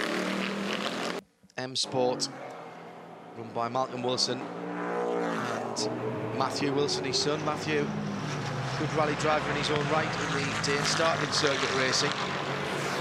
Johnny and I remember commentating on him in Formula Renault in the UK, and had Lewis Hamilton as his teammate. 4 hours and let's call it 12 minutes to go, and a significant milestone for the leader as the Bentley comes down under the Liqui-Moly bridge towards Liqui-Moly Murray's Corner and onto the start-finish straight.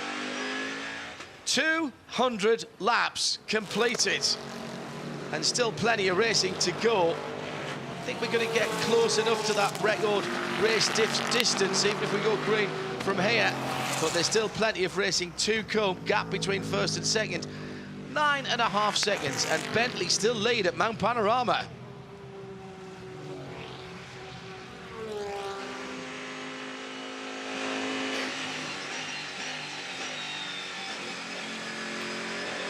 So at Griffin's Bend, South African driver Jordan Pepper has a nearly 10-second lead over Lucas Stoltz, who's been bottled up in all of that traffic not too far behind. I think Stoltz, well, actually Blomqvist has got through some of that, slightly easier than the 2nd place Mercedes, so that gap's coming down. It's now under 2 seconds, so Lucas Stoltz with a bit of pressure on his shoulders for the next few laps. Shane van Gisbergen's not too far away either, so definitely a 3-way fight for 3rd, 4th and 5th right now, John. You often think it's, as the leader, it's the worst place to be because you're the first one on the traffic and you kind of wake them up a little bit, but it's really not the case here. Jordan Pepper then heading down the far side of the mountain into Maguire's, the elbow. Now on to Conrad. And for once, he's got a clear track ahead of him. And with 9 seconds between him and Lucas Stoltz, there's nothing for him to worry about now, other than hitting his braking point into the chase. So where are the battles out on the circuit? Well, Shane van Gisbergen has caught Tom Blomqvist. So the McLaren and the 888 separated by a few lap cars up into a lap ago. And SVG has got target acquired. Blomqvist still with that 30-second penalty hanging over the McLaren at their next pit stop. Everybody's pit strategy, of course, after that AMG safety car intervention that we had just, 17 minutes ago, our 4th safety car. Well, everybody's pit strategy has been equalised at the front of the field. Top 9 cars all been out for 9, 10, 11 or 13 laps. So let's call that the same. A lap or two here at this stage of the game may not make the difference. It might at the end. And it might make a difference if you stay out 2 laps longer when the weather comes in and you can make a more informed decision. The wind is blowing a hoolie on the Liqui-Moly front straight, with the sponsor banners looking like spinnakers rather than flags at the moment. They would look great in the America's Cup. Seb Morris, somebody to watch for right now, because he's quicker than De Oliveira and Shane van Gisbergen. So it's all tightening up really nicely for 4th position. And Seb Morris in the other Bentley, remember, haven't they been on the back foot all week? But the 8 car showing good speed, pretty much equivalent to Jordan Pepper's car, and everybody else is in the meat of this Bentley sandwich. The big thud as SVG goes through the spares box dipper. A little bit of an adjustment to either the traction control or the ABS, and now he's back on Conrad again.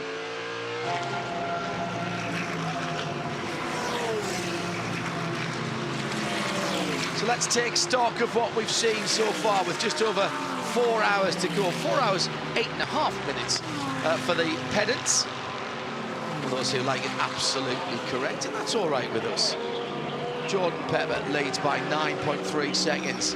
Lucas Stoltz in a relatively isolated 2nd place as well. He's got 4 seconds on what is hotting up as a battle for 3rd position between Tom Blomqvist in the McLaren and then Shane van Gisbergen in the 888 car. Aston Martin's still out on the circuit with Scott Dixon behind the wheel of the Castrol car. There's so much anticipation about this lineup, featuring Scott Dixon, also Jake Dennis, and our own Bathurst champion and Supercars champion, Rick Kelly. Rick, you're smiling, but it's been probably a difficult day, one that you certainly didn't want to have. Yeah, I'm smiling. I'm hurting inside. I mean, it's such a great opportunity to work with our motorsport guys, have Scott Dixon alongside me. Obviously, he was in our team, I think, 10 years ago, so that's cool. But to learn, both of us to learn from Jake has been an incredible adventure, if you like, as well. But it's been a tough weekend for us, building up the pace to today. The pace is actually pretty good in the race. That's why it's so disappointing what's happened to us. We're 4 or 5 laps down now, and we're just still trying to fight a fight if we've got one left. Talk us through what happened. Yeah, we had a bit of contact. A car cut over our nose at one of the restarts and just bumped the side of the undertrain. You can see that here. Now what happened is it actually loosened one of the mounting points and broke these two mounting points out a little bit later on. So it fatigued, started to flap a little bit, and then eventually failed here and here, and we had to come in and change it. It took it, 4 or 5 laps, or 6 laps in fact, to get it done. So it is what it is. It could be a lot worse. We're still out there circulating and going to obviously do the best we can to get a result. You can tell this guy works in TV, can't you? Just grabs the microphone as happy as Larry. In terms of the heat, it's still 38 degrees down here. It's incredibly warm considering the breeze has come through. Your team now just all half asleep, most of them, just trying to recover and get their energy through to the end. How brutal has this been? You've been around a long time.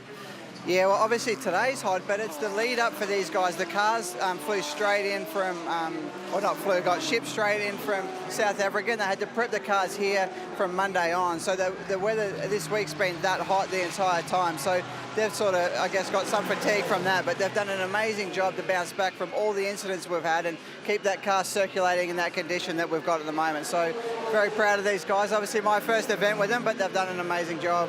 Rick, thank you. Great to see you put this organisation and team together. Well done, and we'll catch up with you soon. Thanks very much. Shall we have a good news story? I'll have that after we've been to Chad. Well, down in the Pirelli pit bunker, it's a great chance to break this race down a little bit further and talk about fuel economy. And obviously this is going to be a really big talking point when we get to the end of the race. And we had a really good run early in the beginning of the day in the first hour with no safety cars, which gave us some really indicative fuel numbers. So thanks to BP Ultimate, the official fuel of the 12-hour, we can delve into this a little bit further. I've gone through and grabbed every single manufacturer in the race, sadly no Ferrari, so just 10 here. And we've gone through all the stints to get their longest stints in green flag conditions. And it gives us a bit of a look. It confirms to us that, yes, the Porsche does have something of an advantage. They're getting 36 laps out of a tank. Further down the order, the Nissan is somewhere down the bottom, but they have been getting 32. They might be able to stretch that to 33 if they need it. Now, if you were to turn that into an everyday fuel economy number, it's obviously a little bit more than what you'd expect out of a road car, which is somewhere around 10 litres per 100 kilometres travelled. But you've got to remember, these guys are flat chat for more than 50% of the lap around here at Mount Panorama. And why is motorsport so important to manufacturers? Because it gives them a chance in the real world to get these numbers down so that the next time you go and fill up with BP Ultimate, you'll be able to get more mileage on the road. So let's throw this back up to the commentators. Let's chat about these numbers and, Krause, the real result at the end of the race, because that number there is quite big. They've actually been able to stretch that as far as 37 laps at some points in this race. Yeah, and it backs up what we learned about them last year, doesn't it? The interesting thing for mine is that this is a brand new Porsche race car. Yeah. It's different, it's bigger capacity than last year as well, yet they're still getting that fuel economy that they were 12 months ago. Yeah, it's interesting, Chad. I'm wondering about this fuel economy battle and when this final pit stop's going to be, assuming, of course, that we stay green and flat out like they're running now, because when the rain, if the rain comes, that economy number will go up, won't it? They'll get better fuel economy. Well, the other thing to think about here is look at the contenders close to Porsche. So the Audi, that's out. The Honda, that's out. The Aston Martin, that's out. The Bentley is really the main challenger at the moment with these guys down here. So you have to say that they've got a really big fuel advantage of nearly 3 entire laps. Now, I heard you mention then what is going to be that what we would call the critical lap. You work backwards from where you're going to finish the race. Well, it's hard to say because all we know is how long the race is going to go for in duration. We don't know how many laps we're going to get. All we can do is check out the form guide. Now, last year we broke that race record with 312 laps, which is about 26 laps per hour. We're tracking somewhere between here at the moment. Now, you get 29 laps per hour in green flag conditions. So if we were to stay green for an extra 4 hours to the checkered flag, which is extremely unlikely, then we might get close to that number. Yeah, I've got 310 at the moment as the projected, so you're spot on there, Chad. So I guess John worked back, it's 310 minus 35. We're looking at about a critical lap somewhere around 275. Yeah, there's a lot of if, buts and maybes in that. Last one from me, Chad. What about that Nissan? Because they just keep popping up, and the fact they got themselves back on the lead lap is utterly critical, and I think changes the complexion of the end of the race, because for a while there, they weren't in contention. They were a lap behind.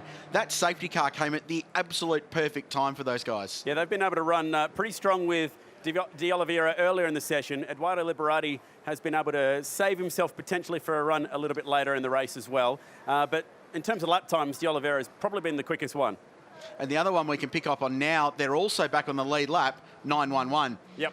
Matt Campbell behind the wheel at the moment, hauling them back into contention. Where are they at? This is a totally different strategy to what these guys ran last year. Look how even this driving time is across the board. Now, if we go back to last year and have a look at how they won that race, it was all about saving Matt Campbell towards the end. They completely used Dirk Werner up, and then they went singles all the way to the end of the race, where it's a much different strategy this year where they're trying to really conserve or actually stretch out each driver, which is good because, one, it means that in these hot conditions, you're able to share the load a little bit, but also means that you're not going over that 2.5 hour maximum driving time. And it's probably worthy you're hitting the button for number 8, because their story is remarkable. Remember, they started right at the very back of the field. Yeah, this was another Twitter shout out. So the fans said, you know what, the Aston Martin's gone, why don't you replace it with car 8? Started last, and they've been chugging their way through the field. I'm glad you mentioned this. Check this out, okay? Doubling up on a strategy. Sometimes you might split a strategy between your two cars, hedge your bets. Not Bentley. Check this out. Car 7, look at that. Compared to car 8, almost identical. So it's amazing, isn't it? So car number 7 went 33, 29, 37. Look how even this is between the 7 and the 8. They've played an almost identical strategy. They've just had 2 stints that were different by 2 laps. Other than that, they've been going one driver stint the whole way through. And doesn't that show, thanks Chad, doesn't that show how good those stints have been by the guys to pull themselves up through the field with so much green flag racing. It is 1:45 in the afternoon here at Bathurst, and we've still got 4 hours of racing to go.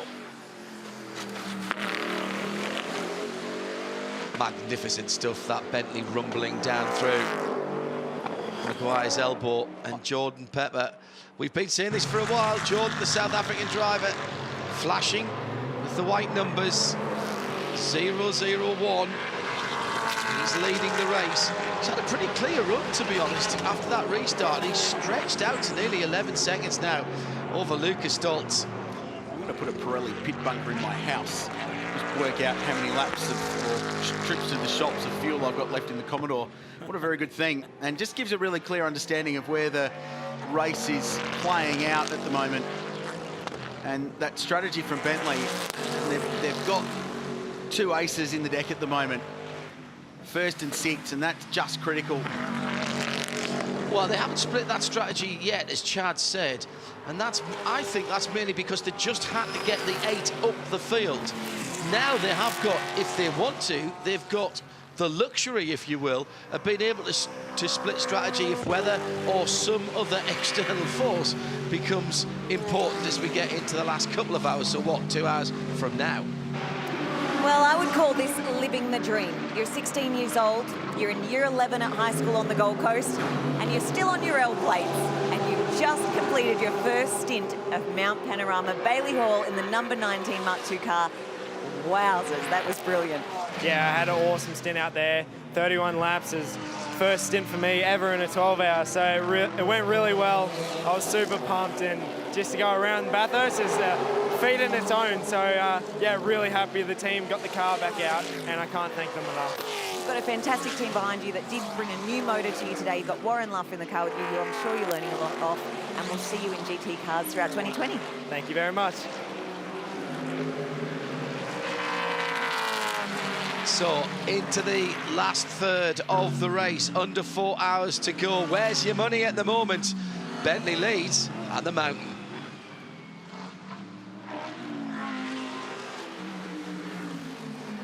Now here's the traffic issue for everybody. Van Gisbergen going around a couple of slower cars. Mark Carl rumbling away with that big crate V8 in the front of that machine. You know, when you're watching Test match cricket and it doesn't feel like much is happening, this is that moment. This is the middle overs in a day when they're just bowling line and length, or perhaps bring some spin on just to knock around every now and then. Run rates 3, 3.5 and over. But you just get the feeling that England, mate. True.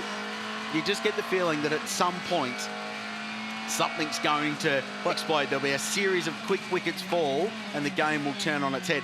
Test match is the best analogy I've got for this kind of motor. I know, absolutely great. It's what the South African test team called the investment overs. It's the investment overs that you're putting in. You're putting in the hard grind. You have to get rid of some time and you're pushing towards the end. So this is exactly that. It's the investment overs and the investment laps. Believe it or not, the top 6 are getting closer and closer to each other, because one of the hottest guys in the top 10 right now is Seth Morris in that number 8 car. He's not quite as quick as the one car, 2 cars ahead of him, but otherwise starting to hunt down the race leader. But Gianpaolo de Oliveira stands in his way, and I think that's going to be a fascinating contest between the Nissan and the Bentley. The Bentley's actually the stronger car in the final of the 3 sectors heading down Cotton Straight.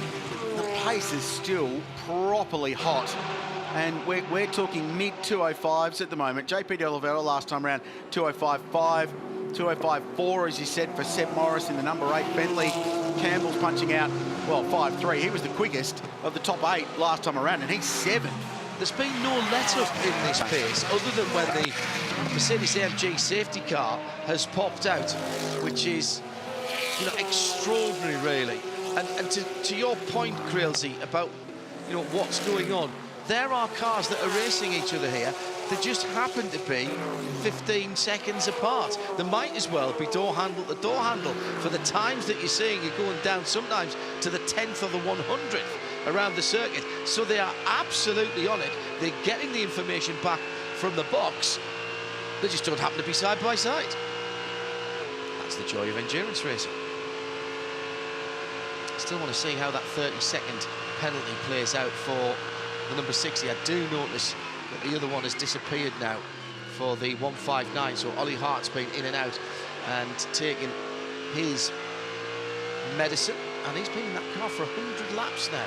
Yeah, Tom Blomqvist, John, is due for a stop. So, 35 laps, and yes, there was some yellow in it, but they did stop under that safety car, but it was, of course, you cannot serve your penalty under it. So they're not far away from diving back into pit lane. They'll spend an extra 30 seconds there. So they'll drop to the back of the lead lap through all of that, but it's okay because they'll have opportunities, I'm sure, to catch that back up. Running third at the moment, so 888 will gain a spot when all of that rolls out. Jordan Pepper continues to lead the margin now, 13.5 seconds. It's building out in front. Well into the last third now.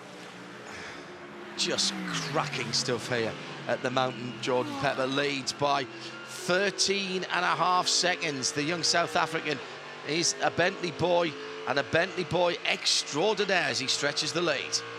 Guys, it's always good to see this bloke back in pit lane. Mick Doohan, welcome back. I don't think you've ever missed a 12-hour, have you? Not for a long while anyway, so no, I enjoy it. It's a true international event here in Australia, and sort of it does get worldwide coverage, and you know, it's good to see again the AMGs, these new Evo cars sort of up there this year, which is looking strong, second and fourth at the moment with still a long while to go. A competitive field, isn't it? I mean, we saw some carnage in qualifying yesterday, but tough race today. Look, yeah, you know, qualifying's one thing, but a 12-hour race is about being there at the end. So, you know, if the AMG teams can get to the end, get to that last hour, then the race is on. So, as you say, a lot of carnage yesterday, a lot of people taken out, probably some not their own fault, but others just for perhaps over-trying and when you shouldn't be. But, you know, endurance racing wasn't one of my favourites. Sprint racing was my game, but endurance racing is about being consistently quick and making sure you're there at the end. And I think these guys here, the 888 guys especially, are doing a great job, as is the other AMG car is doing down the paddock. Now, Mick, you've been around this mountain a few times. What's unique about the place for you? What do you love about this circuit? Look, you know, it is unique. You know, when I was young riding a bike around here, you know, you're a little bit nuts, to be honest, looking back at it.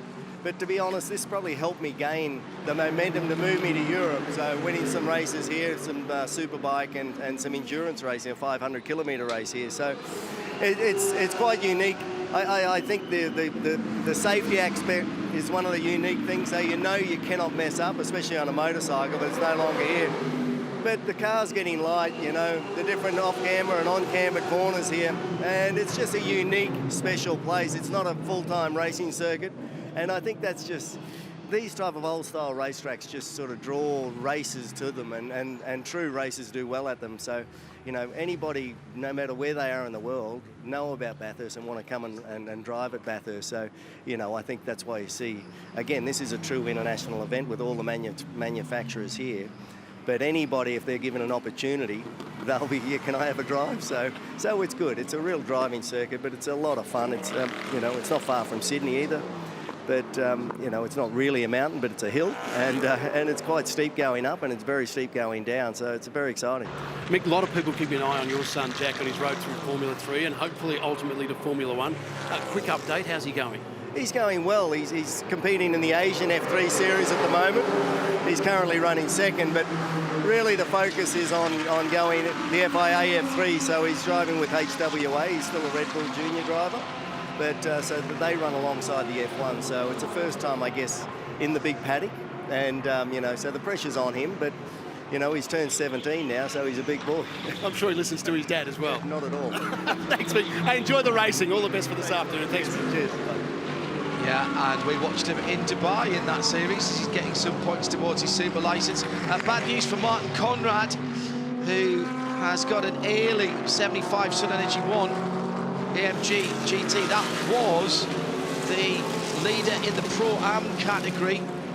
Waiting to see the Grove car go through. I think it has already, Grailsey, and retaking the lead. They've been swapping back and forth on the pit stop strategy, but this looks more, I'm afraid, more sinister. And this is going to give a free kick to car 12 with Romain Dumas behind the wheel in that Pro-Am battle. Was right behind all three of those cars, covered by about half a lap. Barker hasn't gone through yet in car 4. He's still 28 seconds away from the start-finish line, but he won't be too far behind. So fueling first. If you're unfamiliar with the way they do pit stops in this form of racing, then if they want to do tyres, they will. Then they'll tackle whatever the mechanical issue is that's caused them to limp back down the lane. That fuel is still going in. Don't tell me that was just fuel. Don't tell me that was just fuel. No, I think there's more than that. He's talking on the front end, and I thought I saw the car controller wandering around at the front as well. So race control will be watching that. So now a new set of tyres, or a replacement set of tyres going on. They're having a look under the white rear arch there. This is not firing, is it? Come on, fire up. No, not happy. Somewhat of a recalcitrant Mercedes paying attention. It's gone back up on the jacks. So this is costly. This is the Pro-Am lead disappearing, and more than that. He's going to drop off the lead lap in the class, and Ben Barker has now gone through in the Grove car into 13th position and takes the Pro-Am lead. And through 2 has got the number 12 Porsche, the EBA car racing, the Elbaba racing car of Romain Dumas. So that's dropped that car from the lead to 3rd in its Pro-Am class. Now, unless something was lost in translation here, it sounds like he was reporting a puncture in that car, but they've taken all 4 wheels off it. No puncture. So then maybe there was the potential issue of the steering maybe being damaged in that car, which is why he gave it a little wiggle at pit exit. But as it rolls up on Mountain Straight, will it get off the speed limiter? Yes, it does. Everything seems to be okay. That was a strange one. Oh, curiouser and curiouser, Chad. Thank you for that. It's not revving. It's not going particularly hard. It's not revving. No, it's just very much coasting. Just have a listen to the down changing. It's broken something in the rear end, guys, so it's only turning one driving wheel at the moment. Yeah. So only one of the rears is doing the work. So it's a dip issue. Rear axle.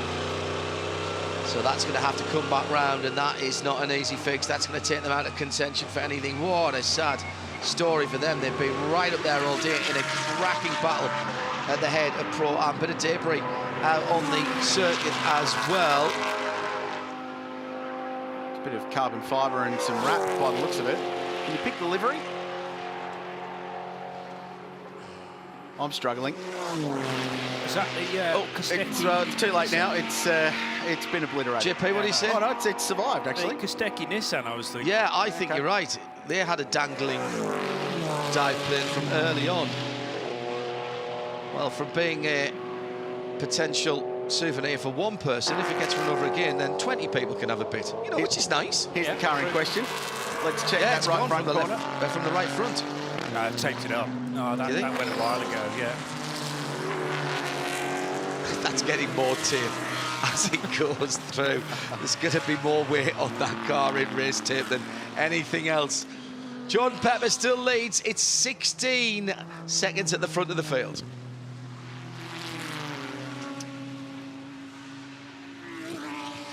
I like your thinking on that, though, JP, in terms of the livery. There aren't that many white cars in this race, and I thought it matched the sponsor as well.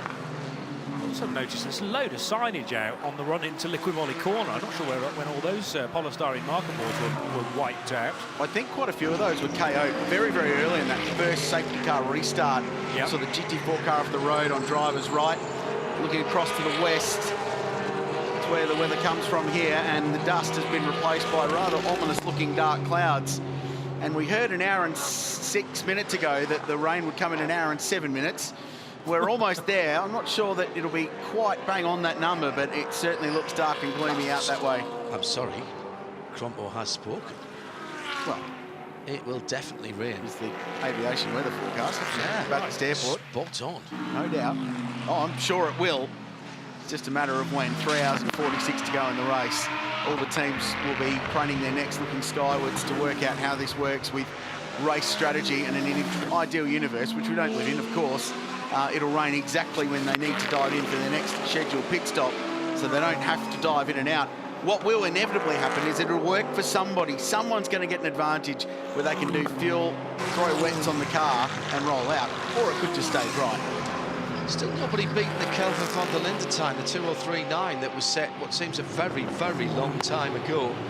It was set back on more than 100 laps ago.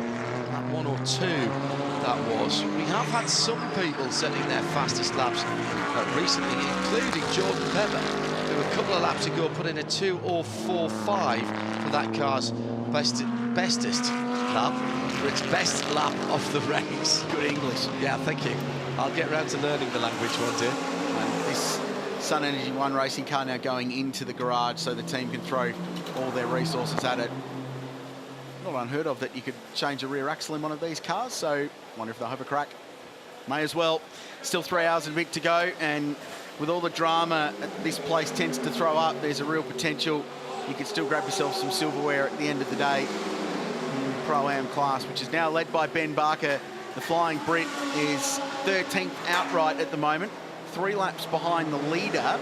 Right behind him, though, is Romain Dumas, second between them, at 1.9 between those two Porsches. So there's a really good battle going on for the Pro-Am victory. Yeah, and that Sun Energy One car is still in a podium position, Crailsey. That's another good reason for them to get out. They've got 8 laps, so what's that? 16, 20 minutes before Liam Talbot comes through in the number 29 car, the Lamborghini Huracan, which currently sits in 4th position. Sorry, no, he's a silver car, my apologies. So Liam's in the silver car. So they're still in a podium position. They need to get that car turned around.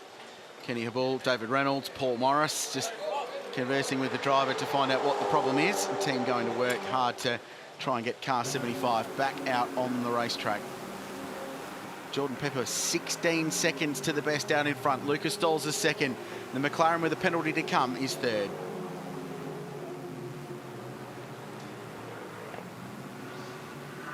Well, we're inside the last quarter. 213 laps have been completed, and what a last couple of hours we've had. 20 race lead changes and all kinds of action at the front of the field. Bentley have dominated in this middle portion of the race, with Jordan Pepper leading the race in the 7 car, but we did have the 8 car come from the back of the field to lead as well. Another couple of interventions by the AMG safety car as well, and the restarts have been really interesting, and that's where Jordan Pepper got his advantage this time around, because Lucas Stoltz was mired with lapped cars between him and the leader. And that safety car was critical, though, because it got a few key contenders back onto the lead lap of the motor race. Car 911, the yellow and black Porsche, was one. The KCMG Nissan was another. Shane Van Gisbergen had the elbows out, going up into the cutting. Dominic Story moved to the side by car 888.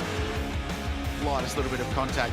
This has been an utterly professional performance, though, from Bentley Team M Sport so far. They lead the way. It's a 16-second margin out in front. Mercedes AMG in the mix, McLaren in the game, Nissan and another Bentley, and the Porsche still very much in contention for this one. As far as the classes are concerned, Michele Beretta in 10th position is leading the silver category. Ben Barker up to the lead in Pro-Am after the demise of the Sun Energy One car. That's in the lane, in fact, in its garage at the moment. Rock Feeney still leads the Invitational class in the number 91, and Denny Van Dongen back behind the wheel of the BMW GT4 M4. Sydney Harbour, one of the most beautiful anywhere in the world, and the gateway to all of Sydney's waterways. Famous, of course, for the Opera House and the Sydney Harbour Bridge. You can explore it. You can do a bridge climb, actually, and get right up on top there and get a cool photo with the skyline in the backdrop. You're staying in Sydney for a while. I think you should put that on your agenda, John Hindhoff. There's bars, there's clubs down at Circular Quay. You can catch the ferries, see the sights. Great place to go and visit.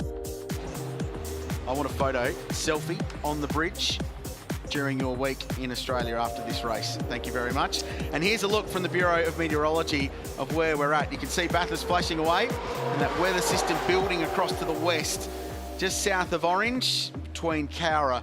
That's the way the weather's coming. There's some to the south of us, over Goulburn. Hopefully that gets to Canberra as well. Some pretty serious bushfires south of the nation's capital at the moment, and our thoughts go out to everyone affected by that. We certainly hope that they're all good. A bit of rain. It is brewing, it is building. Yeah, and if you're here at the track as well, there's lots of fundraising opportunities for the various appeals. I noticed the local Lions Club are out this morning in force, as well as the Bamthor Plus Lounge T-shirts that are for sale, strictly limited edition. And clearly the big crowd here have been doing their bit. You could even do a tap and go donation as well. And Krilsey, that's not just the extent of the fundraising potential here as the 60 car comes into the pits. And at the end of this scheduled service, they will take their 30-second penalty, which was for a speeding infringement in pit lane. They stopped. The limiter was on when they stopped. When they left, it wasn't, and a quite serious breach of the pit lane rules. The Intercontinental GT Challenge, powered by Pirelli, is donating $5 per registered series car, of which there are 22. I'll confirm how many are left in the motor race at the moment. That will be dependent on that per lap completed. So give or take more than 20 grand at the moment coming the way of the Lions Club, and that money going straight into bushfire relief for those affected by the fires here on the east coast of Australia, and in particular in New South Wales. Matt Campbell brings the number 911 Porsche in from 9th position. Whatever happens, I would think they will jump the McLaren with that 60-second, that 30-second. They're trying to double that for them. I'm terribly sorry. The 30-second hold that they'll have at the end of their stint. There's Alvaro Parent, who'll jump back in. Really nice stint from Tom Blomqvist. Spent a lot of time in that car with the yellow earlier on. Now start counting as the McLaren is on the ground.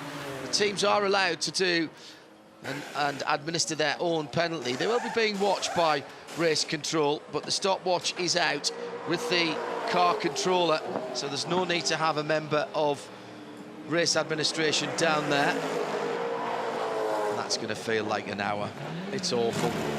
Jordan Pepper's just gone through. So the Porsche drops a lap again. That's all right, because the way the pit stop sequence will work, there goes the McLaren, so they'll drop a lap as well. But the way the sequence works, we're expecting Jordan Pepper within the next 15 minutes or so in pit lane. They're probably 5 or 6 laps away from the stop, if not sooner. So those two cars, just seen in pit lane, will work their way back onto the lead lap, and we'll still have 9 in the fight with 3.5 hours to go. It's only a 27-lap stint for the McLaren and Tom Blomqvist. That seems a little shy for that car. When that car over 30. Stopped in the middle though under that safety car, remember? Yeah, it did.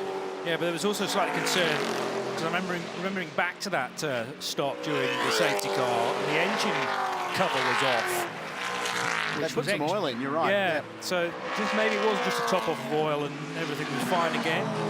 But I didn't think that was something to keep our eyes on for the rest of the race. And they've been in, served the 30 seconds. It's still next to their name, interestingly, but it will evaporate pretty soon, I'm sure. Yeah, so Blomqvist did 16 laps, then they stopped, and that was that stop where we saw them putting some oil in the back of the McLaren, the twin-turbo V8, and then he's jumped back out, and 27 laps later has come back into pit lane. So I think that's a drive time. He's getting towards his drive time now. I think they'll be engineering around that. Yeah. Pace has been very hot though, so it wouldn't surprise me as the air temperature comes up, fuel economy disappears as well a little bit, though you'd expect them to go more than 27 laps on a tank of fuel. So 3 hours 37, working on an hour and 15 on a green flag stint on fuel, if not a little bit less. So there's still definitely a couple more stops to go. And remember, last year's winner did it on 9 pit stops, which has never been done before at this race. Martin Kodrick out of the number 59 McLaren. It's been a good day so far for you guys in the silver category, still going around and around. But how's the car been? I mean, yeah, I think the car's been mega today, really. We're currently in P11 and second overall. It's going to be a big fight with a number 46, I think, Mercedes. But for me, car's been really good today. In my stint, at least, I think the boys also said it's been handling well. So I think we're looking comfortable. Yeah, I'm just about to head for a double stint, I think. So yeah, it better be good. Where are you going to pass the Mercedes around the track then? Where is the McLaren stronger? Well, over the top, as we know, is so difficult to overtake. So the only chances I could take is probably into turn 2 or into chase, even maybe into turn 1 if I force a mistake in the last corner. So these are the places where you normally overtake, but you never know. We might overtake them in a pit stop on the track. So as long as we overtake them, I'm happy. Good luck in your double. Thank you very much. Pit lane callers. Again, everybody on roughly the same strategy after coming in for the last Mercedes-AMG safety car period. JP D'Oliveira in the KCMG Nissan. If you're just joining us and we're expecting 2 Nissans, well, first one went out early doors, free practice 1, collision with the wall, and too much damage to be fixed here. Romain Dumas in the pit lane as well, in the number 12 Porsche. That's the second of the Earl Bamber racing machines. On schedule, as expected, this is JP D'Oliveira. 29 laps in this stint. He's just completed a double as well. That's the blue and white wall that Seb Morris has been staring at for about the last 20 minutes. So finally, he's got a bit of free air in front of him as the Brits, and we'll get to see what the Bentley can do now, the number 8 machine. Why is there a driver parked on the inside of... That's Renger van der Zande. That's Renger van der Zande. So the Honda has been recovered from the top of Mount Panorama, but poor old Renger wasn't with it. And he is stranded on the inside of Mount Panorama, and it's very difficult to cross the racetrack there unless you're under safety car conditions. Fortunately, the Bathurst Regional Council's installed a very nice new footpath on the inside there, and it goes all the way around to McPhillamy. The John Hinksman Vista's just on the left up there as well. So certainly you can go and find a nice place in the shade and sit down and watch some motor racing. That's a quick. A couple of years ago, in the Supercheap Auto Bathurst 1000, Alex Pramar got lost up there. It was co-driving for Scott McLaughlin, had an engine failure on that car. It stopped, and he just disappeared. And Scott was sending out tweets saying, "Can you find my co-driver?" Turns out he was stuck at the top of Mount Panorama. Into pit lane comes Seb Morris from 4th position in the number 8 Bentley. So this is a number of the key contenders, and this next round of pit stops continues. Yeah, and this is perfect timing again for the young new Bentley driver. Meantime, out on the circuit. And this is key because right now this Nissan is trying to stay on the lead lap of the motor race. Eduardo Liberati's behind the wheel of car 18. Jordan Pepper, the race leader, next. Now, Jordan's due a pit stop soon, so Liberati could consider letting him go in the knowledge that that car will be through. Then again, he's a racing car driver and unlikely to consider letting anyone go through. They're on the same number of laps since the last pit stop. Remember, they came in together and they turned the KCMG car around quicker to get it out, and it's taken 30 laps for the Bentley to get back on terms and drag by going down into the chase. Yeah, smart, let him go. So the Nissan's just stopped. Liberati just got into that car. Pepper's due a pit stop within a couple of laps. So it drops off the lead lap, but like car number 911, not concerned about that because the Bentley will need to stop soon and the race will cleanse itself and we'll still end up with those 9 cars on the lead lap. This is a problem for the Nissan in that it only does about 30 or 31 laps on the fuel, where the Bentley's getting 34 at minimum. And so they're always going to be at a slight disadvantage when they have to pit earlier. Yeah, but if the final stint from the final pit stop's only 27 laps, doesn't matter. Well, that's true. Yeah. It all evens itself out. It could be a fuel race. I mean, it could be final stop, an hour and 20 to go, and there'll be people that won't make that. And there'll be some cars that may make it and some that will. And that's part of the joys of this place. We almost had the best ever fuel race here in 2018, won by Audi. Ultimately, the race was ended by a red flag, but there were a series of Porsches in that race that were convinced they were going to get to the end if it wasn't.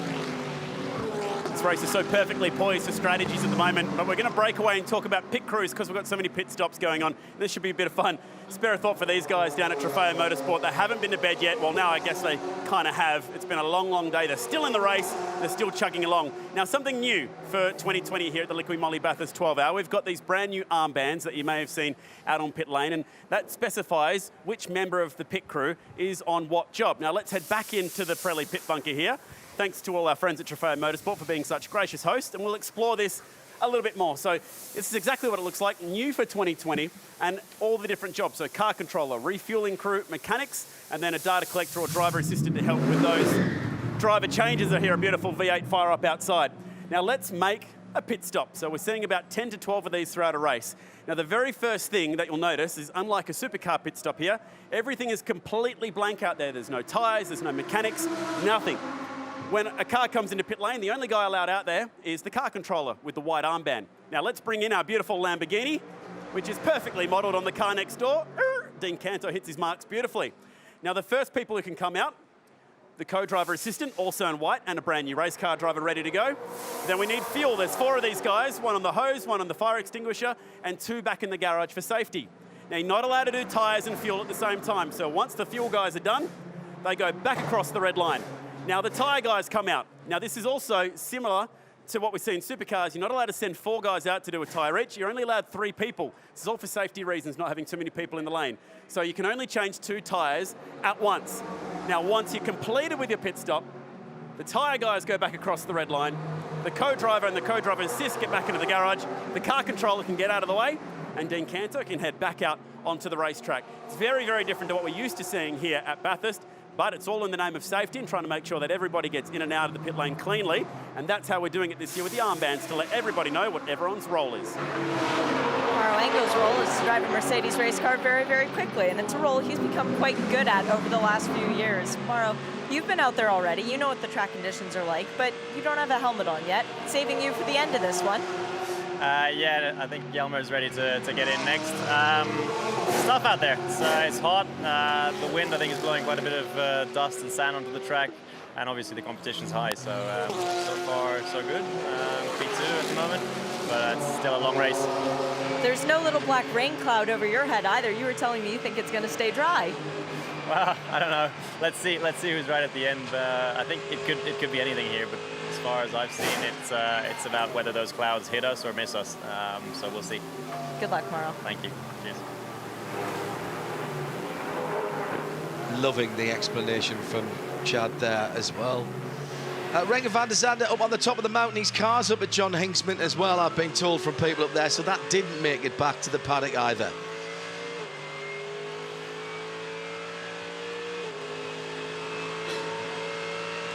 So, gentlemen, and in this company, I use that term very loosely, obviously.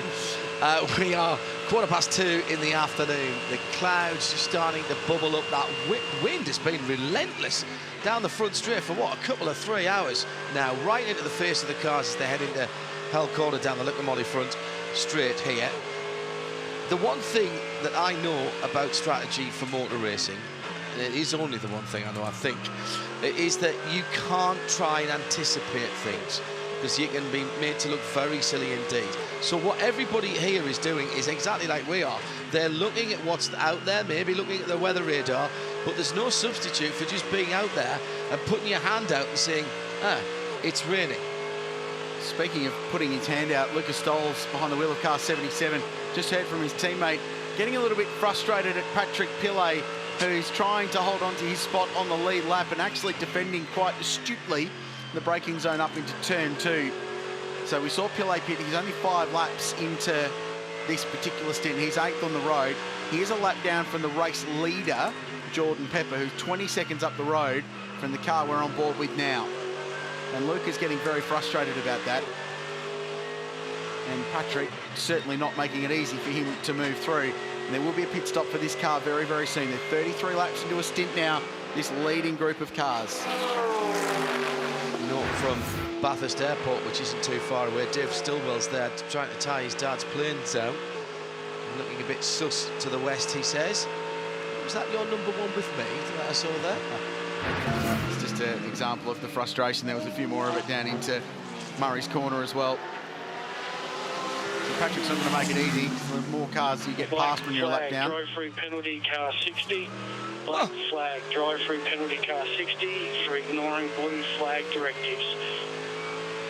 Wow. So, car 60, Alvaro Perent is going to get a drive-through penalty for ignoring blue flag directives. And I wonder if now, all of a sudden, the Porsche will just let the 77 go through, just in case he doesn't pass any more blue flags to do the same. Well, that has been a disastrous couple of Or hours not. then. Or not. Back off the inside, I think, there. Leader in. Pit lane. Let's come back to all of that. Right now, the Bentley Team M Sport car is in the pit lane. And that is another 33, 34 lap stint. That's exactly what we're expecting. The M Sport mechanics will wait until they are cleared. Once the fuel hose comes out, remember what Chad was telling us in terms of the choreography of these pit stops. So that's pretty much on the money. 34 laps in. Lucas Stolz, Shane Van Gisbergen, the next two cars in the line, they're on the same money. And into the lane comes Alvaro Parent to serve his drive-through penalty. Tyres on now. Stickers. How lovely. Full set of Pirelli racing slicks that are brand new, full tank of fuel, and ready to send the leading Bentley back into the frame.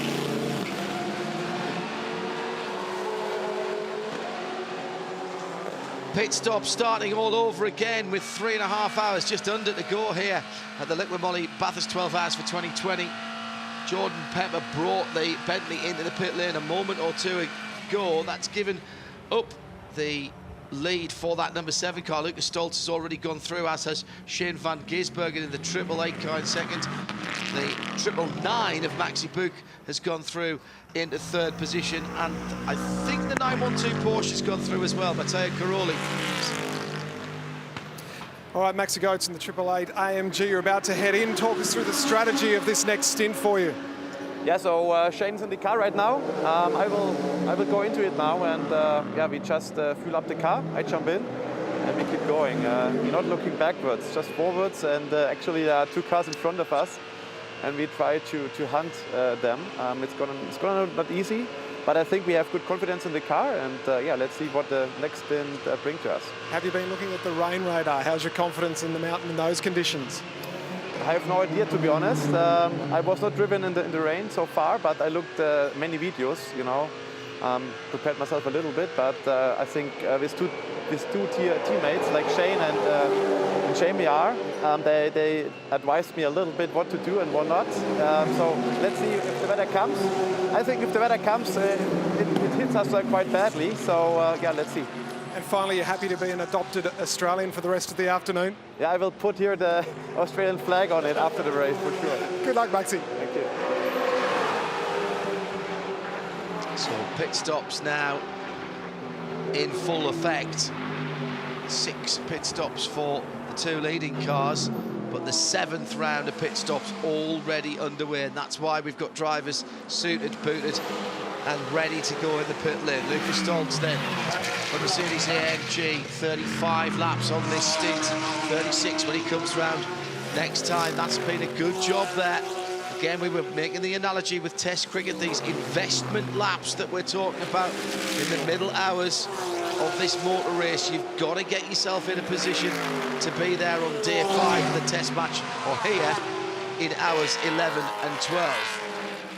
Patrick Pillay in the Porsche is now back a lap down. He wasn't, then he was, and then the Bentley pitted from the race lead. Now he's been passed by Lucas Stolz, who we're expecting in pit lane anytime soon. Lawrence Van Thor still out behind the wheel of car number 1, just at the back of that queue, but they're still 2 laps down, and it's looking less and less likely the longer this race goes that they're going to get any of those back. Maxime Soulé is now back behind the wheel of car number 7, and they're pulled out just in front of their teammate Oliver Jarvis, who is a couple of laps further into the stint. So as we've been following all day, the 2 Bentleys are very much running the same motor race. They're only 4 laps apart on their strategy, which gives them 2 aces ready for the end of the motor race that are going to be fueled and booted and ready to go pretty much the same time.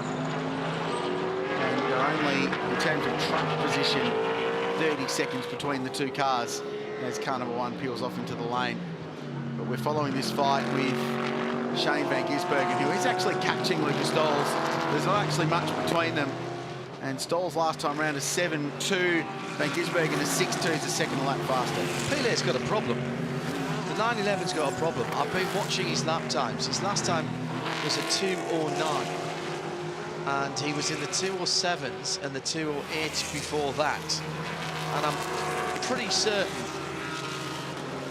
I saw the 59 go by him early on. I'm not convinced he's got a problem. He was running with the 77 pretty stoutly and defending his position. I think just a little bit of traffic was a slow lap last time round. Yeah, all right. Vantor into the pit lane. Came in from 12th position. These guys will be very, very disappointed that they're not at the sharper end of things. But even now, still not out of it. Basically, a lap off the lead. If you look at the snapshot now, it looks a couple of laps off the lead, but everyone else still to make the same pit stop that they're doing now. So they make their 7th run in through the AMG pit entry and to their box, which is right the way at the end. Now there's another set of new Pirellis going on, so this is where we're going to see who's invested in double stinting earlier on, who ran some of the practice sessions with one set of tyres rather than throwing a couple at it. Just 12 sets of 4 Pirelli tyres from the start of free practice 1 to the end of the race. Well, you may as well throw all of it at it now. A couple of laps down, try and get it back, put some decent rubber on the car, see how fast it will go. Back on board with 77, race leader, margin 3.6, due a stop. Both the AMGs have gone a long way into this stint. In fact, all 3 of them have, and they're 1, 2, 3 at the moment, and into pit lane. That was definitely veering drivers left into pit lane, so Lucas Stolz is going to get some service. Wouldn't surprise me if SVG follows him or maybe just ticks over for a lap lead. So that is the leader, Craft Bamboo with Black Falcon. SVG has gone through. 19 seconds down the road is Maxi Book in car 999. So they're 1, 2, 3 at the moment. And all of a sudden they've found a bit of extra fuel mileage. Remember what we were seeing with Chad on the BP fuel mileage? Well, they've now stretched their stints to 37 laps. We've not seen that earlier on. They're either getting a handle on it or they've been saving something in the last couple of stints, just turning down the wick a little bit, but still finding the lap times. They've been sitting well inside 2:05.3s, 2:05.4s, and that's right on the money. In fact, it's quicker than most people around them. Yeah. So fuel frugal, but still fast. The pace is still very, very quick. In a 5.3 with that car's, the leading car's last lap time, 2:05.40 for Maxi Book in 2nd place. So it's got great car speed. All the Mercs have got great car speed at the moment. Maxime Soulet is in the high 2:05, so the former race leader in the Bentley, who has gone through. And once the other Mercedes AMG stop will actually retake the lead. He's got good speed, despite having a full tank of fuel, only 3 laps old. Last time round, he was in the high 2:05s. So the Bentleys and the AMGs at the moment, certainly the ones to watch in terms of raw car speed. They're the ones all stacking up. Carioli has moved up to 3rd place in car 912, and they've been flying under the radar just a little bit. So he's been out there for 36 laps in this stint, and he's done a bit of midi 13 lapper just before, and then stopped, and now he's been out there for 34 laps, so they're working to driver time as well. And the Porsche pushing longer. So if the AMGs did 37 on that stint, I wonder how far car 912 will run. Focusing on car 1 for a moment, Lawrence Vantor, all that extra cycling you've done in the off-season's really paid off because it's brutally hot out there and you're still able to stand. Well, I learned my life that I can cycle and train as much as I want. I'll always hate heat. I always have to cope with it, but I'm holding on. Still 3.5 hours to go. It's warm in the car. The drink was empty pretty soon. So, yeah, good up. What's it going to take to get those 2 laps back? I think it's almost impossible. We had some brake issues beginning of the race, and we had to come in and fix that. And since then, our pace, I think, has gone quite a bit better as well. But that's not that we have the pace to come back to laps. And on strategy, it might be possible, but I think it's going to be difficult. Hope for the best. Thank you very much. Yeah, the lap time's very impressive indeed, as Lawrence Vantor has said. Well, Bamba behind the wheel. Their fastest lap of the race at 2:04.7 was only done 11, 12 laps ago, which is unusual in what we've seen today. Hectic at the top, GT4 AMG, which spent a long time in pit lane. Oh, and the 888 car just took to the grass on the inside. This will be pretty interesting on board camera, I would imagine, though you say that a lot when you jump on board with Shane van Gisbergen. So the Porsche tried to go one way, Shane the other, and then they just decided to split it. I'll take right, you take left. Here we go. There's the kink, yeah, no problems. Bathurst Light Car Club just up there on the left. That was the driveway Shane used just to get a little bit more performance. So the Porsche still ended up in front anyway. Yeah, and the number 19 BMW had Mark Griffith at the wheel, and all he could do was track straight as best as he could. Close his eyes. At 19 Merc, sorry. Just to finish off on the strategy stuff we've been talking about, Chad Nailon confirmed there were 5 laps of safety car in that last stint, so that 38, 37 lap window for the AMGs is not a real fuel number. That's a good point. So in this stint, we'd expect Caroli in the Porsche to push past 40. He's at 37 at the moment. That's why Jordan Pepper went 34 compared to the usual 31. And in comes the 999 now. Maxi Boop from the race lead.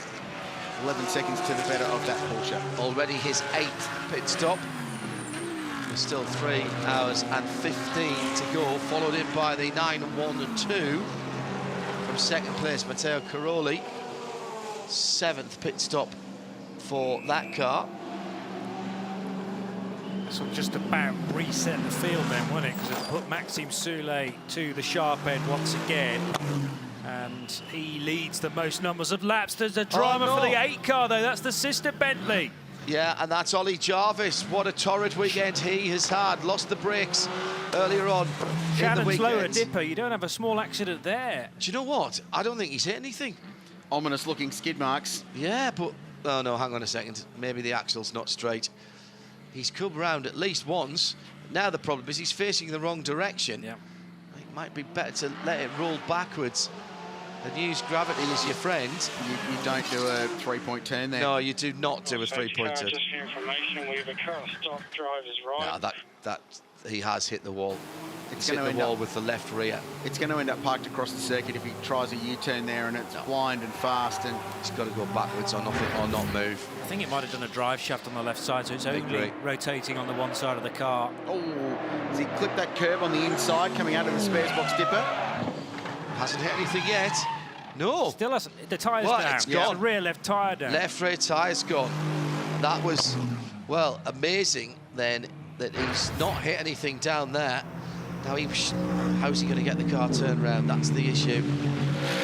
Can't flick spin the car at that point with cars coming over the top. As I say, he's got to... He's trying it. He's trying to. Ooh. Well, he's out the firing line because he's on the driver's right, where the natural racing line takes you to driver's left. And he's got to keep the engine running. I think reversing down the wall on that right-hand side might be the better move, if I'm honest. Prior to turn 16, driver's Safety car. So the AMG C63 safety car will be back on the racetrack for the 6th time? 5th time, my apologies. Yep. So that car stranded, really awkward position. Difficult to do a U-turn there at the best of times. These cars have got no steering lock.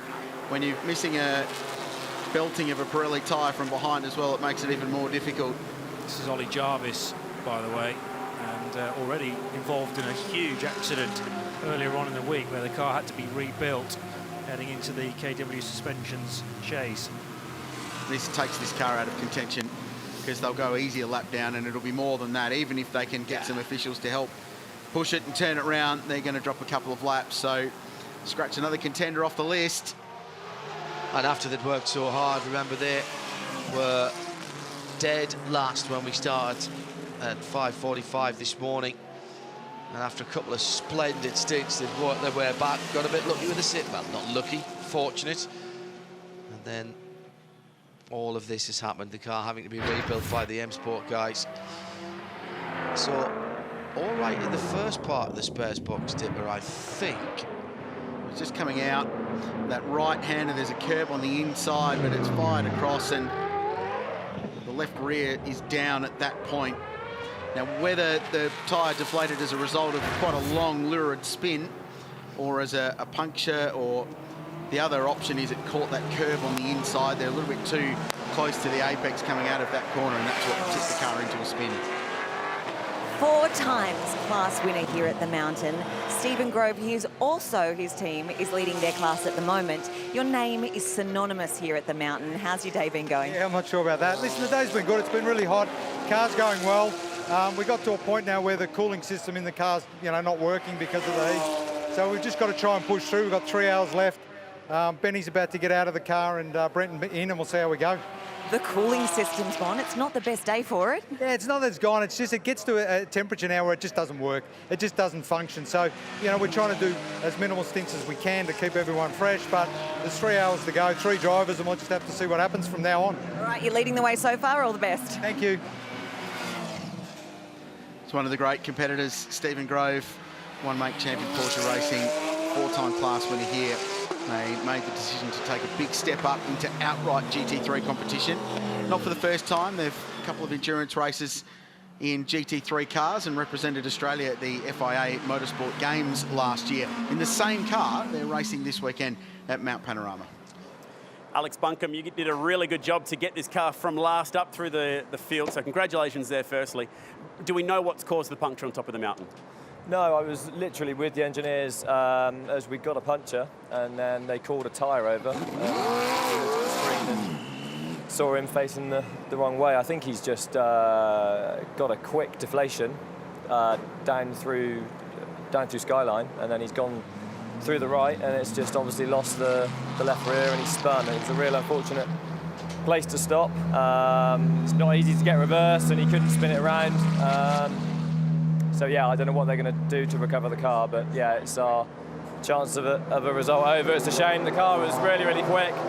It's not been our weekend. We've obviously missed qualifying, and we started from the back. To get it up to P6 was just mega. The car was great. The guys did an awesome job with the setup. The car was really, really solid in the race. So got them to thank for that. But yeah, it's a shame we're not going to get the result now. Unlucky, Alex. Good to see you back at Bathurst. Thank you. Good to be here. Cheers. Yeah, that was a beautifully measured stint from Alex at the start of the race to get that car back into contention. The Mountain has bitten again, and another contender has been struck off the list.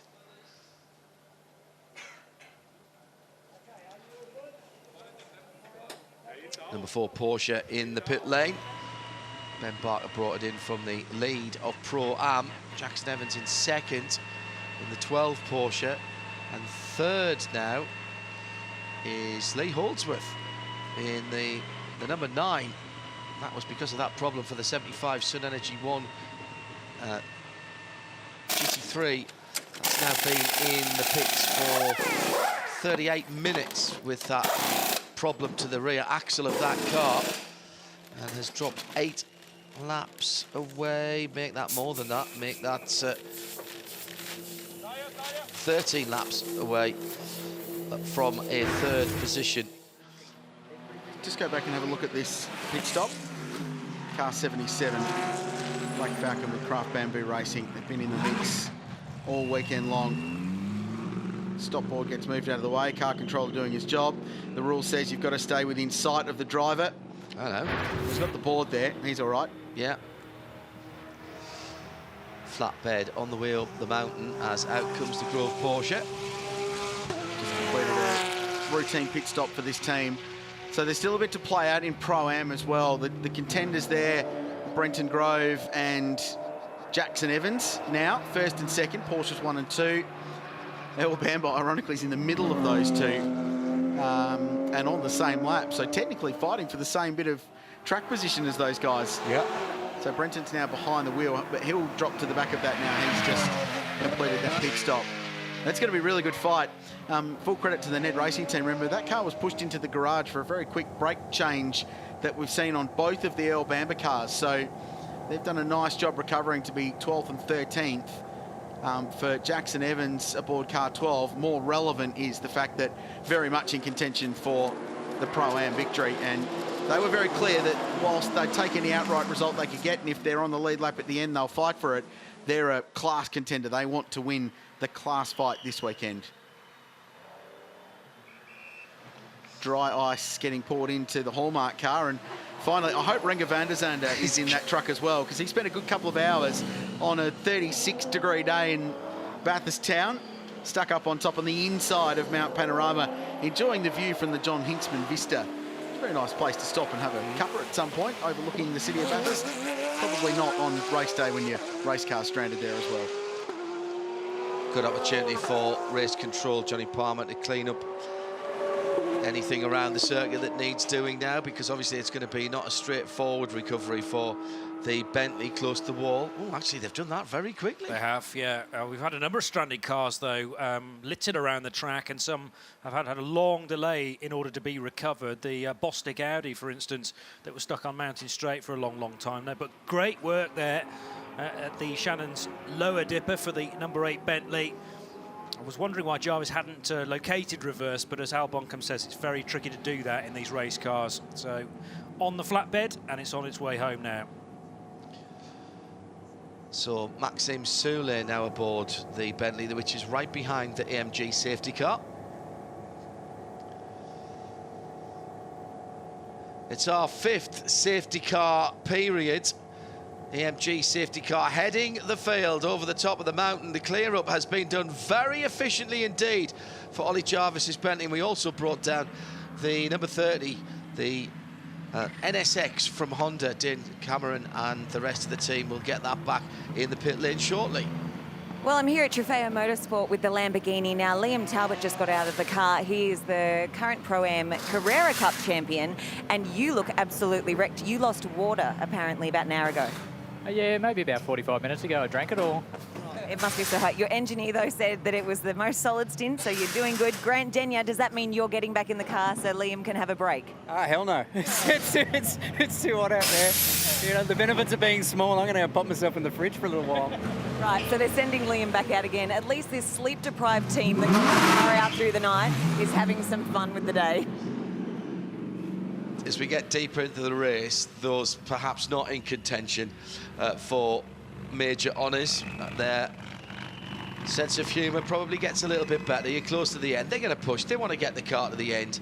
Different goals for different teams and drivers, and sometimes even in a big race like this, Johnny Palmer, it's just get the car to the end, come what may. Yeah, because that in itself is an achievement. You know, you're racing the clock, you're racing the Bathurst 12 hour at the end of the day, and if you can claim a race finish, then that really is a feather in the cap, and you know how to do it. When you come back next year, you think, well, we've got to the end last year, let's try for a result.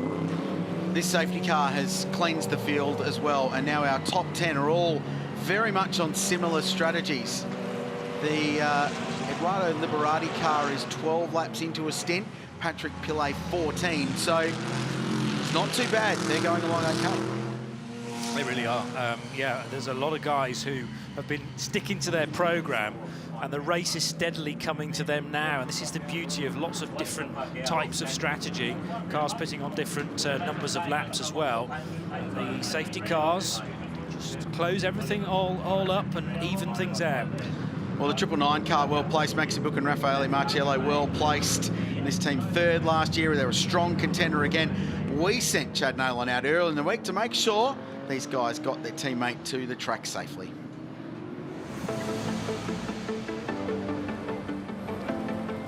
Hey fellas. Hey, you all right? You should probably hop in. It's like 1,000,000 degrees out there, so get in, the aircon's on. Hey Rafa, hey mate. Hey Maxi. Good to see you guys again. Welcome back to Australia. You guys were very, very close, obviously, last year. The first stint was electric. You guys were really, really quick in the morning. That first hour, everything was going so well at that point. Yeah. I just tried to have a clean start, don't do any mistakes, crash the car or something, because it's quite easy to do it, I think, in the dark. We'll go to the end, and that amazing finish, but the battle between you and Shane Van Gisbergen, that last hour, can you talk us through that? Yeah, I mean, it was quite difficult for us after the 2 drive-through we got.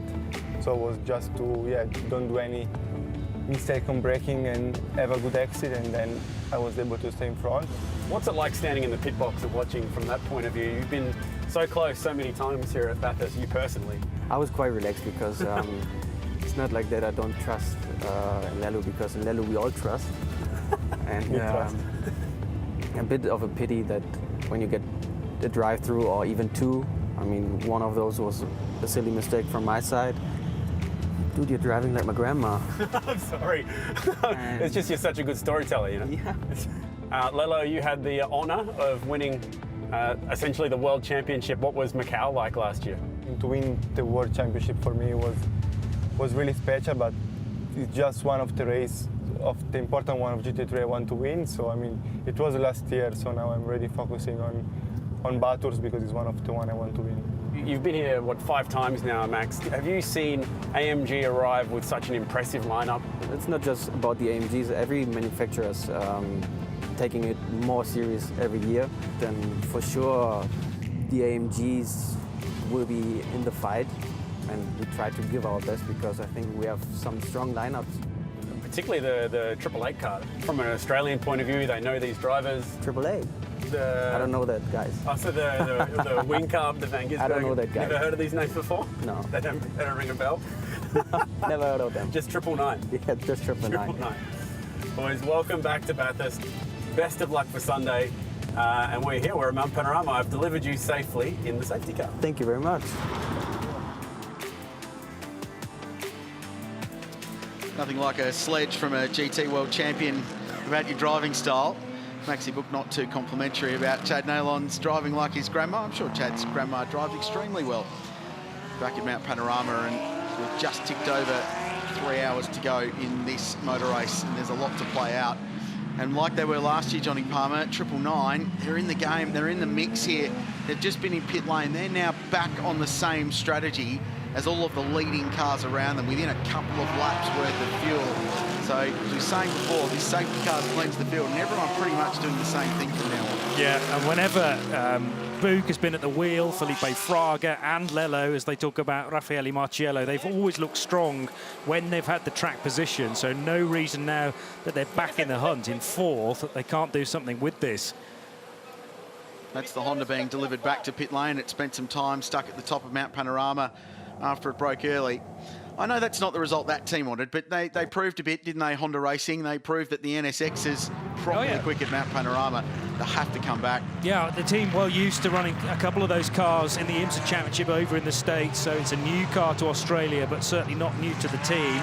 They counted 1 or 2 gremlins they've never seen before with a detached cable, and that unfortunately created a misfire for the Honda. Accelerating away from the field.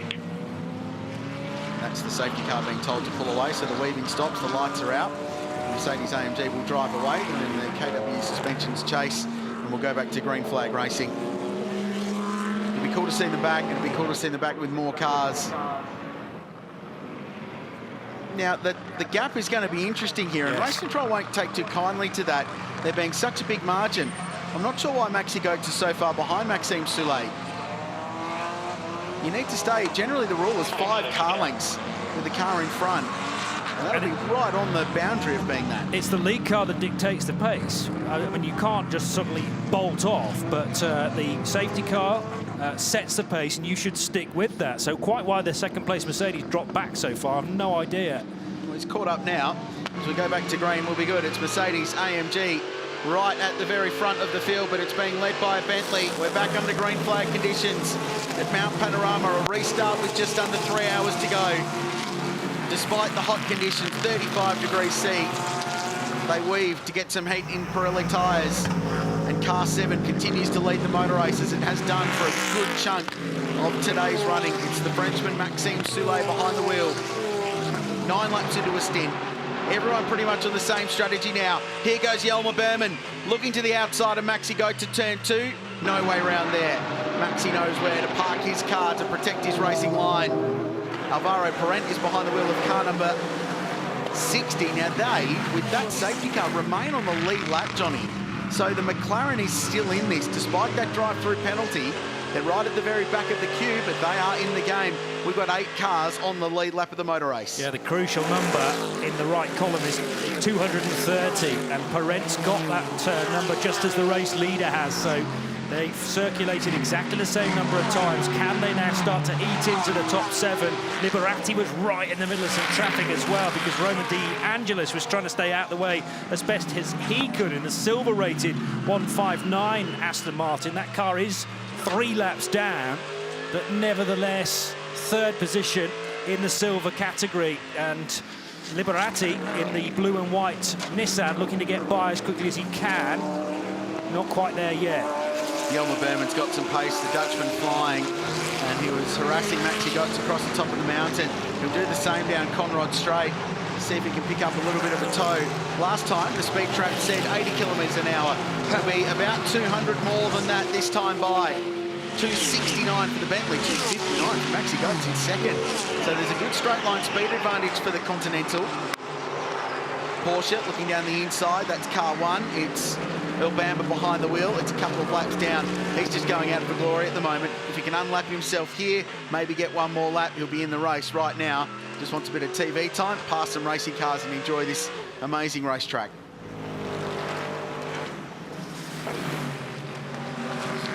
Fantastic opening lap to green from Maxim Soule. Who's pulled out, what, a couple of seconds there on the field. It's been a theme today, John, that the Bentley's got good cold tyre pace. It switches the Pirelli on very quickly, it seems, and both times, last two restarts ago, he was helped by some traffic in between as this squabble continues on and Maxi Goetz continues to defend from Jelmer Berman. But it's happened a couple of times today that the race has been paused, it restarts and the Bentley scampers away nice and early. Yep, and so there's a three-way dice for the places just off that top spot then. 3 Mercedes, but of course you've got the Porsche wedged in there as well. Maxi Buch in the triple 9 car. Eduardo Liberati comes next in the 18 Nissan GTR. Dirk Werner in the dark green 912 Porsche.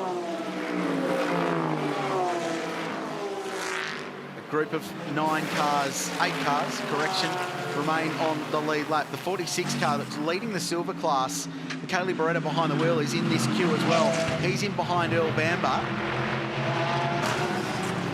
They're a lap apart, those two. So that's that other Mercedes AMG that's just there. So there's 2 lap cars in the queue, the Porsche, then the Mercedes AMG. Behind that is Maxi Buch. Then you go back to Eduardo Liberati in the Nissan GTR, then Dirk Werner in the 912, Patrick Pillay in the 911, the 2 Porsches still on the lead lap, then Alvaro Parent in the McLaren remains the last car on the lead lap of the motor race. They're all contenders in my eyes, based on what we've seen with this race playing out today. But all of a sudden it's Mercedes AMG with strength in numbers, really good combos, really good cars, and all their 2020 specification GT3s are in the top 7 of this motor race.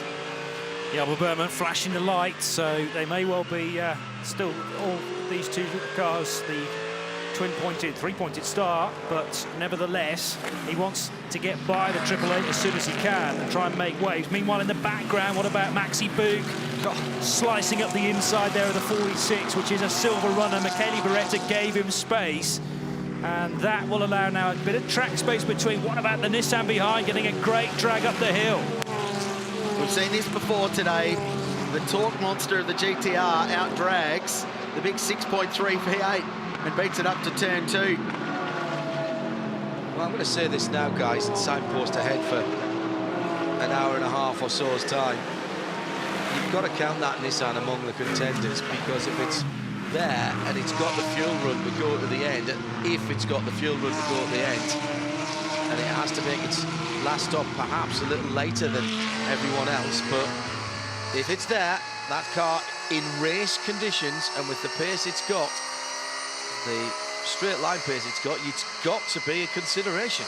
We're only talking 2 or 3 laps the difference on average in fuel runs for the GTR compared to the cars around it. So it's not like it's burning fuel at an excessive rate. It's just a couple of laps on average short to the cars around. So yeah, 100% contender, and the way those 3 have been driving that car. Having said that, they were in the mix right up to the very end of the race 12 months ago. Same 2 of the 3 drivers there. JP de Oliveira has joined the squad this year.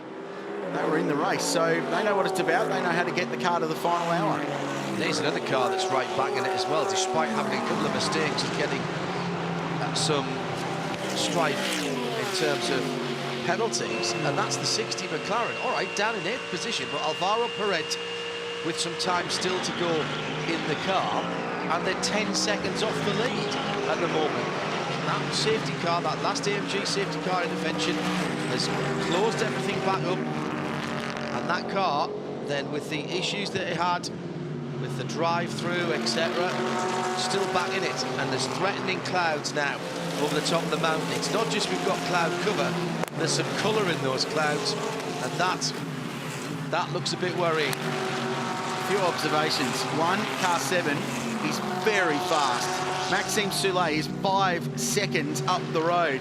2, car 888 isn't. It's struggling at the moment. 205.9 last time around for the Bentley. 207.1 for Maxi Goetz in car 888, really struggling. That's the vista. That's looking up over Mount Panorama, and it all looks pretty dark and horrible. And the smell, and the word is petrichor, apparently is in the air. The smell of rain. It's a thing.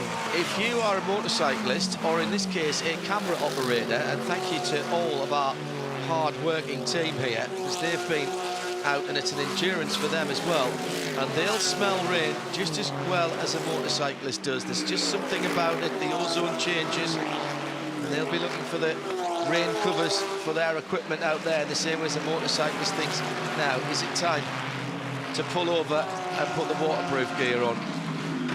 Maxi Goetz is a cork in a bottle at the moment. He's holding this field up. Everyone bottled up behind. There's 6 seconds covering 7 cars caught up behind car 888. Just doesn't have the car speed at the moment to go with the Bentley, but I think if Jelmer Berman gets by, he'll drive away into the distance, and the same can be said for Maxi Book, who's on the back of Earl Bamber, and Earl would be in this mix had his car be on the lead lap. He'd be right in this contention. He is of such a quality of driver with car and team beneath him as well. Just thinking exactly the same thing. If only he weren't 2 laps down, he'd be well involved, but not making way for that third of the Mercedes. Maxi Book in the 999. You've got to find your way past Maxi, and there's been no opportunity to do that just yet. More flashing of the lights from Jelmer Berman, but it'll take a lot more to distract Maxi Goetz. Meanwhile, the 912 manages to deposit some more lap traffic. Dirk Werner then. That's better. 205.4 for the leader, still clearly fastest. 6.6 for Maxi Goetz, and was quicker than Jelmer Berman, and pulled just a little bit of a car length or two now. So perhaps it's just taken a couple of laps for car 888 to come alive, given the current track conditions, and starting to get a little bit better and just feel a little bit more comfortable in second. Bentley's gone. You said it before, though, the Bentley's really good on the restarts with cold tyres, and pressure's perhaps not quite up to the optimum. The other thing is, as well, these big trains of cars, they're not helping each other. This is not like being on the high banks of Daytona, where you get in a draft and it helps you. You're actually slowing each other down because you're finding it difficult to turn in, and we've seen how important the aero on the front of these cars are throughout the day. And word from Tony D'Alberto, who unfortunately their car out of the race very early this morning. Apparently rain in Kelso, so just the other side of the Macquarie River, right, not too far from our location. So the word is it's raining in Kelso, which isn't far away from Mount Panorama. Having said that, it's also not the way the weather's supposed to be coming from generally, but it's sweeping around. Lots of drama at Mount Panorama as always. Bentley on top, the Mercs are in the mix, the Nissans there as well, and weather may play a role yet today.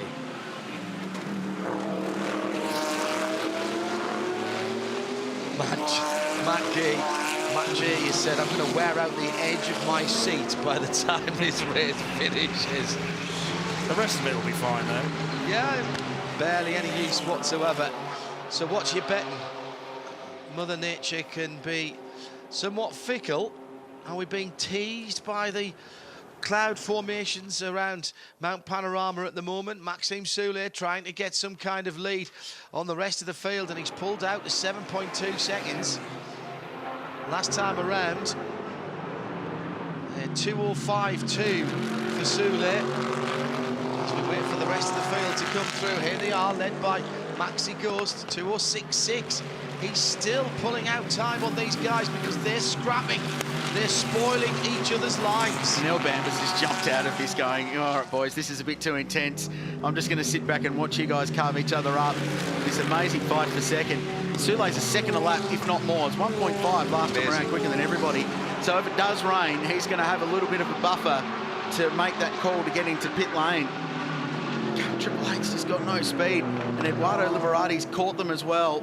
And he's only a couple of car lengths behind this 3-car Mercedes AMG battle.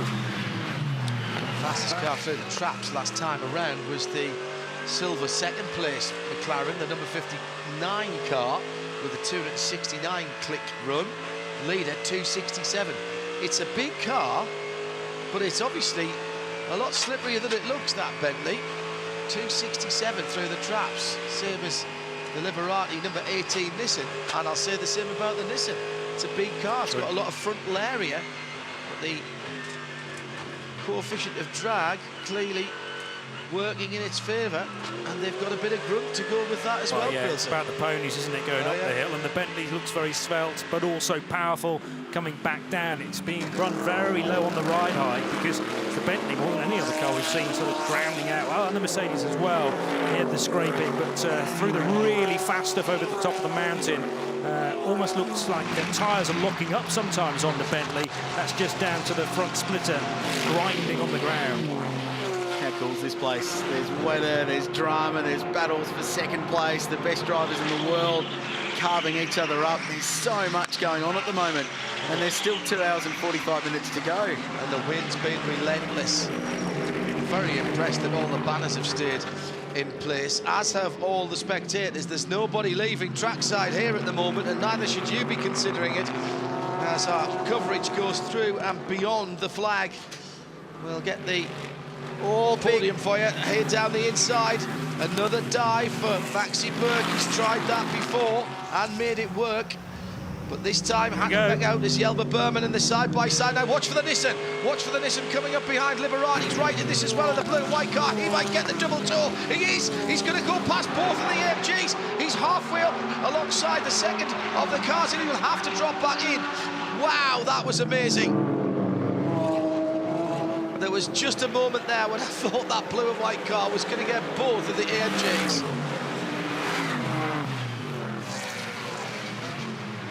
Amazing scrapping at the pointy end of the field, and the Liqui-Moly Bathurst 12 out. Position gain for Eduardo Liberati. He's got some ground. The Mercedes were carving each other up. It cost them a spot. The Nissan's up to 4th. Jelmer Berman's dropped back to 5th place, and a little bit of breathing room for Maxi Goetz. He holds on to 2nd place in car 888, and now the Nissan goes a-hunting. He's after Maxi Book.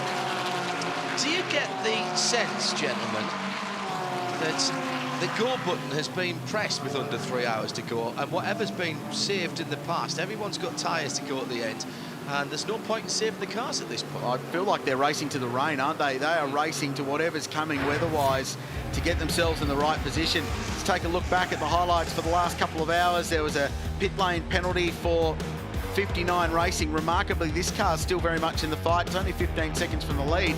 Lost 60 there with a stop and hold. This was a huge moment. Shane just took to the dirt to get past the GT4 car.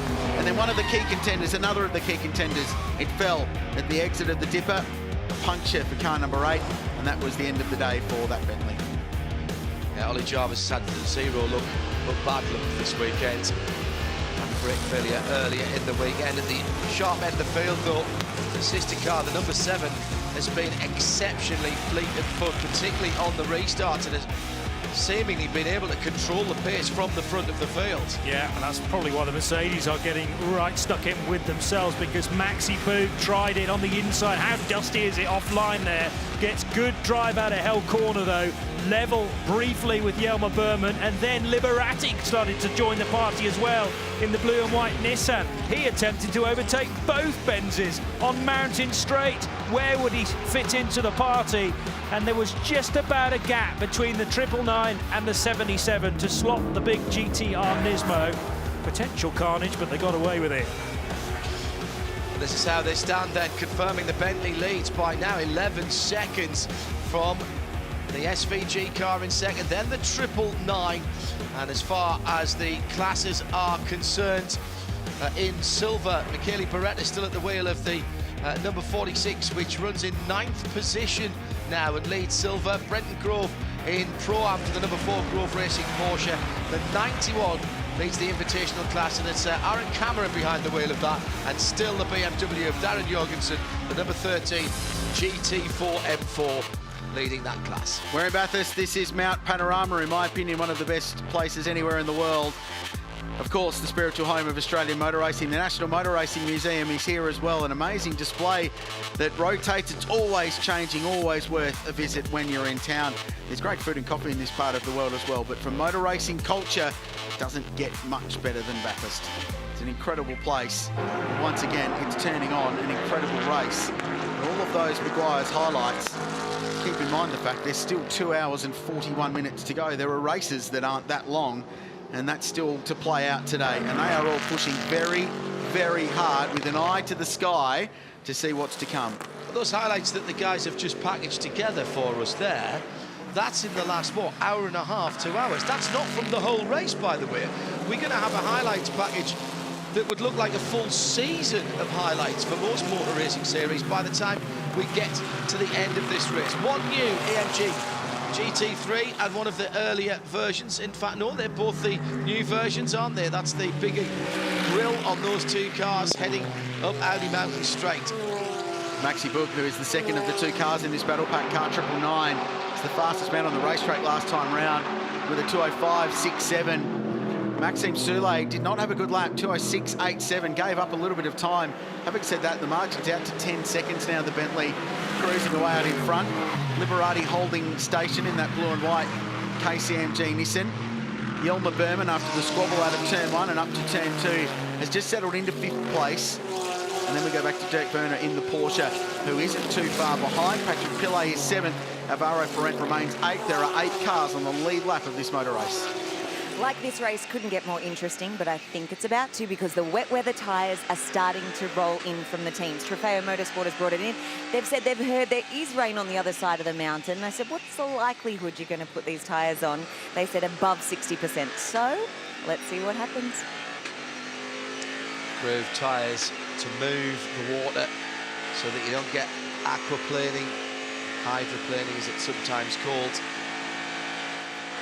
Well, this is car 7. It's had a pretty astonishing day so far, and on every restart that it's had to deal with, it's been quite imperious, especially the last couple, and the margin just continues to build. Maxime Soulé doing a terrific job. The other thing about this, with Jordan Pepper and Jules Gounon, all 3 drivers have been incredibly evenly matched. That's true. Lapping within a few tenths of each other and lapping consistently. The average lap time for these drivers that they punch out over a stint in green conditions is truly exceptional. Well, they've all been within a second or so of the fastest lap that car's turned in the race, and that's the consistent you talk about. You talk about variance. Now that's going to cost, I think, the 999 and Maxi Berger position there as Liberati will go around the outside. Held corner now. Can he get the switch back? Dropped away just a little bit, maybe a little bit of aero wash behind that car. You'll hear the drivers talk about variance, and what they mean by that is how close to your optimum time can you get lap after lap after lap. And amazingly, even on a lap of 2 minutes and 4, 2 minutes and 5, they are talking about 1 or 2% to be competitive. So when Quilty says it's the 1%ers, JP, he actually means that. Yeah. Because that's the kind of variance they're looking at, from best time to worst time in a stint. Oh, it's minuscule amounts, and it's magnified across the race because, you know, a little tiny error here and there can have this butterfly effect across the 12 hours. And it's amazing that a race can turn just on very, very small margins like that. From a strategy point of view, the Nissan's going to be the first one to blink here.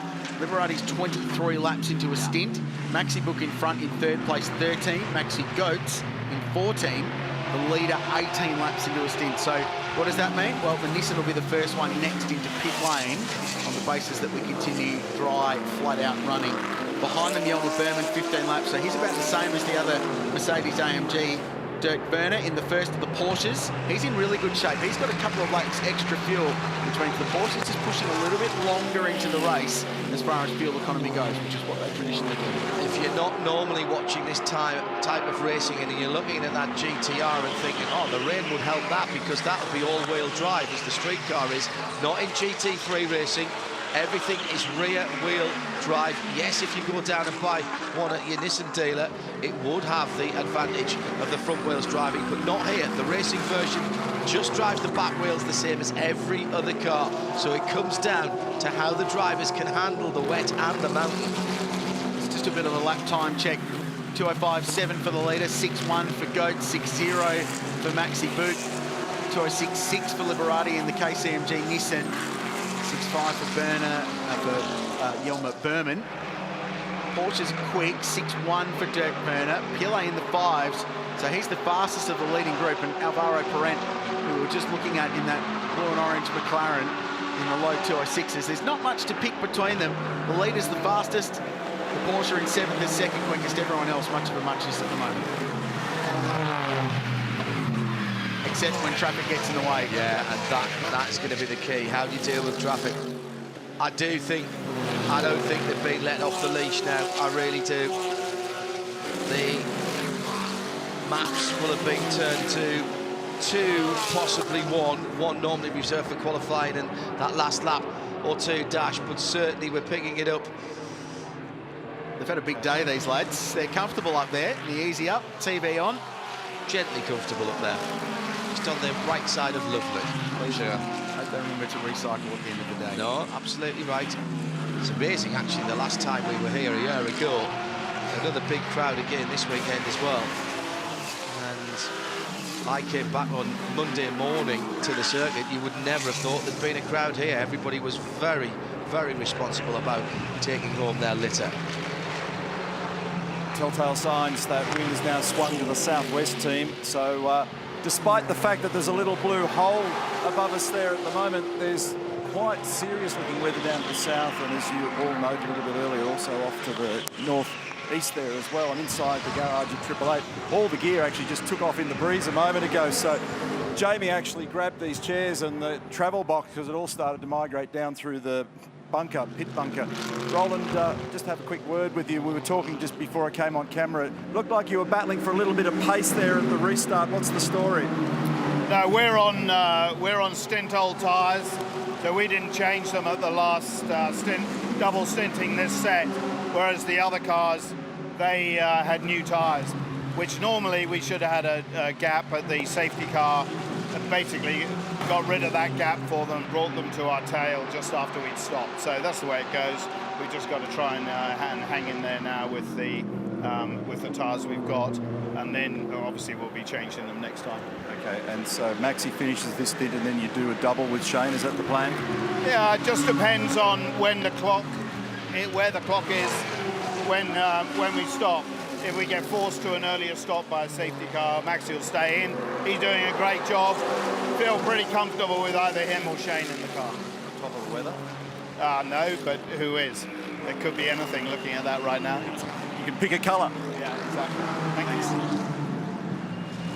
So just talking briefly about strategy, we heard Roland Dane mention then that they did not take on tyres in that last round of pit stops. That's to save time during that pit stop procedure. The rough, quick way of saying this, the 25 words or less version, is everybody needs to stop twice to get home from here on both fuel and driving time. With that last pit stop, we check out a driver change going on at car 75. Dave Reynolds finally getting a chance to drive. He hasn't driven in about nearly 8 hours at the moment.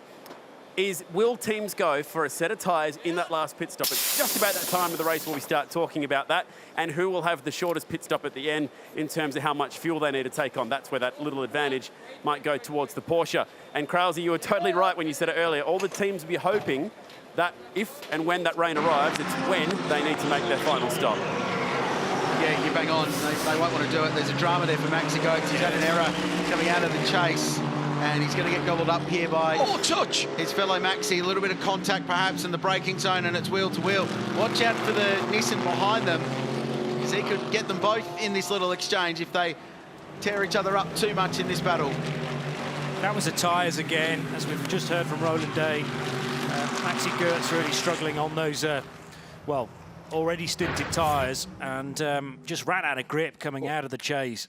Well, that explains a lot about the restart, doesn't it? And understanding that they're on all the tyres. As explains the lack of pace. But gee, he's fighting hard to hold on to the position. It's at 15 seconds to the leader though. Just burning track time and track position relative to the number 7 Bentley.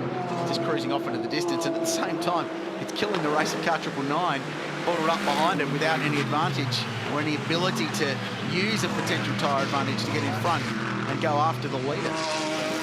But that's also his right, because he's got the position and he's going to hold on to it and use it until he gets to the next round of pit stops. Yeah, absolutely right. Absolutely right. Pace has just been unbelievably consistent. We talk about nowadays endurance racing being a set of sprint races connected by stops for tyres, fuel and sometimes a driver.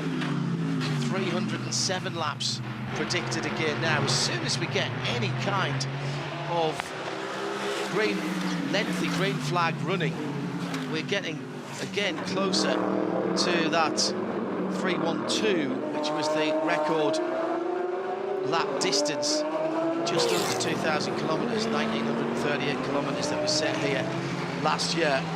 And we've got 2.5 hours to go for the GT3 car.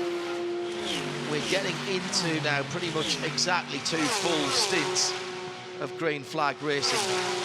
An hour and 10, an hour and 15 minutes. As Chad said, there'll be 2 stops for everyone to get to the flag. It just depends how long those 2 stops are. Yeah. And as we touched on earlier, the first ones to blink in that 2-stop race will be the Nissan, because they're currently fueled shorter than everyone else. So they'll be in pit lane first. I would say somewhere to the tune of 10 laps earlier, which means their final stop will probably be longer. They'll have to put more fuel in to get to the flag. I don't think that Nissan can do it on 2 stops from here. They're on 27 laps right now, and they've been doing 30, 31. So that means in a couple of minutes or so, and then they won't be able to go with 1 more from there. Bentley safety car, though, remember, so that number isn't a green flag indication. Yeah, all right. But I think they've got to get another... I think they've got to do another 10 minutes before they stop, and I'm not sure they can do that. But let's see. 5 laps is possibly doable, and then you've got, what, 2 lots of an hour and 10 to get to the finish. Yeah, that's closer for them. That's still going to be tight. That's 31 laps. You can do that. Yeah. Yeah, I'm content that the Nissan can... It'll get close to making it from here. The longer it goes, the better its odds are. Oh, yes, absolutely. At popping up. And that's assuming, of course, using that brilliant phrase that we have in motor racing, all things being equal, which it seldom is, that's assuming that we don't get any more interventions from the Mercedes-AMG safety car, which when the stakes are getting raised and the heat is getting turned up lap after lap, and that would seem, Johnny Palmer, to be less likely that we'll go green all the way at the end. Well, yeah, there's still bits of traffic here and there. Right now at the Maguire's Forest Sailboat, for example, and the green Mark II car with the 5.2-litre V8 sounds glorious on the run down Conrod Straight, but not quite as nippy as these GT3 cars when they get to their maximum. Again, this is a great opportunity for the 999 car, a maxi boot up the inside. Can he get it stopped? Yes, just about, but Gertz is on the fight back. They used to be teammates, these guys, so they know each other well, both obviously racing for the same brand, but no love lost. And what about Liberati? He's trying to position his Nissan for the best possible spot going towards Hell Corner this time around. Yeah, watch the Nissan when they get to Mountain Straight, because that's where its strong suit is in the motor race. Finally, the maxi swap positions. It's been on the cards for a long time. 14 seconds the margin now for the leader. It'll be interesting to see if 999 can pull away. We'll come back to that. Let's just see what the Nissan's got, because it's tucked up under that big rear Mercedes AMG wing of Maxi Goetz, who's struggling for tyre life towards the end of this stint. Does he go to the outside? This is where he's made, and this car's made all the moves all day. If that was 5 laps from home, he commits to that and goes the long way round. It just seems that the Nissan takes a tiny bit longer to get out the corners. Maybe it's the turbochargers are spooling up Grillsy, whereas the almost instant torque from the bigger capacity AMG V8 gives it an initial boost off the corner, and then it's just winding the Nissan up. And I'm not sure Mountain Straight is quite long enough now, but certainly Conrod seems to be a positional opportunity for gain for that Nissan. Right, 911 in pit lane. Patrick Pillay stops. 29 laps to the good. in that stint, which isn't as long as they can go, especially there's some safety car. But break up this race into 2 1-hour, 15-minute stints. There's 2 hours, 27 to go. They're home. So one more stop, yeah. In theory, absolutely. So they're pitting under green, and they'll also be working to driver time. Patrick's done a lot of miles in that car. So they've got a strategy. They're the first ones to blink. 1 stop left for car 911. So on that basis, they will be the ones with the least fuel right at the very end of the race. So many permutations in this motor race, so much more to play out.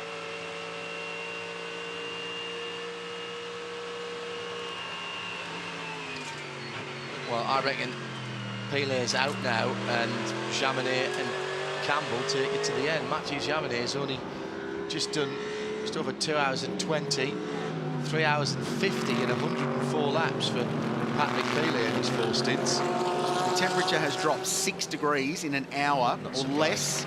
It's now 29.6. And the reason I checked that is because the straight line speeds have rocketed up. Yeah. All of a sudden, we're seeing 270 k's an hour, 271 for Maxi Goetz. So as the ambience come down, the air's got a bit cooler. The performance of the cars is starting to increase. Whether we get rain or not, that's really fascinating. At the very least, it's a great break for our officials and the teams and the fans here. Liberati looking around the outside again. Griffin's Bend is the place. It's a long way round when you're 2.5 hours from home, though, because she's pretty dirty on the outside of the road, and there's a very hard, unforgiving concrete wall there if you get hit and shouldered wide. Just a reminder that we are class racing here as well. The top 8 are all in the pro category of the A class. 2 silver cars inside the top 10. 59 McLaren in 9th. Platinum with Michele Beretta in the number 46. And they're only 2 seconds apart, just under that in the invitational class, well inside the top 20 now. 14th position for the 91 Mark Cars Coupe. And in Pro-Am, to 11th position for the first there, and settling in for the long haul is the Grove Racing Porsche. That's the number 4 car, as I say, 11th position, but just has a lap, no, not quite a lap, on Jackson Evans, who's in the 12 Porsche in 2nd place, a couple of places further back. Yeah, there's about 1 minute and 25 between those 2 cars, so it's still very much a fight that's on for Pro-Am. Earl Bamber, do you think he's having some fun at the moment? Lap 241, he set his fastest lap of the motor race for that car. 241 laps in to a Mount Panorama Enduro, and you're punching out PBs. We did put good tyres on it that last stop, didn't they, in the Maguire's car? So he's just out there having a crack, running with some mates around him, out of position, but still seeing how fast the Porsche can go, and proving that had they not had the dramas, it would very much be in the mix. It's very difficult to defend here. Only Audi have done it, and it wasn't the same team either with Audi. Just confirming that Mathieu Chamonix did get in to the 911, and I reckon that's Patrick Pilet's day's done, and it will be Jam and Matty Campbell who will bring that car home. Yeah, unquestionably they put him in for the final stint of the race, and that works for their driver time. The way they've been rotating their drivers today to make sure that they're all good and on top of where they're at. So Chamonix will run 1 hour and 15 at least, if he can, and then there'll be 1 more stop for the Porsche. That's not discounting any other variables that may pop up in the Liqui-Moly Bathurst 12-hour. So it's 13 seconds, not a great lap last time round for the Bentley. The margin comes down a little bit. Maxi booked 2nd. The other Maxi in Goetz is 3rd in car 888. Well, this has already been another classic Liqui-Moly Bathurst 12 hours. The weather coming from the other side of the mountain, and I'm not sure we're out of the woods yet, Creelsey, to be honest, and the drivers seem to be racing in case the weather does come. Maxime Soulier last time around was just a 10th, in fact under a 10th away from the best lap that car has turned in the race. We're seeing a lot of light colours on our timing screen. That means fast times. Temperatures are dropping as well, and the wind's dropped and turned round a wee bit as well. And all of that added together to the fact that there's 2 hours, 22 minutes and 22 seconds to go. And that means that nobody is saving anything now. this is where it's all out on the circuit. One more stop for some of these cars, 2 for others, as we're inside the last 2.5 hours. It's been a cracker, and as long as we keep going green, we're going to get somewhere close to that 312 laps and almost 2,000 kilometres. There is rain all the way around this place, except at this place right now. It's quite remarkable. The conditions ever changing.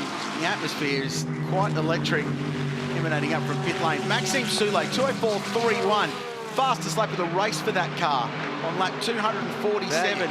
So there's proof that the pace is really starting to energise. Well, that's 3 laps that he's done within a tenth, and now he's broken the car's best lap record for the race, or its best lap of the race. And by the way, just hearing from the lane that the 18 Alexander Imperatori's team in the KCMG car, they've got another 4 laps before they come in, so they are going to be pretty well set then, just to do it with more and more stop from there. And that's courtesy, of course, of those laps of yellow we had for the reclaiming of the Bentley from up on the mountain. So that takes them to 35 on this stint, which is bang on with the safety car interruption that we had, as short as it was. So no, they'll be fine. I'm content that that'll be 5 laps, 2 minutes a lap, so it'll be 2 hours 10, 2:08 to go in the race. They can get home on that. Yeah. Okay, having seen what they've done. Soule continuing to punch on. Generally, when you start seeing drivers punch out fast sector times late in a stint, it means they're building towards a pit stop, just trying to improve their advantage as much as they can before they dive into pit lane. But the question is, do you bring him in when you're in the window, or do you leave him out there? He's only done 26 laps since he was last in the lane, plus a little bit of yellow. I think you leave him out there, particularly with the way the weather is at the moment.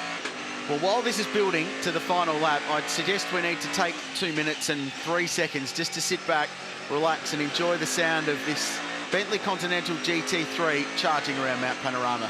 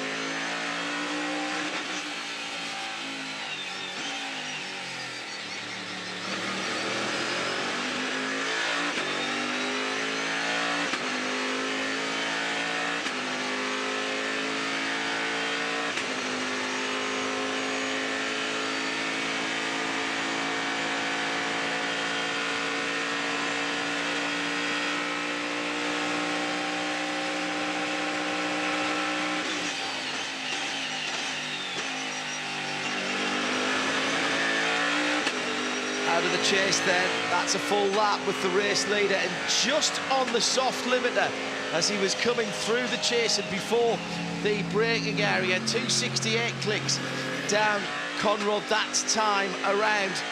In the meanwhile, the 77 was in and out of the pits. Maro Engel installed in the now 7th position car as we start to understand how this is shaking out at the end of the race. McLarens have certainly held their head high here. The 720S making an amazing first appearance here at the Mountain. Fraser, we caught up 12 months ago actually at this race and talked about how exciting your rival was going to be. Your take on how well the car's been running today, both of them so far? Look, it's been really good. As you said, it's the first time the 720S. GT3's been at the Mountain here this weekend. I mean, amazing. We were on pole for in our car in the silver class. The sister pro car on the front row. I mean, how good is that for the first time here? Unfortunately, the pro cars had a bit of troubles, but they're still well inside the top 10. And I think Martin's in the car now. I think he's just taken over the lead of the silver class. So it's looking good for both cars. I think that other car is in pit lane right now, so it looks like Ben Barnicoat's going in. What's your plans for your car? Are you going to be taking that thing home?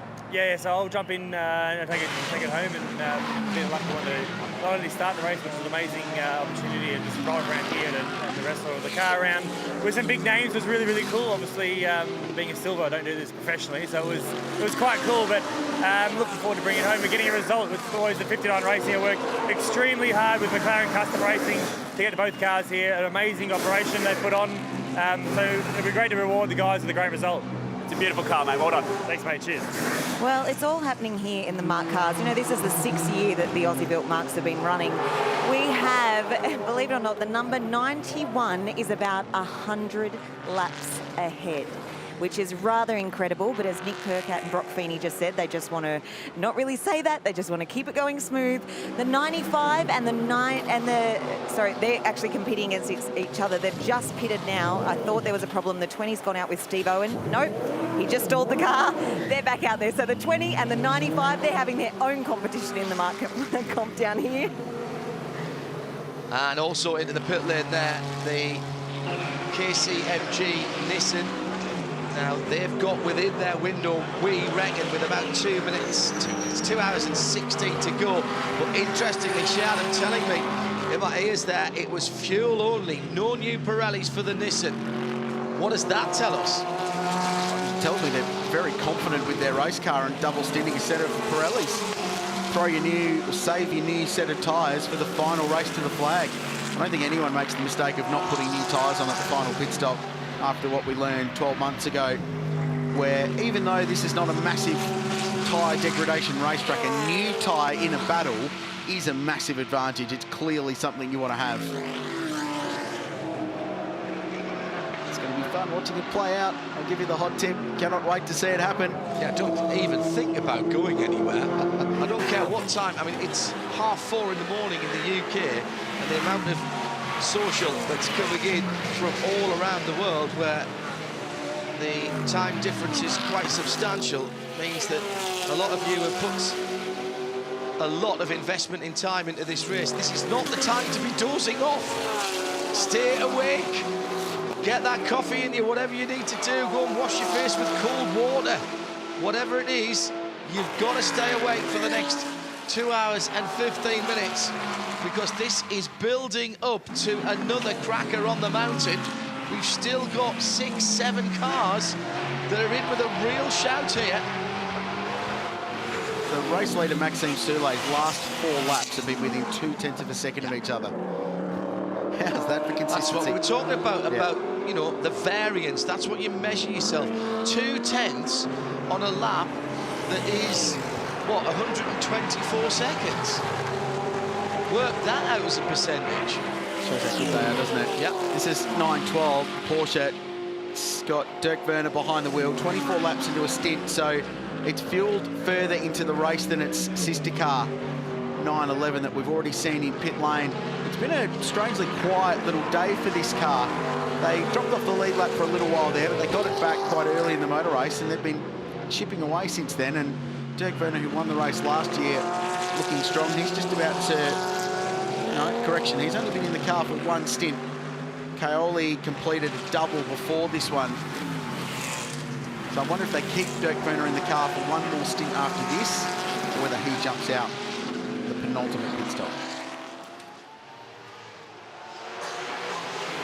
GT4, a couple of cars with us this weekend. The brand new AMG GT4 Mercedes. You can easily see the difference there. Not as much aero on the car, much smaller back rear wing on the back. Dirk Müller, very extensive back catalogue of races and a big CV. And he does a fine job for them. He had a bit of a problem earlier on with an air pump on the gearbox shifter that dropped them a dozen laps or so, and they've not really been able to make too much back on the Jorgensen Strong BMW, the M4 GT4, which is a little bit further up the road. Still exactly 12 laps between those two as we head towards the last 2 hours of Bathurst, 12 hours this year.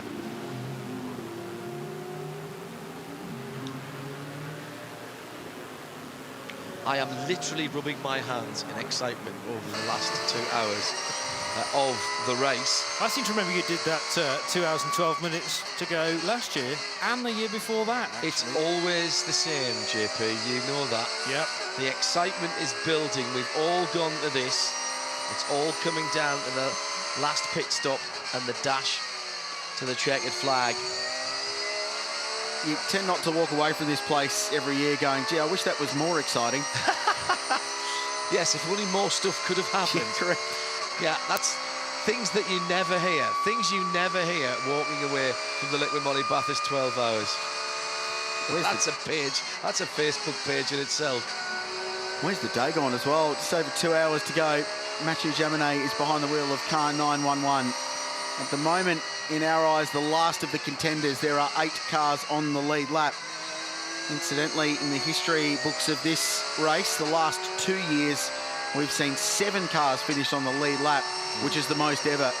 So if we can get 8 home, that would be even better. And again, just reinforces, we've been talking it up for 6 months now, to be fair, but the level of competition and the depth of competition between brands, it just proves that once, time and time again, how deep and competitive this race has got. And bear in mind that we've lost, to all intents and purposes, all 3 of the fancied Audi, the Valvoline cars, which could have, should have been in the mix at the front of that. You know, we could have been even more excited. Is that possible? I'm not sure. We might have had 2 Nissans in the hunt as Well, well. that's true. Unfortunately, you know, lost the 35 very, very early on. Here's Jackson Evans in pit lane. He's just completed a 35-lap stint, so good economy from car 12. He's battling Brenton Grove at the moment for class honours in Pro-Am. They're a little bit out of sequence in their strategy. Grove's been in the car for 25 laps, so they're 10 laps to the different. Final driver change going on. May not be the final one. They're likely to be one more, given the way they've been rotating their drivers. So Romain Dumas did a double before this. Calvert Jones was in the car for 35 laps prior to that. David did quite a lot of laps early at the start of the race. I'd suggest he's got one more short stint to go, and his driver time requirement will be ticked off, and they'll plug Romain in for the flying finish of this motor race. And I reckon they've done the same with Ben Barker up at Grove Racing as well. All the Porsches located up the same end of pit lane. That sets up a pretty tasty little fight to the flag, doesn't it? Maxi Boog in the lane from 2nd position, and he was obviously having that really close fight with Maxi Goertz before the stop. But the 999 car coming in for its penultimate pause then in proceedings. And well, it'll be interesting to see whether they bolt another driver in. I'm expecting that to be the case. Yeah, and confirmed. So Edoardo Liberati continues on. He'll move up to 4th place in a minute. Dirk Werner now running 3rd in the 912 Porsche here at the Mountain.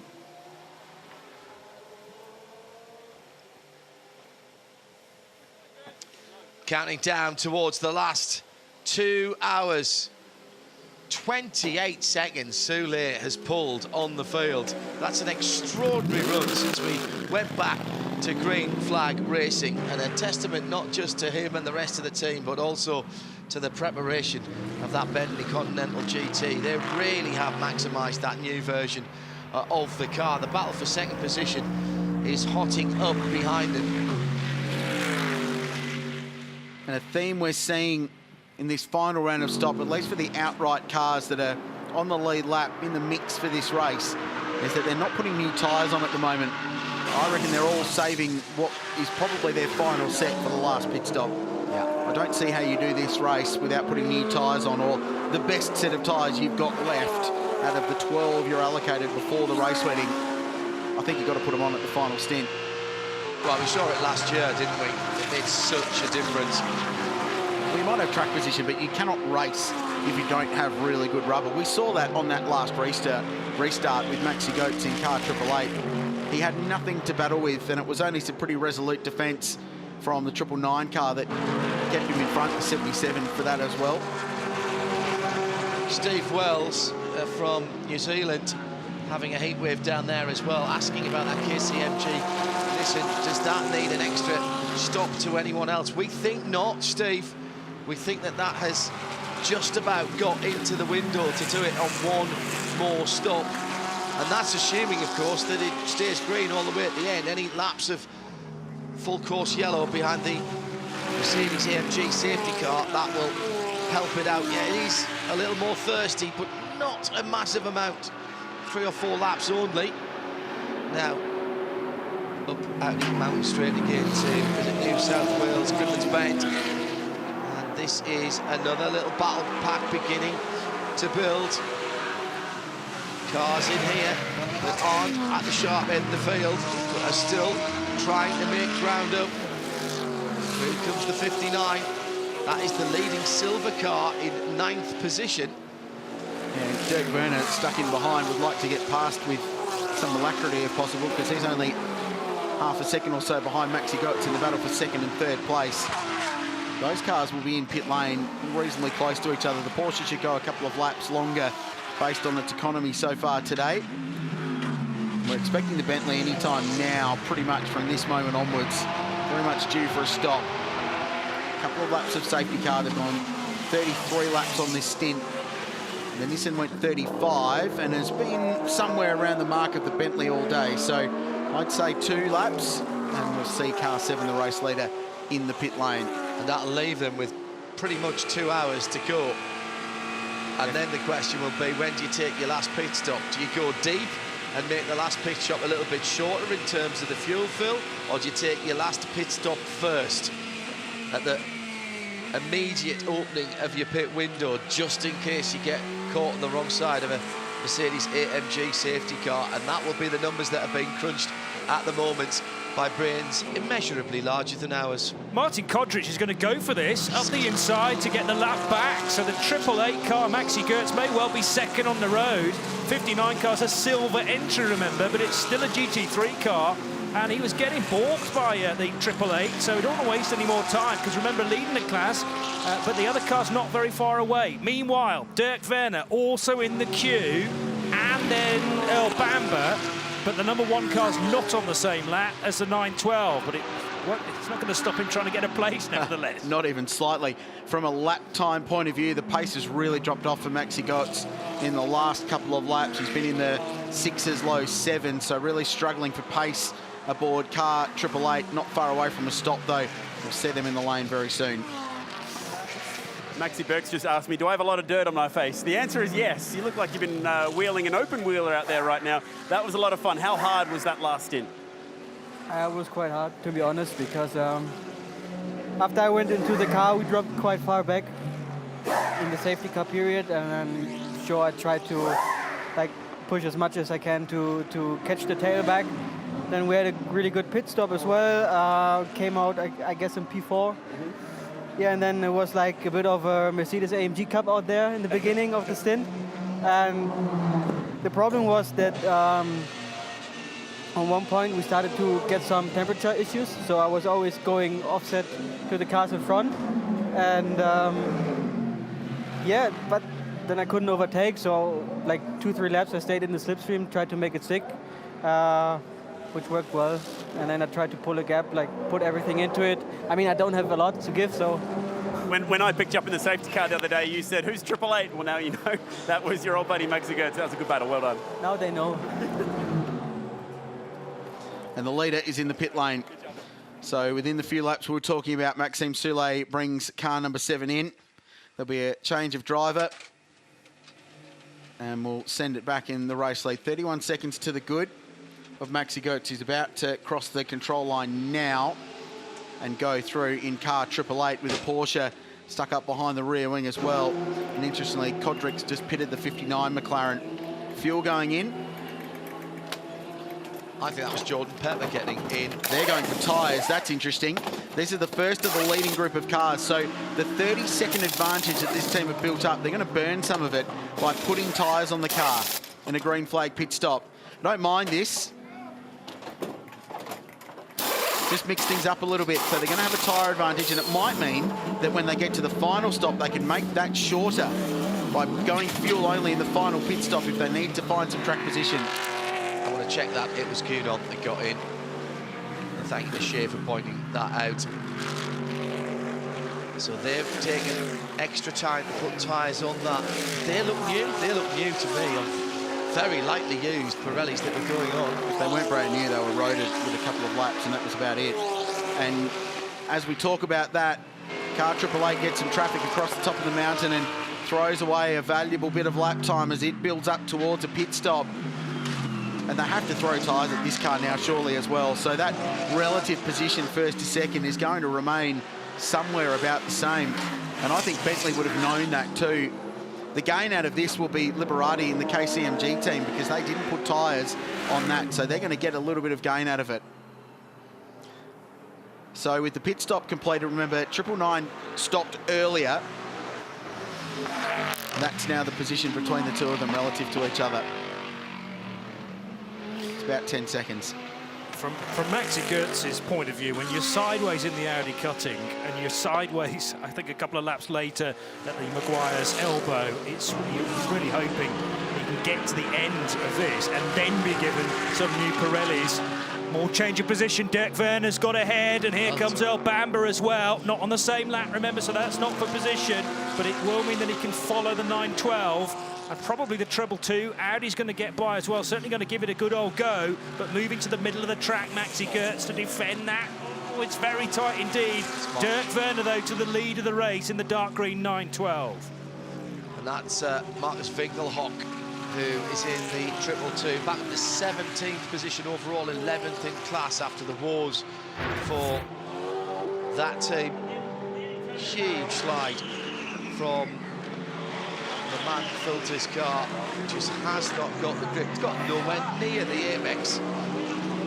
Dirk Werner said, well, if you're going to leave the door open that far, I might as well drive through it. Thanks very much indeed. And that is very reminiscent, isn't it, guys, of what Jake Dennis was fighting with at the end of the race last year when he had a Porsche up his tailpipes as well, JP. So, like I say, the car's been broadside into the cutting, which has been very hairy indeed, and through the elbow. He's doing so well on those tyres. Maxime Soulet fresh out of the 7, and I mean that. You don't look as if you've been bashing out those lap times super consistently, lap after lap. You're still ready to get in again, but your day is done, isn't it? Yeah, my day is done. So, yeah, the team asked me to push, so I pushed. And the car was just, I mean, to go this fast on this place with Bentley, I mean, it's incredible. I had a smile over the top of the mountain every lap. I love this place, really. Well, hopefully it loves you too. There's just a little over 2 hours to go, so Jordan's going to be in for the end, correct? I don't really know what's the plan now. Maybe Jordan or Jules is going to do a double because I think he's still fresh. So I don't know. I haven't had time to speak to them, but the car runs like a dream. So I hope it stays like that. Thanks for talking to us first. Thank you very much. Inside the last 2 hours, fellas. All right, it's go time. It's been go time since 5:45 a.m. All right, as far as I'm concerned. All right, this it's race. go time with an exclamation mark after it. Okay, we've ramped it up a little bit more. Now, I've been digging, and our pit lane crew have responded magnificently as they have all day. Here's some news. We saw Jules Gunon come out behind Raffaele Marciello in the 999. I was a little bit wondering why there was that massive difference. Well, the Bentley, of course, took tyres. Can confirm the 999 did not. There were no new tyres put on the Gruppa M racing car. So there's a rubber advantage for the race or former race leader in car number 7. Yeah, but just remind ourselves as well that all of those cars ahead are a pit stop, due a pit stop to match the one that the Bentley has taken, and they're all ready to come in. Dirk Werner's done 32 laps, 33 for the 888 of Maxi Goetz. 999, well, that's the different one. That's Rafa, and that's the one that didn't take the tyres. And then Gunon, Liberati. They didn't take tyres either, remember? No, they did not. In the Nissan. They're only 9 laps into the stint. Pace is still okay in that car as well. They're a minute off the lead. They gave up a bit of time in that stop, but they're only 12 seconds behind Jules Gounon, so they're still very much in the mixture here.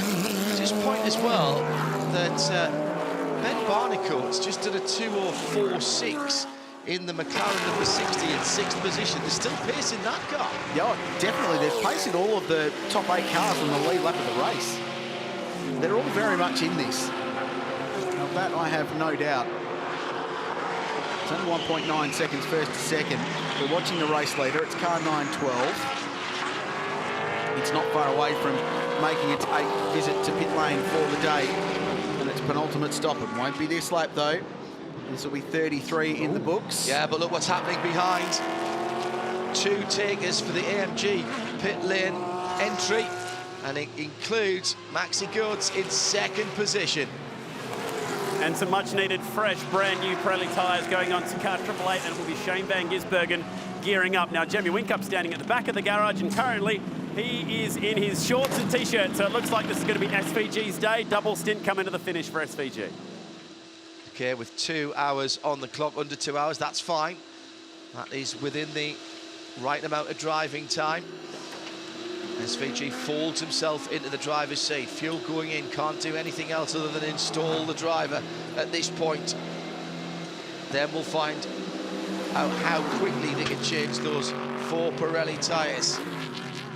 222 in as well. Marcus Winkelhock, what a shame that they dropped the time earlier on. That car still with the fastest lap of the race, 2:03.9. There goes Raffaele Marciello through and past. Poor old Maxi Goetz has spent 33 laps on old Pirellis with the car sliding around, no drive, no traction. Gounon's gone through as well there, Rich. Yep, no lateral grip, and Shane's going to go out and look like a hero because he's going to have brand new tyres. It's a tough life as a racing car driver sometimes. That's the art of endurance racing. But that was a pretty stout stint from Maxi there. Lost quite a bit of time towards the end there, but they've invested in new tyres now. So like Jules Gounon in the Bentley, they're 1 stop to go and they've got new tyres on their car now. And you're just logging these contenders as they come up. The next question for me will be, do Porsche put tyres on now, or do they play by the fact that the 911's always been pretty good on its rubber and wait until that final pit stop so they can get some more track position with this stop? How long does it take to change 4 tyres? 30 seconds? Yeah, so you've got to kind of make 2 seconds. Oh, you've only got to make a second a lap difference, haven't you, to make it back? Yeah, that's all. Hey, it's funny you asked that question. Actually, time how long it took the Triple Eight mechanics to do that just then. It was between 14 and 15 seconds to change 4 tyres. Right. Maxi Goetz has just got out of the car, huffing, puffing. It's been a hot day's work. That was a great stint. Congratulations on putting that together. What was the grip level like? It looked pretty slippy. There was no grip at all. I was in a double stint tyre. And as you can see, I was P1 after the restart, or P2. And in the end, the last 10 laps were really incredible, hard for me to keep the momentum high and keep the concentration high. The car was really edgy to drive. I had just no grip, and maybe you could see it on the television as well. I was fighting all through the corner, from braking till the apex, and on the exit I was always in an oversteer. So I guess this was one of my hardest stints in my whole entire life. I saw you chuck the seat insert away. Were you frustrated or just hot? No, it's not hot, but I'm really not frustrated. You know, it's hard to judge where I am and which performance it was, because all cars around had new tires, or most of them, I guess. So it was really fighting with a weapon which was not loaded. No chance of a double stint on these tyres for Shane. Have to throw greens on at the last stop.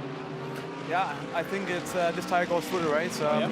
If nothing happens, so if a safety car will come, then for sure. But we have to see, what we are able to do now. Thanks, Max. A little bit of insight there from Maxi Goetz. Yeah. A heck of a stint.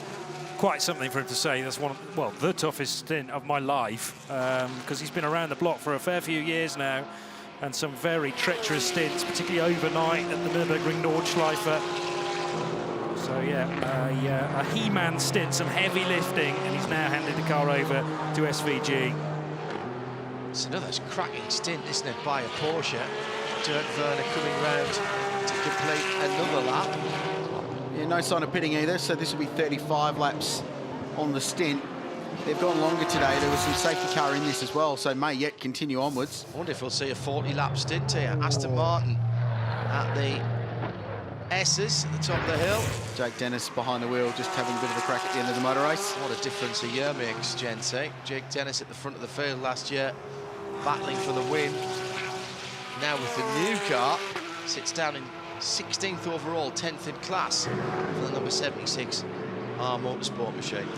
Yeah, not the debut that Aston Martin would have liked for the new AMR GT3. It's the first time we've seen that car at Mount Panorama, moving away from the traditional V12 to twin-turbo V8 power. They were fast in qualifying. Our Motorsport were very, very decent. Grant 59 had a pretty solid weekend. Building to that, Andrew Watson behind the wheel of car 159 in 15th place at the moment. And the 59 car in 10th position for the silver. That's the top Aston Martin. Well, no, it's a McLaren. Sorry, that isn't McLaren. Yep. I've got my 59s the wrong way around. We knew we had to have it. Hindhoff does it before the end of the race. 45 seconds, but Dirk Werner owes us a pit stop.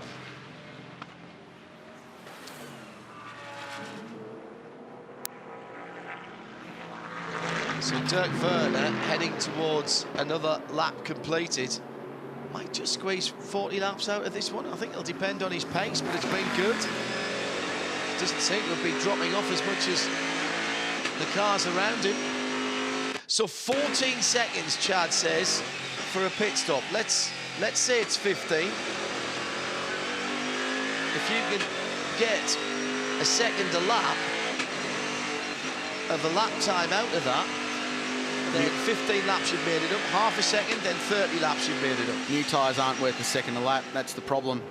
It's just hasn't been that bigger a game today, and this is the 95 entry that was on fire early, had an enormous repair job. Young Bailey Hall there, Jeff Taunton's been driving it, Brad Schumacher, local from Kelso Way, and Warren Luff, of course, who dived out of the car when it was on fire. They changed the engine remarkably. They're a long way down the order, but they've just had another issue. A big plume of smoke from this car. So it looks to me, was shown as Bailey Hall behind the wheel. They were third in the invitational class, 103 laps behind the class leader, but obviously having been through a fair few things today, and that may well be the end of their day for real this time. Let's have a look at the time differences as we come towards the end of the lap. Raffaele Marciello did not take new Pirelli tyres as Dirk Werner's gone through again, by the way.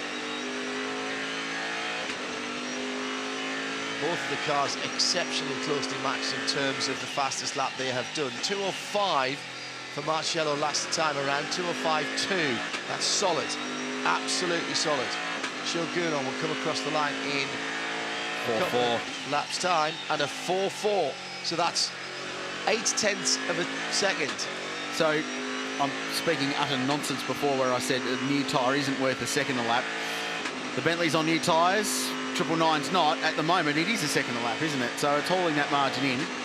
So I cheerfully retract the rubbish I was talking before.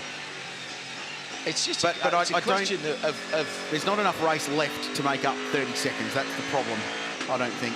Not 30 seconds, but if it's only 15... I got the maths you were talking about. Yeah. If it's only 15, is it worth it? But in the 6 laps since Jules Gounon has jumped in, the margin after that pit stop was 12 seconds. It's now 7.3. So it's almost halved in 6 laps. It's not far away. So if he's doing 7/10, 8/10, that means it's going to take you 20 laps to make up 14, 15 seconds. 20, 22 laps. And if there's 31 laps left in the race when you do it, you've got half a chance. The other thing is, if you've got better tyres on and there's a restart, Rich, then, then that's a different game, isn't it? Well, and Maxi Goetz said it as well when he was talking to Chad, that if you get a safety car late, then definitely you do it, 100%, because it's a free pit stop, 8 cars on the lead lap, and you might be able to carve your way through. So it's just another variable that plays into it here at Mount Panorama, as is always the case. Porsche continuing to lead. We await the stop for car 912. The margin 44.5 seconds. What a race this has been so far. Yeah, plenty of action, some of it between stablemates in terms of the manufacturers side by side. the two AMGs going up Audi Mountain Straight, and the Nissan GTR taking advantage. Almost got them both. Had to drop in behind. The battles continue. Different tyre strategies and a little bit of a love tap as well. And finally, the pass was made down into the KW suspension chase. Those two guys kept us entertained for quite some time. Yeah, the two Maxis, Book and Gertz. Gertz, just about the hardest stint of his career so far, he said, on those age-old Pirelli tyres. Got brand new ones now for the new Pilot SVG. This was a pit stop, the latest one for the number 7 to hand the Bentley over to Jules Gounon. And these are the tyres going on to the 888 car then for Shane van Gisbergen. Shane may well be strapped into that car for the final 2 stints. Another fire for the 95 Mark II car. Might well bring race done for that machine after they did an engine change in the middle portion of the race. Here's how it stands then. The 912 last stopped an hour and a half ago, near enough. Given the way things are going with a bit of yellow flag, and they are due a pit stop anytime soon. They still lead it. Fraser Ross is behind the wheel of the leading silver, the 59 McLaren in 9th overall. Brendan Grove leads Pro-Am in the number 4. That's 10th position for that Porsche team.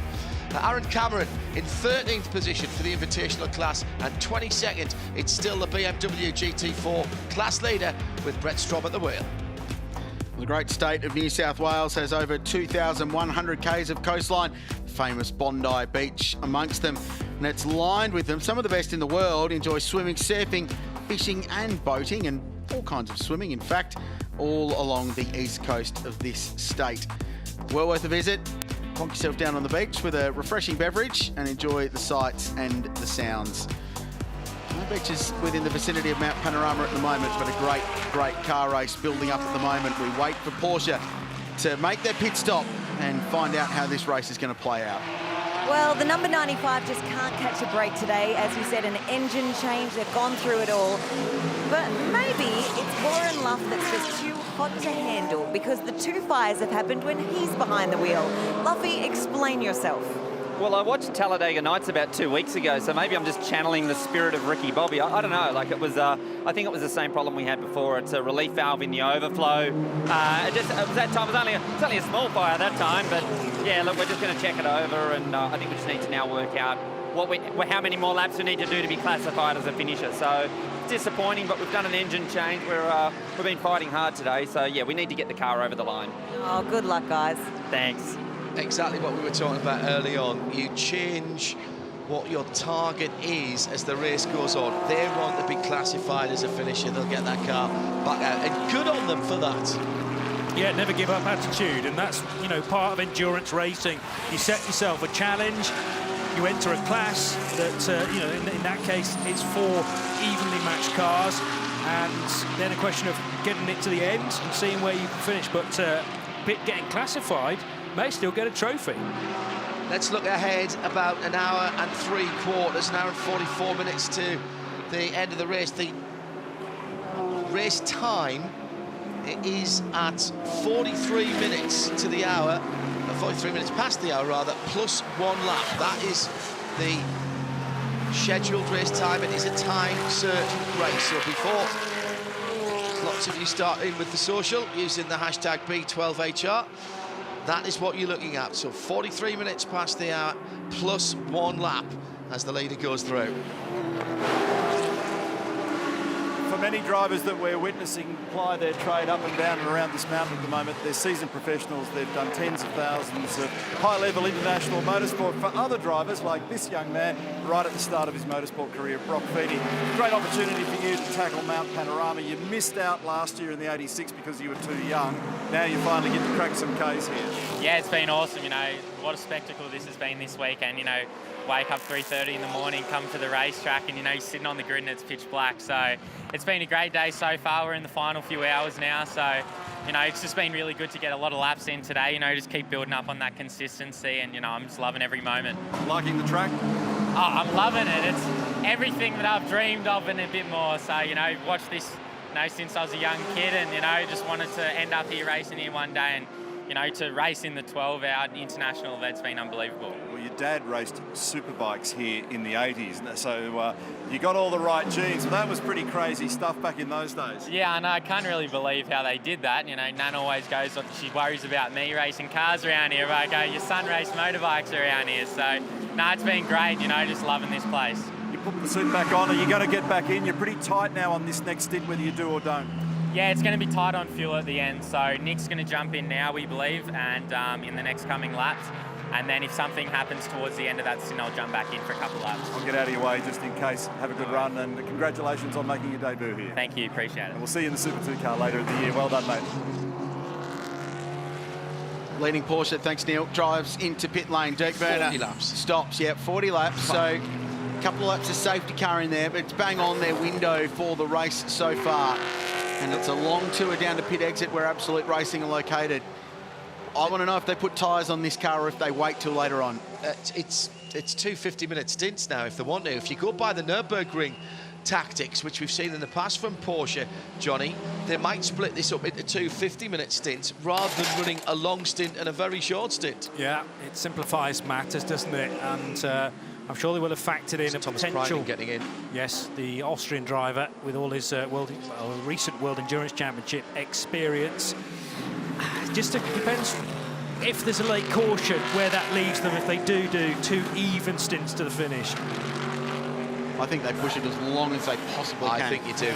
Go as deep into the motor race as you can, but if you get an opportunity with an hour to go within your fuel window with a safety car, then you absolutely take it. And they've got the biggest window of anybody. That's where it will help them at the end of the race. The new leader's gone through. Rafa Marciello's gone through. So has Jules Gunon in the Bentley, just done that car's best lap of the race again. They're putting tyres on. New tyres on 9.12 for this run to the flag. Yeah, great pace by Gunon. He's got the margin down to Marciello to 5.5 seconds. And Barnicourt's got ahead of Liberati as they went through, so that's the McLaren coming on strong at the end as well. So now it's AMG from Bentley, from McLaren, from the 18 Nissan. That's your top 4, and there's less than half a minute between them. And into the fray goes the 912. Gee, it's building nicely, isn't it? So they've just rolled out in front of car 888, Shane Van Gisbergen. He'll have hot tyres, he'll have slightly less fuel. See if the Kiwi can make any impact and work his way into the top 6. But it's starting to play out. The key contenders just about all with the stop to go. Here's the pass down at the KW suspension.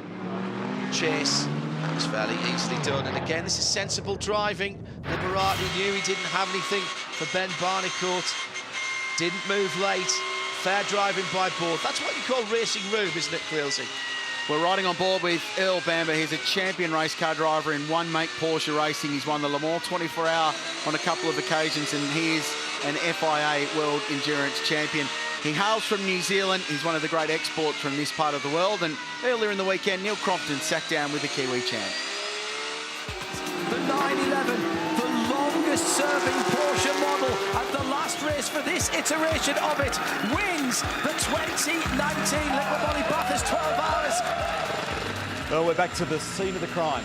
Wind back the clock 12 months, and a huge moment for you as a team owner to pull off a very big win. Congratulations. Yeah, thank you. I mean, it's awesome to be back here at Bathurst. So last year in a different role, obviously as team owner. For us, it was a special moment to come here. You know, it's one of the toughest races in the world. Many people come here for years on years and never get a victory. And for us to come as a new young team and get a win, and not only that, a first win for Porsche here at the Mountain was something really special. We're a bit unaccustomed to seeing you in that role as a team owner because of your driving success that's now been alive and well for many years. Yeah, you know, for me, a couple of years ago, my brother and myself, we decided that we should start a racing team in Asia and base it up there. And we're still learning and we're still winging it, but it's something awesome to do with my brother. Obviously, this weekend when I'm in the driving seat, he's actually being team manager this weekend and stepping up into that role, which he's doing a great job. So it's a fantastic adventure. It's also awesome to have the support of Porsche, to be able to come represent them at big races like this is something special for myself personally. Just looking across to the Maguire's car and looking at the names across the top, there's one quite familiar to us all. So you've got Craig joining Lawrence and yourself. So Lowndes brings a multitude of experience to this party, and somebody that obviously, you know, is great to have in your team in terms of what he knows about unlocking performance at this place. Craig's been fantastic. He's brought a lot of knowledge to ourselves, you know, all those little trade secrets that he knows. So from that side, it's been fantastic. Obviously, it's nice to have him step into the Porsche family as well.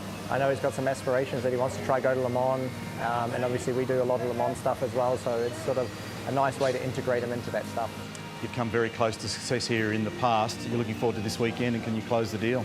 Yeah, 100%. I mean, we've come close before. I've had a bit of success in the Class B, but been on the podium in Class A, but never the top step. And for Lawrence and myself, we're a driving partner all around the world. We follow each other, and you know, this is one of our last big ones that we need to tick off on the list. Is this one's missing in the CV, you know, and then obviously you've got Craig, who's won so many times here. It's unbelievable. So hopefully we can. I said a little bit of lounge magic this weekend. Sprinkle the stardust. Exactly, sprinkle the stardust on car one. Well, that car's turning some of its best times of the race with Earl Bamber behind the wheel, 11th position and just a couple of laps or so off the lead. Weather or not, does it come or does it leave us alone? We've been blessed at the moment that it's gone either side of us. It's been raining all around. Kelso's got a thunderstorm at the moment, had lots of social on that. Earl Bamber 2:04, 4:3:03. That car's fastest lap of the race as we were hearing that insightful interview. Well, taking a peek at the radar, there's still weather all the way around us. It's pretty wet in Orange at the moment to the south around Cowra, the run to Jenolan, and then over Katoomba and Lithgow to the east. But at the moment, Bathurst has avoided it, in particular where we are. So there's an hour and a half to go in the motor race. If it's going to happen, it's going to happen soon. Scotty Turner says coming down hard with rain in Dubbo as well. So it is literally all around us. Marciello leads, Raffaele Marciello leads, but he's been closed down to under 4 seconds by the charging Gounon on new Pirellis. Part of the fact that he leads is that Dirk Werner brought the number 912 Absolute Racing Porsche into the pit lane. And Dirk, you've given everything you can to win this race again, try and defend your championship out there. Do you think that Prynan can hold down the fort? Well, he's quick. I mean, he doesn't know the track, so it will be a good experience for him. I mean, we know in the end it's a sprint to the finish line, and you know, everybody's pushing hard, but he's used to this from the sprint racing he did last year. So, I mean, I did everything I can. I'm pretty exhausted now, you know, to get up that early and then do so much driving in that kind of heat. It's pretty tough. Sounds like there's rain on the way, and rain is Porsche weather. So just again, there's some confusion on social at the moment. The time we are looking for to end the race, 5:43, and 1 lap after that for the leader. So as soon as it gets to 5:43, it's 1 lap further for the leader. And that makes it a time certain race. So keep that in your mind. That's just about an hour and a half away. What's this squabble happening? Well, it's Nissan v AMG. Oh, a bit of hip and shoulder. The old 77 goes down the inside. That's Engel on Liberati. We've seen 2 overtakes on the Nissan in the last 15 minutes, and I don't think that car's been passed at any point for the remainder of the day with either of its drivers on board. No grip for the Nissan. Struggling out of the corners and into the corners. Gee, that was a big move from Maro Engel, wasn't it? To have the confidence to go the full send down at Murray's. What a move. He's up to 4th place now. Mercedes AMG lead the way. The margin's only 2.3 seconds. We've got a motor race on our hands. Do you know, you can have all the drama in the world here on the mountain, and somehow there's still something else to talk about. And this year, again, it's the weather. It's the speculation, whether it'll come or not. And honestly, nobody knows. And you might be saying, well, why are you talking about it? Because the teams will be talking about it. They are getting in now, inside. In fact, they are inside the area for one more stop. What you don't want to do is make the stop at the wrong time, then have to come back in again for a change of tyres to wet. So that's another reason why you'll push people as long as you can, Crailsey, in terms of the stints. And that may be just where the Porsche number 912 of Thomas Preining has a little advantage. They can steer out on the track a little bit longer and therefore make a later decision about whether you need wet weather tyres or not. Yeah, of the contenders, the number 18 Nissan is the least flexible because they're due to stop first. So theirs will be the first pit stop to get to the end of the motor race sometime in the next 25 minutes, you'd think, in this race, given their fuel economy so far today. But you're right, the Porsche's got the flexibility. They can afford to circulate. They're only 3 laps into a stint. So they're going to go very, very deep towards the end of this motor race. Their final stop maybe in the final half an hour. To get a bit of yellow flag, they may not have to stop at all. We've seen them stretch to 40 laps with just, what was that, 3 safety car laps from the AMG safety car? We could be back where we thought we might be before the red flag stoppage last year, with Porsche going, yeah, come on, we'll do this. You'd roll the dice. You'd have to roll the dice, surely. It's Mount Panorama, it's Bathurst. You've got to have a massive go at winning this motor race, and if it means taking a risk, so be it. Oh, look at this. So the wind has swung around again. The temperature's actually gone up. It dropped down into the high 20s about an hour ago, and it's gone back up to 35 degrees, and it's very, very blustery at the top of Mount Panorama. These folk are having a bit of a trouble keeping the easy up.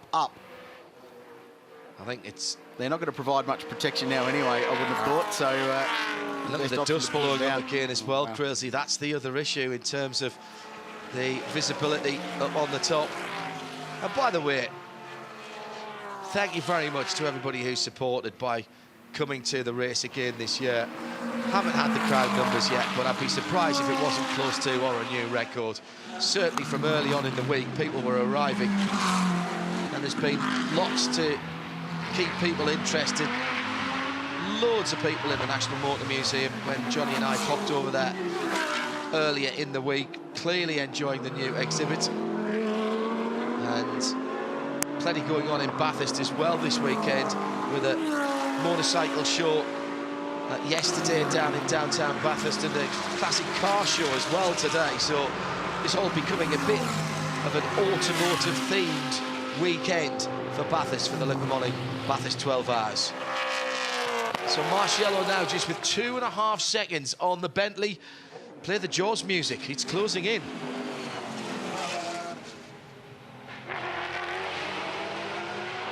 Well, if you're just joining us, number one, where have you been all day? Do you have a note from your mother to say you've been late? Because this has been an absolute cracker. The wind's getting up, adding even more spice to what has been already an exceptional race.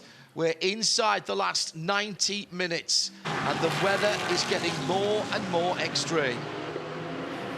A really, truly great Kiwi export story is this young driver, Jackson Evans. We were just talking off camera a couple of moments ago. First of all, congratulations on your stellar career. We saw you in Carrera Cup here in Australia. You made it to Porsche Super Cup. You're a factory driver, and it's an unbelievable yarn. Well done.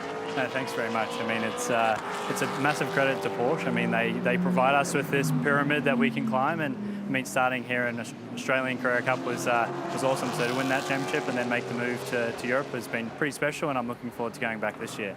Tell us how your day's tracking.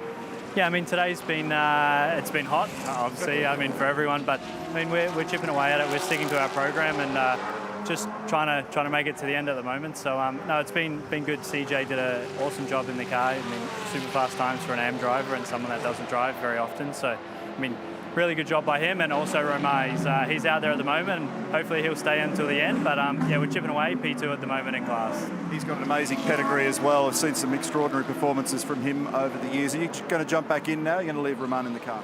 I mean, to be honest, I'd like to leave him in the car. I mean, he's the most experienced out of us by a long way. And I mean, looking at the weather coming this way, it could be a safer option. But no, it's been great to drive alongside him and learn as much as I can. Well done, Jackson. Thanks, mate. Thank you.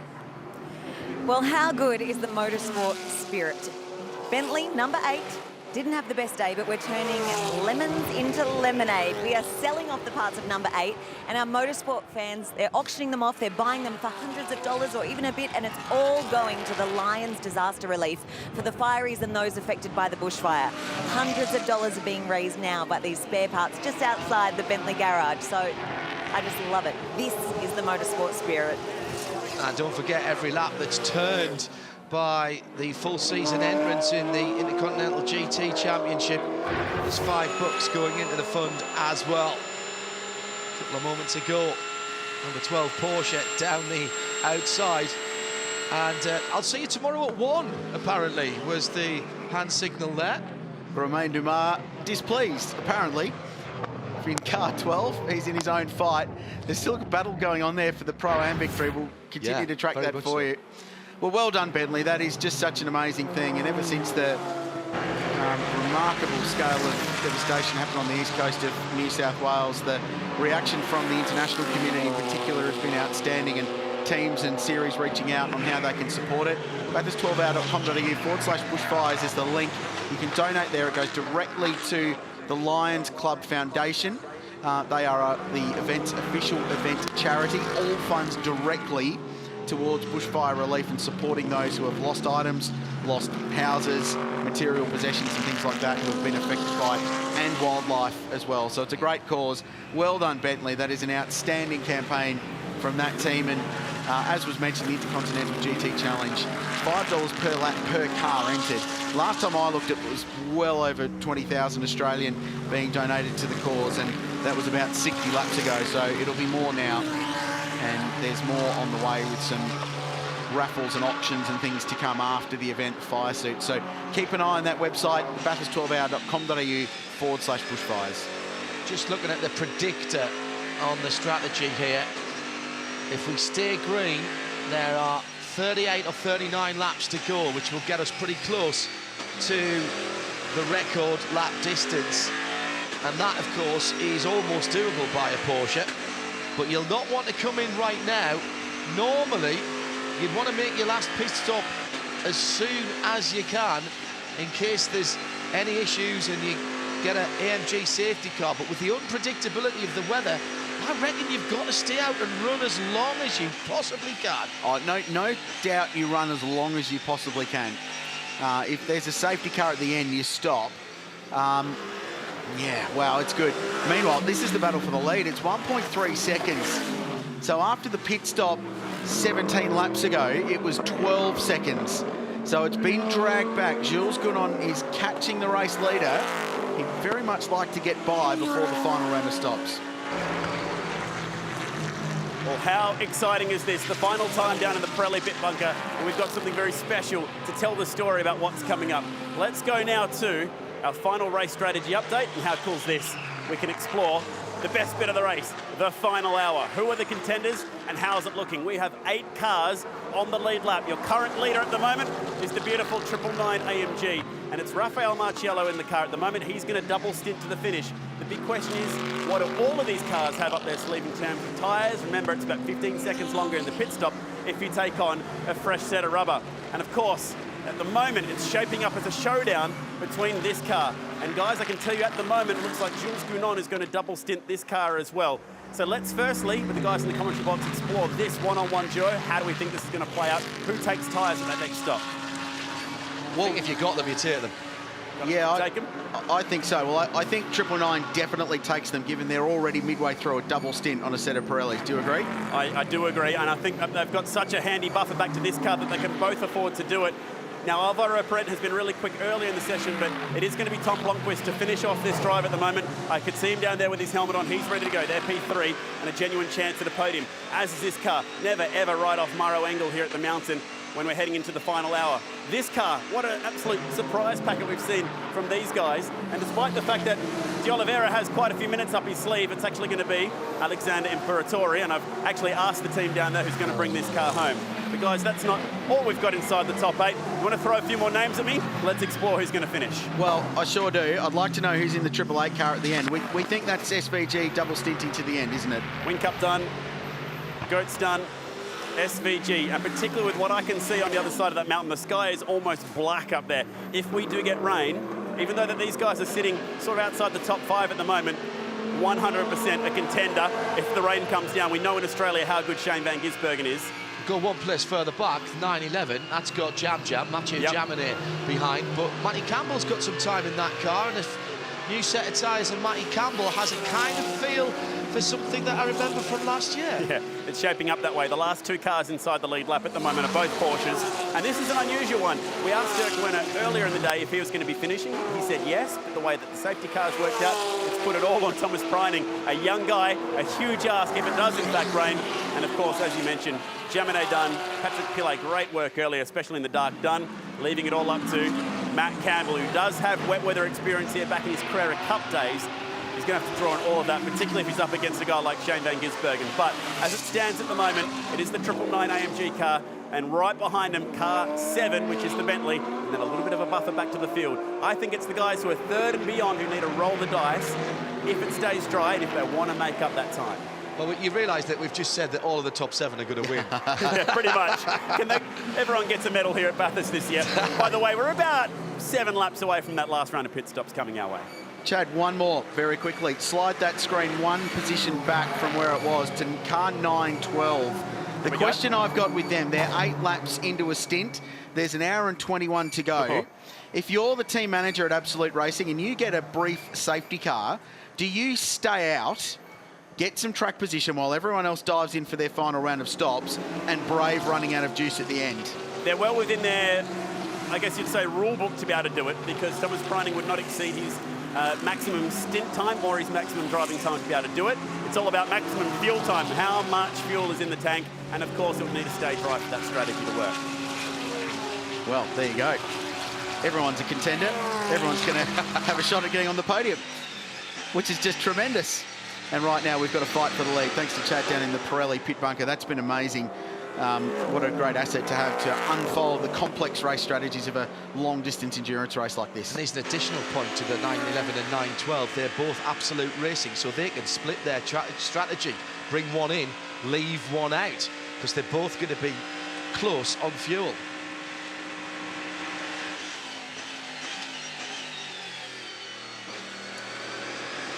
I agree with that, although they're already split. They're 21 laps, 22 laps to the difference on strategy. They've naturally been separated as the day has gone on. Ultimately, one of those 2 cars is going to have some success today. The other one will be a little bit further down the order, depending on which way the dice rolls. Well, Pillay, if he keeps, Jaminet, if he keeps this going, he's got 31 laps on it now. He can stop any time now and get to the end. Maybe. It's a very interesting one for those two. And Ingo Matter and the rest of the team at Absolute they'll be pushing that. A little bit of yellow now could turn this upside down, and then who comes in? I really hope they don't all just come in and say let's fight it out, although that would be great. I'd love to see someone roll the dice further down the field. I think Chad's spot on. You're outside the top 3. You might as well give it a go. Yeah, it's worth the risk, because, you know, if you go outside of the box when you're thinking about strategy, then sometimes that can definitely get you to lock into a win or at the very least a podium. Because everyone's thinking, let's play it safe, and if you've got nothing to lose, then often the challenging strategy is the one that comes off. What about this battle for the lead? 7/10 of a second. It may as well just be a couple of car lengths. And Jules Gounon has now caught Raffaele Marciello, who has significantly more worn tyres. This has just happened behind Mount Panorama. It's teasing us. It's so close, and yet it's not here. Don't forget. I'm not even convinced I want it to rain yet. No, I know.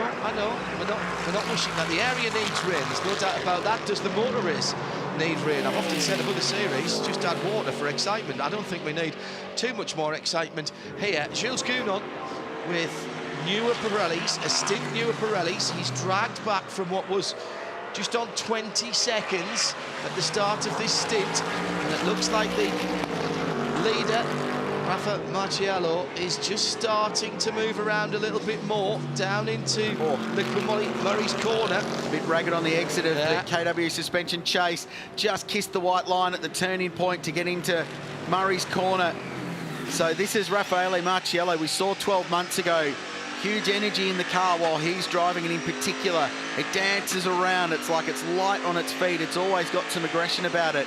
He really gets the elbows out. He's great fun to watch as a racing car driver. And I love Jules Gounon flashing the lights as if that is going to fluster Raffaele, but why not? You've got to flash a button there. Push it, use all of your tools. And I tell you what, if he gets within a couple of car lengths out of the elbow, the straight line performance of that Bentley is going to be very hard to resist on the run down Conrod Straight, and the move at the chase will be on.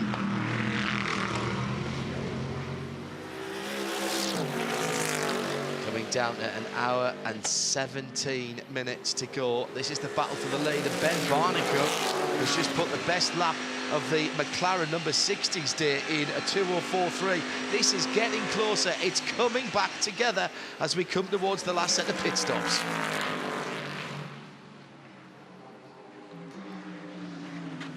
Johnny Palmer, Richard Creel and me, John Hindhaugh, in the booth, and we're trying to work out who's got the advantage. I'm sure you're crunching numbers back at home as well, wherever you are here in Australia, New Zealand, all round the world. Huge international audience in the UK. You mad fools have stayed up all night, but why would you go to bed now? 28 minutes past 5 in the morning, and this is all beginning to come down to the money laps. There's the Grupper M Motorsport bunker. That's a familiar sight, much of the same faces and pensive looks from 12 months ago, because that car found itself in the battle for the lead of this motor race on that February day, which was another extraordinary chapter in the history of this race. Ben Barnicott continues to go quickly. He's in third place, building up to the final pit stop for the McLaren. Interestingly enough, Grove Racing's brought the number 4 car in from the lead in Pro-Am, their 12th outright. But the reason I circled that in my notes is that that's probably the first of the real final stops. Correct. Hour and 15 to go. They'll be good to go to the end. So that's a bit of a guideline. It's a bit of a tick in the box that if they're confident they can get to the end, the guys at the front in same machinery will be too. Now, as far as fuel's concerned for the front two runners, Raffaele Marciello has got probably another 6 or 7 laps to go, so that potentially could be 12 to 14 minutes. Jules Gounon is 3 laps better off in terms of his fuel. Now, whether that works tactically and strategically with what's going on, well, that's a different matter, but that's probably as far as they could go, and that would take them somewhere near an hour remaining, and they can easily go from there at full reach. Here's a theory I'll just throw out there and see where it lands.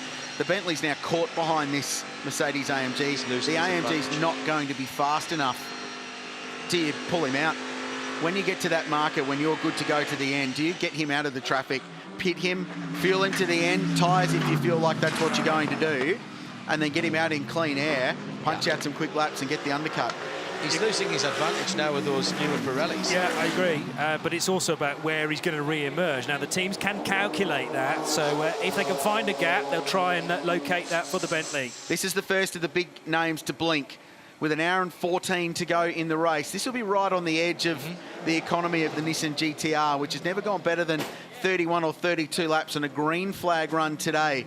However, they brought that car in after 28 laps, so they did have a bit more to go, but I wonder if that was tyre limited rather than fuel limited. Well, they didn't put tyres on that car at the last stop, so they're definitely putting new rubber on for the end. So this is great. This is the start of the final pit stop sequence. In 20 minutes, give or take 1 or 2 cars, and I'm circling that number 912 Porsche, which is significantly longer on fuel than everybody else. We're going to know where this race stands. Patrick Pele is now on his 35th lap. That'll do another couple in the 911. Thomas Preining only 12 laps into his stint, so he's got another probably 22, 23, maybe even 24 laps. It's going to be a really interesting run. The battle for the lead coming up to visit New South Wales corner. Now heading up the hill. Out goes the remaining Nissan. Only one to start the race, Alex Imperatori behind the wheel. Expect fireworks from that car, and a new set of Pirellis on. Means he'll have the grip, but how close is he on fuel? Third place, Ben Barnicott just set that car's fastest lap behind him.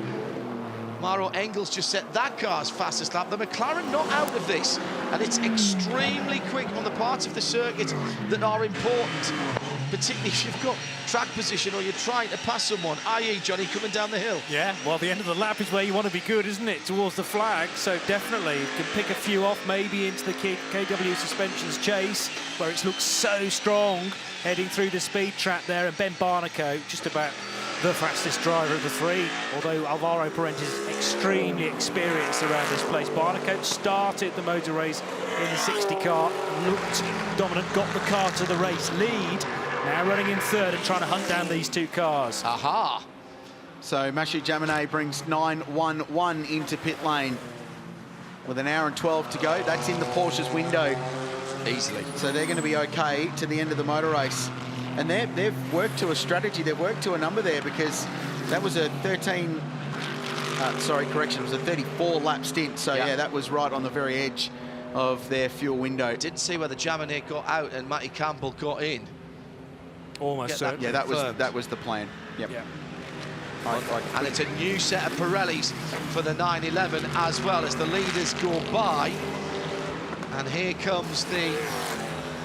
John, I think they'd be right if they didn't put Matt Campbell in that car for the end of the race. Here comes the other El Bamba Motorsport car. This is the 12, Romain Dumas, behind the wheel of that car, leading the Pro-Am at the moment, as out goes the 911.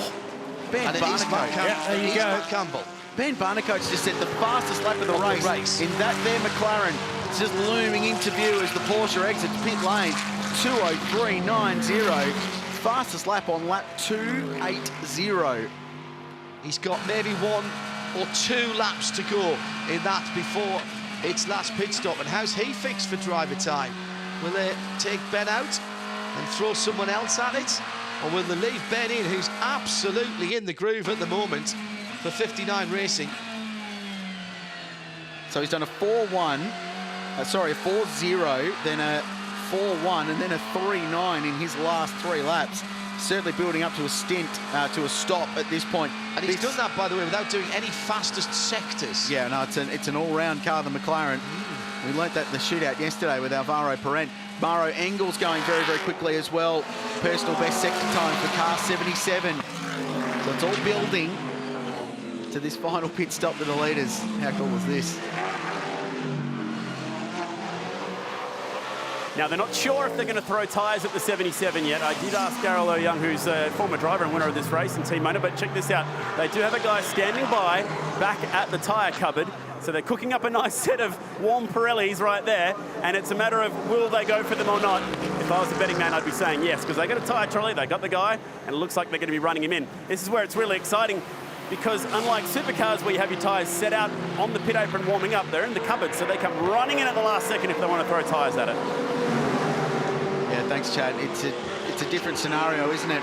Still takes them a little time to get up to temperature. They run those, we heard from Neil earlier in the race, somewhat 80 degrees in there. And that's about 20 degrees lower than optimum. So they need to generate another 20 degrees. And that's not just about the temperature and how the rubber interacts with the road. It's also about the tyre pressure and what the sidewall is doing as well. Eduardo Liberato, you gave your all in the Nissan last year. You've done it again this year. How much more difficult was it to drive that final stint? Yeah, my first stint was, I did a double stint, so the first one was really good. I could fight with the Mercedes. I made up some positions. We had some hard but fair battles.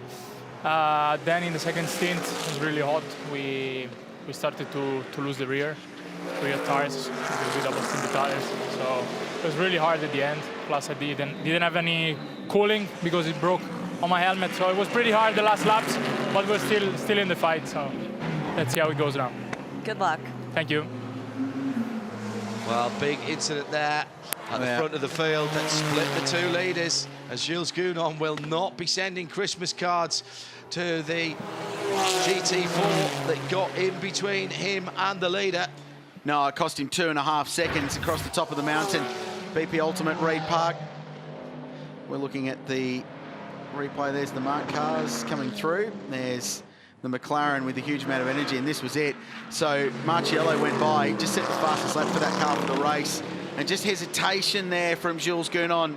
just that will it, won't it, I'm not sure what that car's going to do. All right, I don't think anybody did anything wrong there. No. In the slower car, you're told to keep on the racing line. I think that's fine.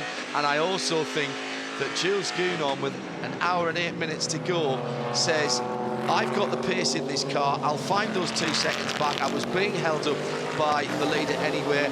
I'll be there in another couple of laps. They're going to be pitting shortly anyway. What I don't want to do is end up in the wall with the car in several plastic bin liners.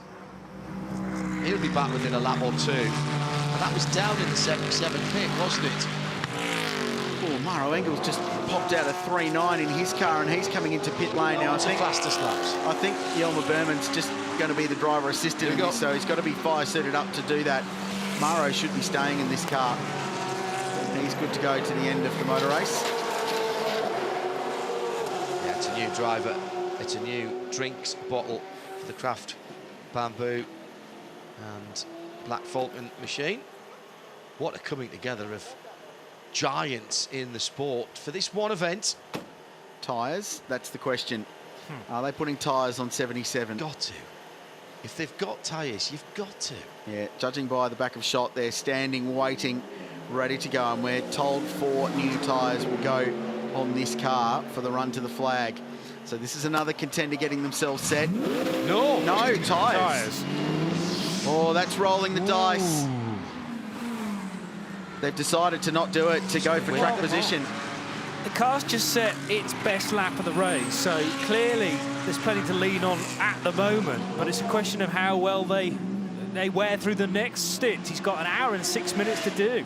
Yeah, exactly. And if they fall off towards the end, we've seen that can be a couple of seconds a lap. And if you're fighting for a major position, what have you want to have everything. Now something on the track down there. Is that debris or is that fluid? The yellow and red flag held stationary through the KW Suspensions chase. In comes the leader with an hour and 6 minutes on the clock. He's in the AMG pit entry. Through goes Gounon. So that little moment with the GT4 car, he's going to cross the line. He'll go back to the lead next time around. And he's got plenty of laps left before he has to come in that Bentley. Now the same question applies to the 999. They put tyres on that last time around. But if you've got them, do you use them for an extra 15 seconds, guys? Well, come on, be the team manager. Krilsey. Yeah, you put tyres on 999, 100%. Gounon needs to go now. This needs to be an amazing lap. Ben Barnicoat's just reset the fastest lap of the race in the McLaren. That's still out there, 2:03.71. So he's gone around again and now moves to second place. So it's got great car speed, 19 seconds between himself and Jules Gounon. What will Grupper M Racing do? What do they put on car 999, if anything? We know it'll be a full tank of fuel. Barnicoat's due in anytime soon. They're ready, but so were the others. Yes, they're going for tyres. They had to go for tyres. I think you have to with the Bentley being so strong around the circuit. They don't look brand new. Scrubbed, I think. They're lightly scrubbed. No, maybe they are. Maybe they are, with just the stickers taken off. They're pretty decent set. Yeah, they are. Jules Gounon's just gone fastest of the entire motor race to the first sector. So he said he had to go. He's going. That was a great tyre stop. This is going to be a heck of an in-lap if it is. So they've gone 4 tyres on 999. Here's the Bentley. We think a couple of laps up their sleeve. He needs to maximise all of them that he's got to try and get an undercut. Oh, it's got a problem. What? It's got a problem. The Bentley's got an issue. It's the 8. It's the 7. It's the 7. The 8's out of the race. Of course it is. What did I see on the screen there? Oh, it's the Bentley B I was looking at. Gounon en route to a fastest lap of the race. And he's got a flat tyre. Yep. Check this out. Going down Conrod Straight, over the hump. Oh, and there it goes. And great bit of car control. So fortunate place for it to happen. He can dive straight into pit lane. Do you know what? He's not going to lose much here. 27 laps into the stint. A little bit more than that now, in fact. So they wouldn't have been ready with tyres. They'd have had to react really quickly, but they're still in with a chance here. It's lost about 7 seconds, possibly even less than that, because it was an in-lap, so you've got to take into account the pit road entry as well. We did an absolute best sector on that in-lap. The problem with that happening at that very last second is they weren't ready with the new tyres yet. They were probably still making up their mind whether or not they needed them, so they had to run out the back, grab them out of the oven, and then run them past. Remember, the auction for all the new old bits is still happening at the back of car 8, so they had to burst through a crowd of people and get these things out in pit lane just in time, but they've managed to just get it done. Let's hope that they're pressured the way they want them. Yeah, well, that's the advantage of doing the fuel first, of course. It does give you that absolute amount of time whilst the fuel flow's going in. I tell you what, for a scrambled stop, that was exceptional from M Sport. Through goes the leader. And Triple 8, Shane van Gisbergen. The car we're looking for is 999. The AMG, let's see where they're at in terms of track position. Coming out of the final corner. Let's look to the right. There's the 912 going through. That's Thomas Preining. Here's the 999, and he hasn't managed to get past the number 12 Porsche. That's held him up. It's going to be quite tight, and the Porsche's still there going into Hell Corner. That might be a break for the Bentley boys. I think they've dodged a bullet there, the Bentleys. Absolutely agree. That miraculous set of circumstances, and they have come out in front of Raffaele Marciello with 4 new tyres and track position. That's enormous in the context of the race. There's the 999, there's the McLaren. That's energised now, that's good to go to the finish. This is the next domino to tumble in the race. Shane van Gisbergen behind the wheel, and was going a little bit longer in this stint, this car. They stopped 6 laps later last time by than Jules Gounon, than Ben Barnicoat in the McLaren. So they'll push this car a little bit further, try and build that margin. And then behind it is car 912, Thomas Preining behind the wheel. He's 18 laps into a stint, so he's fueled even deeper into the motor race. What's the Porsche got up its sleeve? Well, possibly 20 laps, but that's only 40 minutes, and we've got an hour and 1 minute to go. It would be a very quick splash and go at the end of the race if they didn't put tyres on, and that would be the opposite strategy to which they played last year, which won the race. But if you came in with track position, at that point, surely you've just got to splash the car and head out. Almost disaster for Bentley, but I don't think that's put them out of it by any stretch of the imagination. No, I think it worked. It's in a weird Bathurstian kind of way, it's worked.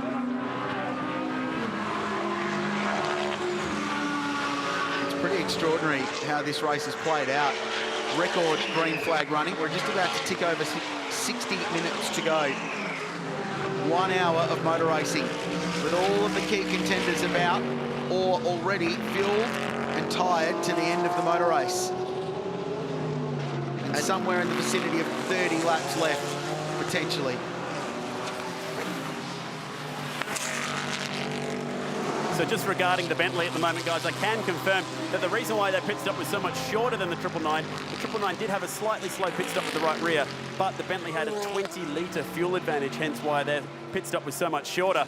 The other thing there was the actual plan, I can confirm, was never to take tyres. They were going to double stint. That puncture showed their hand. Wow.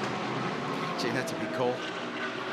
Yeah, forced them into a decision. And it now amounts to a, well, 17.5 second gap to Shane van Gisbergen, but that car expected in because he's now completed 26 laps. There's an hour on the clock. We've seen it before in terms of odd things happening. Think back to the Nürburgring a couple of years ago, Johnny Palmer. You and I were watching a team get their tyre selection wrong because they changed tyre manufacturers and called for the wrong compounds and type of tyre, and yet the weather changed and they ended up being on the right tyres and winning the race. It was Land Motorsport, yeah, and they were deciding between intermediates and full wets and just threw some tyres at it, realised that was the wrong thing to do, and actually it turned to be the right decision. Bit of damage on the 912 with a bit of bodywork flapping around. 1 hour, under 1 hour to go, 59 minutes, and we'll give you a rundown of who is fueled to the end and what we think might happen in terms of pit lane visits. So down into the KW suspensions. Cheers, blue flags. Race it, flying for this battle. No room to go through there, surely. Oh, all kinds of debris moving around in there. Bits of tyre from the bend. Yes, good point. This is Blomqvist on the attack in a very, very fast McLaren, harassing the back of Maro Engel. Now remember, they didn't take tyres on the 77 car, but this is what's happened. Big dive, oh, and turned in as well. That was a big commitment from Maro to dive down the inside there. So Shane van Gisbergen leads the motor race, but owes us a pit stop. Cannot go to the end. Jules Gounon in the Bentley in second position is the first car fueled to the end and has new tyres. Amazing, given that they were nearly out of it with a puncture on the fastest part of the circuit.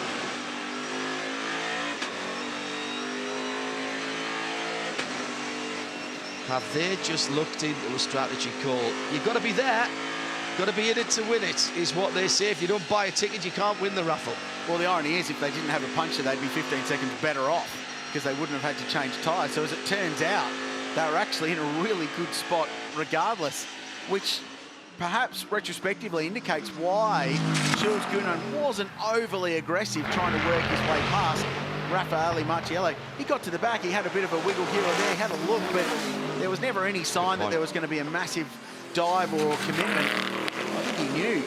He had the indication that they'd have time up their sleeve on the basis that the 999 would take tyres in that final pit stop. Imagine if that tyre blow had gone on the way up Mountain Straight. That would have been effectively game over as far as running for the win, Johnny Palmer. Unthinkable, and yeah, you never want a puncture, but if you're going to get one, have it well timed. And on the run to home, it was the ideal position to just dive into the pit lane. Okay, the team didn't have the tyres ready, but that's the great thing about these regulations. You fuel the car first, you can't fuel and retire the car at the same time, and that just gave a little window of 30 or 40 seconds for the team to dive out the back and get a new set of Pirellis. Change of position. The 912 ahead of 999, so Preining ahead of Marciello, Porsche ahead of AMG. Might not be like that when they go through Hell Corner as the big Merc comes down the inside and takes that position back again. This is all getting a little bit serious. They're all throwing overhand now, Grillsy. Yeah, the McLaren's in the mix as well, and Maro Engel, and was trying to jam it down the inside on the start-finish straight, but there's a very big pit wall there too, and hopefully they both came out the other side. This motor race, still got an hour to go, folks. There's still a lot to play out here. So Van Gisbergen, by 14 seconds, the margin's actually dropping. He's been caught by Jules Gounon, who's just set that car's fastest lap of the race at a 2:04.05. On lap 287, by the way. Predicting 24 more laps to go. That would take us to lap 311, but if we stay green, we might get the extra lap to potentially tie the longest distance run in the Liqui-Moly Bathurst, 12 hours. Van Gisbergen won't win the race from here, although he's leading it now. Will he be a factor when the Bentley catches him up into the pit lane for Earl Bamber, the last pit stop for the defending champion? EBM team, excuse me, Earl Bamber Motorsport. Didn't have the rub of the green. Unexpected change of brakes that cost them some time on the track in terms of their performance, and then some time in the lane as well. And Earl getting out of the car. So Van Gisbergen goes through to start another lap. 54 minutes to go. The gap between first and 14.6. That's slightly misleading because Shane has to come in soon for his last stop.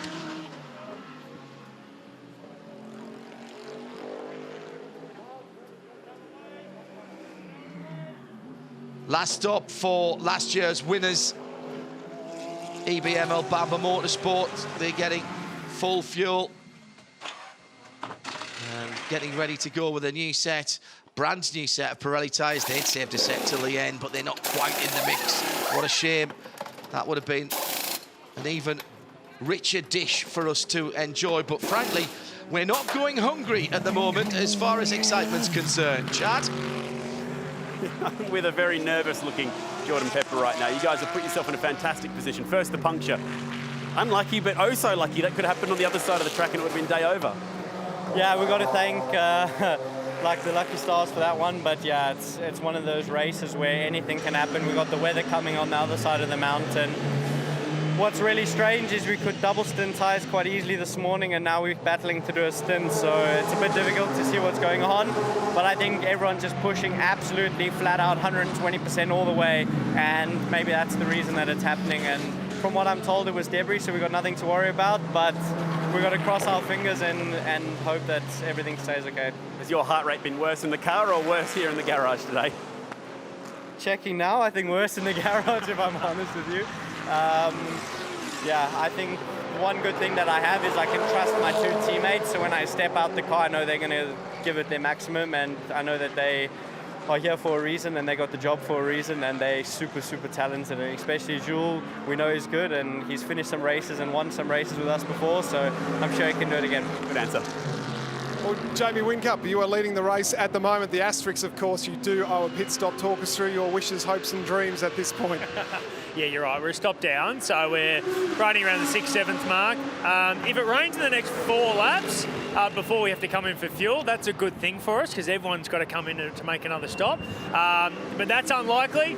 But hey, we could get some rain later in the race, and we know SVG, he's already doing an unbelievably good job in the dry, but we know how good he is in the wet. So if it rains, anything can happen.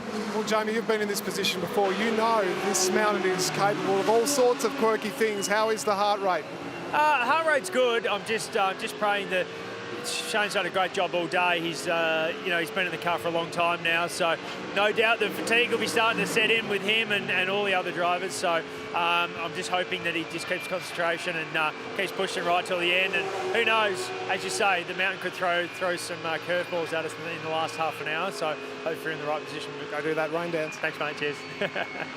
Matteo Cairoli in the 912 Porsche. You're sitting here watching and enjoying the last hour of the race, and all of a sudden you put your earplugs in and your balaclava back on. Are you getting back in the car? Maybe yes. I mean, we just need to wait if just in case the rain is coming. So we will swap the car for the last time.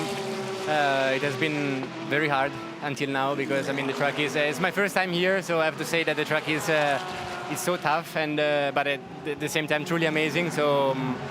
To be a rookie, I'm pretty happy where we are at the moment. So we just need to keep pushing until the end of the race and see where we are at the end.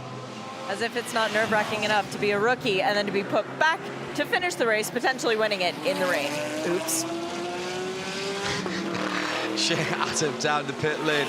Great job by everyone down in the lane today in difficult conditions, which may get even worse. Let's look back on the recent highlights. There's been so many of them. Late dashes, down the inside passes, little bit of rubbing. And Mauro Engel's been part of that for pretty much every time he's been in the car.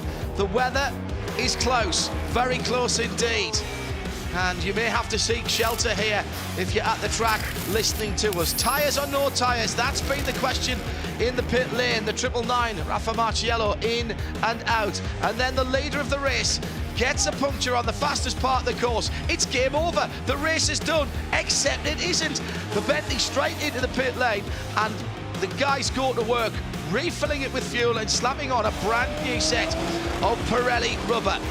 Still plenty of action up at the Maguire's elbow as well, with people trading paint and trading positions all the way around the circuit. It's like it's the first few laps of a 25-minute sprint, not that we're 11 hours and 11 minutes into the 12 hours, the Liqui-Moly 12 hours of Bathurst for 2020. Van Gisbergen due in the pit shortly, has a 12-second lead. Gounon will take over for Bentley. Then it's Marciello and Preining at the top of the standings. Martin Kodrich is in pole position for the win in the number 59. That's the McLaren in the silver category. Ben Barker back behind the wheel of the Grove Porsche, leading Pro-Am in 11th position overall. Nick Percat back behind the wheel of the Invitation leader. That's been the number 91 car for pretty much all the race. And Danny Von Dongen is back behind the wheel of the BMW GT4, the 13 in 22nd position. Well, this is regional New South Wales, home to 2.7 million people. considered one of the most diverse regional economies in Australia. Beautiful countryside, national parks, wine regions, rivers, beaches, and a whole heap more. Put it on your next holiday location. It's well worth a visit. It also hosts Mount Panorama Bathurst in this incredible car race, which is building to a pretty thrilling conclusion.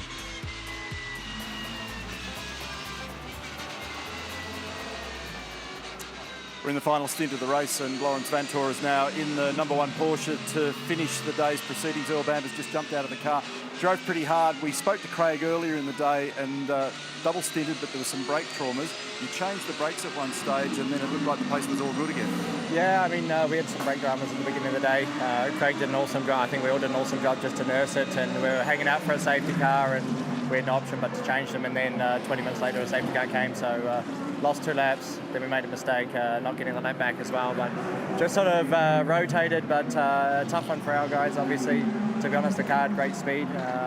You know, I think we had a car to challenge for the podium today, so it's a tough one to take, but I guess we have to come back. After I wandered into the garage, Craig, and got a little bit more of the explanation about the brake scenario, it sort of made a lot more sense then as to where the pace went this morning. Yeah, I think so. I think, like, of course, we'll analyse the race, what was, and I think that even at the beginning of the day that, you know, I got out of the car after the double stint and I said to the guys, it's just not retarding, slowing up into the chase as well as it was yesterday, and then it just got worse. So we got to a point where we had to change pads. Unfortunately, as Earl said, we went a couple laps down, but, you know, the car's strong, it's nice to drive, and one that's escaped. Either of you got an expert tip for how this will play with 46 minutes and 42 seconds remaining? Oh, I don't know. I mean, there's some pit stops rolling through, and then obviously the weather on the top of the mountain is getting pretty blustery, and it's difficult to drive at the moment because every lap there's sand, and you know the balance is changing, so it's tough. Thanks for having a chat. Cheers, guys. Well, if they don't know, and Cromwell doesn't want to make a prediction, what hope have we got, fellas, to be honest? It's the weather, I think, that may have its final say. Thomas Pryning's just been done with a cut, I noticed, at the S's as well. That'll be the first for that car, the 912, but maybe feeling the pressure from behind. So SVG still leading. And Maro Engel's just got through, actually. So Engel now in front in the 77 Mercedes, ahead of the 912 Porsche. That happened somewhere in that middle sector. Shane van Gisbergen and the rest of the Triple A team, if the weather's going to come, they want it in the next 5 minutes, and they can react to it at their normal pit stop time. They've gone the longest before making their last pit stop, only potentially that 912 with a splash before the end still to make its final stop, other than that lead car.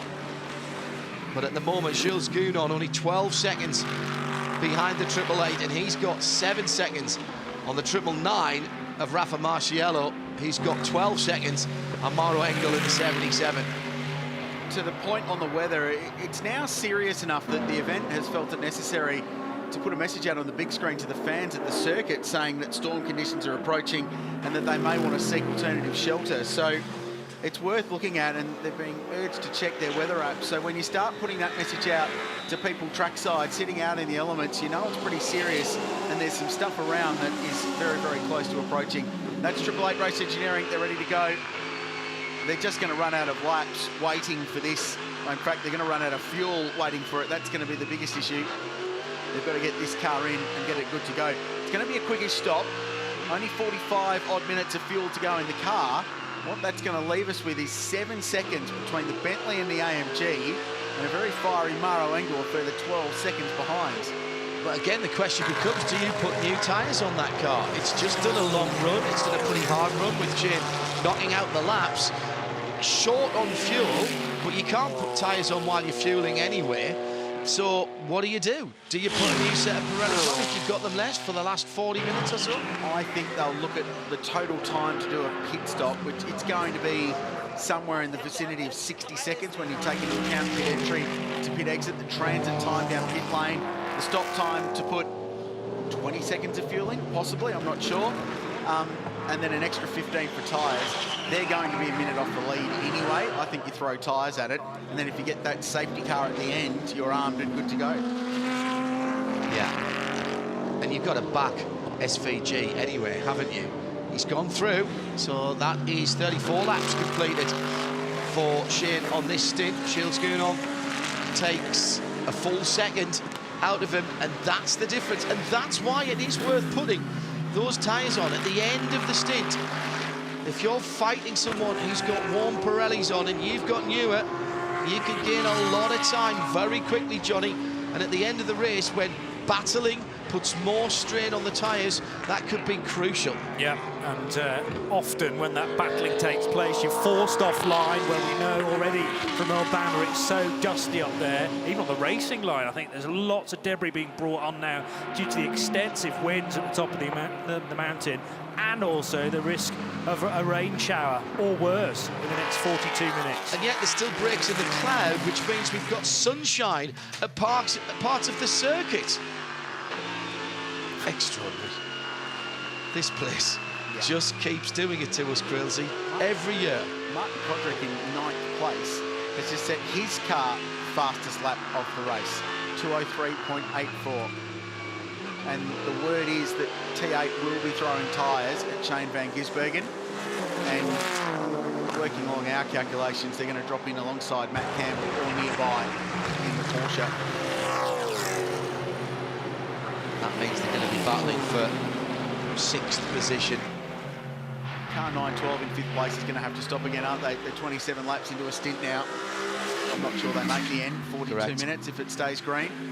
So they rolled the dice, they tried, and I don't think it's going to work. But at the moment, horses just don't have the raw car speed.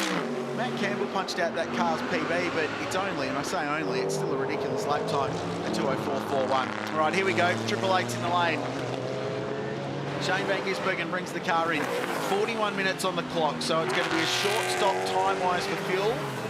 And I think because of that, they can afford to put the tyres on.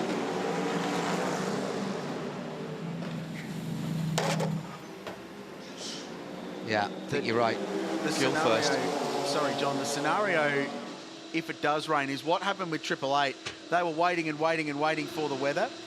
The car that benefits if it does rain is 912. Yes. They're 10 laps away from looking at a pit stop. So if we do get some rain, they'll be the ones that will jag that free pit stop. They'll stick out there absolutely as long as possible. And stranger things than have happened, of course. I don't wish ill on anybody, but a safety car, an incident, it could throw a spanner in everybody's works at the moment. Well, here we are once again, 40 minutes from the end of the race and into a green flag period that's coming up on 2 hours and 20 minutes. Absolutely unbelievable. And 2 tyre stop only. Yeah, right side tyres, the working side of the car. The number of the corners, all the fast ones are left-handers, so it's the right-hand tyres that get worn. So that's a bit of a strategic roll of the dice. Well, that's about time, isn't it? Minute 17 seconds in the pit stop, and they get out in front of Matt Campbell. So that's 6th, net 5th, if the 912 has to stop. And again, I'll use that horrible phrase, all things being equal. I like it. I like the roll of the Yeah, dice. me too. That's cool. Across the top of the mountain. So we saw a little bit earlier the 912 take to the escape road, and it was gobbled up by Murrow Engel in the 77, who sent it down the inside at Rock Skyline. Oh, it's no wonder that car took to the escape road. He had a Mercedes AMG going up the inside there. That is an enormous move. You raised your eyebrows there, Krillsy. It doesn't translate to television, sorry. I know, it's all right, that's why I described it. How about Martin Kodrick? He's in a silver class McLaren, but he's just set the fastest lap of the race, regardless of what class that car's in. We've been saying that all week. He's still capable at 2:03.659, even faster than Ben Barnicoat's effort a little while ago. And Lawrence Vanto has put the fastest lap of the number 1 car in as well. This is it now, turn it all up to 11. Head out and get on the gas. No sense in saving anything now. You've really just got to keep going and put the pressure on. The only car at the moment who's wondering what's going to happen is the 912. Everybody else is driving qualifying laps. This is like 38 minutes and 44 seconds of the Pirelli Top 10 shootout. Everybody on it, 100%. What a great lap then by Martin Kodrick. He's fueled and good to go to the end. Yes, he is. In the car for 5 laps. Lawrence Van Thor's just set the fastest lap of his race, not the race, but of car number 1. So he's still going very, very quickly.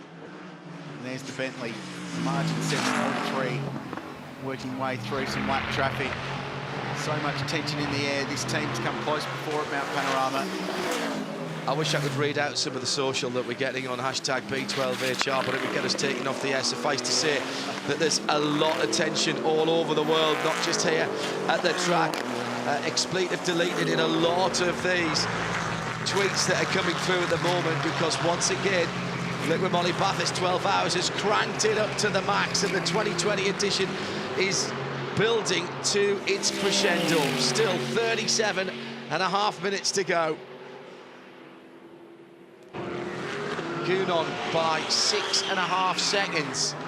Was actually pegged back half a second by Marciello last time around, and Rafa's got the bit between his teeth now as well, JP. Certainly has. Doesn't take much, does it, for Marciello to get down to business. Very quiet character out of the car, man of few words, but he does all his talking behind the wheel of a Mercedes-AMG GT3. This is the new spec 2020 car, as is the 77 heading down towards Liqui-Moly corner now. Mauro Engel in third place, trying to close the gap to Raffaele Marciello, but it stands at about 14 seconds. I'm frankly astonished. I'm still scratching my head over Mauro Engel just bombing one down the inside at Brock Skyline. It's typically don't overtake there. Oh, will it? Won't it? It doesn't matter right now. It really doesn't matter in terms of what we've got, because the teams, all bar the 912, they've played their last cards, Krilsey.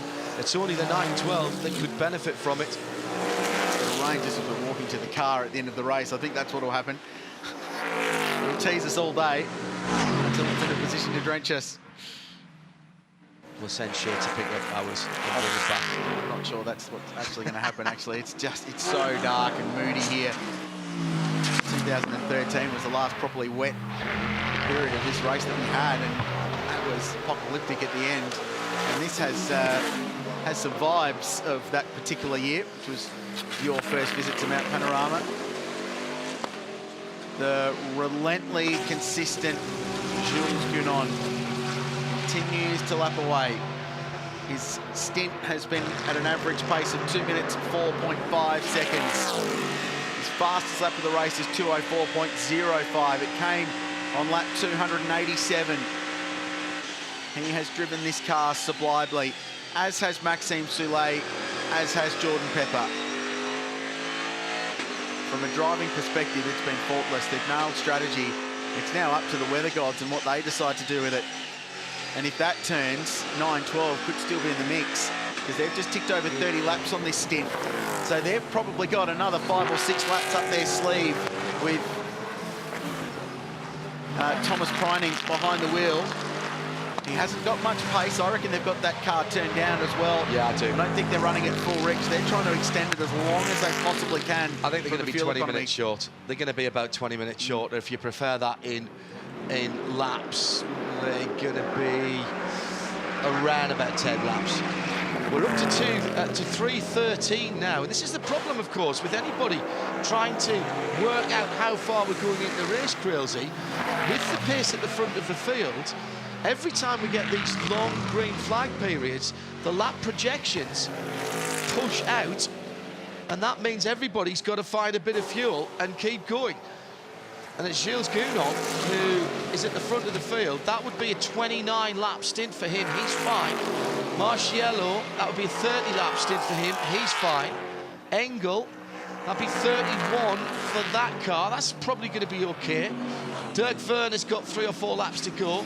Blomqvist would be 29. That's fine. Matt Campbell with another 16 laps. That's going to be 33, 34. Yeah, they're all okay, even if we go full green to the end. Add another lap on for luck if you want on that as well, JP, and most of those people are going to be okay. The track surface is just filthy dirty at the moment, isn't it? It's so tricky to pick out a racing line. Jules Gounon coming back down the hill. Pressure on this 25-year-old Frenchman. The weather radar looks untidy. Literally surrounded. It is everywhere except Bathurst at the moment. It's quite extraordinary. It's raining on the B of Bathurst and the H of Bathurst, but not the spot that is Bathurst. Reports of lightning in all four corners of the compass from where we're sitting. Down into Murray's. 33 minutes left in this race. What is going to happen? We're all looking skyward.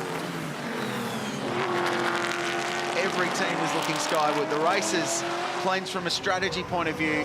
Everyone's got enough fuel. They've got the appropriate tyres for the conditions now to go to the end. But if those conditions change, everyone goes to the lane. And if it rains, the word is it's going to be proper rain. It might just be a light drizzle that you maybe gamble staying out on. Funny old place this, isn't it? Tell your friends to tune in. Get on social now. Around the world, just over half an hour to go. And is this Bentley's big break? The irony would be, gentlemen, that after all the bad luck that Bentley's had here down through the years, and their puncture leading the race here could mean that they have been pushed into a strategy that could get them their first win on the mountain. Yeah, absolutely amazing. But they've been trying for so long to win this thing. They've kind of earned a little bit of luck here and there. Yeah, for a tyre to go within 500 metres really of the end of the lap, they were rather lucky there. But they've had so much bad luck, maybe it is their time. We've still got 32 minutes, though, for Jules Gounon to keep this thing on the straight and narrow. You know, if you look at the weather radar, there's no way it shouldn't be raining now. Do we think that Thor, the god of thunder, is playing his part here? Maybe that's the Thor of Ban Thor, I'm not sure. Second place. What, 3/4 of the length of the Conrod straight between first and second. Marcello with 12 seconds back to Engel. He's 9 seconds behind the leader. Maro Engel picking his way through traffic, and we'll have 3 or 4 cars ahead of him this lap, next lap around. Thomas Pryning is another 8 seconds further back, and Tom Blomqvist in the McLaren sitting right up his tailpipes for 4th and 5th position. And remember, Pryning saving a bit of fuel here. Top of the mountain, the weather, it's not raining, but dust. That's dust. Rain, not rain, it's dust. Blowing an absolute gale. It's the appropriate flag for the car that's leading the motor race at the moment. Hello to Jake Hunter. He says, I'm only a part-time motorsports fan. I normally watch the 1000, but this Bathurst 12 hours has converted me to endurance racing. Hang on to everything if you're on the mountain. Storm coming in. Might want to think about heading for some other cover at the moment. The wind has come around again and is coming in from the west, straight down the Liqui-Moly front straight. I've seen nothing like this. Nothing like this. The hardiest of race fans at Bathurst. They deal with snow sometimes in October. They deal with scorching heat here in February. Dust storms, rain, torrential downpours, baking heat, and yet they still turn out in their droves to watch this. 30 minutes on the clock. We're 299 laps into the Liqui-Moly Bathurst 12-hour. If it stays dry, we'll break the record from last year, 312. Correct. Won't be by much, might be by a lap, but we'll get there. Vincent Bruins, who's local to us, he says, I can swear I can see the rain shower heading towards Mount Panorama. It's split into 2, with the 2 showers either side of the track at the moment. McLaren gets past Thomas Pryning in the 912. He's in just cruising mode at the moment. It's going quickly down the hill because they'll just coast and use the gravity to save some fuel. 33 laps into the stint now and looking for a pit stop. Let's jump on board and have a look. This is the McLaren. One of the Mark Mustangs in front. That's the one sans the rear window. Oh, this is costly. Really costly. Lots of time losing here. They produce their speed in different ways, and Tom Blomqvist lost a lot of time out of that. That was Adam Hargraves behind the wheel of the 20 car, Drillsy. Alex Imperatori's pitted car number 18. They're in 8th place at the moment, KCMG Nissan. Now they were somewhere on... Only did 20 laps, Krillsy. Only did 20 laps, and they've been in the lane already for 1 minute and 4 seconds. I think they've got an issue down there. They're having Yeah, they are. Oh, dear me. 20 minutes to go, and they're having to do breaks. And the horrible, horrible week for the 2020 Liqui-Moly Bathurst 12 hours for KCMG. Lost a car in the first moments of running in free practice one with contact with a wall, and it's the last half an hour of the race where they've been a contender pretty much all the way through.